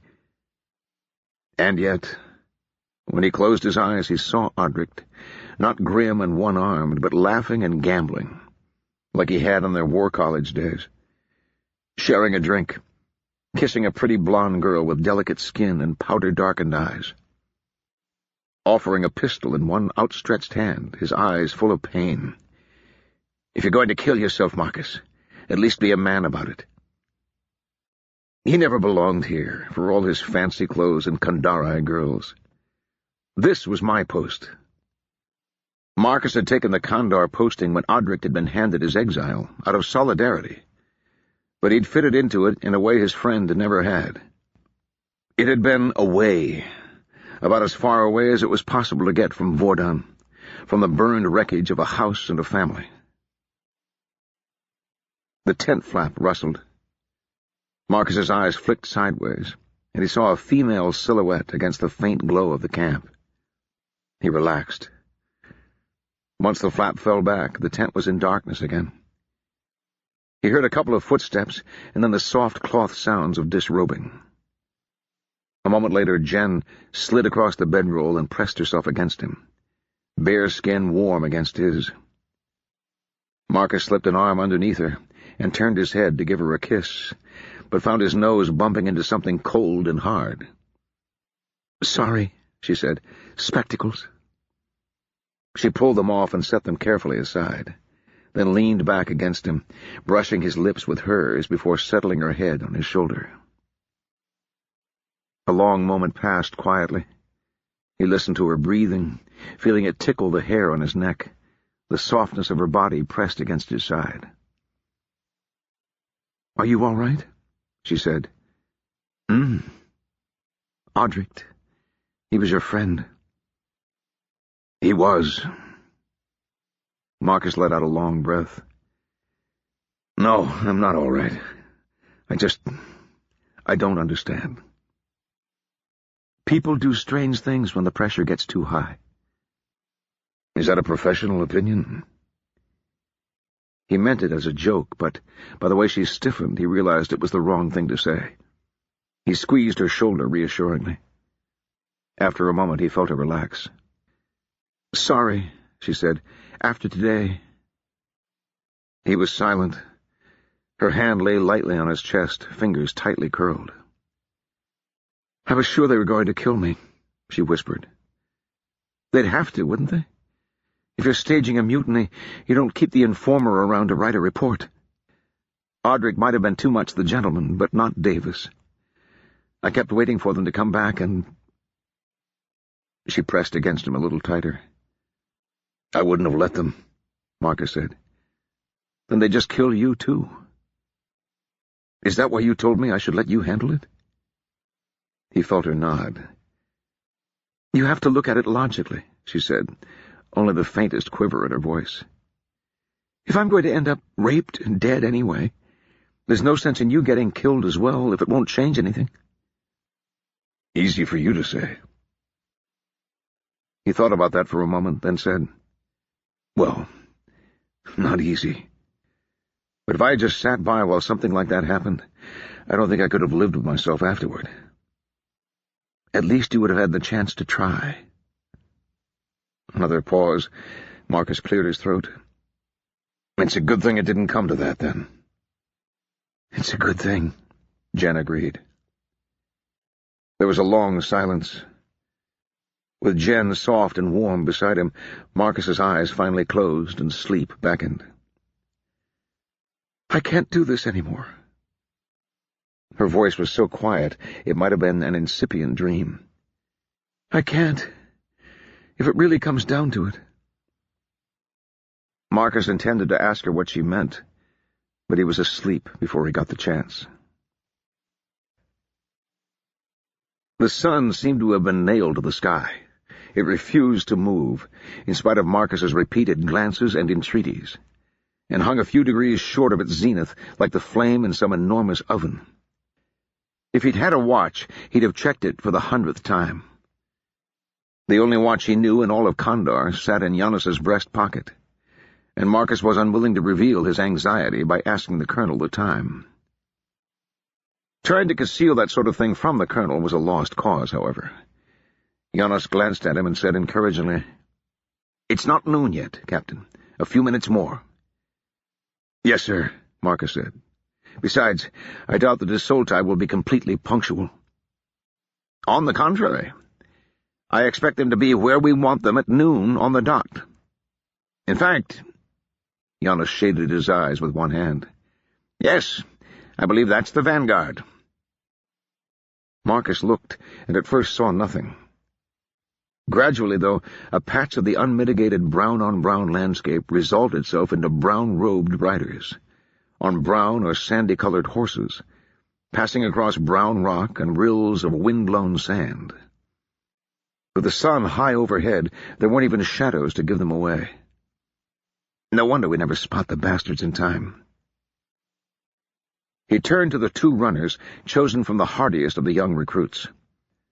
They saluted and hurried off at his gesture, having memorized in advance the message they were to repeat to Val and Moore if all went according to plan. Marcus satisfied himself that they were scampering down the rear of the hill, then turned back to Giannis. He and the colonel occupied a fissure in a massive boulder, around which sand and smaller rocks had built up until it was nearly covered.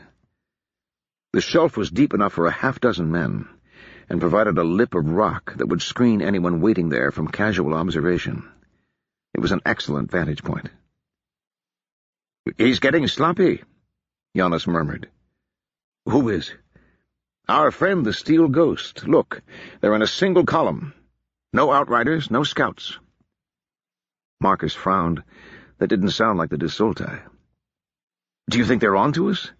This could be a trap." "Unlikely," Giannis said.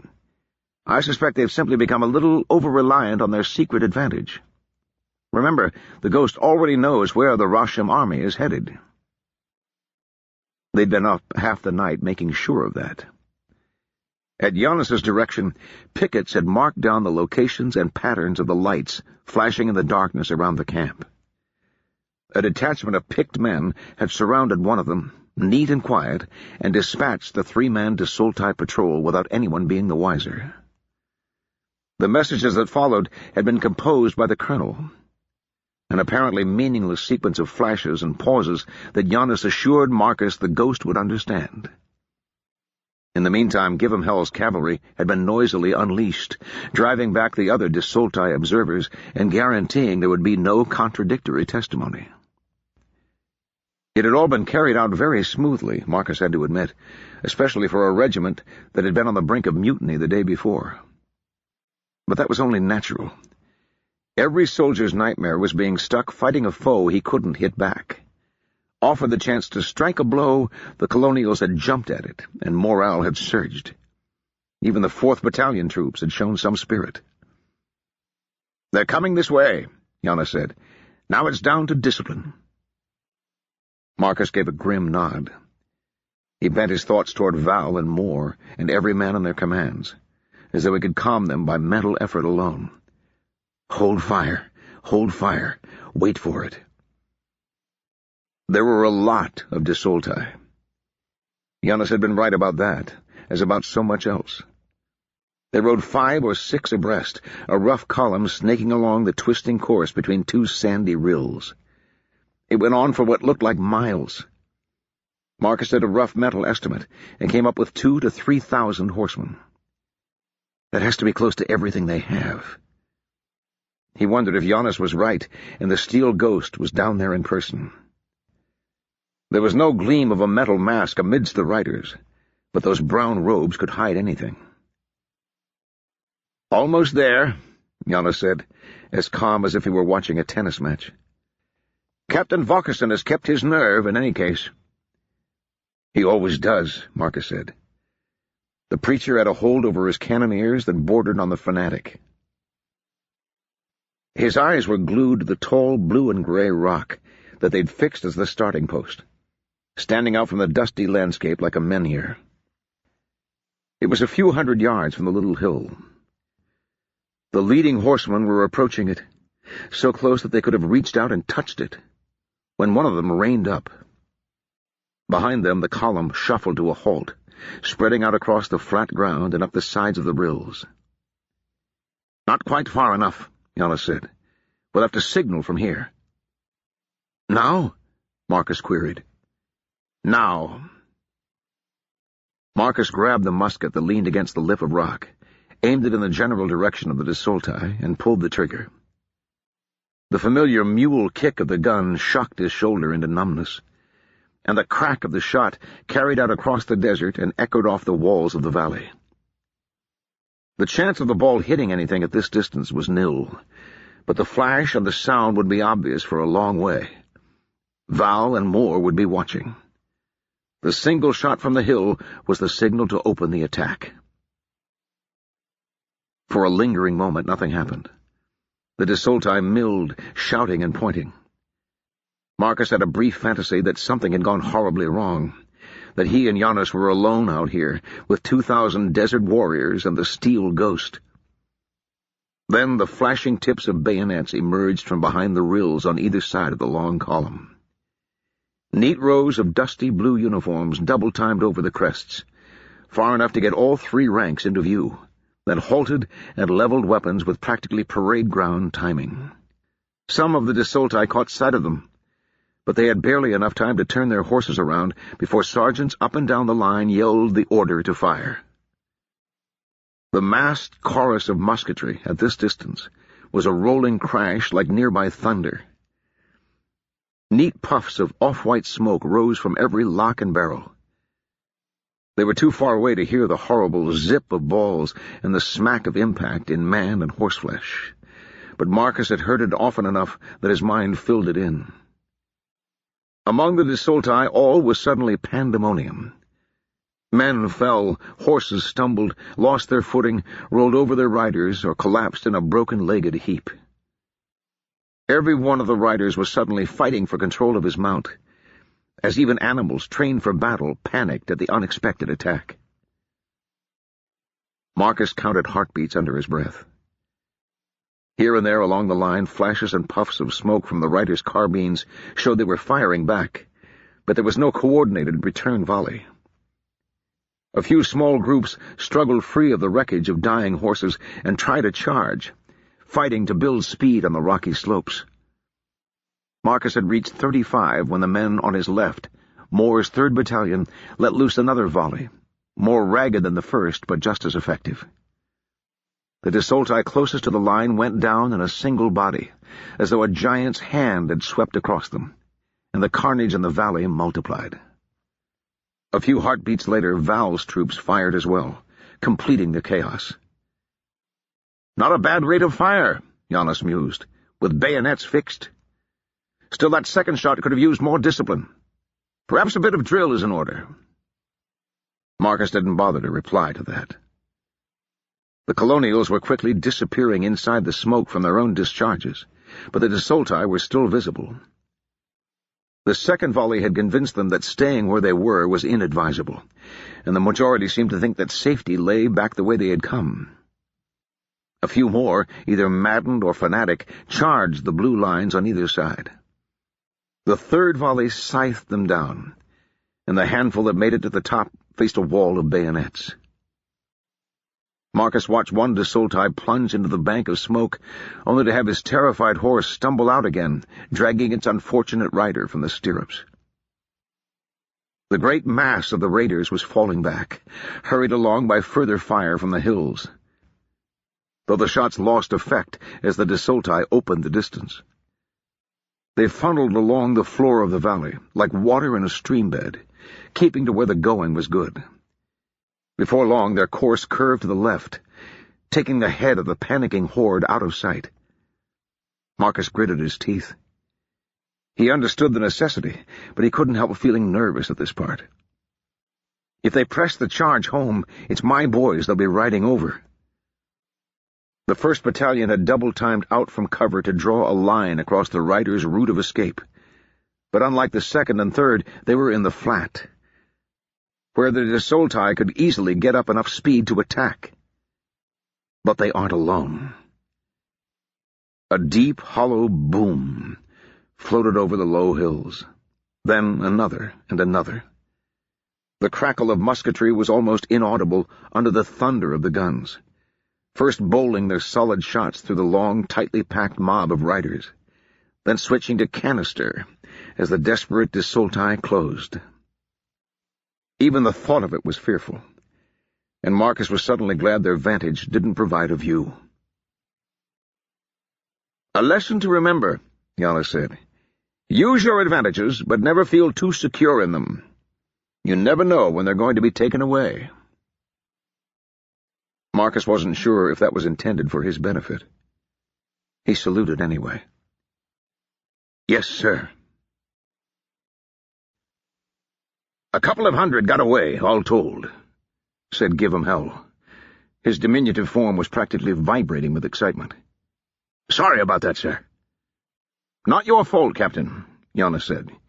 "You didn't have enough cavalry to mount a proper pursuit. Did they show any sign of regrouping?" "No, sir. Pardon the language, sir, but they were running as though all hell was behind them, sir." "Very good. Convey my appreciation to your men and tell them to get some rest. We'll need you scouting our path in the morning." "Yes, sir." Give 'em Hell saluted and ducked out of the tent, spurs jingling. "A pity we didn't have a regiment of hussars handy," Giannis said. "We'd have rounded up the lot. Still, one does what one can." "Yes, sir." Marcus waved a scrap of paper. "Captains Solwyn and Kanos have reported in. We have less than a dozen casualties, and only 3 killed. Any prisoners? I'd be interested to see what they have to say." "Not many, sir, and all of those badly injured. I've had several reports of men running for it, when they might have easily surrendered, or turning to fight hand to hand and forcing us to shoot them." "I see." Giannis didn't sound surprised. "I have a notion—" An excited knocking at the tent pole interrupted him. The colonel looked up. "Yes?" "Sir," came Fitz's voice, "you'll want to see this." "Come in, then." The lieutenant entered and gave a crisp salute. His normally pristine uniform was a little dust-stained, and the bruise on his face was still hideous, but he gave no sign of pain in his bearing. When Marcus caught his eye, he flashed a quick smile. He'd been in command of the 1st, where they'd blocked the valley exit, and according to his initial report, none of the enemy had gotten within 50 yards. "What have you got for us, Lieutenant?" Giannis said. "Take a look at this, sir." Fitz pulled a heavy object from his pouch and laid it on the colonel's writing desk. It was a blank mask, featureless but for 2 holes at the eyes. A mangled leather strap dangled from one side, and near the top it was bent, as though someone had struck it a terrific blow. Marcus leaned over and hefted the thing. It had the weight of solid steel. "Interesting," the colonel said. "Was this taken from a body?" "No, sir. We found it lying on the ground, amidst the dead, but not on any particular body." He touched the strap. "It's broken, see? Could be it fell off." "You think he's dead?" Marcus said. Fitz shrugged. "Only 1 man in 10 got away. If he isn't dead, he's got the saints' own luck." "Dead," Yana said. "Have you told anyone about this, Lieutenant?" "No, sir. It's just me and the sergeant who found it, and I trust him to keep his mouth shut." "Good. Keep it quiet a little while longer." At Marcus's questioning glance, Yana shrugged. "I'd rather not get the men's hopes up. Rumors of the ghost's supernatural powers have gone quite far enough already." "You think we'll see him again?" The colonel gave another summer lightning smile. "I'm certain of it, Captain. Tomorrow we attack the oasis."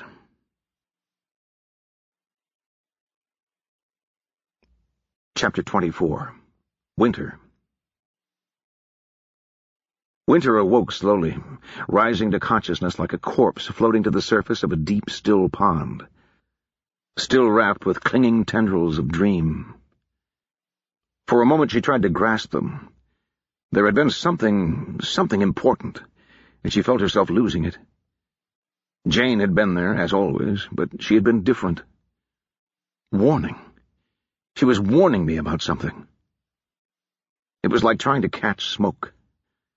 The dream faded, and she opened her eyes to see the familiar army blue of her tent, glowing with a faint light that meant the sun was well overhead. That can't be right. She tried to reckon the hours. It had been the middle of the night when she'd rescued the colonel and the others, and then her memory wasn't as clear as she would have liked. She could vaguely recall being helped into the tent, and sometime later being prodded to drink a little water. A concerned face looking down. "Bobby?" Her voice was a croak. "Sir," Bobby said from nearby. "Winter, are you awake?" "I think so." Winter blinked gummy eyes. "How do you feel?" She considered that for a moment. Her body was gradually making its protests known. Her nose felt twice its normal size, and every breath brought painful stabs all along her left side. She managed to shift a little, and more bruises announced themselves. "Lousy," she said, closing her eyes again. "Like some ape used me for a punching bag." "Do you think you can sit up?" Winter gave a weak nod, planted her hands, and levered herself off the ground. Halfway there, the world swam sickeningly. She felt Bobby's hands on her shoulders, guiding her the rest of the way. When she opened her eyes again, the corporal was giving her a worried look. "The colonel had a look at you," Bobby said. "Your nose isn't actually broken, but you took a couple of nasty cracks to the head. He said you might be a little dizzy, but it should pass." The colonel. The memory of their last conversation came rushing back. Did he really? I mean, he knows. But he's not going to tell? She couldn't make that fit in with the world she understood. "I'll be all right," Winter said, more for her own benefit than for Bobby's. She touched her nose gingerly and winced again. "Beast's balls! Not broken," he said. Bobby nodded. "If you can get out of bed, we ought to get you cleaned up. Graf wanted to look at your ribs, but the colonel said you shouldn't be moved too much." She hesitated. Did he see?" "He knows." Winter gave a hollow laugh, which brought a stab of pain from her side. "He's agreed not to tell anyone, what with my saving his life and all." "Good," Bobby said. "That's good." Winter looked at her clothes. She still wore the uniform she'd fought Davis in, torn undershirt and all, caked with mud and dried blood. A wide stain across one shoulder marked where the sergeant had slid to the floor. Gripped by a sudden revulsion, she started fumbling with the coat buttons. Her fingers felt thick as sausages, and the buttons slipped away from her twice before Bobby leaned in. "Let me," the corporal said gently. She deftly got the coat open, then turned away with a blush when Winter shrugged it off, as though it was full of spiders. Bobby indicated a bucket and cloth beside the bedroll. "There's not enough for a proper bath, I'm afraid, but we can at least get the blood off. Unless—" Winter blew out a long breath, feeling the ache in her ribs. "It's all right." It had been more than 2 years since Winter had been naked in the presence of another human being, and she found the prospect deeply unsettling. Back before the redemption, when the colonials had enjoyed unrestricted access to Ashkatarian, she had, very occasionally, scraped together the coin to rent a room at one of the private bathhouses that served the high-rent districts. A big cistern full of blood-warm water, all to herself, seemed like the height of unimaginable luxury. But she'd never been able to bring herself to fully enjoy it. No matter how sincere the attendant's promises of total discretion, no matter how far away from the areas normally frequented by Vordenai the bathhouse was, she could never shake the feeling that someone would take the opportunity to spy on their pale-skinned visitor. Then, somehow, her secret would get back to Davis, and the captain, and the colonel, and then— She'd never been able to picture what would happen then. But the thought had been horrifying enough that she'd hurried through her ablutions and back into her carefully altered uniform. Now that the worst had actually happened, Winter wasn't sure what to think. But the habits of years died hard, and even if Giannis was prepared to accept the fact of her gender, she was certain that the men of her company and her fellow officers would not. Her torn undershirt was so soaked with Davis's blood that the front was as stiff as if it had been starched. Winter tossed it aside with a shudder of disgust, and fumbled awkwardly with her belt, trying not to look at Bobby. She stepped out of her trousers and underthings, kicked them aside, and sat back down on the bedroll. Bobby hissed through clenched teeth.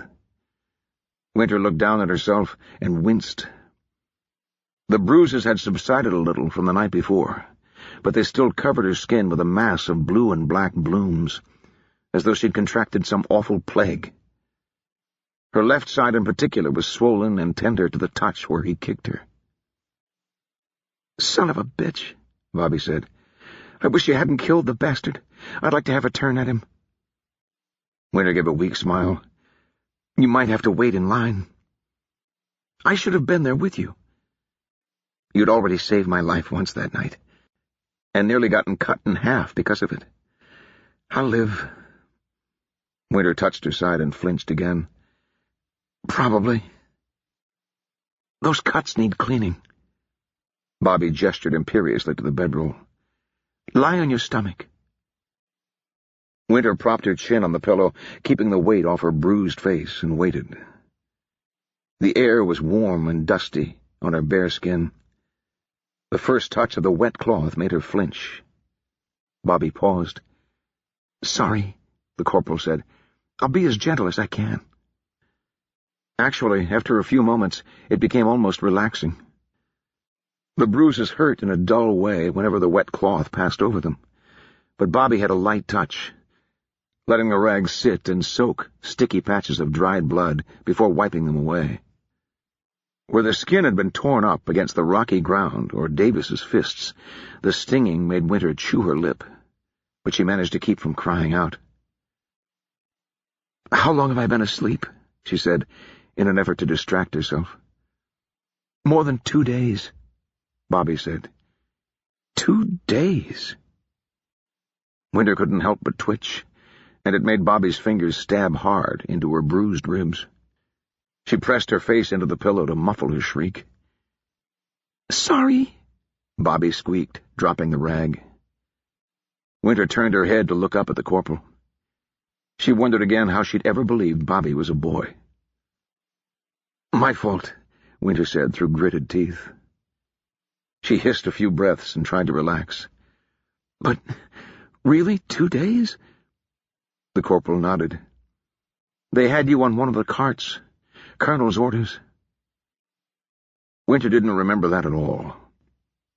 Then again, given the tendency of the unsprung carts to bounce over every pebble, maybe it was better to have been unconscious. 2 days, Winter repeated. So what's happened? She listened while Bobby worked even more tentatively with the rag and explained about the ambush, the near-complete annihilation of the Desoltai fighters, and the subsequent march to the oasis. When the time came for her to roll onto her back, Winter closed her eyes to keep from having to stare up at Bobby's blushing face. They tried to make a stand, the corporal went on, but there wasn't much fight left in them. Most of them broke at the first charge, and we spent the day cleaning out the rest. Give 'em hell was all for following the ones that ran, I hear, but the colonel ordered us to stay put. We're camped just by the edge.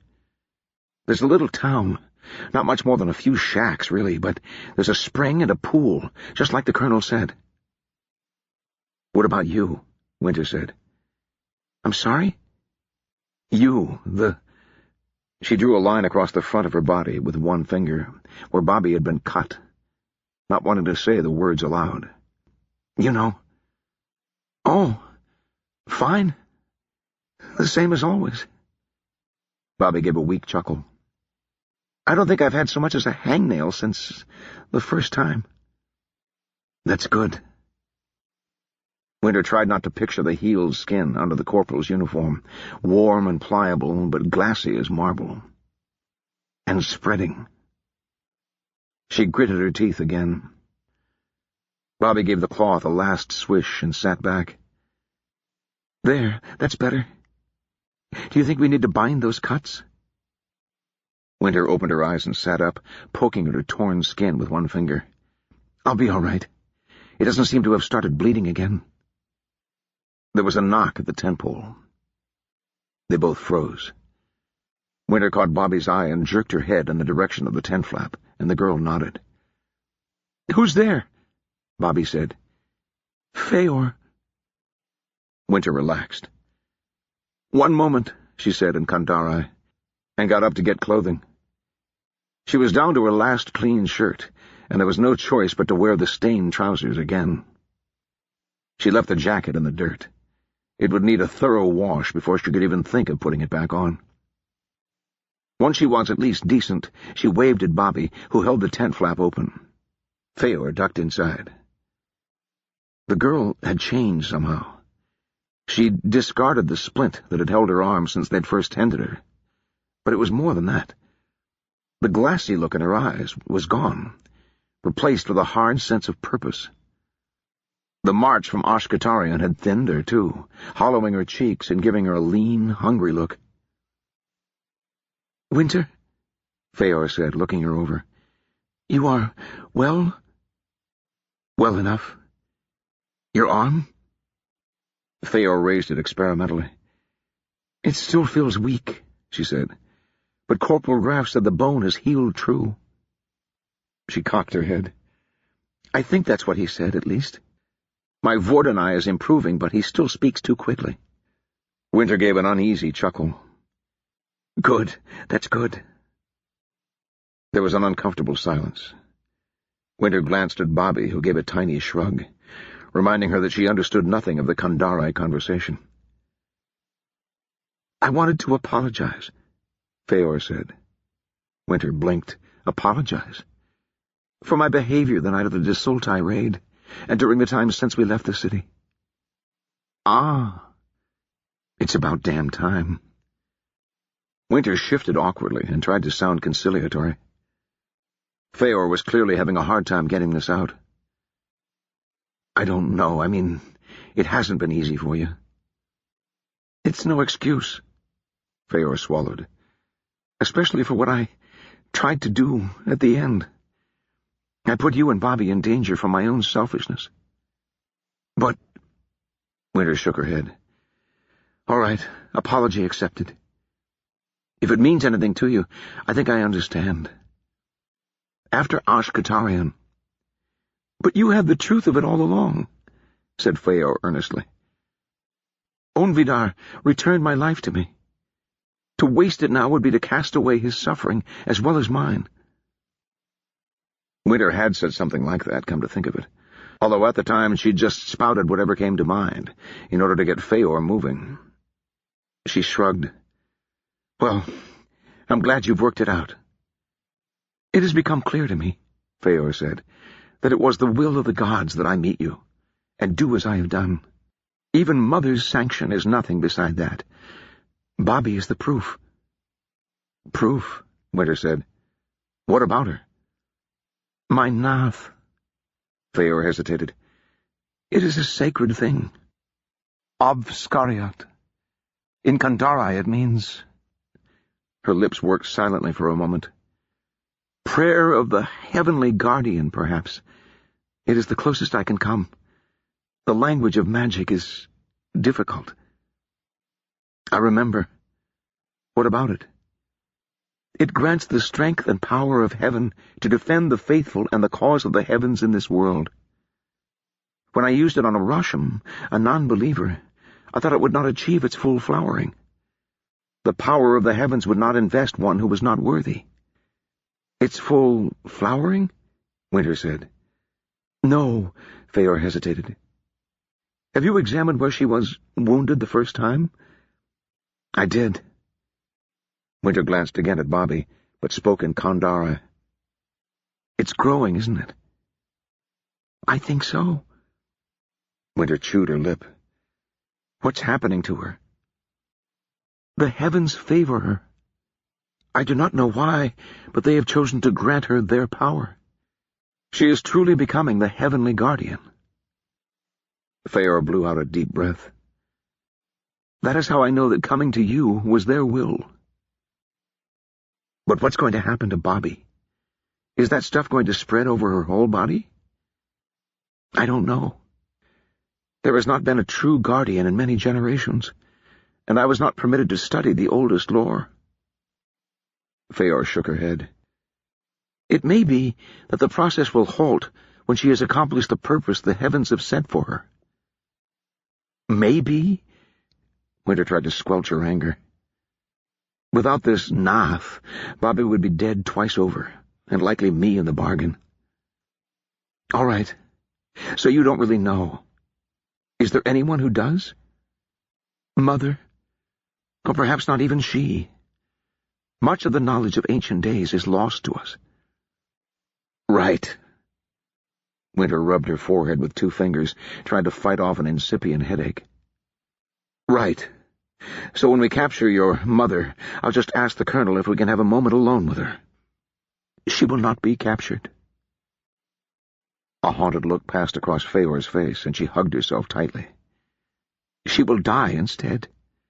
They all will." "They might escape again," Winter said. "No." Feor looked up. "That is what I came to tell you. Mother is close. I can feel her. Onvidere as well." "You think they're here? At the oasis?" "Yes. But—" Winter turned to Bobby and switched to Vordenai. "You said the oasis was taken, right?" The corporal nodded. "Why?" "Feor insists that someone is still there. Those people we saw in Ashkatarian the night of the fire. Could they be hiding somewhere?" Bobby paused. "I know the colonel ordered the place searched for supplies, but I hadn't heard of anybody finding anything like that. They're still at it, though." She shrugged. "Graf and the rest of the company are out there now with Captain Devoir." Winter went very quiet. Something in her chest had tightened into a knot, and it was a moment before she could speak.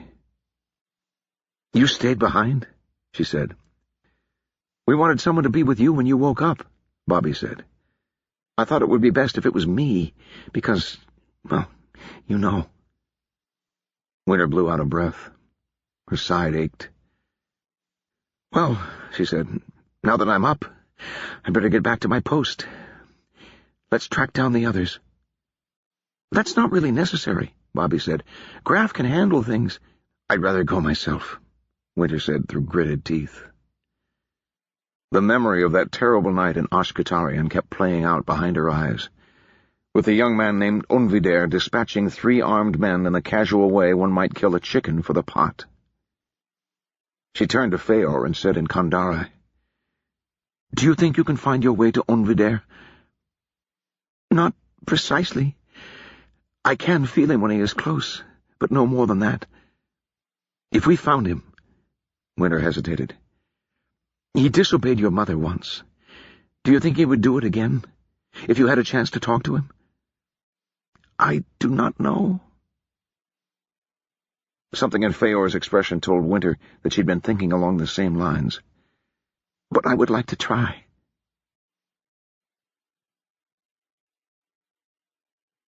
Marcus. Up close, the cannon always seemed like a tiny thing, compared to the god-awful noise it produced.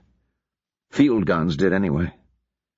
Marcus had seen siege pieces, first at the War College and later on the docks in Ashkatarian.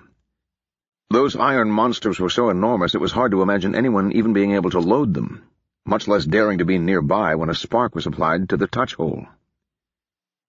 The 12-pounder was tiny by comparison. A 6-foot metal tube with a barrel not much larger than Marcus's head at the business end. It was dwarfed by its own wheels, big hoops of iron-banded wood. This was one of the preacher's original 3, carefully engraved from muzzle to axle with scripture from the Wisdoms, and now mottled all over with powder residue. The preacher himself was standing beside the gun, talking to Giannis. Behind them waited the 7th Company of the 1st Battalion. Marcus recognized the big corporal who'd been imprisoned with them in Audric's tents, and resisted giving the man a wave. "You'd get more force if you hit it straight on," Giannis was saying. "And those doors can't be solid stone, or they'd be too heavy to move. There's no room for a counterweight."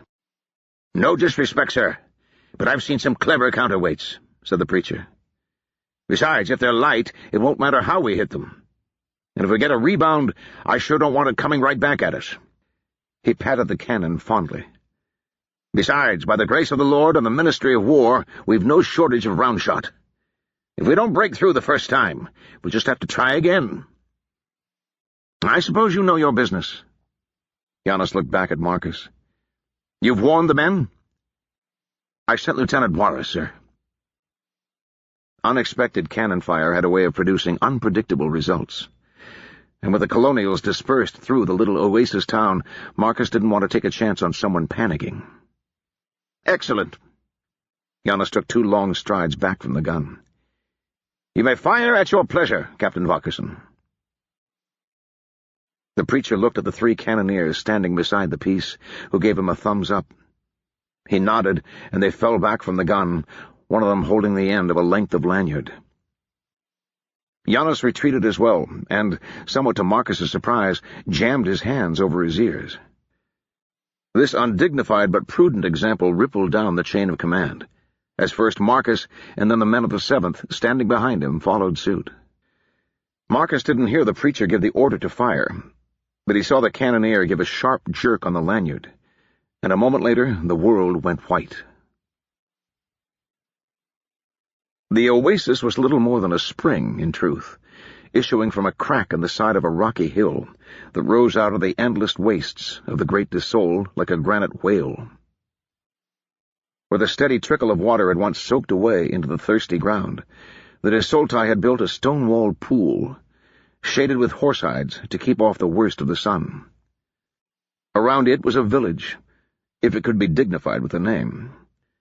It consisted of a wide-open space around the pool, surrounded by a scattering of huts built of stone and scraps of wood, and roofed with more hides. Even these must have represented a significant investment for the Disoltai. There were no trees in the Disol, so every piece of timber would have been transported on horseback from the valley of the Sail. Whatever non-combatants had inhabited the village had plenty of warning of the colonials' approach, and the Vordenai had found the buildings stripped of everything a man could carry. A wide corral stank with still fresh horse droppings, but there were no animals to be seen. Marcus had been frankly glad to hear it. Given the state of their supplies, burdening the column with a few hundred captive civilians would have brought on some choices he didn't like to contemplate. Beside the spring, where the hill had crumbled into something approaching a sheer cliff, the rock was carved into what must once have been a spectacular bas-relief. That it was ancient was obvious by the weathering. Human figures had eroded to blank-faced mannequins, arms raised in prayer or war or missing entirely. There were dozens of them, stretching for yards on either side of the crack where the spring emerged. Between them, the remains of pillars could still be discerned, and in a few spots where a crevice had provided shelter from the wind, the original delicate carvings of leaves and foliage were visible. In the center of the ancient work of art was a pair of doors, twice the height of a man, and cut from the same yellow-brown stone as the hillside. They had once been carved as well, but the centuries had weathered them nearly flat. More important, at least to Giannis, it was obvious from the wide scrapes in the sandy soil that they had been opened recently. So while the rest of the regiment had been set to hauling water from the pool and searching the town, one company of infantry and one of the preacher's guns had been quietly commandeered to effect an entry. The men had spent the better part of an hour straining at the door with lines and makeshift crowbars, to no effect, so Giannis had decided on more drastic measures. Even with his ears covered, the blast of the cannon filled the world. Close up, it wasn't the bass roar he was used to, but a monstrous crescendo that rattled his teeth and shifted things uncomfortably in his guts. His next breath reeked of powder. When he opened his eyes tentatively, he saw a ragged cloud of smoke drifting upward from the gun's muzzle. Beyond, barely 20 paces away, were the doors of the temple. Marcus couldn't imagine anything resisting the shot at that distance. It seemed as though it would have torn a hole in the mountain itself. It certainly had done a number on the doors. The preacher had aimed for the crack between the pair, and his aim had been impeccable, as had Giannis's logic. The stone surface was revealed as a thin facade, no more than an inch thick, supported by a wooden frame. The ball had punched clean through, smashing an irregular hole in the stonework and sending a spider web of cracks across the rest of the surface. As Marcus watched, a snapped-off section buckled and fell, with a sound like someone dropping a tray full of crockery. Other pieces followed, one by one, until only the lower half of the doors and a few scraps around the hinges remained intact. A cloud of dust billowed up from the pile of stone fragments at the base.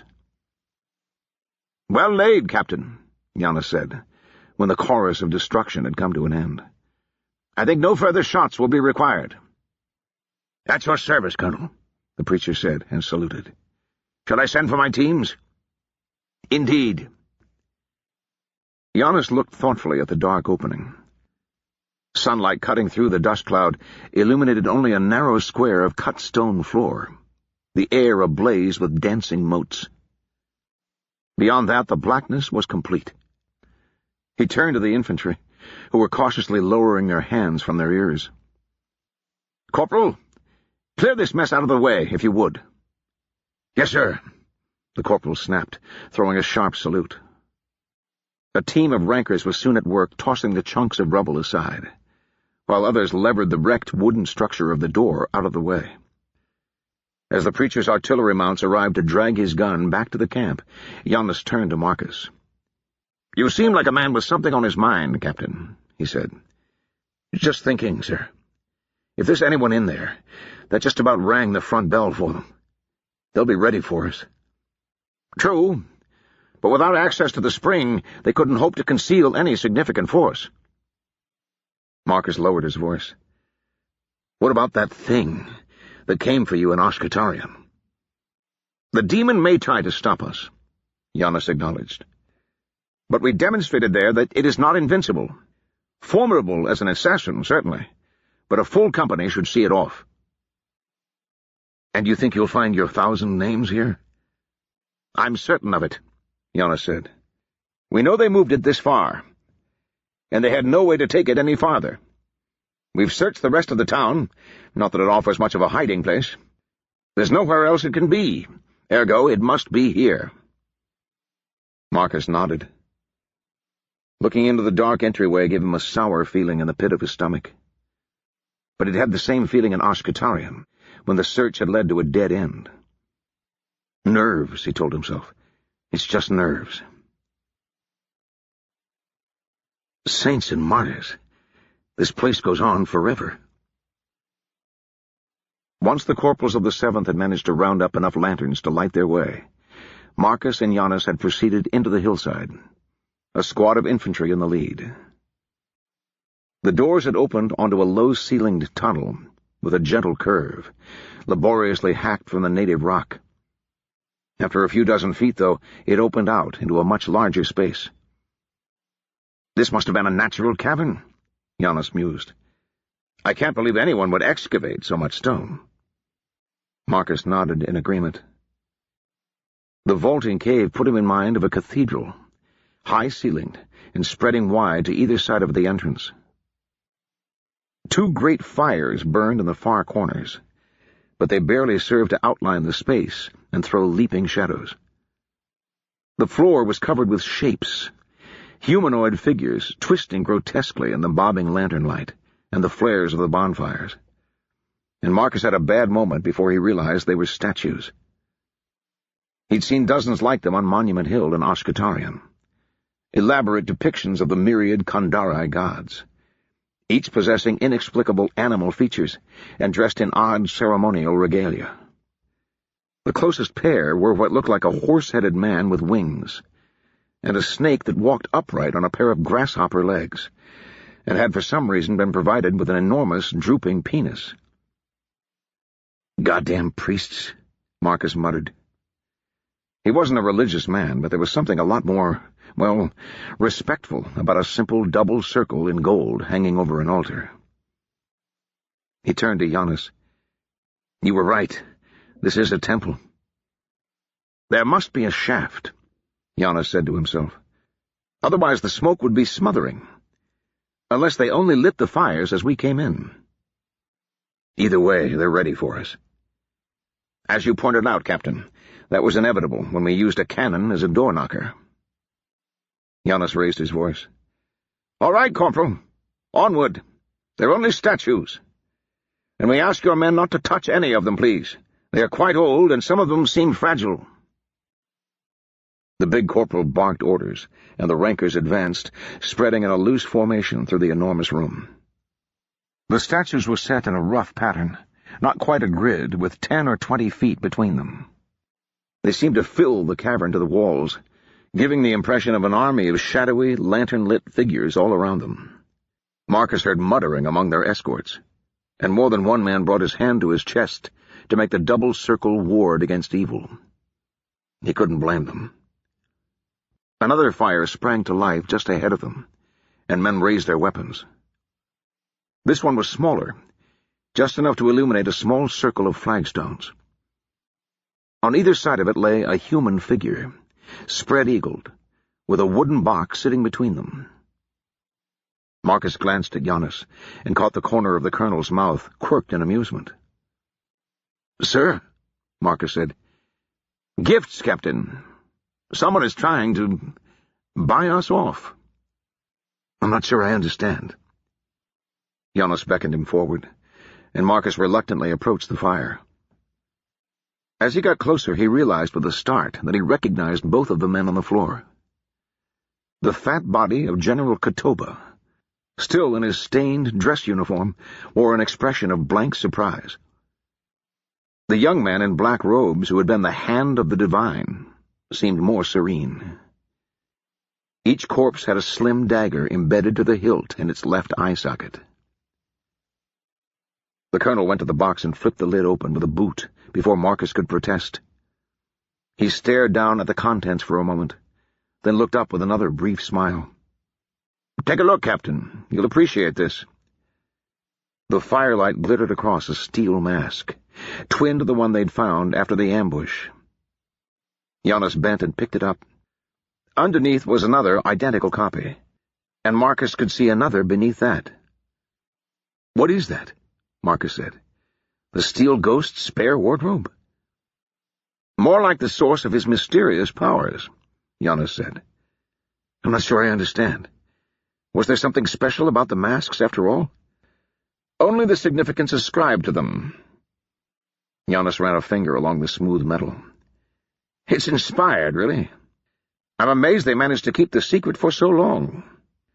The way he could be in two places at once, Marcus said. The steel ghost used doubles. In a way.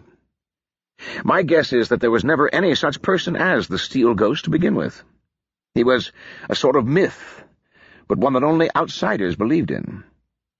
They must have laughed long and loud around the campfires. But someone must have worn the masks. Whoever was convenient. Once you've built up the legend, think of the advantages. Pull a mask out from under your cloak, and suddenly it's not just a Desoltai raid, but the steel ghost himself out for blood. Take it off when no one's looking, and the ghost vanishes into the desert like a shadow.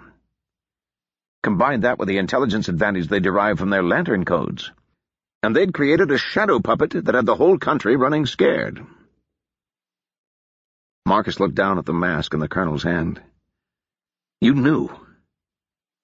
That's why you told me not to put it out that we'd killed the ghost in the ambush. You knew he might turn up here as well. Let's say I strongly suspected. When you have a man whose only distinguishing feature is something that hides his identity, why should you assume it's the same man each time? It's like saying the Pontifex of the White has lived for 1,000 years because different men keep putting on the hat. You might have told me. I would have, if it had ever become a serious issue. As it is, it's simply a curiosity. He looked dismissively at the two corpses, then raised his voice to a shout. It echoed off the distant walls. "Very generous! I thank you!" Marcus opened his mouth to speak, but Giannis held up one finger for silence. A moment later, another voice filled the cavern, a distant hissing sound that seemed to come from every direction at once. "You have what you came for, Rashim. Consider this our surrender." "Steady," Marcus said, as the rankers looked in all directions. The last thing they needed was a careless shot causing a panic. "Corporal, get the men to close up." "I am Count Colonel Janos Betvalnik Mirin," Janos said in Kandari. "May I have the honor of knowing to whom I speak?" "You may call me Mother." The word echoed oddly, repeating over and over through the vaulting hall for longer than it had any right to. "And I know well who you are." "Then you know that this is not what I came for." "No." Mother's voice was a hiss, like wind-blown sand sliding across stone. The fire lighting the two corpses started to flicker and die. "You have the leaders of the redemption. Bear them back in triumph to your pet prince.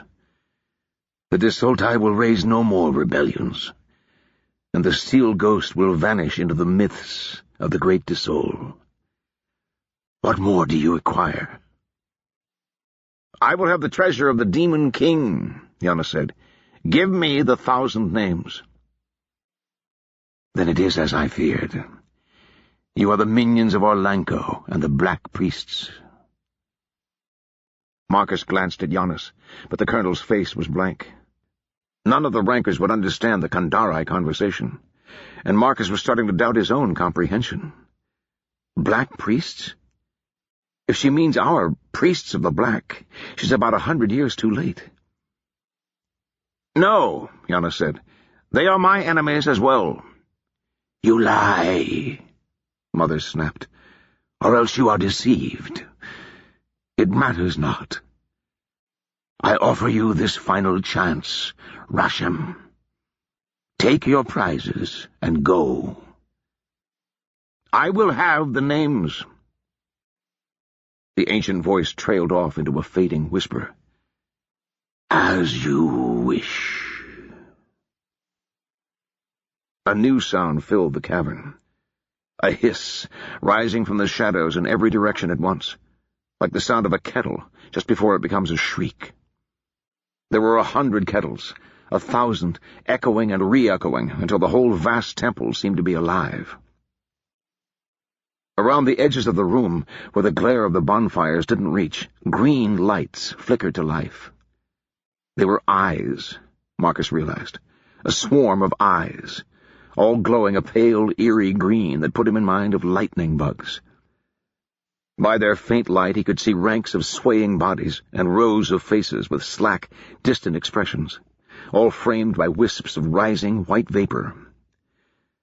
More white smoke trickled up through the air just in front of him, mixing with the dark wood smoke of the extinguished fire. Marcus looked down.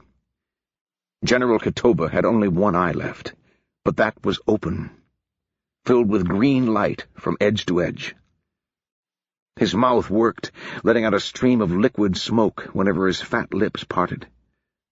With an arthritic jerk, his corpse rolled on its side and started to fumble its way to its feet. Beside him, the divine hand sat up, his burning green gaze fixed on Marcus, and crawled forward on hands and knees. "Kill them!" Mother's voice said, echoing louder and louder until it thundered through the hiss of the smoke. "Kill them all!" "Saints and fucking martyrs," Marcus said. At least he thought he was the one who said it. But the oath had escaped from several mouths simultaneously, along with an assortment of choicer obscenities. At least one of the rankers had a more emphatic response, and the bang of his musket going off was loud enough in the echoing cavern to make Marcus duck. It was followed by another, and another. Then the whole company, not a single volley but a staccato chorus of shots, ripping the air and merging with their own echoes like a never-ending bolt of lightning. The flashes drowned out the bonfires and turned the scene into a flickering montage of light and darkness, men waving and running in jerky stop-motion. He saw Kotoba rear up, finally managing to lift his fat bulk to his knees. One of the rankers shot him from only a few feet away. In the next flash, Marcus saw the big general jerk, strings of gristle and gore hanging down the back of his uniform where the ball had punched clean through him. No blood ran from the wound, though, only a trickle of white smoke, like the trail from a snuffed candle. And Kotoba himself gave no indication of being aware that he'd been hit. He sprinted at the ranker, no more bothered by the hole in his chest than the dagger in his eye. The colonial screamed, raising his musket in desperate self-defense, but the Kotoba thing grabbed it with both hands, jerked it out of the way, and bore the man to the ground. Screams were erupting throughout the cavern. Marcus's night vision had been ruined by the muzzle flashes. All he could see was the distant glow of the fires and the swarms of green eyes closing in. The wave of panicked shouts washed over him. "Out! Fucking get out of here! Brass balls of the fucking beast! Get it off me! Die, you son of a fucking... They're in the door! Form on me!" That was the big corporal, he thought. "7th Company, form square on me." A good idea, Marcus thought half hysterically, but it wouldn't work. Forming emergency square was hard enough in the open, let alone with demons bearing down on you. Demons. "Captain!" The colonel's voice snapped Marcus out of his stunned reverie. He looked up to find the divine hand nearly on top of him, one arm thrown wide to draw him into a vicious embrace. Marcus jammed his hand into the thing's face and gasped when it bit down hard on the heel of his palm. The blast of a pistol going off at close range muffled Marcus's scream. The creature's head came apart as the expertly placed ball caught it just above one ear, scattering bits of skull and brain. A torrent of strange white smoke issued forth, mixing with the pink-gray of powder smoke. It staggered, which was enough for Marcus to yank his hand out of its unhinged jaw and pull himself away. A moment later the colonel stepped in front of him, his drawn sword a shining line of steel between himself and the still-standing monster. "Are you all right, Captain?" "Sir, I think so, sir." He lifted his left hand and winced at the neat half-circle of teeth marks. His other hand dropped to the hilt of his own sword. Before he could draw it, the thing lurched forward again, apparently unimpaired by the lack of the top half of its head. It was clumsy, though, and Giannis sidestepped as it came at him. His cut sliced neatly through the back of its leg, which abruptly failed to support the thing's weight, sending it crashing down in a heap. Even so, it scrabbled forward, forcing the colonel to back away. Marcus had finally gotten his sword free, and he fell in beside Giannis. Something brushed his shoulder, and he looked around in panic, but it was only the outstretched hand of one of the ancient statues. Most of the demons had followed the fleeing rankers toward the exit, but there were still 24 immediately in front of them, closing in a rough semicircle. More clustered around the soldiers wherever they had fallen, tearing at them with fingers and teeth until the screaming finally stopped. All the creatures Marcus could see were dressed in the brown and tan uniforms of the auxiliaries.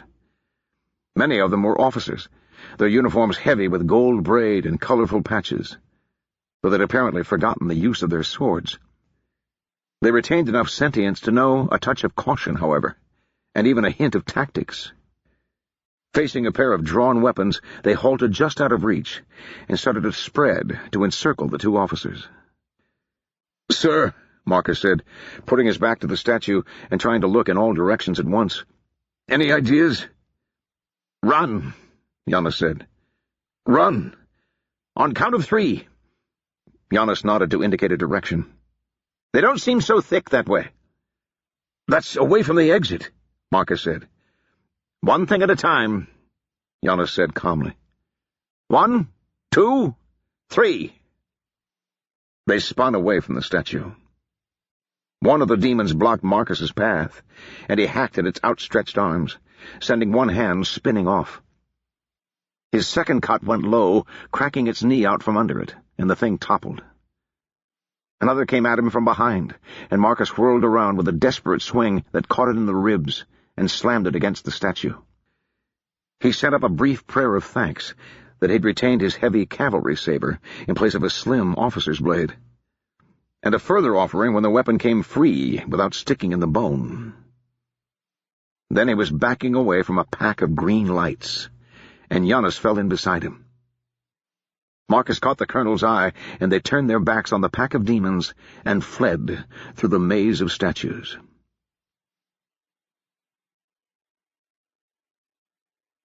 Winter. "Sir," Bobby said, almost jogging to keep up with Winter's rapid stride, "I really don't think this is a good idea." "I'm fine, Bobby," Winter lied. She felt better than she'd expected, actually, once she got up and moving. Her nose was still tender, though, and every too swift movement brought stabs of pain from her side. "Even if you are," Bobby said, "the colonel gave strict instructions that no one was to go after him." "That obviously doesn't apply to you and me," Winter said. "He took the 7th Company with him, and we're part of the 7th Company. We've got to be allowed." "What about her?" Bobby said, indicating Feor. The Kandari girl wore a hooded brown robe, but she was still attracting odd looks from the soldiers they passed.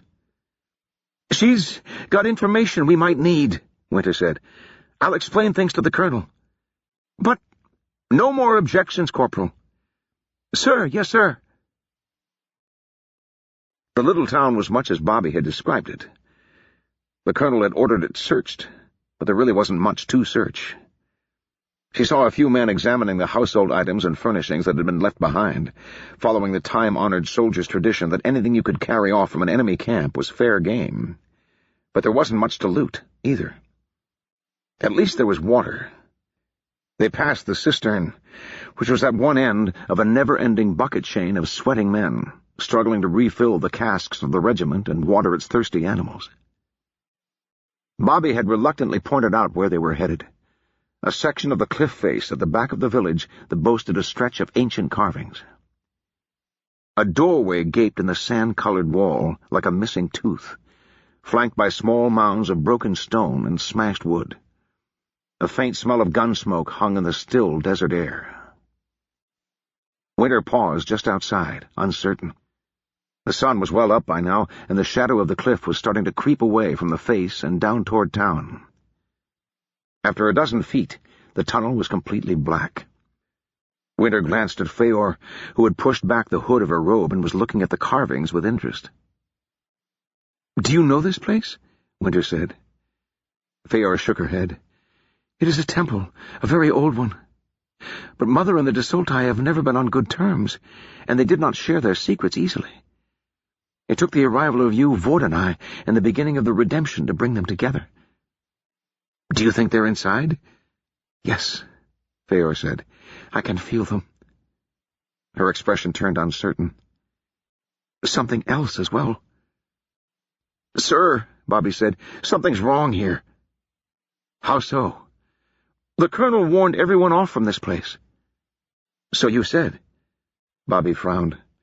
Don't you think he would have left a couple of guards outside? That made Winter pause.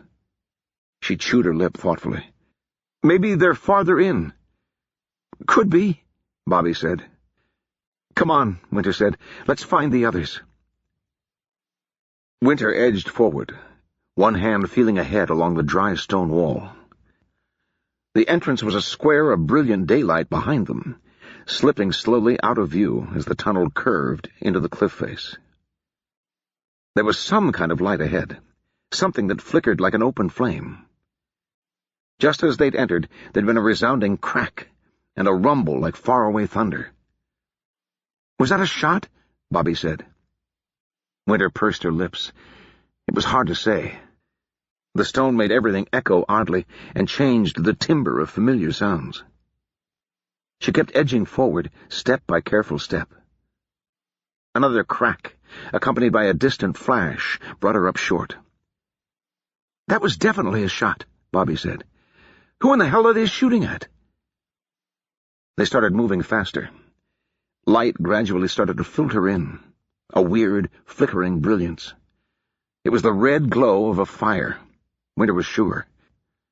Shot through now and again by the brighter yellow-white of a muzzle flash. It was enough to make out the bare outline of things, which narrowly prevented Winter from tripping over the first dead man. She threw out an arm to bring Bobby to a halt. The tunnel ahead of them was strewn with corpses, a dozen or more, all lying flat or sitting against the walls in attitudes that suggested they'd been propped there like puppets. It was impossible to make out any detail in the firelight, and Winter dug hastily in her pocket for a box of matches. "Are those—" Bobby said. Winter struck the match on the tunnel wall. The flickering firelight from up ahead made colors difficult to distinguish, but in the steadier light of the match, she recognized the brown and tan uniform of the Kandari auxiliaries. Bobby let out a long breath of relief. "What are they doing here?" Winter muttered, half to herself. "Could Katoba have followed us across the desert?" Bobby said. "Or we followed him." Winter looked back at Feor, who was looking down at the bodies with a puzzled expression. "Are you all right?" "There's no blood," Feor said.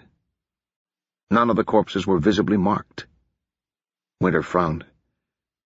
Bobby was already pressing ahead. Feor threaded her way past the auxiliaries to join her, and Winter followed slowly. Beside the last of the corpses, she paused. "If they're fighting," Bobby said in low tones. "Just a moment." Winter prodded the face-down man with her boot. He was an officer, judging by the braid on his shoulders and the scabbard at his belt. The corpse rocked slightly when she touched it, and after a moment of hesitation she got down, grabbed his shoulder, and rolled him onto his back. There was no wound on his front, either. The elaborately decorated auxiliary uniform was unmarred. Something hissed. She watched, fascinated, as a thin wisp of white smoke trickled from the body's slightly parted lips and wafted toward the ceiling. "Sifats," Feor said, then repeated it in her half-learned Vordenai. "Run!" "What?" The corpse's eyes snapped open. They were green from edge to edge and glowed with an inner light that threw Winter's shadow wide across the tunnel's ceiling. Its hands came up and locked around her wrist, dragging her off balance. She gave an undignified squeal as she fell across the corpse, her left side lighting up with pain. As she fell, the thing shifted its grip, wrapping its arms around her waist in a horrid parody of an embrace.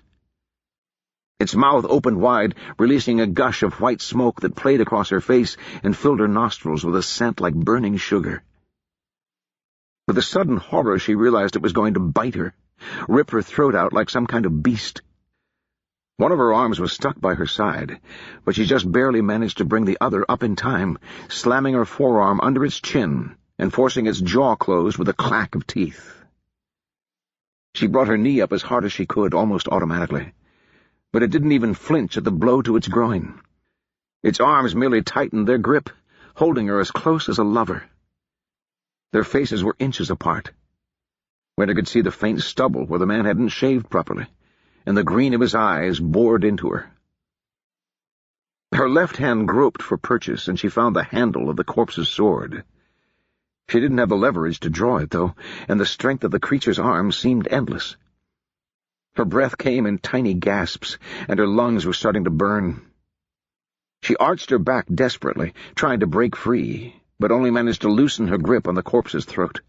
It bared its teeth again, bathed in white smoke, and tried to force them closer to her face. Winter gaped, desperate to draw a breath, but the grip around her shoulders pressed her chest too tight. It felt as though her spine was about to snap. Her lungs were on fire. She felt her legs kicking it, distantly, but for all the good it did, she might have been pounding on a wall. Then, all at once, something gave way. One of the creature's arms pulled free, giving Winter a moment to hurl herself away from it with all the strength she could muster. She felt its nails leave long scratches down her back, even through the fabric of her uniform, but it didn't manage to get a grip before she was clear and rolling sideways. She cannoned almost immediately into Feor, who was holding onto one of the monster's wrists with both hands. Winter and the Kandari girl went down in a heap, accompanied by a metallic clatter. Breath flooded back into Winter's body, and sight and sound came with it. She heard Bobby's frantic shouts, and saw the corporal struggling with another monster in a brown and tan uniform. Behind it, the other corpses were rising, herky-jerky like puppets on invisible strings. A dozen pairs of eyes bathed the tunnel in their unearthly green glow. The one that had grabbed her rolled onto its hands and knees and reached for her again. Winter scrambled backward and felt Feor do likewise. One of her hands brushed something solid, the hilt of the auxiliary officer's sword, which she'd been holding on to when she'd pulled herself away. Her fingers curled around it, and the next time the corpse reached for her, she brought it around in a wild sweep. It was a light, whippy little thing, a dress sword for showing off at parties rather than actual combat, but at least it was sharp. It caught the creature as it went for a grip on her ankle and sheared its hand in half. No blood issued from the wound, only a gout of white smoke. The remaining digits brushed uselessly at Winter's boot as she pushed herself out of range. Bobby had achieved a sort of stalemate, she saw, by snatching up a musket from beside one of the dead men and using it as a wedge to keep the thing away. More of the creatures were approaching, though. Winter finally managed to get her feet under her and shifted the sword to her good hand. When the thing on the ground reached for her ankle, she stomped down hard on its forearm and heard the bones snap. "Bobby!" she shouted. "Back here!" The corporal let go of the musket, jumping backward as her opponent let the weapon fall and stumbled forward. Winter caught the creature in the torso with a textbook thrust, slipping her sword neatly between its ribs. But the wound had no effect at all. She barely managed to yank the blade free in time to avoid its groping hands. Bobby fell in beside her, and she could hear Feor scrambling to her feet behind them. Winter handed Bobby the auxiliary sword and drew her own. It wasn't much better, but at least she knew it was good steel. 3 of the things blocked the corridor, with more of them crowding in behind. Now that they faced opponents with steel in their hands, the things seemed almost cautious, though Winter couldn't think why. The one she'd stabbed hadn't even flinched. "Demons," Winter breathed. "Brass balls of the beast, they're fucking demons." Bobby gave a shaky nod. Winter spared a glance for the corporal. She looked very pale, but the point of her sword never wavered. "What now?" "Now, I think we run." Winter slashed at one of the creatures that got too close, leaving another long, unbleeding wound on its arm. "On 3. 1, 2, 3. With a final slash, she backpedaled a few steps, then turned and ran for it. On the way, she caught Feor's hand, dragging the Kandari girl along until she got her feet under her. Soon all three of them were pounding down the tunnel, with the corpse things shambling in pursuit. The glowing green eyes had just vanished around the curve of the corridor when it abruptly ended, opening into a much larger space. Winter had a vague sense of a high-ceilinged cavern, but her attention was absorbed by more immediate details. In the center of the cave, amidst rows of strange Kandari statues, the Seventh Company had formed a steel-edged square. She could see the gleaming rows of bayonets, and every so often a shot rang out, shatteringly loud in the enclosed space. Surrounding them was a nearly solid ring of brown and tan uniforms, 2 or 3 men deep. The white smoke they leaked mixed with the pink-gray of powder smoke to form a pervasive fog that made the whole cavern smell of saltpeter and burning sugar. More of the walking corpses were scattered around the perimeter of the standoff, and at least a few of them looked in Winter's direction as she skidded to a halt in the doorway. They started for her immediately, closing in like iron filings drawn to a magnet. The sound of shuffling feet from the corridor behind them grew louder by the second. She caught Bobby's eye. "Run for the square! I'll go first. You take Feor." Bobby gave a jerky nod and made no objection. Winter could think of a whole host of objections herself, but there didn't seem to be any other options. She took a deep breath, fighting down the spikes of pain in her side, and charged. Strong as they were, the demons weren't quick or terribly bright. She went right at one, and it spread its arms wide like someone accepting a hug. At the last minute she ducked and veered right, slipping past it. From there she pivoted on one foot and brought the pommel of her sword around in a wide arc that ended in the back of its skull. Whether or not the impact pained it, it knocked the thing off balance, and it stumbled helplessly, long enough for Bobby and Feor to dodge by. Then they were in among the statues. Green eyes glowed from all directions, but Winter forced herself to focus on what was directly ahead of her. Another auxiliary lurched out from behind a snake-headed statue, right into her path, and she barreled into it shoulder first, knocking the creature sprawling. It scrabbled at her as it went down, but Winter danced away, slashing at its hands with her sword. Glancing back, she found Feor right behind her, with Bobby holding off 2 more of the things with wild, horizontal sweeps. Ahead, the demons were packed tighter. Winter could see blue uniforms through the gaps, but she wasn't certain they could make her out through the crowd. She hoped desperately no one took the opportunity to fire at the commotion. She laid into the first monster with a wide, 2-handed swing, aiming low, and it toppled, with its legs chopped out from under it. Others turned, white smoke gouting all around her, as she pressed toward the line of blue.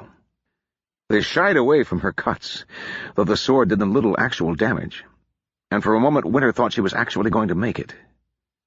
Then one of the creatures didn't get out of the way in time.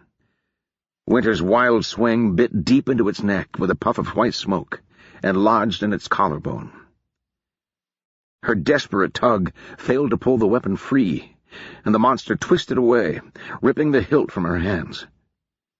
They were suddenly all around her, hands scrabbling for a hold wherever they could grab.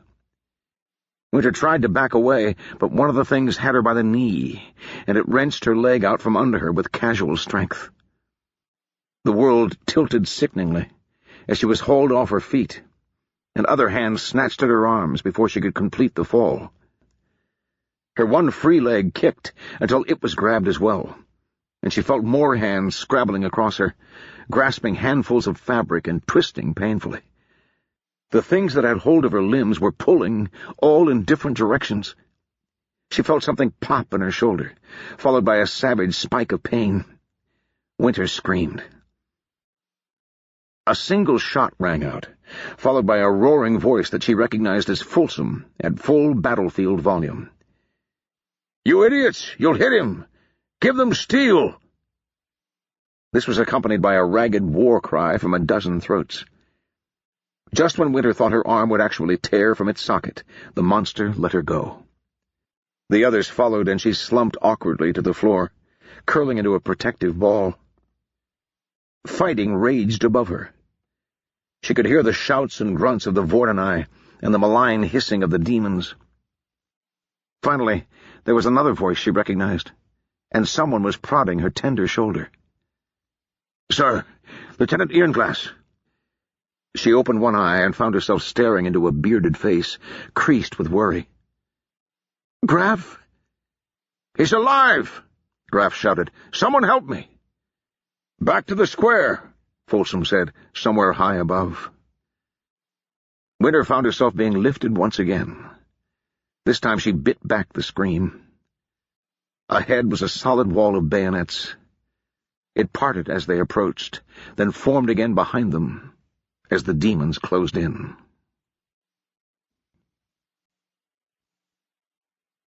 Chapter 25. Winter. She never quite lost consciousness, but it was a close-run thing.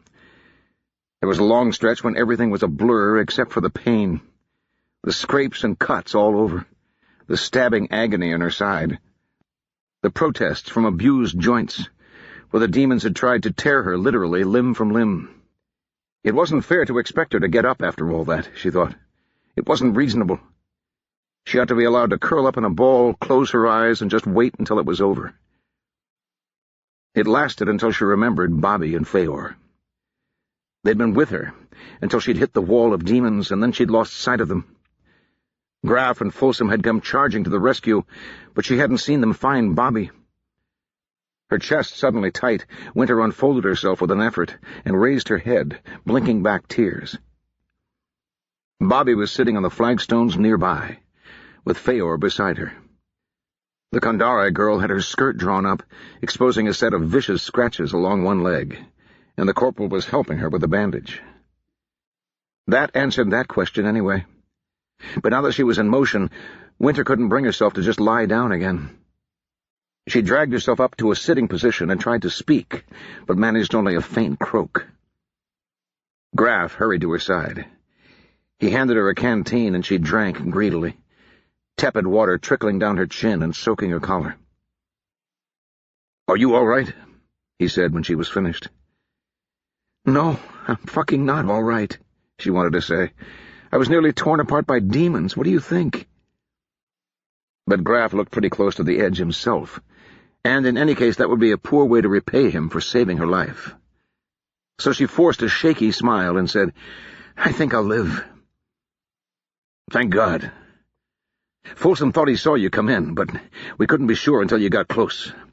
That was goddamn brave of you, charging a lot of them like that." He paused, making it clear by his expression that by brave he meant insane.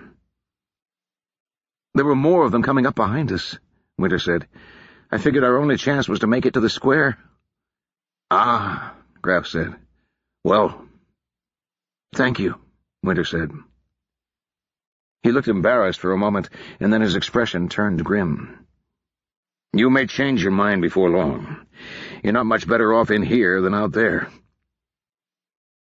Winter took a proper look around for the first time.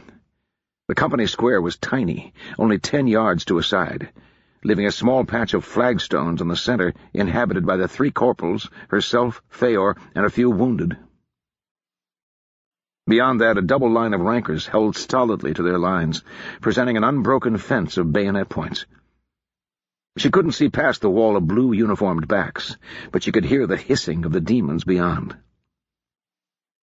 "They'd bury us if they really try to rush," Graf said quietly. "They shy away from steel, thank God, but I don't know why.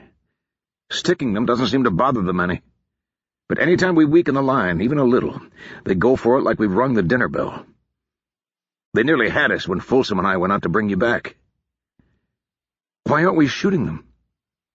"For one thing, I can't spare the men to load," Graf said. "For another, it doesn't help much. God be good, I saw one of them keep going with a hole the size of my fist right through him.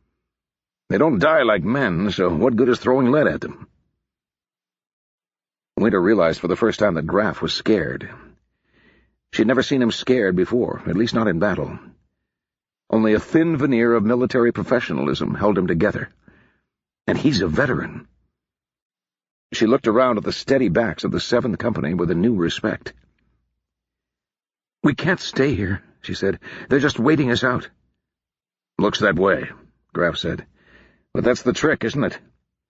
That last charge was the closest we've gotten to the door, and I lost 2 men just getting that far.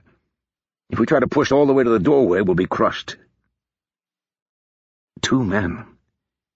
Winter's throat closed again for a moment. 2 men had died just to rescue her, Bobby, and Feor. She didn't even know which 2. They were just men, rankers, expendable assets on the strength report. She fought down an urge to ask Graf for their names. Later, if we get out of this alive. "Bugger all the saints with bloody rolling pins," Winter swore. It didn't make her feel any better. "Give me a minute."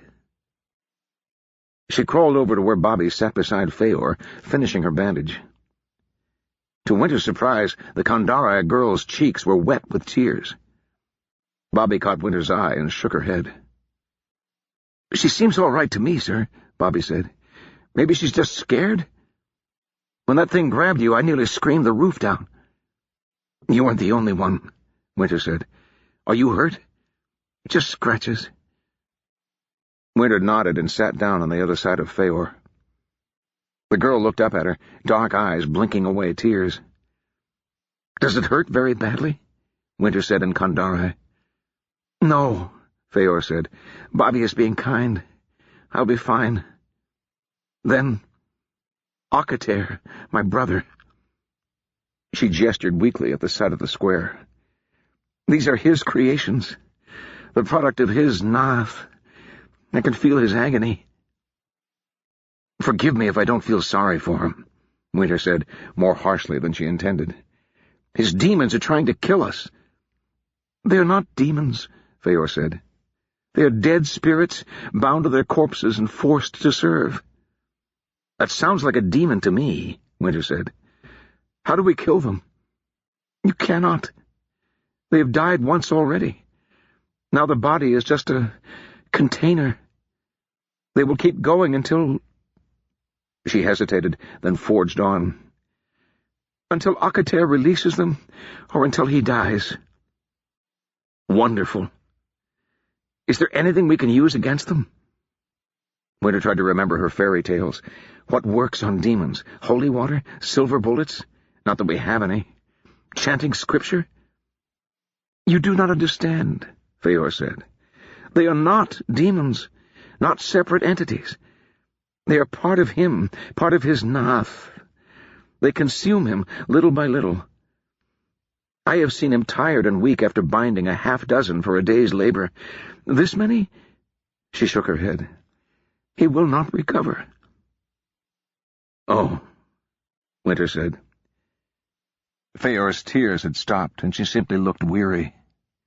Winter felt a rising blush in her cheeks, which she tried to ignore. She opened her mouth, found she had nothing to say, and closed it again.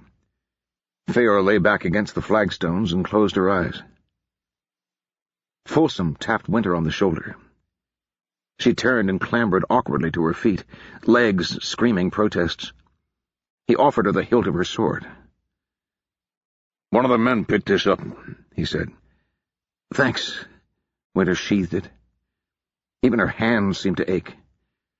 "And thanks for coming to get me." He shrugged. With the immediate danger gone, the big corporal seemed to have reverted to his normal taciturn persona. "I don't suppose you have any brilliant ideas on how to get out of here?" Folsom shook his head.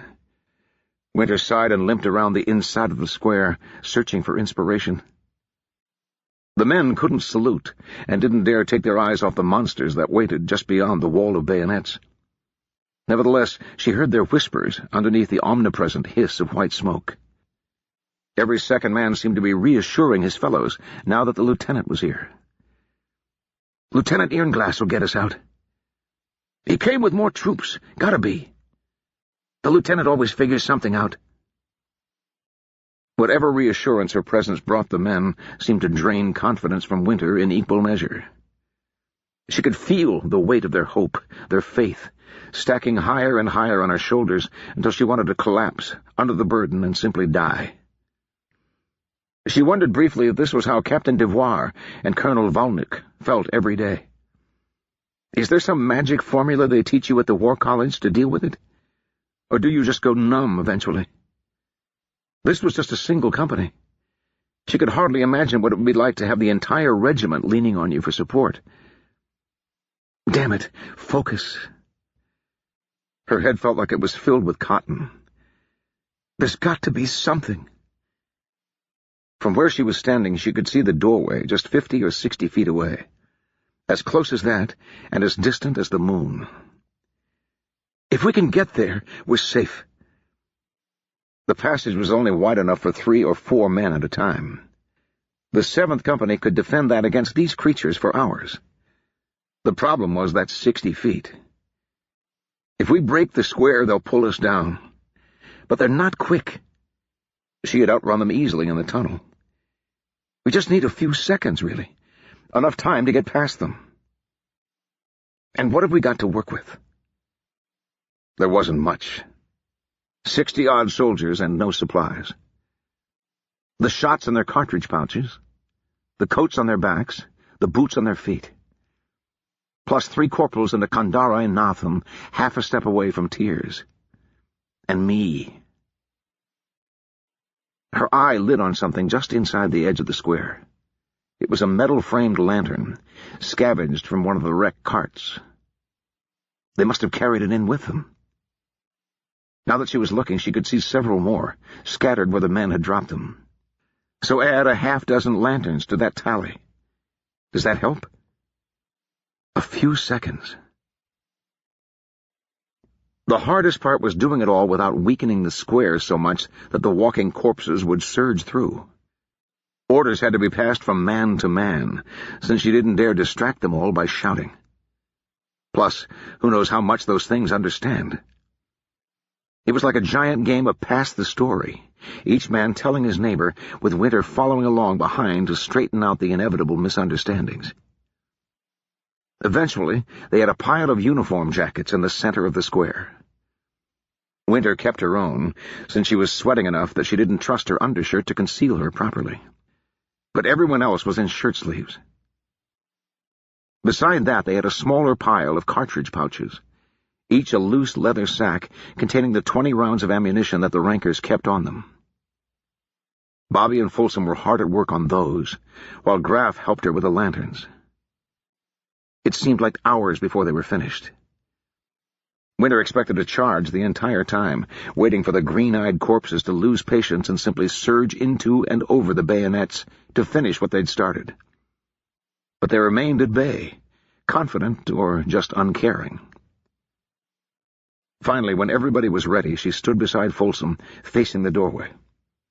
Graff hurried over, carrying an improvised torch in each hand, and Winter lit both with the last of her matches.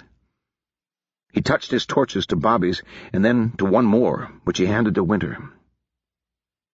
Okay. Winter blew out a long breath and looked up at Folsom. If this gets us all killed, let me just say in advance that I'm sorry. The big corporal grunted and hefted the cartridge pouch he held. A twist of cloth dipped in lamp oil served as a makeshift fuse. Winter gingerly touched her torch to the very end and sent up a silent prayer of thanks when the whole affair didn't go off there and then. Once it was alight, Folsom didn't wait. He gave the thing a heave, and it disappeared over the heads of the men in the square to fall in among the monsters. They got 2 more lit and thrown. Then there was a single agonizing second of waiting in which Winter pictured the pouches bursting when they hit the ground, or the tapers being snuffed out by the wind of their passage. The sound of the first one going off was disappointing, more of a muffled thud than the massive boom of a cannon. It was accompanied by the merry zip and zing of lead balls ricocheting off the stone floor. After tearing open enough cartridges to mostly fill the little sack with powder, she'd stuffed musket balls in until it was nearly bursting. The idea was that it would be something like a load of canister, spraying balls in all directions. Without a musket's barrel to channel the blast, the balls wouldn't go far or hit hard, but she hoped it would still be enough to damage something. 2 more blasts, almost simultaneous, announced the explosion of the other 2 bags. The wall of green eyes in front of her thinned out as the corpses turned to see what was happening, or were knocked down by the blasts. She heard someone cry out, struck by a stray ball. She'd been afraid of that, but it was too late to worry about it now. A few seconds. "First rank, hold!" she screamed, tearing her throat raw. "Second rank, past me, charge!" The men had been instructed by the same chain of whispers method, and she was frankly surprised when they did what she wanted them to. One face of the square, the one closest to the doorway, erupted with cheers and shouts as men surged forward, leading with their bayonets. Behind them, the second rank of each of the other faces, the innermost line of the square, dropped their weapons, rushed to the center pile, and picked up a uniform jacket in each hand. They rushed past her in a body, into the gap behind the advancing men, where the creatures were just starting to turn back to face their escaping prey. Just beside her, a ranker tossed one of his jackets. It was a good throw, landing squarely across the face of one of the monsters. The thing plucked at the coat with both hands, but before it could tear the fabric away, Winter reached out and touched her torch to the uniform's sleeve. The lamp oil spattered across it caught instantly, and soon the entire jacket was a mass of flames. The sizzle of burning flesh mixed with the ever-present hiss, and black smoke gouted upward to discolor the white. Bobby, Folsom, and Graff were all wielding torches, touching off the coats the rankers flung whenever they found a target. Those creatures they set aflame staggered away, or were pushed or kicked aside. Once he disposed of his burden, each ranker ran for it, sprinting for the doorway behind the vanguard of men still carrying bayonets. "First rank, run!" Winter shouted. The last of the square backed away a few steps and ran, holding on to their muskets. The monsters following hard on their heels were met by more flung coats, and once afire they blocked the path of their fellows. Winter saw a couple of men go down, tripped or grabbed from behind, but the rest made it past her. She started to backpedal as the wall of corpses approached, then turned to run. Feor had gone ahead with the first wave, but she'd stopped by the doorway, while the rankers had sprinted out into the passage to press back any of the creatures that were still waiting there. Winter skidded to a halt beside her as the men of her company surged past, a river of tattered blue and white undershirts, carrying muskets or coats or no weapons at all. "Go!" Winter waved them onward. Folsom had gone with the vanguard. Winter caught sight of Bobby trying to push backward against the tide of rankers, and she waved the corporal onward. Finally, the last few men hurried past, with Graff bringing up the rear. "Something's wrong with them," Graff said, puffing to a halt. "Look!" The oil-damped coats were going out, throwing the room into relative darkness once again. Winter could see the dead things as vague shapes in the firelight, with green eyes cutting through the smoke here and there. They didn't seem to be pursuing. In fact, they'd all frozen in place, as though some vital force had suddenly been removed. "Is that everyone?" Winter said. "I saw a couple of men fall." "We picked him back up again," Graff said. "That's every man who wasn't already dead out the door, except the captain and the colonel. Poor bastards." The captain and the colonel. "Right." Winter waved him on up the corridor. "Go! I'll be right behind." Graff saluted and hurried after the rest. Winter and Feor remained in the doorway. The green lights went out all at once. The corpses toppled wherever they stood, sprawling in heaps across the flagstones. Here and there flames still clung to them, filling the air with the smell of burning cloth and flesh. The captain and the colonel. She'd almost forgotten about them. But they must be dead. They weren't in the square, so they must be dead. "Fuck," Winter said. "Fuck, fuck, fuck." She chewed her lip for a long moment, then rounded angrily on Feor. "You'd better go after... I'm going with you, Feor said. No, you're... Winter caught Feor's expression and suddenly felt too tired to argue. All right, but stay close. Feor stepped up and took her hand again. Winter raised the torch over her head, took a deep breath, and hurried back into the gloom. Marcus. Marcus gave a grunt as he wrenched his saber free, stepping away from the demon's still scrabbling hands. His next carefully aimed stroke split its skull, sending up a torrent of white smoke. Then he retreated to where Giannis waited in the shadow of one of the twisted statues. The thing kept thrashing behind him, but without its head it was blind. "We're almost there," Giannis said, tapping the corner of the statue's plinth with the tip of his sword. "2 more, I think." "Fucking saints," Marcus said. "How many men did Kotoba have left?" He knew objectively that they'd been lucky. Some of the 7th Company had managed to form a square after all, and they were attracting the attention of the vast majority of the creatures. Picking their way around the edge of the vast cavern, he and Giannis had to deal with only the scattered remnants, and he'd disposed of a dozen or so of those. But it felt like they'd been at it forever. He opened his jacket. His undershirt was soaked with sweat, and someone seemed to have added several tons of lead to his sword. His shoulder ached abominably from the impact of steel on bone, and the bite on his hand throbbed. At least the colonel knew where he was going. Or he says he does, anyway. They'd been weaving through the statues, cutting down the demons singly or in pairs. But Giannis had kept to a relatively constant direction. Marcus hadn't asked where they were going, because frankly he didn't want to know. He just hoped like hell the colonel had some kind of plan. 2, Marcus said after a moment. "Okay." "I'll go right, you go left," Giannis said. He didn't even seem winded. "Ready?" "Ready," Marcus lied. "Go!" They spun around opposite sides of the statue. 2 of the green-eyed creatures stood in the gap between another pair of idols, as idly as a couple of sentries. They looked up, mouths opening to trickle white smoke, as the 2 officers charged. Giannis's first instinct had been the correct one, as usual. Nothing Marcus had been able to do had put an end to the creature's scrabbling parody of life, but their bodies could be damaged as easily as any humans.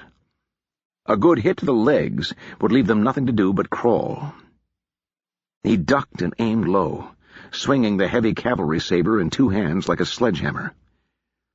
The demon's outstretched hands brushed past his cheek and over his shoulder, while his blow caught the thing on the knee. Flesh and bone exploded, bloodless as rotten wood, and Marcus spun away from the clutching fingers as the suddenly unbalanced monster toppled. The colonel had dissected his opponent with typical grace, dodging its clumsy lunge and dancing behind it to neatly sever the muscles in its thighs with his lighter blade. It fell face down, and Marcus gave it a slash in passing, smashing its face into a ruin.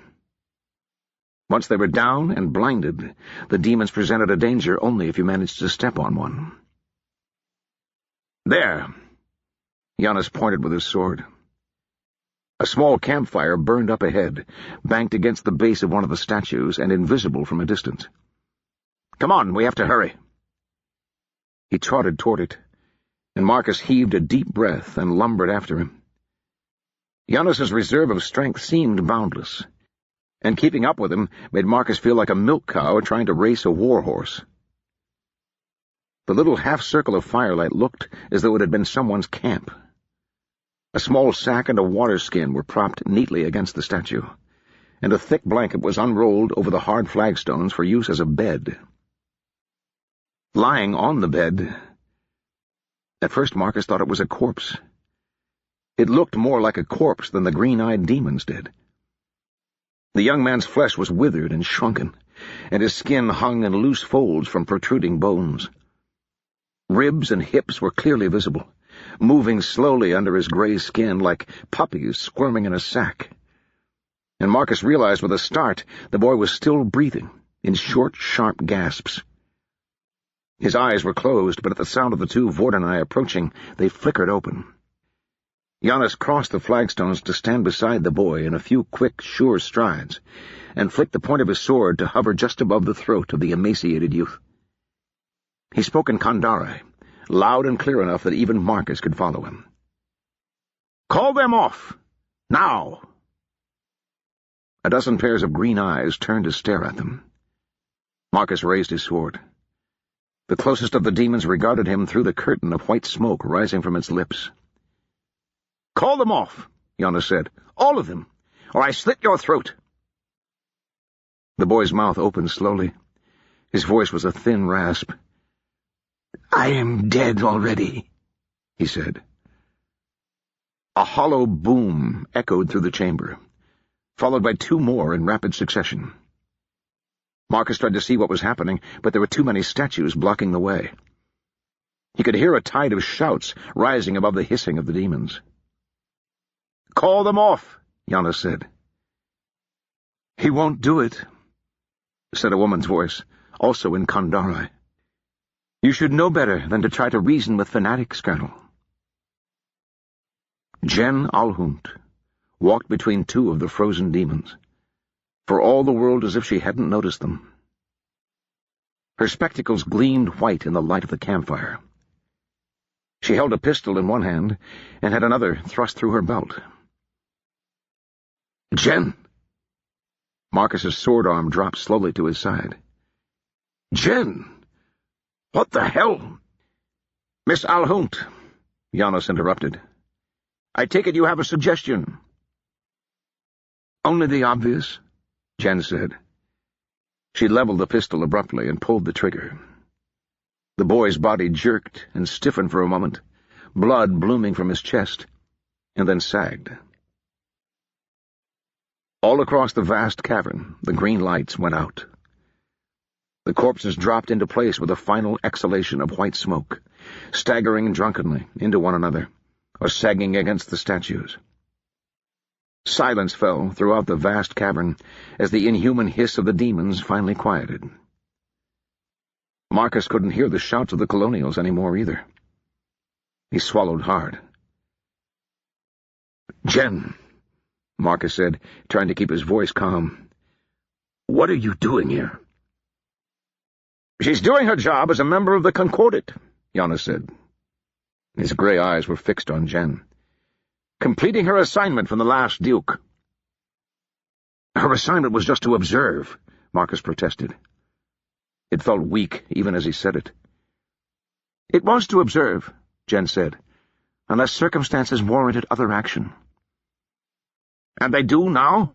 Giannis said. "I believe so." She tossed the empty pistol aside, drew the other one from her belt, and pulled back the hammer. "Colonel Volnick, in the name of the King and the Ministry of Information, I place you under arrest." "Interesting," Giannis said, after a long moment of silence. "Drop your sword, if you please." Jen raised the pistol to a level with his chest. The colonel shrugged and let the weapon fall.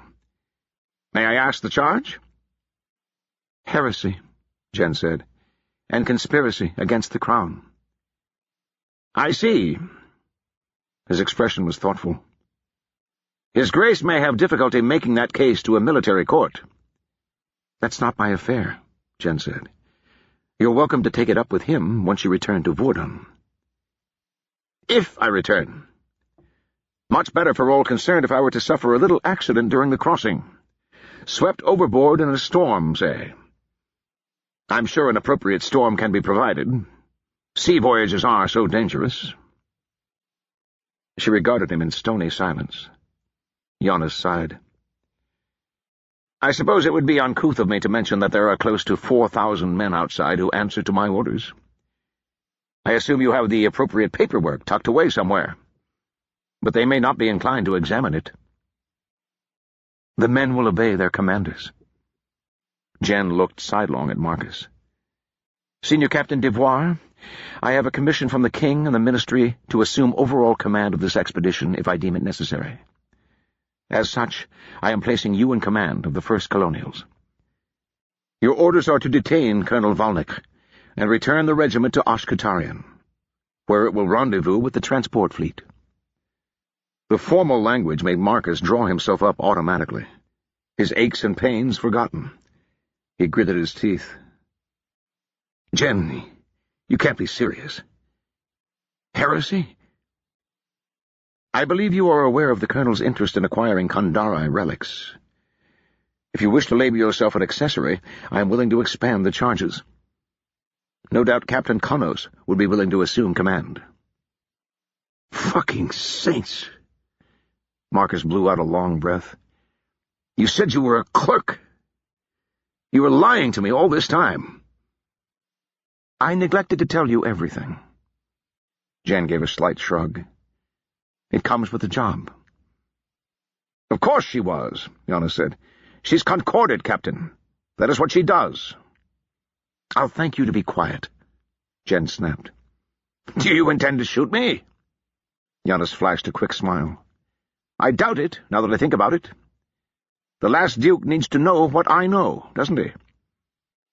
"I intend to bring you to trial," Jen said, raising the pistol slightly. "If possible." There was another silence. "Jen," Marcus began. "Don't do anything stupid, Marcus," she said. "Please. You don't know what you're dealing with." "On the contrary," Yana said. "I think he finally understands." "I'm not going to let you shoot him," Marcus said. "We'll go back to the camp, talk this over. I'm sure—" A flicker of motion over Jen's shoulder was the only warning. Marcus dove forward, cannoning into her, and they both slid across the dusty flagstones to fetch up against the base of one of the statues. The pistol clattered and spun to a halt beside them. A silver blur hummed through the space where Jen had been standing, hit one of the nearby statues, and bounced off with a single ringing note, sending stone chips flying. The long, curved dagger bounced twice more, leaping like a fish off the flagstones, before it finally clattered to a halt. The young assassin, Marcus had last seen in the colonel's quarters, stepped between two of the statues. He had another dagger, which he tossed idly from hand to hand. Apart from a loose pair of shorts, he was naked, his shaved head gleaming with oil. His chest was striped with bright red welts, as though he'd been whipped. Marcus didn't spare the time to think. He grabbed for the pistol, brought it up, and fired.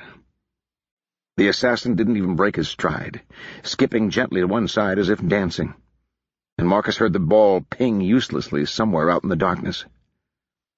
He was already scrambling to his feet, clawing for the sword where he dropped it, as the young man advanced on him and Jen. "Idiot!" Jen said from behind him. "Get out of the way!" She gave him a sideways shove, sending him stumbling drunkenly against a statue. The assassin whipped the other dagger at her, bright steel blurring into a line too fast to see. Jen brought her left hand up, fingers splayed, and something sparked in front of her like caged lightning. The knife glanced away, as though it had struck a stone wall, and went ringing and clattering off into the cavern. The young man's face clouded. "You are Abnathim," he said in Kandari. "A minion of Orlanco. We have expected your coming." Jen let out a long breath. A grin spread across her face, a savage joy that Marcus had never seen on her before. She let her arms dangle in front of her, fingers working like a violinist, limbering up. "You pestilential goat-fuckers," she said in perfect Kandari. "You have no idea what you're dealing with." "You think you are the first to come in search of the names? We have held them for 4,000 years. Until today." Jen brought one hand up and made a double circle over her chest, the traditional ward against evil. "Adan Ivan Vi, Ignata Sempria." He blurred into motion, covering the distance between them with the horrible, inhuman speed Marcus remembered from Ashkatarian.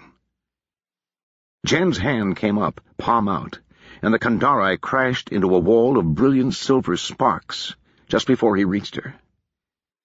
He'd been moving so fast he bounced, twisting nimbly in mid-air to land on his feet. His next attack was more circumspect, circling Jen and feinting a few jabs to test the limit of her defense. She faded backward, raising her right hand above her head. The assassin guessed what was coming, or else had access to some sense that Marcus lacked, and he dove sideways as she brought her hand down. There was an enormous ripping sound, as though the air itself were being torn, and something flashed out from Jen in a vertical wave. It hit a statue behind where the Kandari had been standing, a snake-headed thing with tree-trunk limbs, and cut it cleanly in half from top to bottom with a billow of dust. The separated pieces fell to the ground in a cacophony of shattering stone. Demon. There was no doubt in Marcus's mind, not anymore. Giannis had warned him that Concordat was after the 1,000 names, but he'd never mentioned anything like this. He levered himself to his feet and looked around for the colonel. Giannis was staring after Jen as she followed the retreating creature. He didn't seem surprised so much as in awe. That wasn't quite right either, though.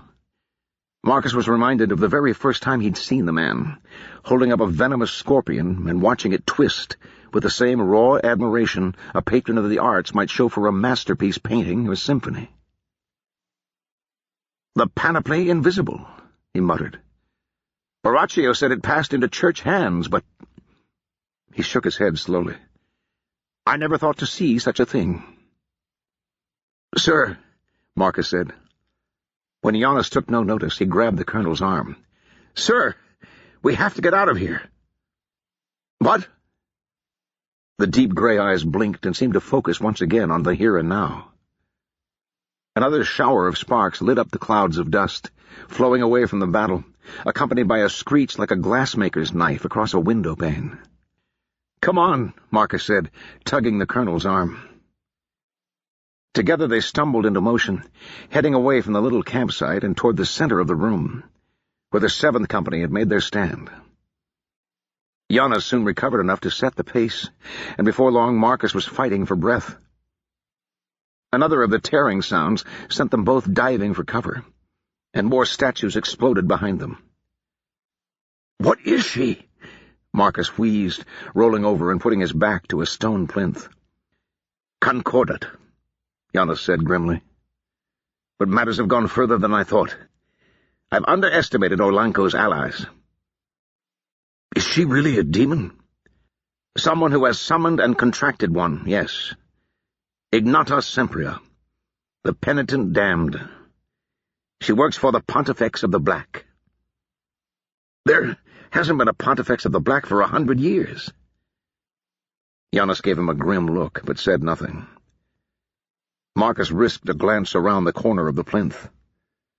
With the dust of ancient statues, the white gas from the corpses, and the powder smoke, the cavern was full of an unpleasant miasma that made it hard to see much.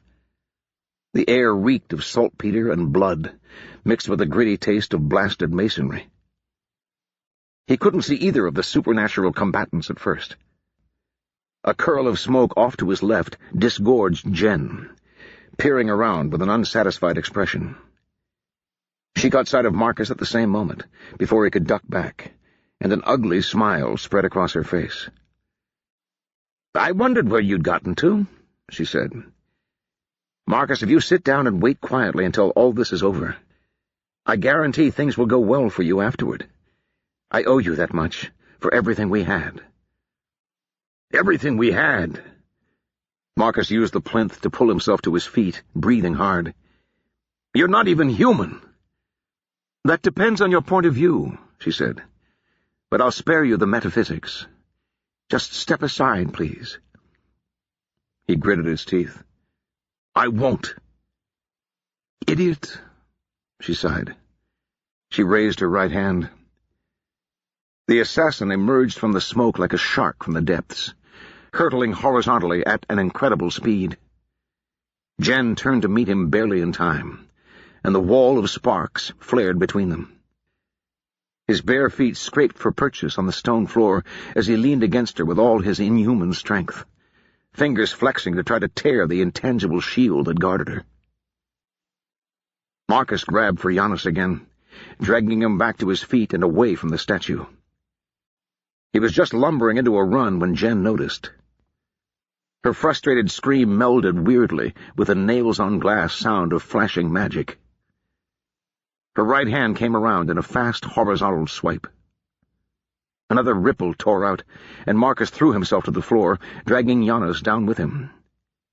He heard shattering rock behind him as the wave hit a statue, and then the ominous groan and crack of shifting stone.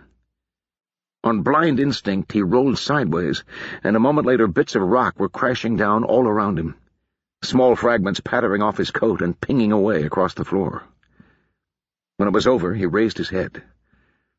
His blue uniform was coated in a thick layer of pale dust, which cascaded off him as he rose. Chips and fragments of stone lay all around. The main body of the statue, an armored figure with the head of a chimpanzee, had fallen near where he and Giannis had been lying. Marcus hurried around it to find that the colonel had thrown himself mostly clear. One of the ape's outstretched arms had crashed down on his leg, leaving him pinned under its weight. "Colonel!" Marcus knelt and tried to get his fingers under the statue, then gave it his best heave. The mass of stone barely shifted. "Leave it," Giannis said. His voice was still calm, but Marcus could see the strain in those deep gray eyes. "My leg appears to be broken in any case." He pushed himself up on his elbows, shivered, and lay back down.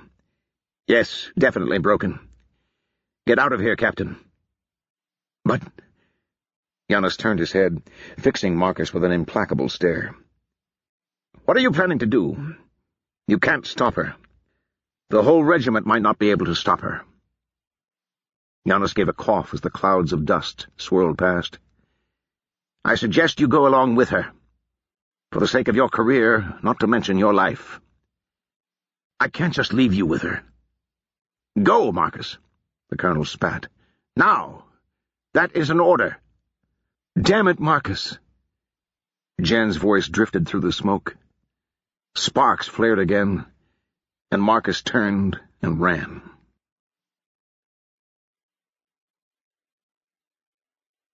Winter. Feor collapsed all at once, as though every bone in her body had turned to jelly. One moment she was scurrying along at Winter's side, the next she was dangling from Winter's hand like a corpse. At the same instant, distant light flared, cutting through the miasma of smoke and dust that choked the ancient temple.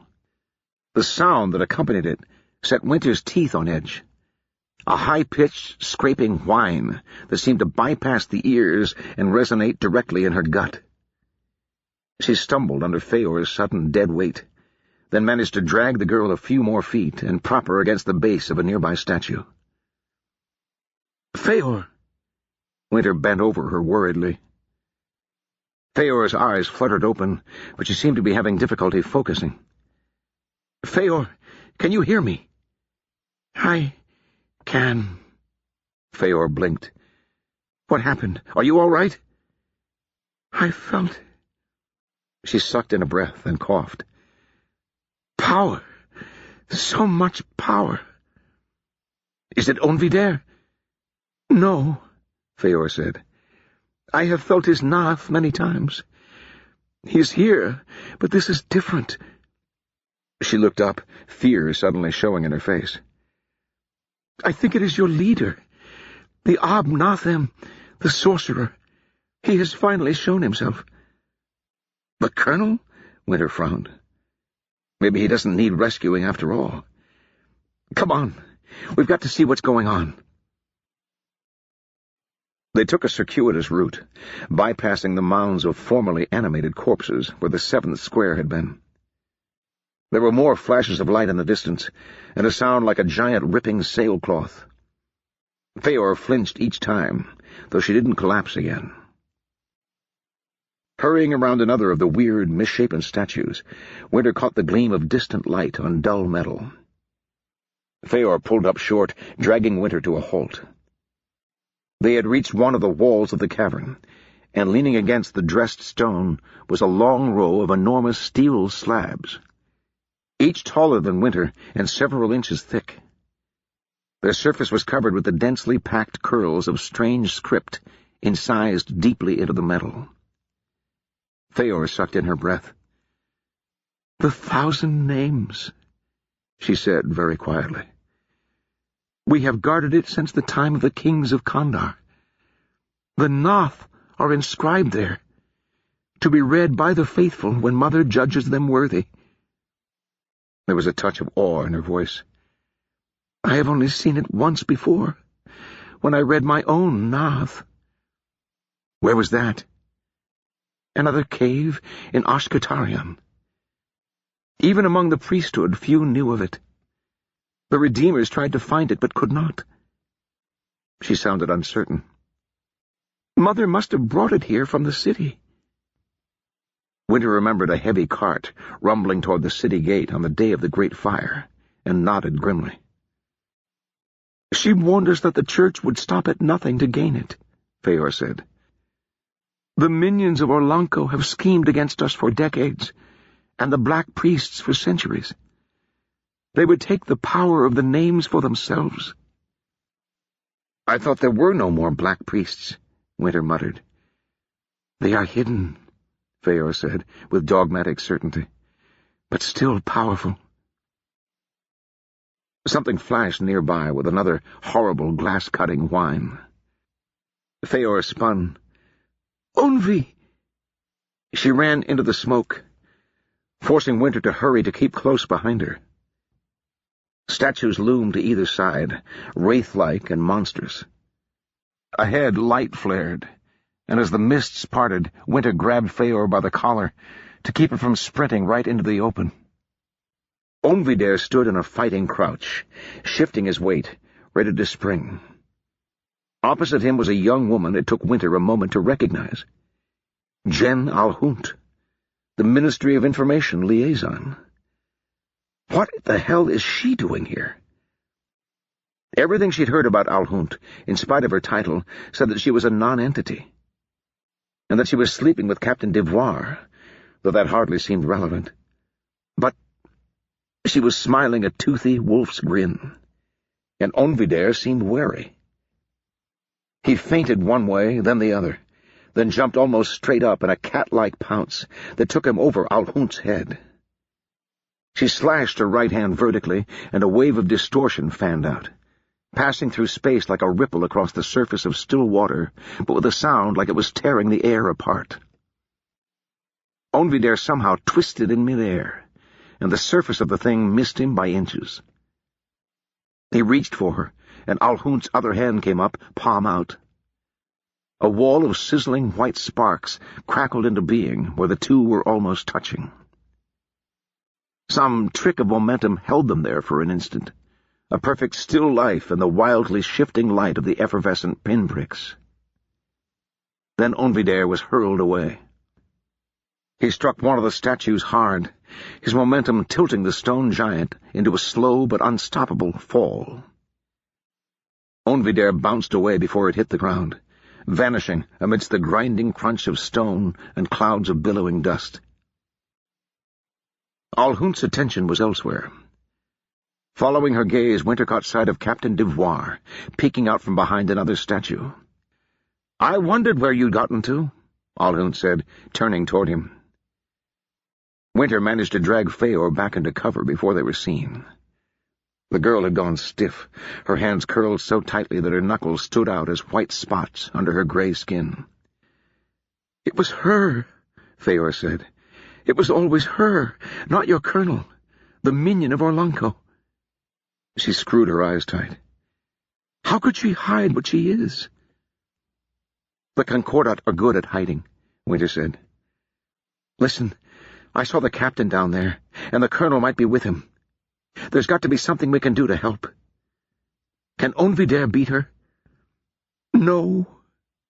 There were tears in Feor's eyes. "He is a brave fool to even try. She holds one of the great powers. We have not dared such an incantation in centuries. Not even Mother.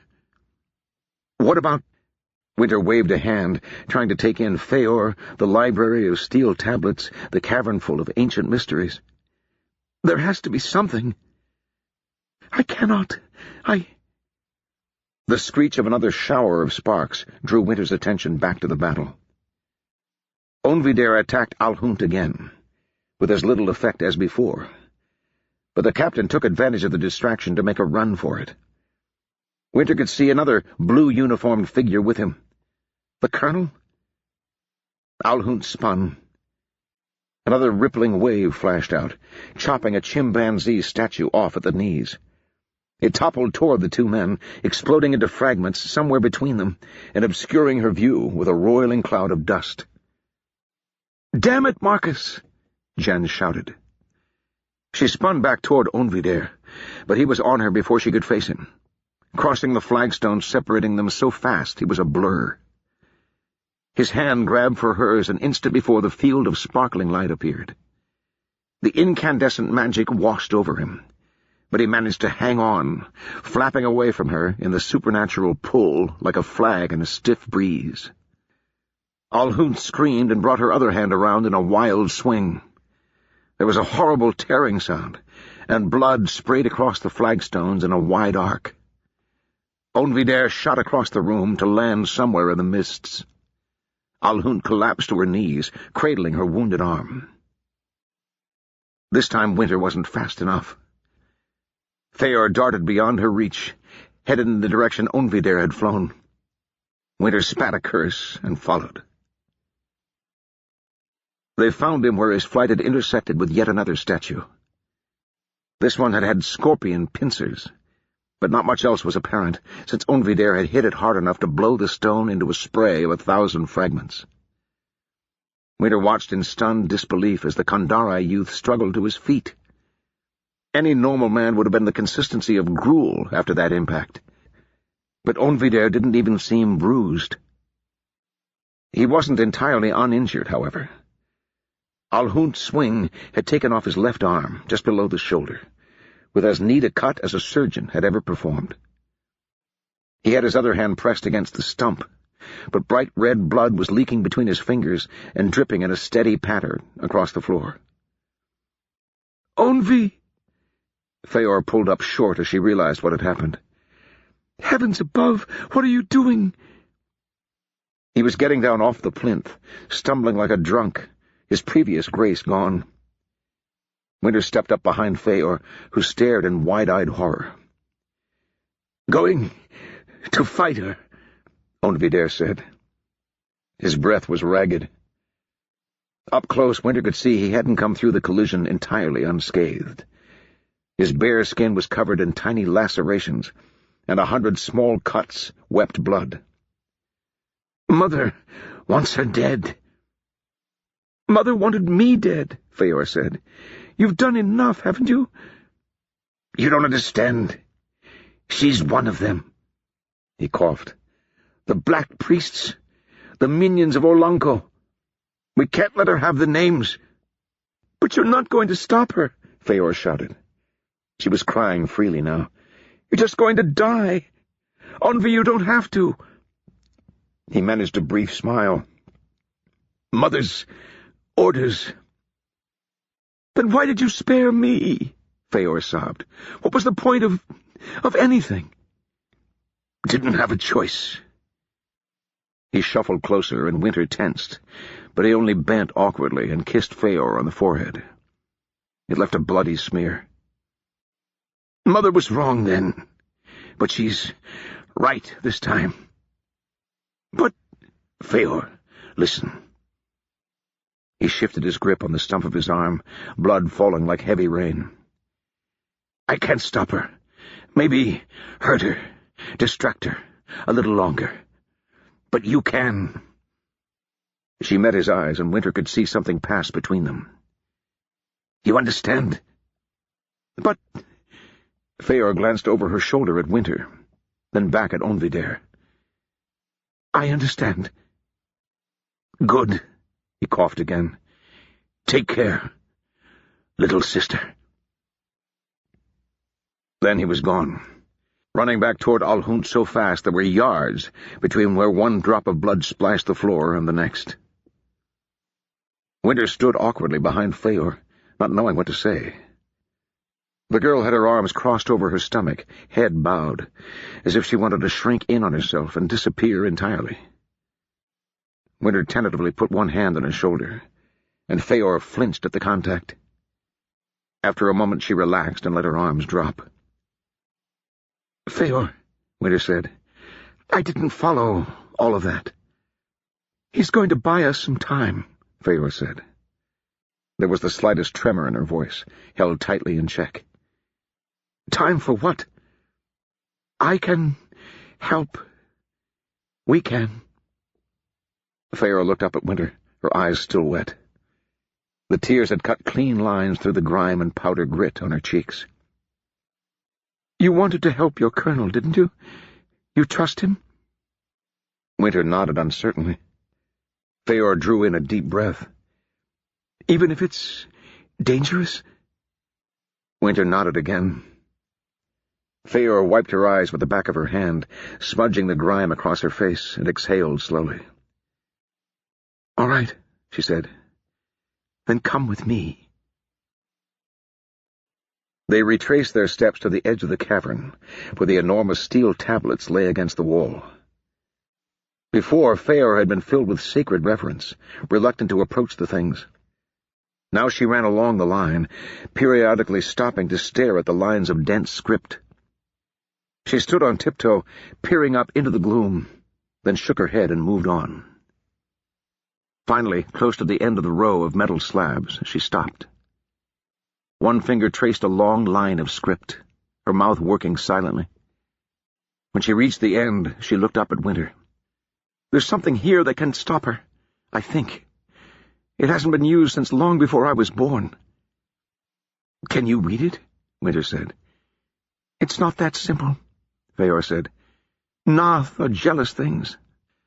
Mine would not tolerate another power in my body, and the conflict would certainly kill me if I tried."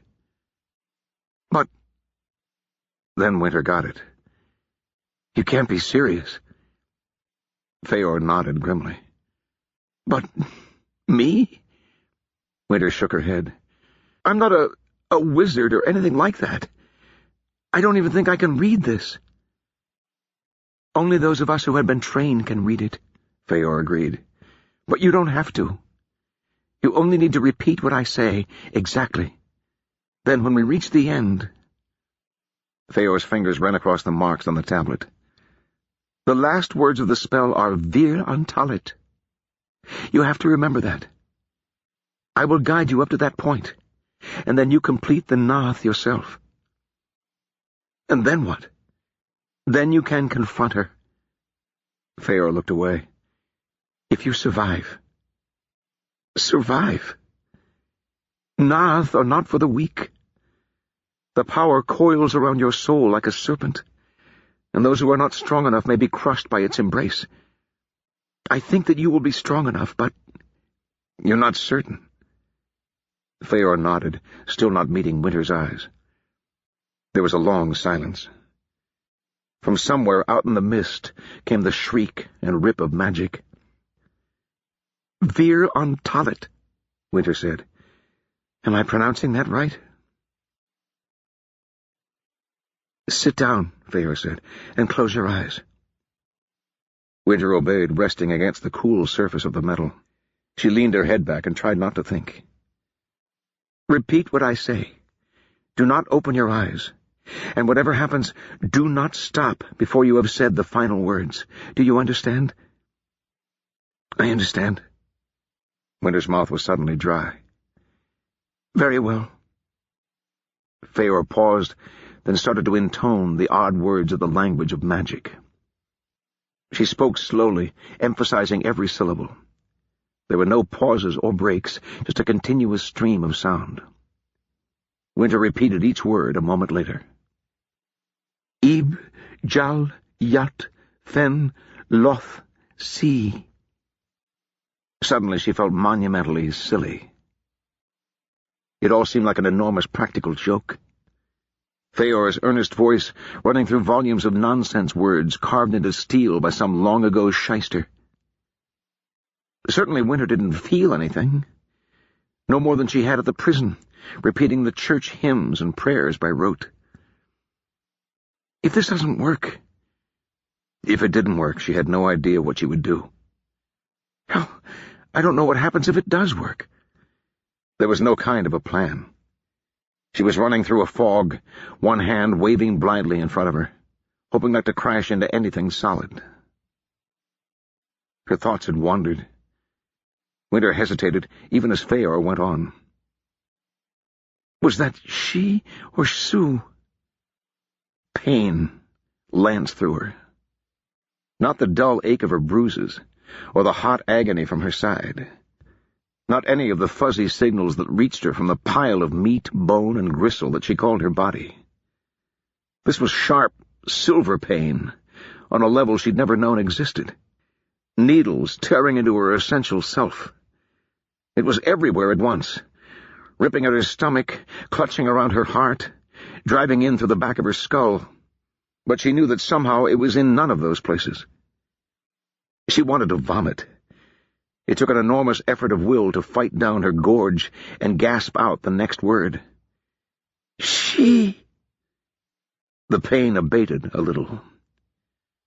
Her memory offered up each word only after a fight. Nan, sul, ma, rith. She heard, a million miles away, the drone of Feor's voice slow down. There was no time to be thankful, no time for anything but the next word. As though the spikes of pain had shocked her into a greater awareness, she could feel the Nath now. It wound around her like a great black chain, drawing tighter and tighter with every link she added. It was in her, under her skin, inside her bones, binding itself to an internal essence Winter had never even known she possessed. She realized in that instant that she would never be rid of it. How could she be? The chains were tightening until they were as much a part of her as her hands, her feet, her tongue. The thought brought a sudden panic, but this time her voice didn't stumble. She could feel what would happen if she stopped as well. The chains tearing away, ripping great chunks of her with them. There was no choice, not now. Finish or die. Feor's voice was growing ragged. Winter wondered if she was tiring. She'd been speaking for what felt like centuries. But when the words started to come in gasps, she understood that it was pain she was hearing. The Nath drew no fine distinctions between teacher and student. The end was approaching. There was a structure to the words after all. Winter could see that now, and they were building to a crescendo. Every syllable echoed along the fibers of her body, making them hum in unison. The agony had transformed into something else, halfway between pain and pleasure. The chains of the incantation wrapping around her tighter and tighter as her voice drew them together to weld the final link. The pressure of the thing was terrible. When she snapped that last link in place, she wasn't sure if she'd be able to stand it. It felt as though her soul might shatter in a single instant of near-orgasmic relief, leaving the whipping strands of power to thrash like loosed hawsers and demolish whatever was left of her. It was terrifying, but there was no going back now. Stop, and the thing would rip her to pieces just the same. Winter mouthed the last few words as Feor fell silent. There was a pause that seemed to last forever, like the moment at the apex of a shell's trajectory, before it begins its terrible descent. In the roiling tumble of her mind, Winter saw green eyes, red hair, a sly grin. "Wir an Talit," she said. Feor gave a shocked gasp, as though someone had punched her in the stomach. Winter felt the last link snap into place, the shivering tension as the thing squirmed across her, searching for a weakness. Little spikes of pain came and went as the energy swirled around. Then, as it settled, she became aware of her body again. Her heart thumped so fast she thought it might explode. and her legs trembled and threatened to give way beneath her. She tasted blood in her mouth, where she'd bitten her lip, and her jaw ached from tight-clenched teeth. She put one hand against the steel plate for support, finding its surface icy cold against her flushed skin. She opened her eyes. Feor lay in a crumpled heap at the base of the steel slab, her breathing fast and shallow. Winter automatically knelt beside her and nearly fell over herself when she tried to move. Her muscles felt as stiff as the morning after a forced march. She sucked at her lip and touched Feor on the shoulder. The girl's eyes fluttered open. "Are you all right?" Winter said. Feor's skin was far too pale, her normal gray lightening to almost ghostly white. "You made it. I'm alive, anyway. I think it worked." Winter could feel something different. The Noth had worked its way into her, insinuating itself into the core of her being, and sinking down like a toad at the bottom of a pond. It lay quiescent for now, but she could feel it every time she took a breath. "It worked," Feor said. "You're alive." She grimaced, her back arching, and her breath became ragged. "What about you?" "Don't know," Feor said. "Never tried this. Listen, just touch her. The Obnathem. Call for the power." "Call for it how?" "Will. Just—" Feor twisted again, her hands spasming. "Just will it to act." Her breath hissed past clenched teeth, and she went limp.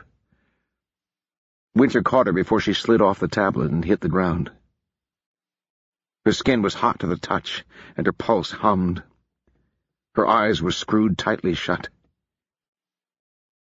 "Bloody buggering beast," Winter thought. "What the hell do I do now?"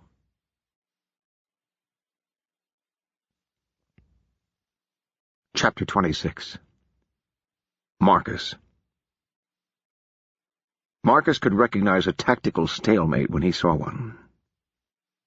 Jen stood near where the Vordenai had entered, between two of the statues, where she would have a good view of anyone trying to leave.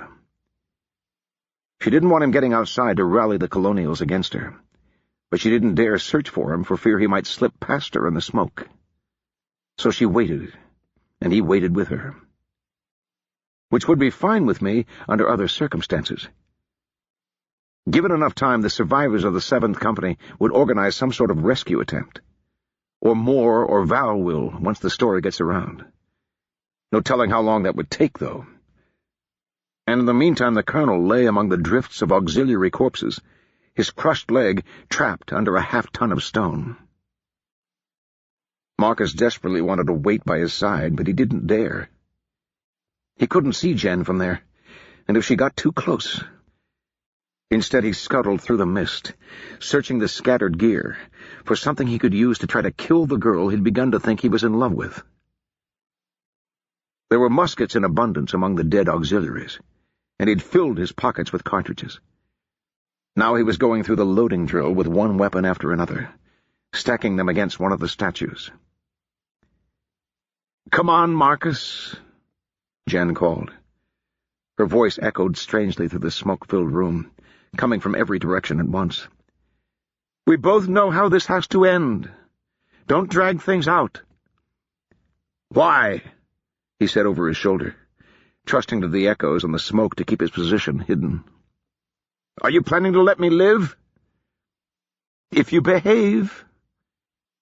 "Forgive me for dragging it out, then." He had 4 weapons ready. Putting 2 under each arm, he ran over to another pile of corpses and set about gathering more. "If we're just waiting around, would you mind satisfying my curiosity?" She gave a heartfelt sigh. "Will it make you come out any faster?" "It might." "You're stalling. Your precious colonel didn't look healthy, you know." "Humor me," Marcus growled, ramming another round home. You said you were a clerk.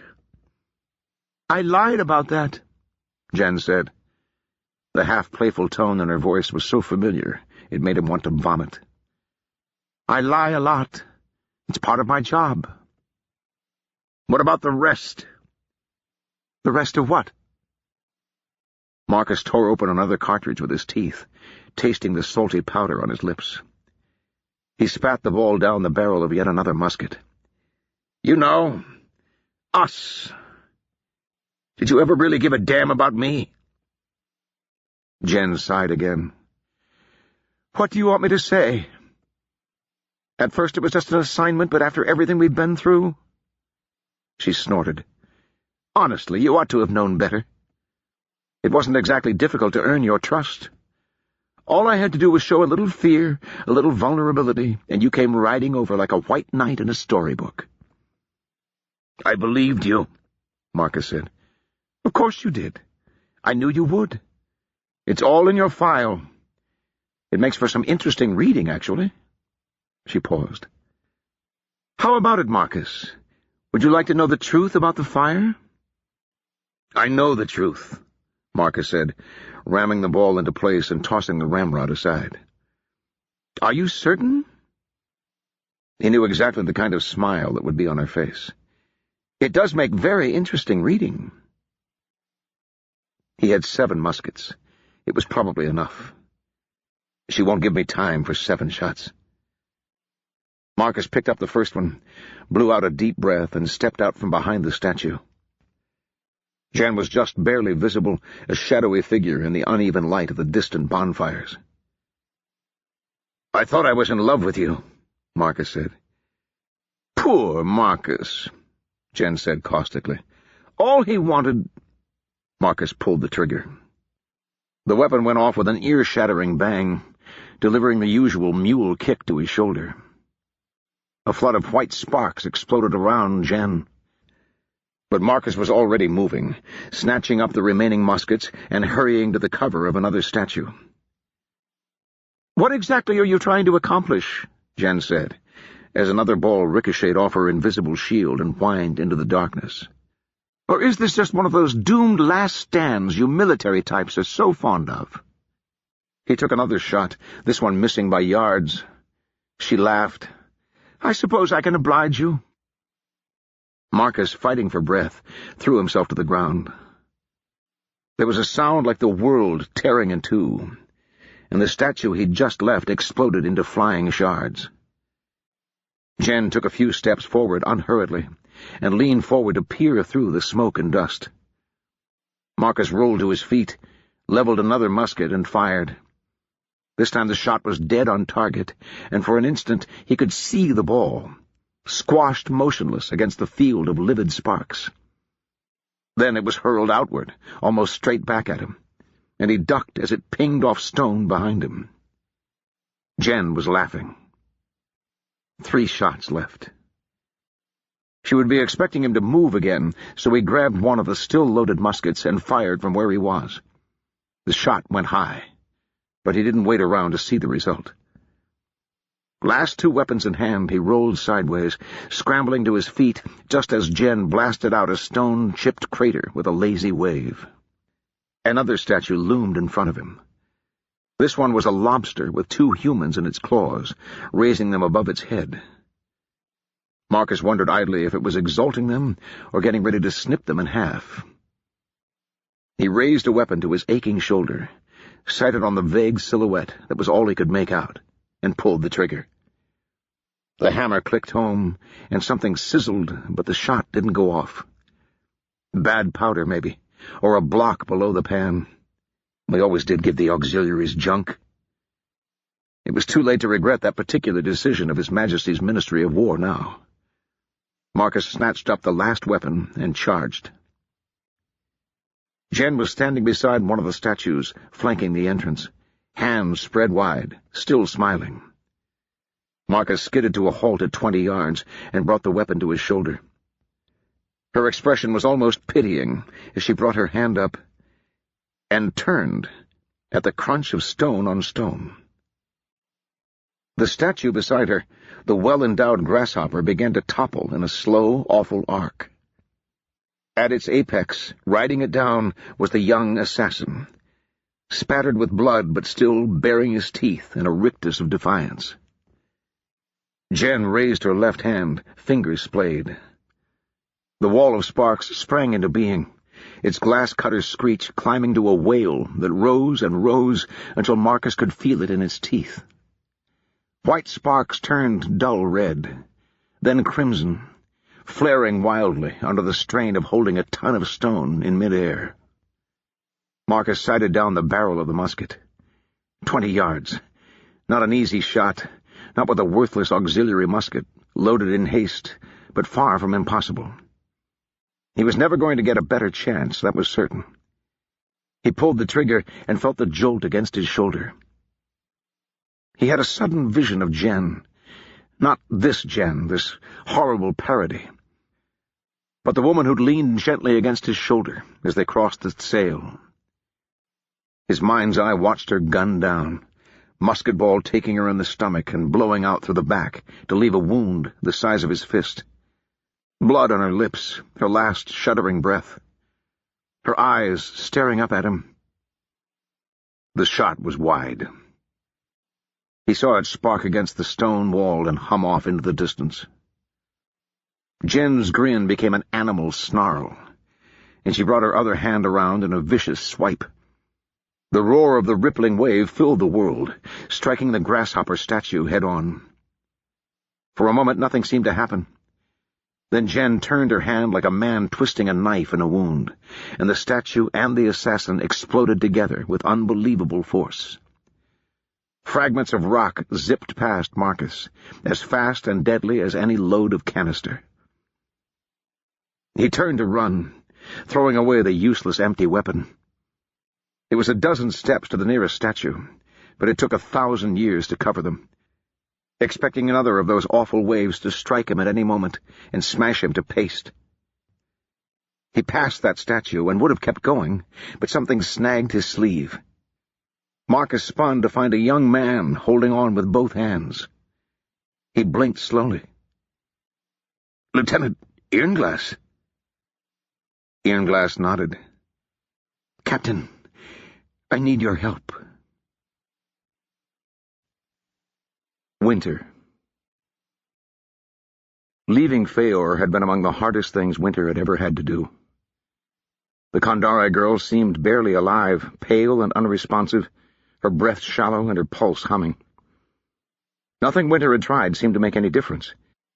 In the end, she'd dribbled a little water across Feor's lips, covered the girl with her uniform coat, and left her among the ancient steel tablets. It felt like a betrayal, but she couldn't see any other option. She could feel the Noth coiled within her. It had settled down somewhat, like a man sinking into a favorite armchair. But every so often it would shift unpleasantly, and she would feel the world swim around her.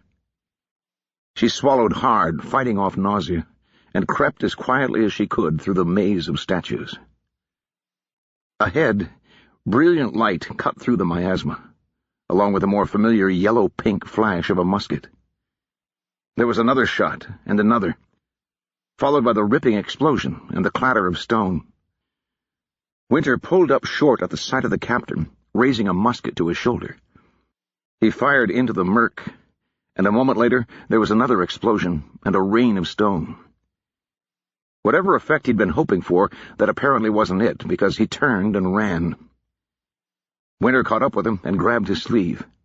He spun, panicked, then finally recognized her. "Lieutenant Irnglass." "Captain, I need your help." Winter looked over her shoulder toward where the light had been. Nothing was visible now except an expanding cloud of dust. "Is that Alhunt?" "It's her," he said, "or a demon wearing her skin." "What about the colonel? Is he—" "He's trapped under one of the statues," the captain said. "I think he's all right for now, but he won't be if Jen gets a chance at him." "Saints above," Winter swore. She chewed her lip. "Touch her," Feor had said. She found herself wishing the girl had been a bit more informative. Touch her where? What do I do then? How long does it take? "What are you doing here?" the captain said. I'm not sure we have time to get into it." Another thought had been preying on Winter's mind. It wouldn't take Bobby, Folsom, and Graft long to figure out she'd stayed behind. Bobby, at least, would insist on coming back in to look for her. Brave young idiot that she is. Graft might be a voice of caution, but he wouldn't wait forever. They'd gather up some kind of rescue party and come searching. And when they do, they'll run straight into Alhunt. We've got to stop her. "I'm open to suggestions." The captain sagged against the statue's plinth and ran his hands through grimy hair. "At this point, I'm not sure I'd try it with anything short of a siege gun." "I may have a way," Winter said. "It's hard to explain. I need to get close to her." "Close to her? What, and slit her throat?" The captain frowned. "I think our Kandari friend has proved pretty conclusively that doesn't work." "It's not like that. I hope. This is—" Winter drew in a long breath. "Magic." "Magic," the captain said flatly. "You." "I know it seems crazy," Winter said, "but—" He waved a hand. "The things I've seen today, I'm not sure I still believe in crazy." "But you really think you can stop her?" The Noth gave a twitch, as though it could feel when it was under discussion. "I do." The captain leaned back, eyes closed for a long moment. When he looked up, his expression had hardened. "All right. What do you need me to do?" "Thank you, Captain." "Marcus. Call me Marcus. At least until we get out of here." Winter waited in the shadow of one of the statues, listening for the sound of footsteps. The statue was some kind of lizard, rendered with a terrifying mouth full of fangs, each impaling a screaming miniature figure. Whatever god it represented seemed like a particularly unpleasant one. Probably judging the sins of man or some such. It seems to be a popular theme. There had been frescoes in the church at Mrs. Wilmore's depicting sinners writhing in the torments of hell, while a cadre of saints looked on. The painter had given the Blessed Ones a set of rather self-righteous expressions, Winter had always felt. If tired old Father Jellicoe was to be believed, what Winter had done back among the steel tablets was a sin worse than any murderous rampage or carnal debauchery. What awaited her upon her earthly demise would make her envy the sinners on the fresco. Being whipped and violated with red-hot pokers would seem like a vacation. Or so she assumed, anyway. She'd always dozed during sermons, and in any case the nearsighted priest had been a bit vague on the specifics. But willingly consorting with demons and magic was heresy by any lights, and deserving of divine retribution when the time for judgment came around. All the more reason to put it off as long as possible. Her mouth was dry. From where she was sitting she could see one of the statues Alhunt had shattered. Fragments of stone and gravel had sprayed for yards in every direction, as though someone had packed the thing with powder and set it alight. What that would do to flesh and blood she couldn't imagine. Or, more precisely, she could imagine it all too easily. "Jen!" It was the captain's, Marcus's voice somewhere off to her left. "Jen, I'm here. I'm not running anymore." "Oh, really?" Alhunt emerged from the smoke some distance away. She'd discarded her spectacles, and singed hair was escaping in wisps and strands from her tight bun. There were burns and scorch marks down her pants and vest, and a few stray splatters of blood. She cradled her left hand in her right, as though it pained her. "I'm done," Marcus said. He stood between two statues, some distance past the one behind which Winter was hiding. "It's over. Any idiot could see that." "Any idiot could have seen it right from the start," Alhunt said. "I suppose it took a while for the news to trickle down to you." Marcus raised his empty hands. "As you say, I give up." The Concordat agent stared at him, eyes narrowed. "I should cut you down right now." "I can help you. You said it yourself." "You could," Alhunt started forward again, "if you really meant it. But I don't buy it, Marcus. I know you. You missed your place as a knight-errant 300 years ago. Always defend a lady, always stand by a friend, and never betray your lord.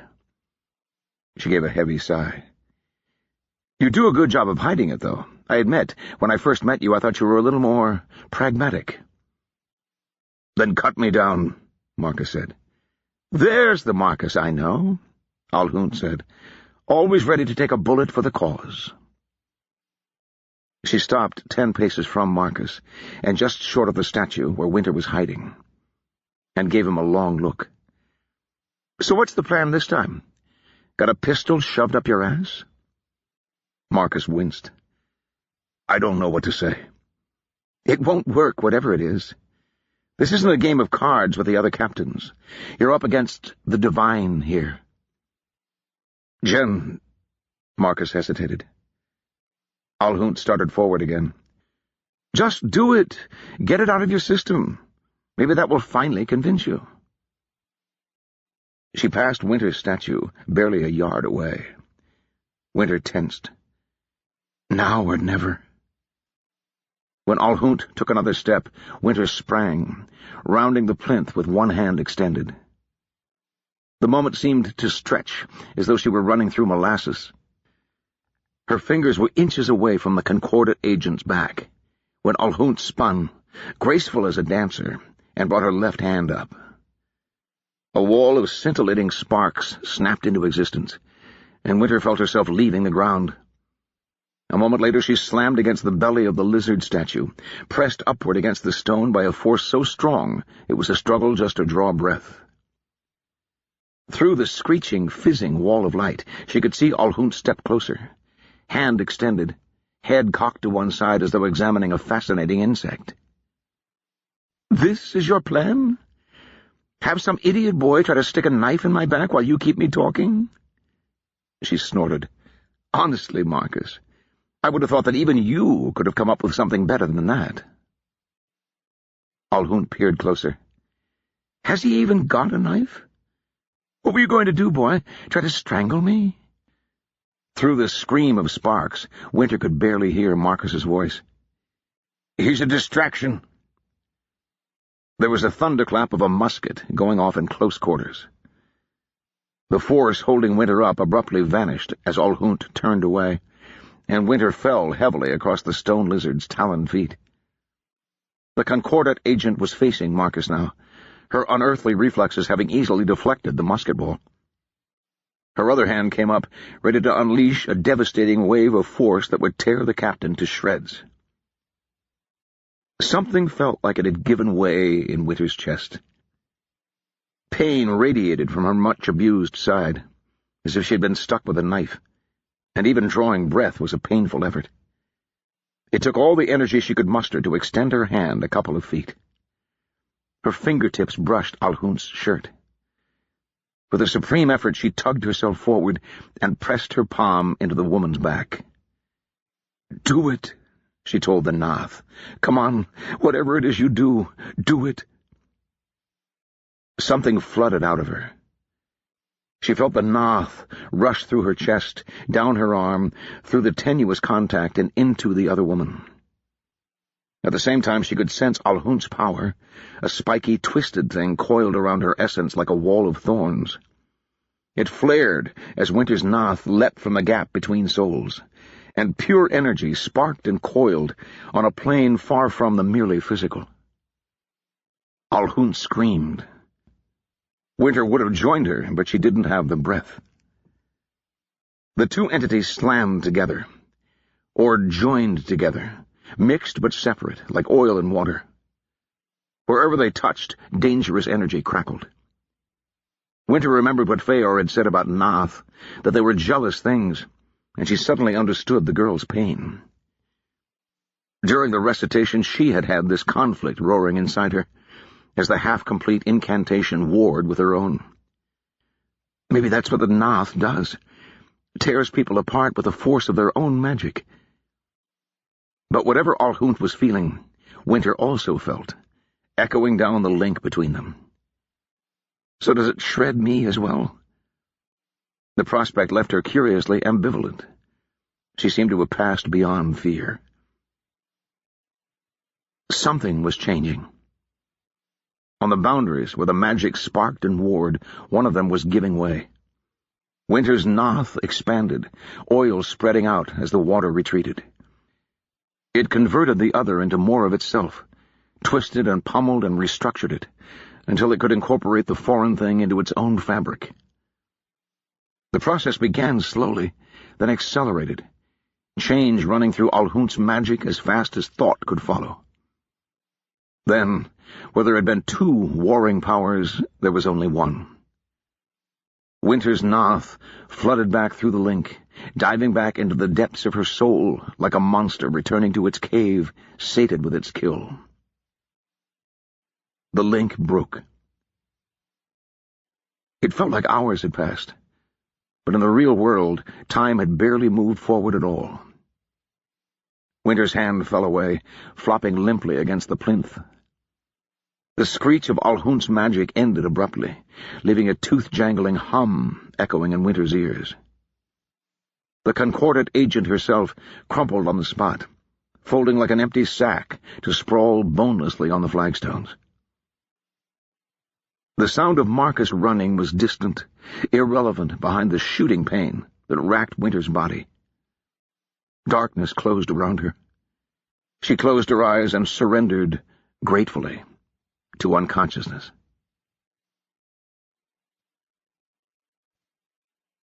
Chapter 27. Marcus. Are you certain? Jen lay on the bedroll, arms at her sides, left hand wound round with bandages. They had dressed her in whatever could be scrounged from the stores, all much too large. The sleeves of the white shirt overhung her fingers, and the army blue trousers had the cuffs rolled up like a little boy's. Marcus had retrieved her spectacles, one lens cracked through, and set them beside her head. He couldn't help staring at her. With her features at peace, she looked like the woman who had cried on his shoulder and shared his bed, rather than the unholy monster she had revealed herself to be. The movement of her chest was so slight, the whisper of air through her lips so faint, that he felt if he looked away they might cease entirely. He rode with her in the carts during the day, and stayed with her in his tent at night. What sleep he did manage was brief and troubled. No doubt the paperwork was piling up, but Fitz would take care of it. Marcus took his meals alone with his silent patient, and waited. Everyone knew just enough to leave him alone. Are you certain? She implied there was more in his file than he knew. The tent flap rustled, and there was a knock at the pole. Marcus looked up. Who's there? His voice was still hoarse from that horrible day at the oasis. Giannis. Of course. Marcus sat in silence for a long moment, indecisive. May I come in? Go ahead. The tent flap parted. Giannis's left leg was bound up in wood and linen, and he supported himself with a crutch under that arm. He slipped inside with surprising dexterity, and hopped over to Marcus's camp chair. I hope you don't mind if I sit, he said. Marcus nodded dumbly, and the colonel settled himself down and stretched his splinted leg in front of him. It could have been much worse, so I suppose I should be thankful. Still a damned nuisance, though. Worse, Marcus said. The leg. Ah. Marcus lapsed into silence again. Giannis regarded him thoughtfully, gray eyes glittering. Another day, the colonel said, and we'll be at Ashkatarian. The fleet should arrive the day after that. That's good. I'll be going back to Vorden on the next courier run. And taking your 1,000 names with you, Marcus said, letting a hint of bitterness into his voice. Yes.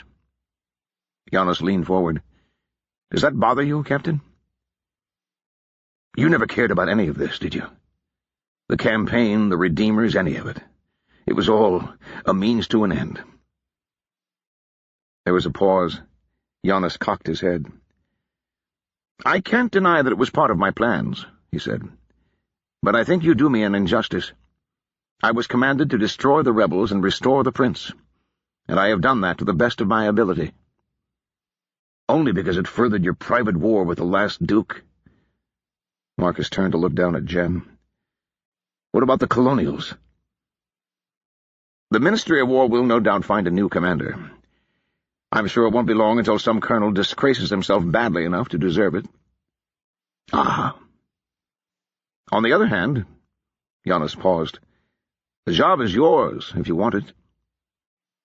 "Mine?" Marcus blinked. "I can't. I'm not—" "Not nobly born, I know. But conferring a colonelcy on a commoner is not entirely without precedent. I'll certainly speak for you, and I suspect my word will carry a great deal of weight on my return. Provided you agree to stay here for the remainder of your career, out of sight of anyone who matters, I believe the ministry could see its way clear to authorizing the promotion." "Oh." Marcus paused, not quite able to bring himself to offer any thanks. "It's the least I can do," Giannis said. "Assuming that's really what you want." "I'm not sure I follow you." Giannis sighed. "May I speak frankly, Captain?" "Of course, sir." "You should return to Vorden. You're too good an officer to waste his days in a sinecure. We're going to need men like you." Giannis paused. "I am going to need men like you." "What?" Marcus felt a flush of anger rise into his cheeks. "You need me? You've spent this whole campaign keeping me in the dark. I told you as much as you would accept." Giannis flashed a brief smile.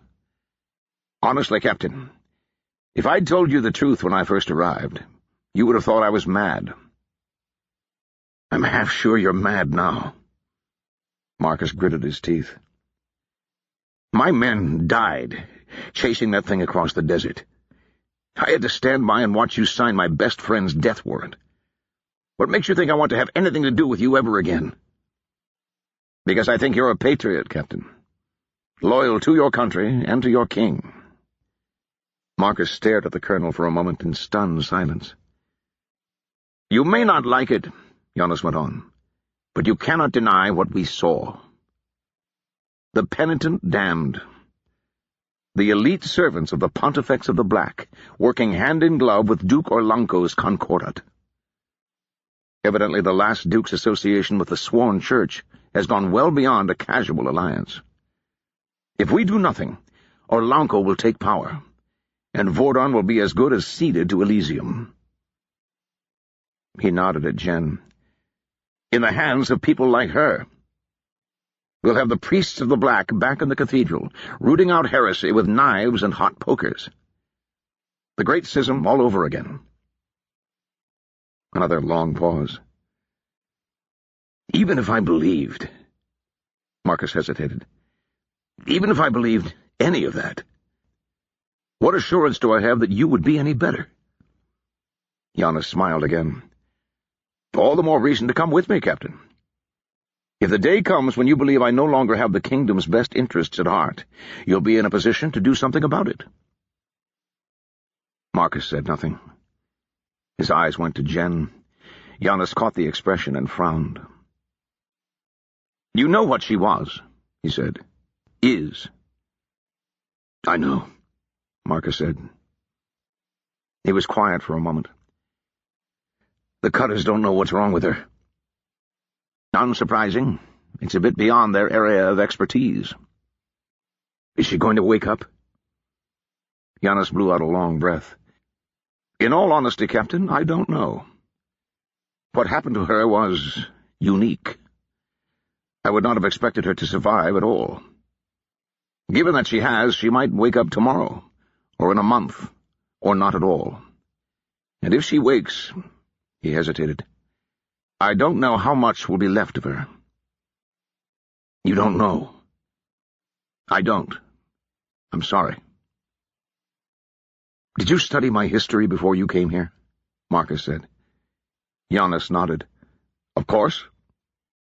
"Then you know what happened to me, to my family." The colonel ducked his head. A tragedy. They all died. That's what they told me afterward. I wasn't there, you see. I was still at college. By the time I got home, they'd gone ahead with the funerals. Visiting the cemetery was all I could do. There wouldn't have been anything left to see anyway. The whole house burned. Giannis nodded. All dead, Marcus said.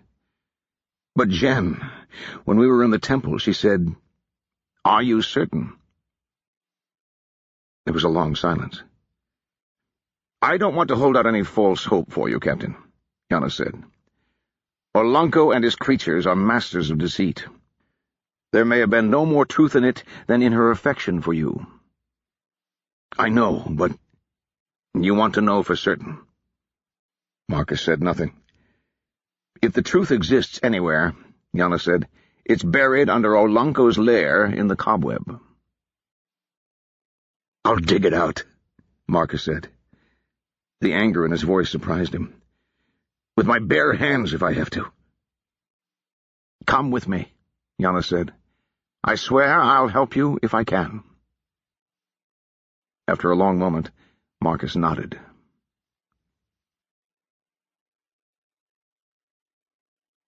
Winter. Winter pushed the tent flaps open cautiously and blinked in the full glare of the morning sun. Scrubby grass underneath her feet meant they were no longer deep in the Dissol. Ahead, the land fell away in a spectacular cliff. Beyond that, stretching to the horizon, was the sea. The water was deep blue against the cloudless Kandari sky, and she could see tiny, white-tipped waves far below. The air smelled different, salty, and somehow alive compared to the baked, dead atmosphere of the Dissol. Even the heat was moderated by a cool breeze blowing off the water. She'd awoken to crisp linen sheets and a surprisingly small amount of pain. Some of her wounds were bandaged, while others had been closed with fine silk stitches that were already sinking under the surface of newly healed skin. Her side still hurt when she touched it, but not nearly so badly as it had.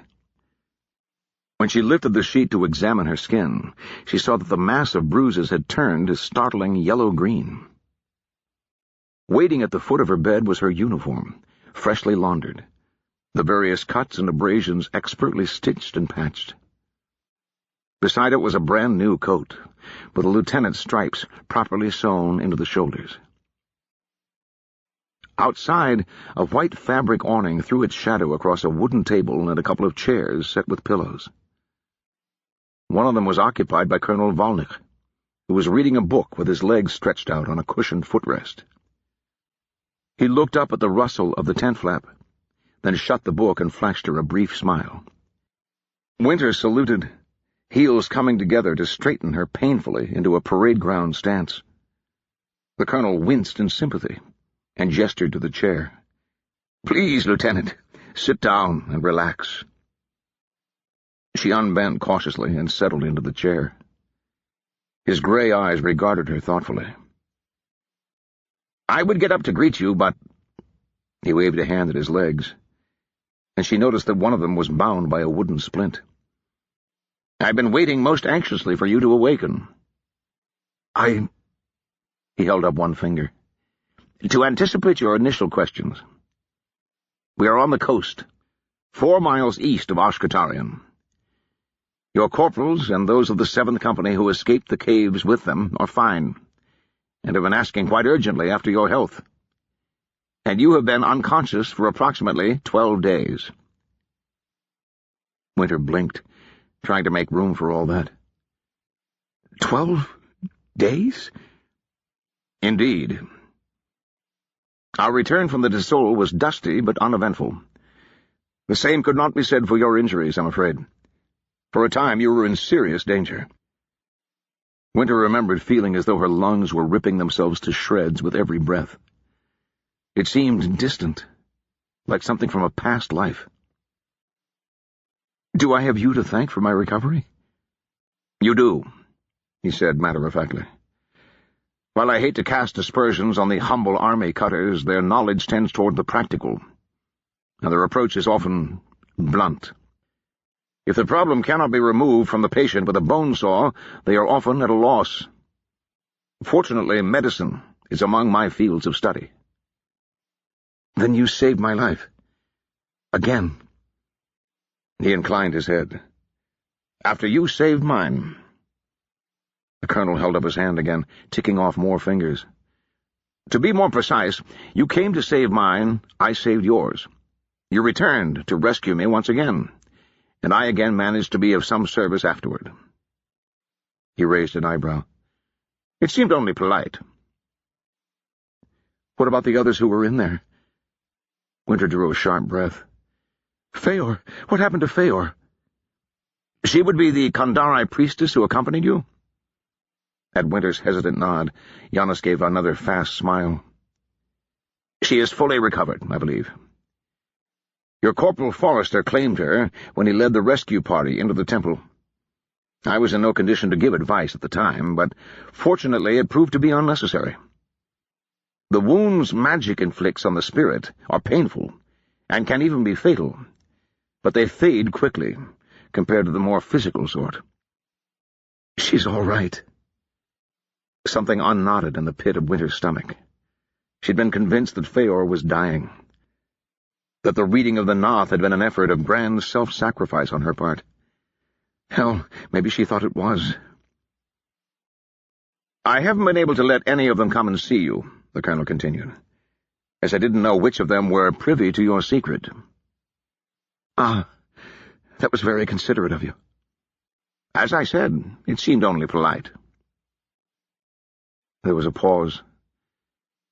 The clink of glass on glass made Winter look up, and she was startled to see a servant in formal black pouring wine from a carafe. He handed her the glass with a grave expression, and she sipped politely. It was iced, and the chill felt good against her lips. "Thank you, Augustin. Leave the rest." "My lord," Augustin murmured. He ghosted away. "That leaves us," the colonel said, reaching for his own glass, "with the main issue." "Oh?" Winter did her best to match the man's casual tone. "How much do you understand of what happened in the temple?" Winter's cheeks flushed. She drank to cover her embarrassment, and found the wine surprisingly palatable. "Not much. Alhunt was trying to kill us all, and Captain Devoir and I stopped her." He glanced at her, his expression unreadable. "I'm not surprised that you'd pretend ignorance. To be knowledgeable is to be involved, after all, and you must know better than anyone how dangerous that can be. However, I believe we are beyond that point. Whatever you know, or don't know, you are involved now. And so I ask, not in some attempt to entrap you into revealing your hand, but simply so that I do not waste your time with explanations." "If you say so," Winter said carefully. "Trust me." He leaned forward. "How much do you know about what has happened to you?" She shrugged. "Only what Feor told me. She recited a Noth, something that was engraved on those steel plates, and I said it along with her. Then I finished it alone." The colonel winced. "No wonder she was unconscious. Did she tell you anything about the nature of the Noth?" "No. Only that I could use it to stop Alhunt. And when you did?" It was—" She found it hard to put into words. "It was like whatever was inside me reached out into her. It found the magic inside her, and I'm not sure. It devoured it," the colonel said. "I suppose so." "Remarkable." He looked at her curiously. "And how do you feel now?" "All right, I guess." She looked down at herself. "A hell of a lot better than I expected to." "An expectation I might have shared, had I known what you and Feor had tried." He paused, as though searching for words. "The thing that you have, call it a Noth for the sake of argument, is one that is known to us, though only distantly. It was discovered in the wild only once, more than 1,000 years ago. The church of the time called it infernivore, because to them it was a demon that fed on other demons. It resisted every attempt to learn its name, and eventually its host died under the not very tender ministrations of the priests of the Black.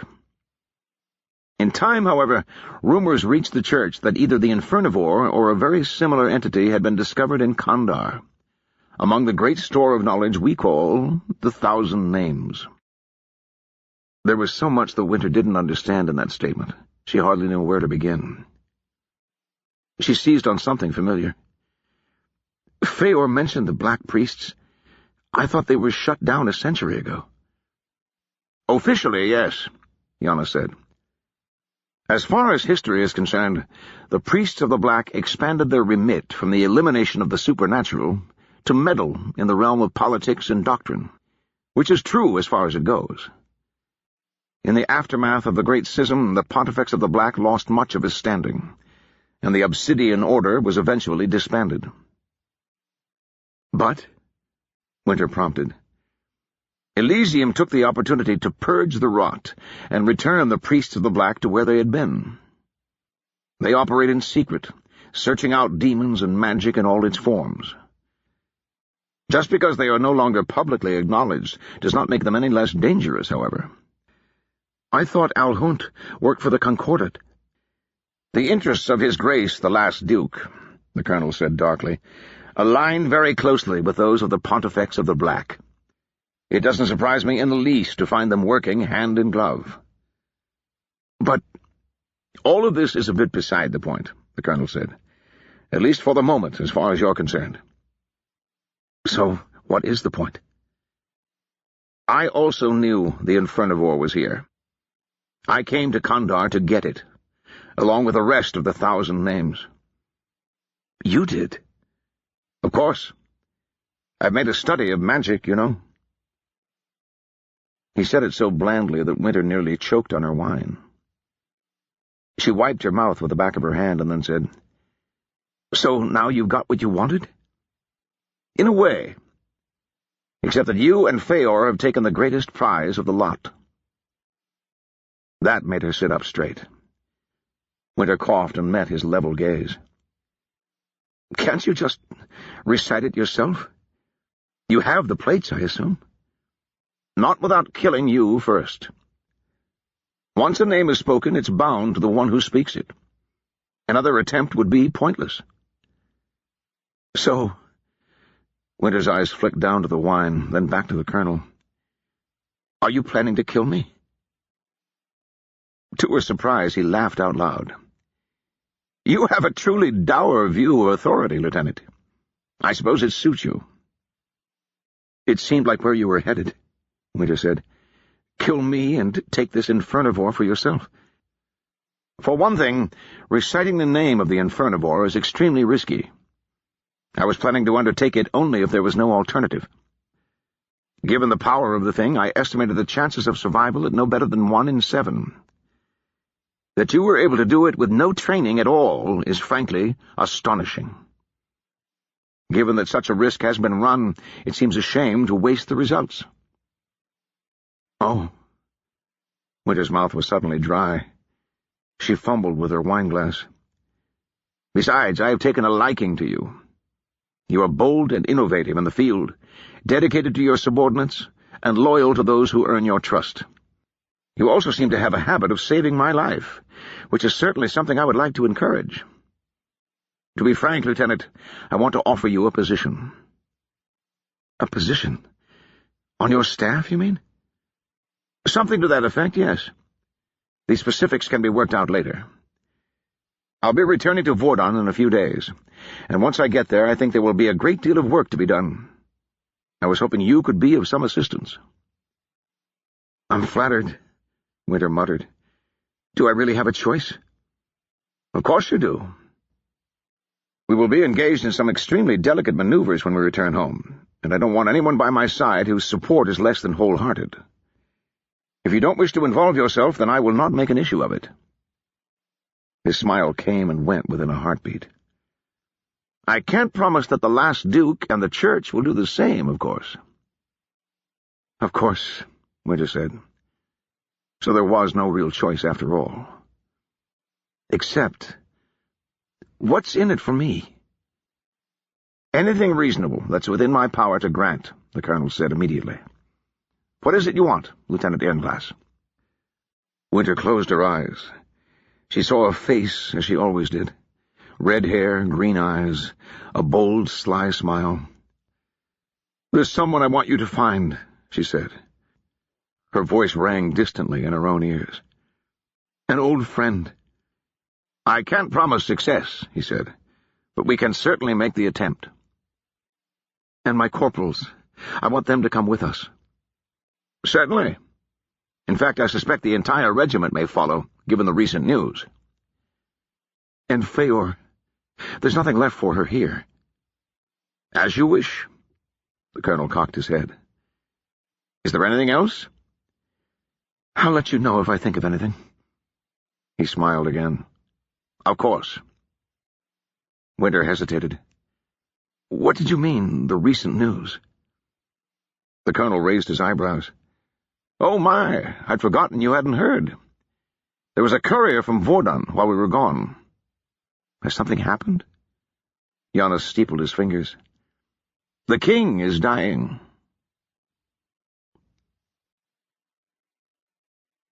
Epilogue. Jaffa. The seal of the Grand Justice of Ashkatarian was a heavy, unwieldy thing, all carved marble and gold leaf. It spent most of its time in a steel lockbox at the back of Jaffa's office, and he sealed his day-to-day correspondence with an ordinary wooden stamp.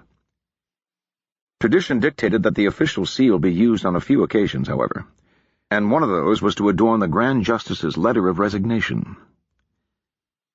Jaffa let the gray wax drip onto the paper, waited a few moments, then awkwardly pressed the massive seal home. It left the rearing scorpion symbol of the prince, with a decorative border of eyes that marked the justices. And that was the end. The job to which he dedicated his adult life was over. Jaffa Don Iln sat back in his padded chair with the loose, squeaky armrest he'd never gotten around to fixing, and let out a long sigh. The gatehouse bustled around him with unparalleled activity. The prince's agents had been busy, hiring new men, and promoting those who'd remained loyal during their redemption. Those who had switched sides were being eased out. Not too ostentatiously, of course. The Vordonai commander had expressed his confidence in the justices, and Jaffa probably had that to thank for the fact that he hadn't been marched to a public execution as soon as the prince felt secure. But the last missive from the palace had left no doubt as to what was expected of him. For Jaffa, it hardly mattered. Mother was gone, vanished into the great Disol, and with her the cause of heaven that he had come to so late and so fervently. His newfound certainty had vanished with her. There will be a sign. There must be a sign. He had decided that he would try to find her. Pointless, of course, given the extent of the Disol, but at least it was a direction. He would take as much food and water as a good horse could carry, and set out into the desert. Either the heavens would guide him, or he would leave one more set of dusty bones under the dunes. When he pushed his chair back from the desk and stood, sand crunched under his boots. He frowned, tossed the sealed letter on his desk, and crossed the room. His official sword belt and truncheon hung from a peg behind the door, and his fingers brushed the leather before he realized he wouldn't need them. They belonged to the prince, after all. Something whispered through the little office. It was in the depths of the gatehouse, far from any openings to the outdoors, but it nonetheless seemed to Jaffa that he felt a faint breath of air. The great logbook of the justices, lying open on a side table, fluttered its pages slowly, like a lazy bird. Jaffa took a breath and tasted the hot, arid wind of the desert. There was sand everywhere, not just on the floor where someone might have carelessly tracked it, but on his desk and on the bookcases. It was moving, grain by grain, tiny flecks tumbling over and over, as though caught in the wind. A patch of gray and brown collected in the center of the room, rose into a little pyramid, and started to grow. Jaffa fell to his knees and lowered his head. The pile of sand grew larger, accompanied by the keening of the desert wind. As it widened, it took on shape, forming first a rough-hewn mannequin and then a recognizable human form. It was a young woman, naked and beautiful, with skin that turned smooth but remained the mottled colors of the desert. Her eyes were 2 chips of obsidian, black and so glossy the candles around the room glowed in their depths like distant stars. "Jaffa," she said. Her voice was a dusty creak, a hiss from the depths of the Disol. "Mother," Jaffa said, and bowed lower until his forehead touched the floor.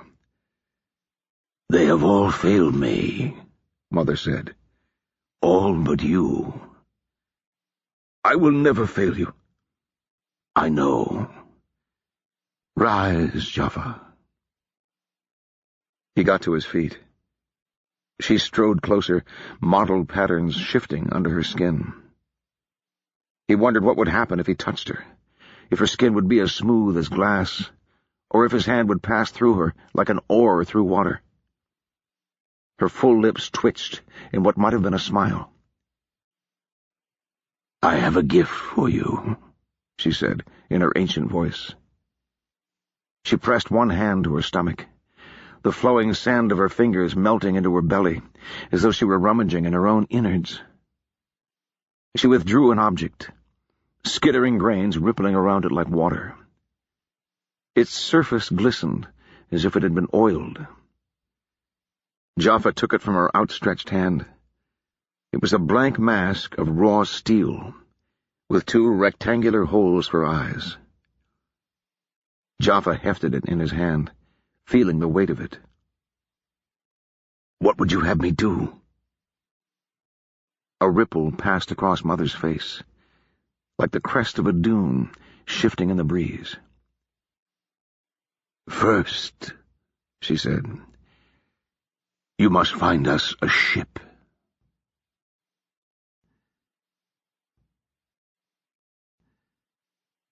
The end.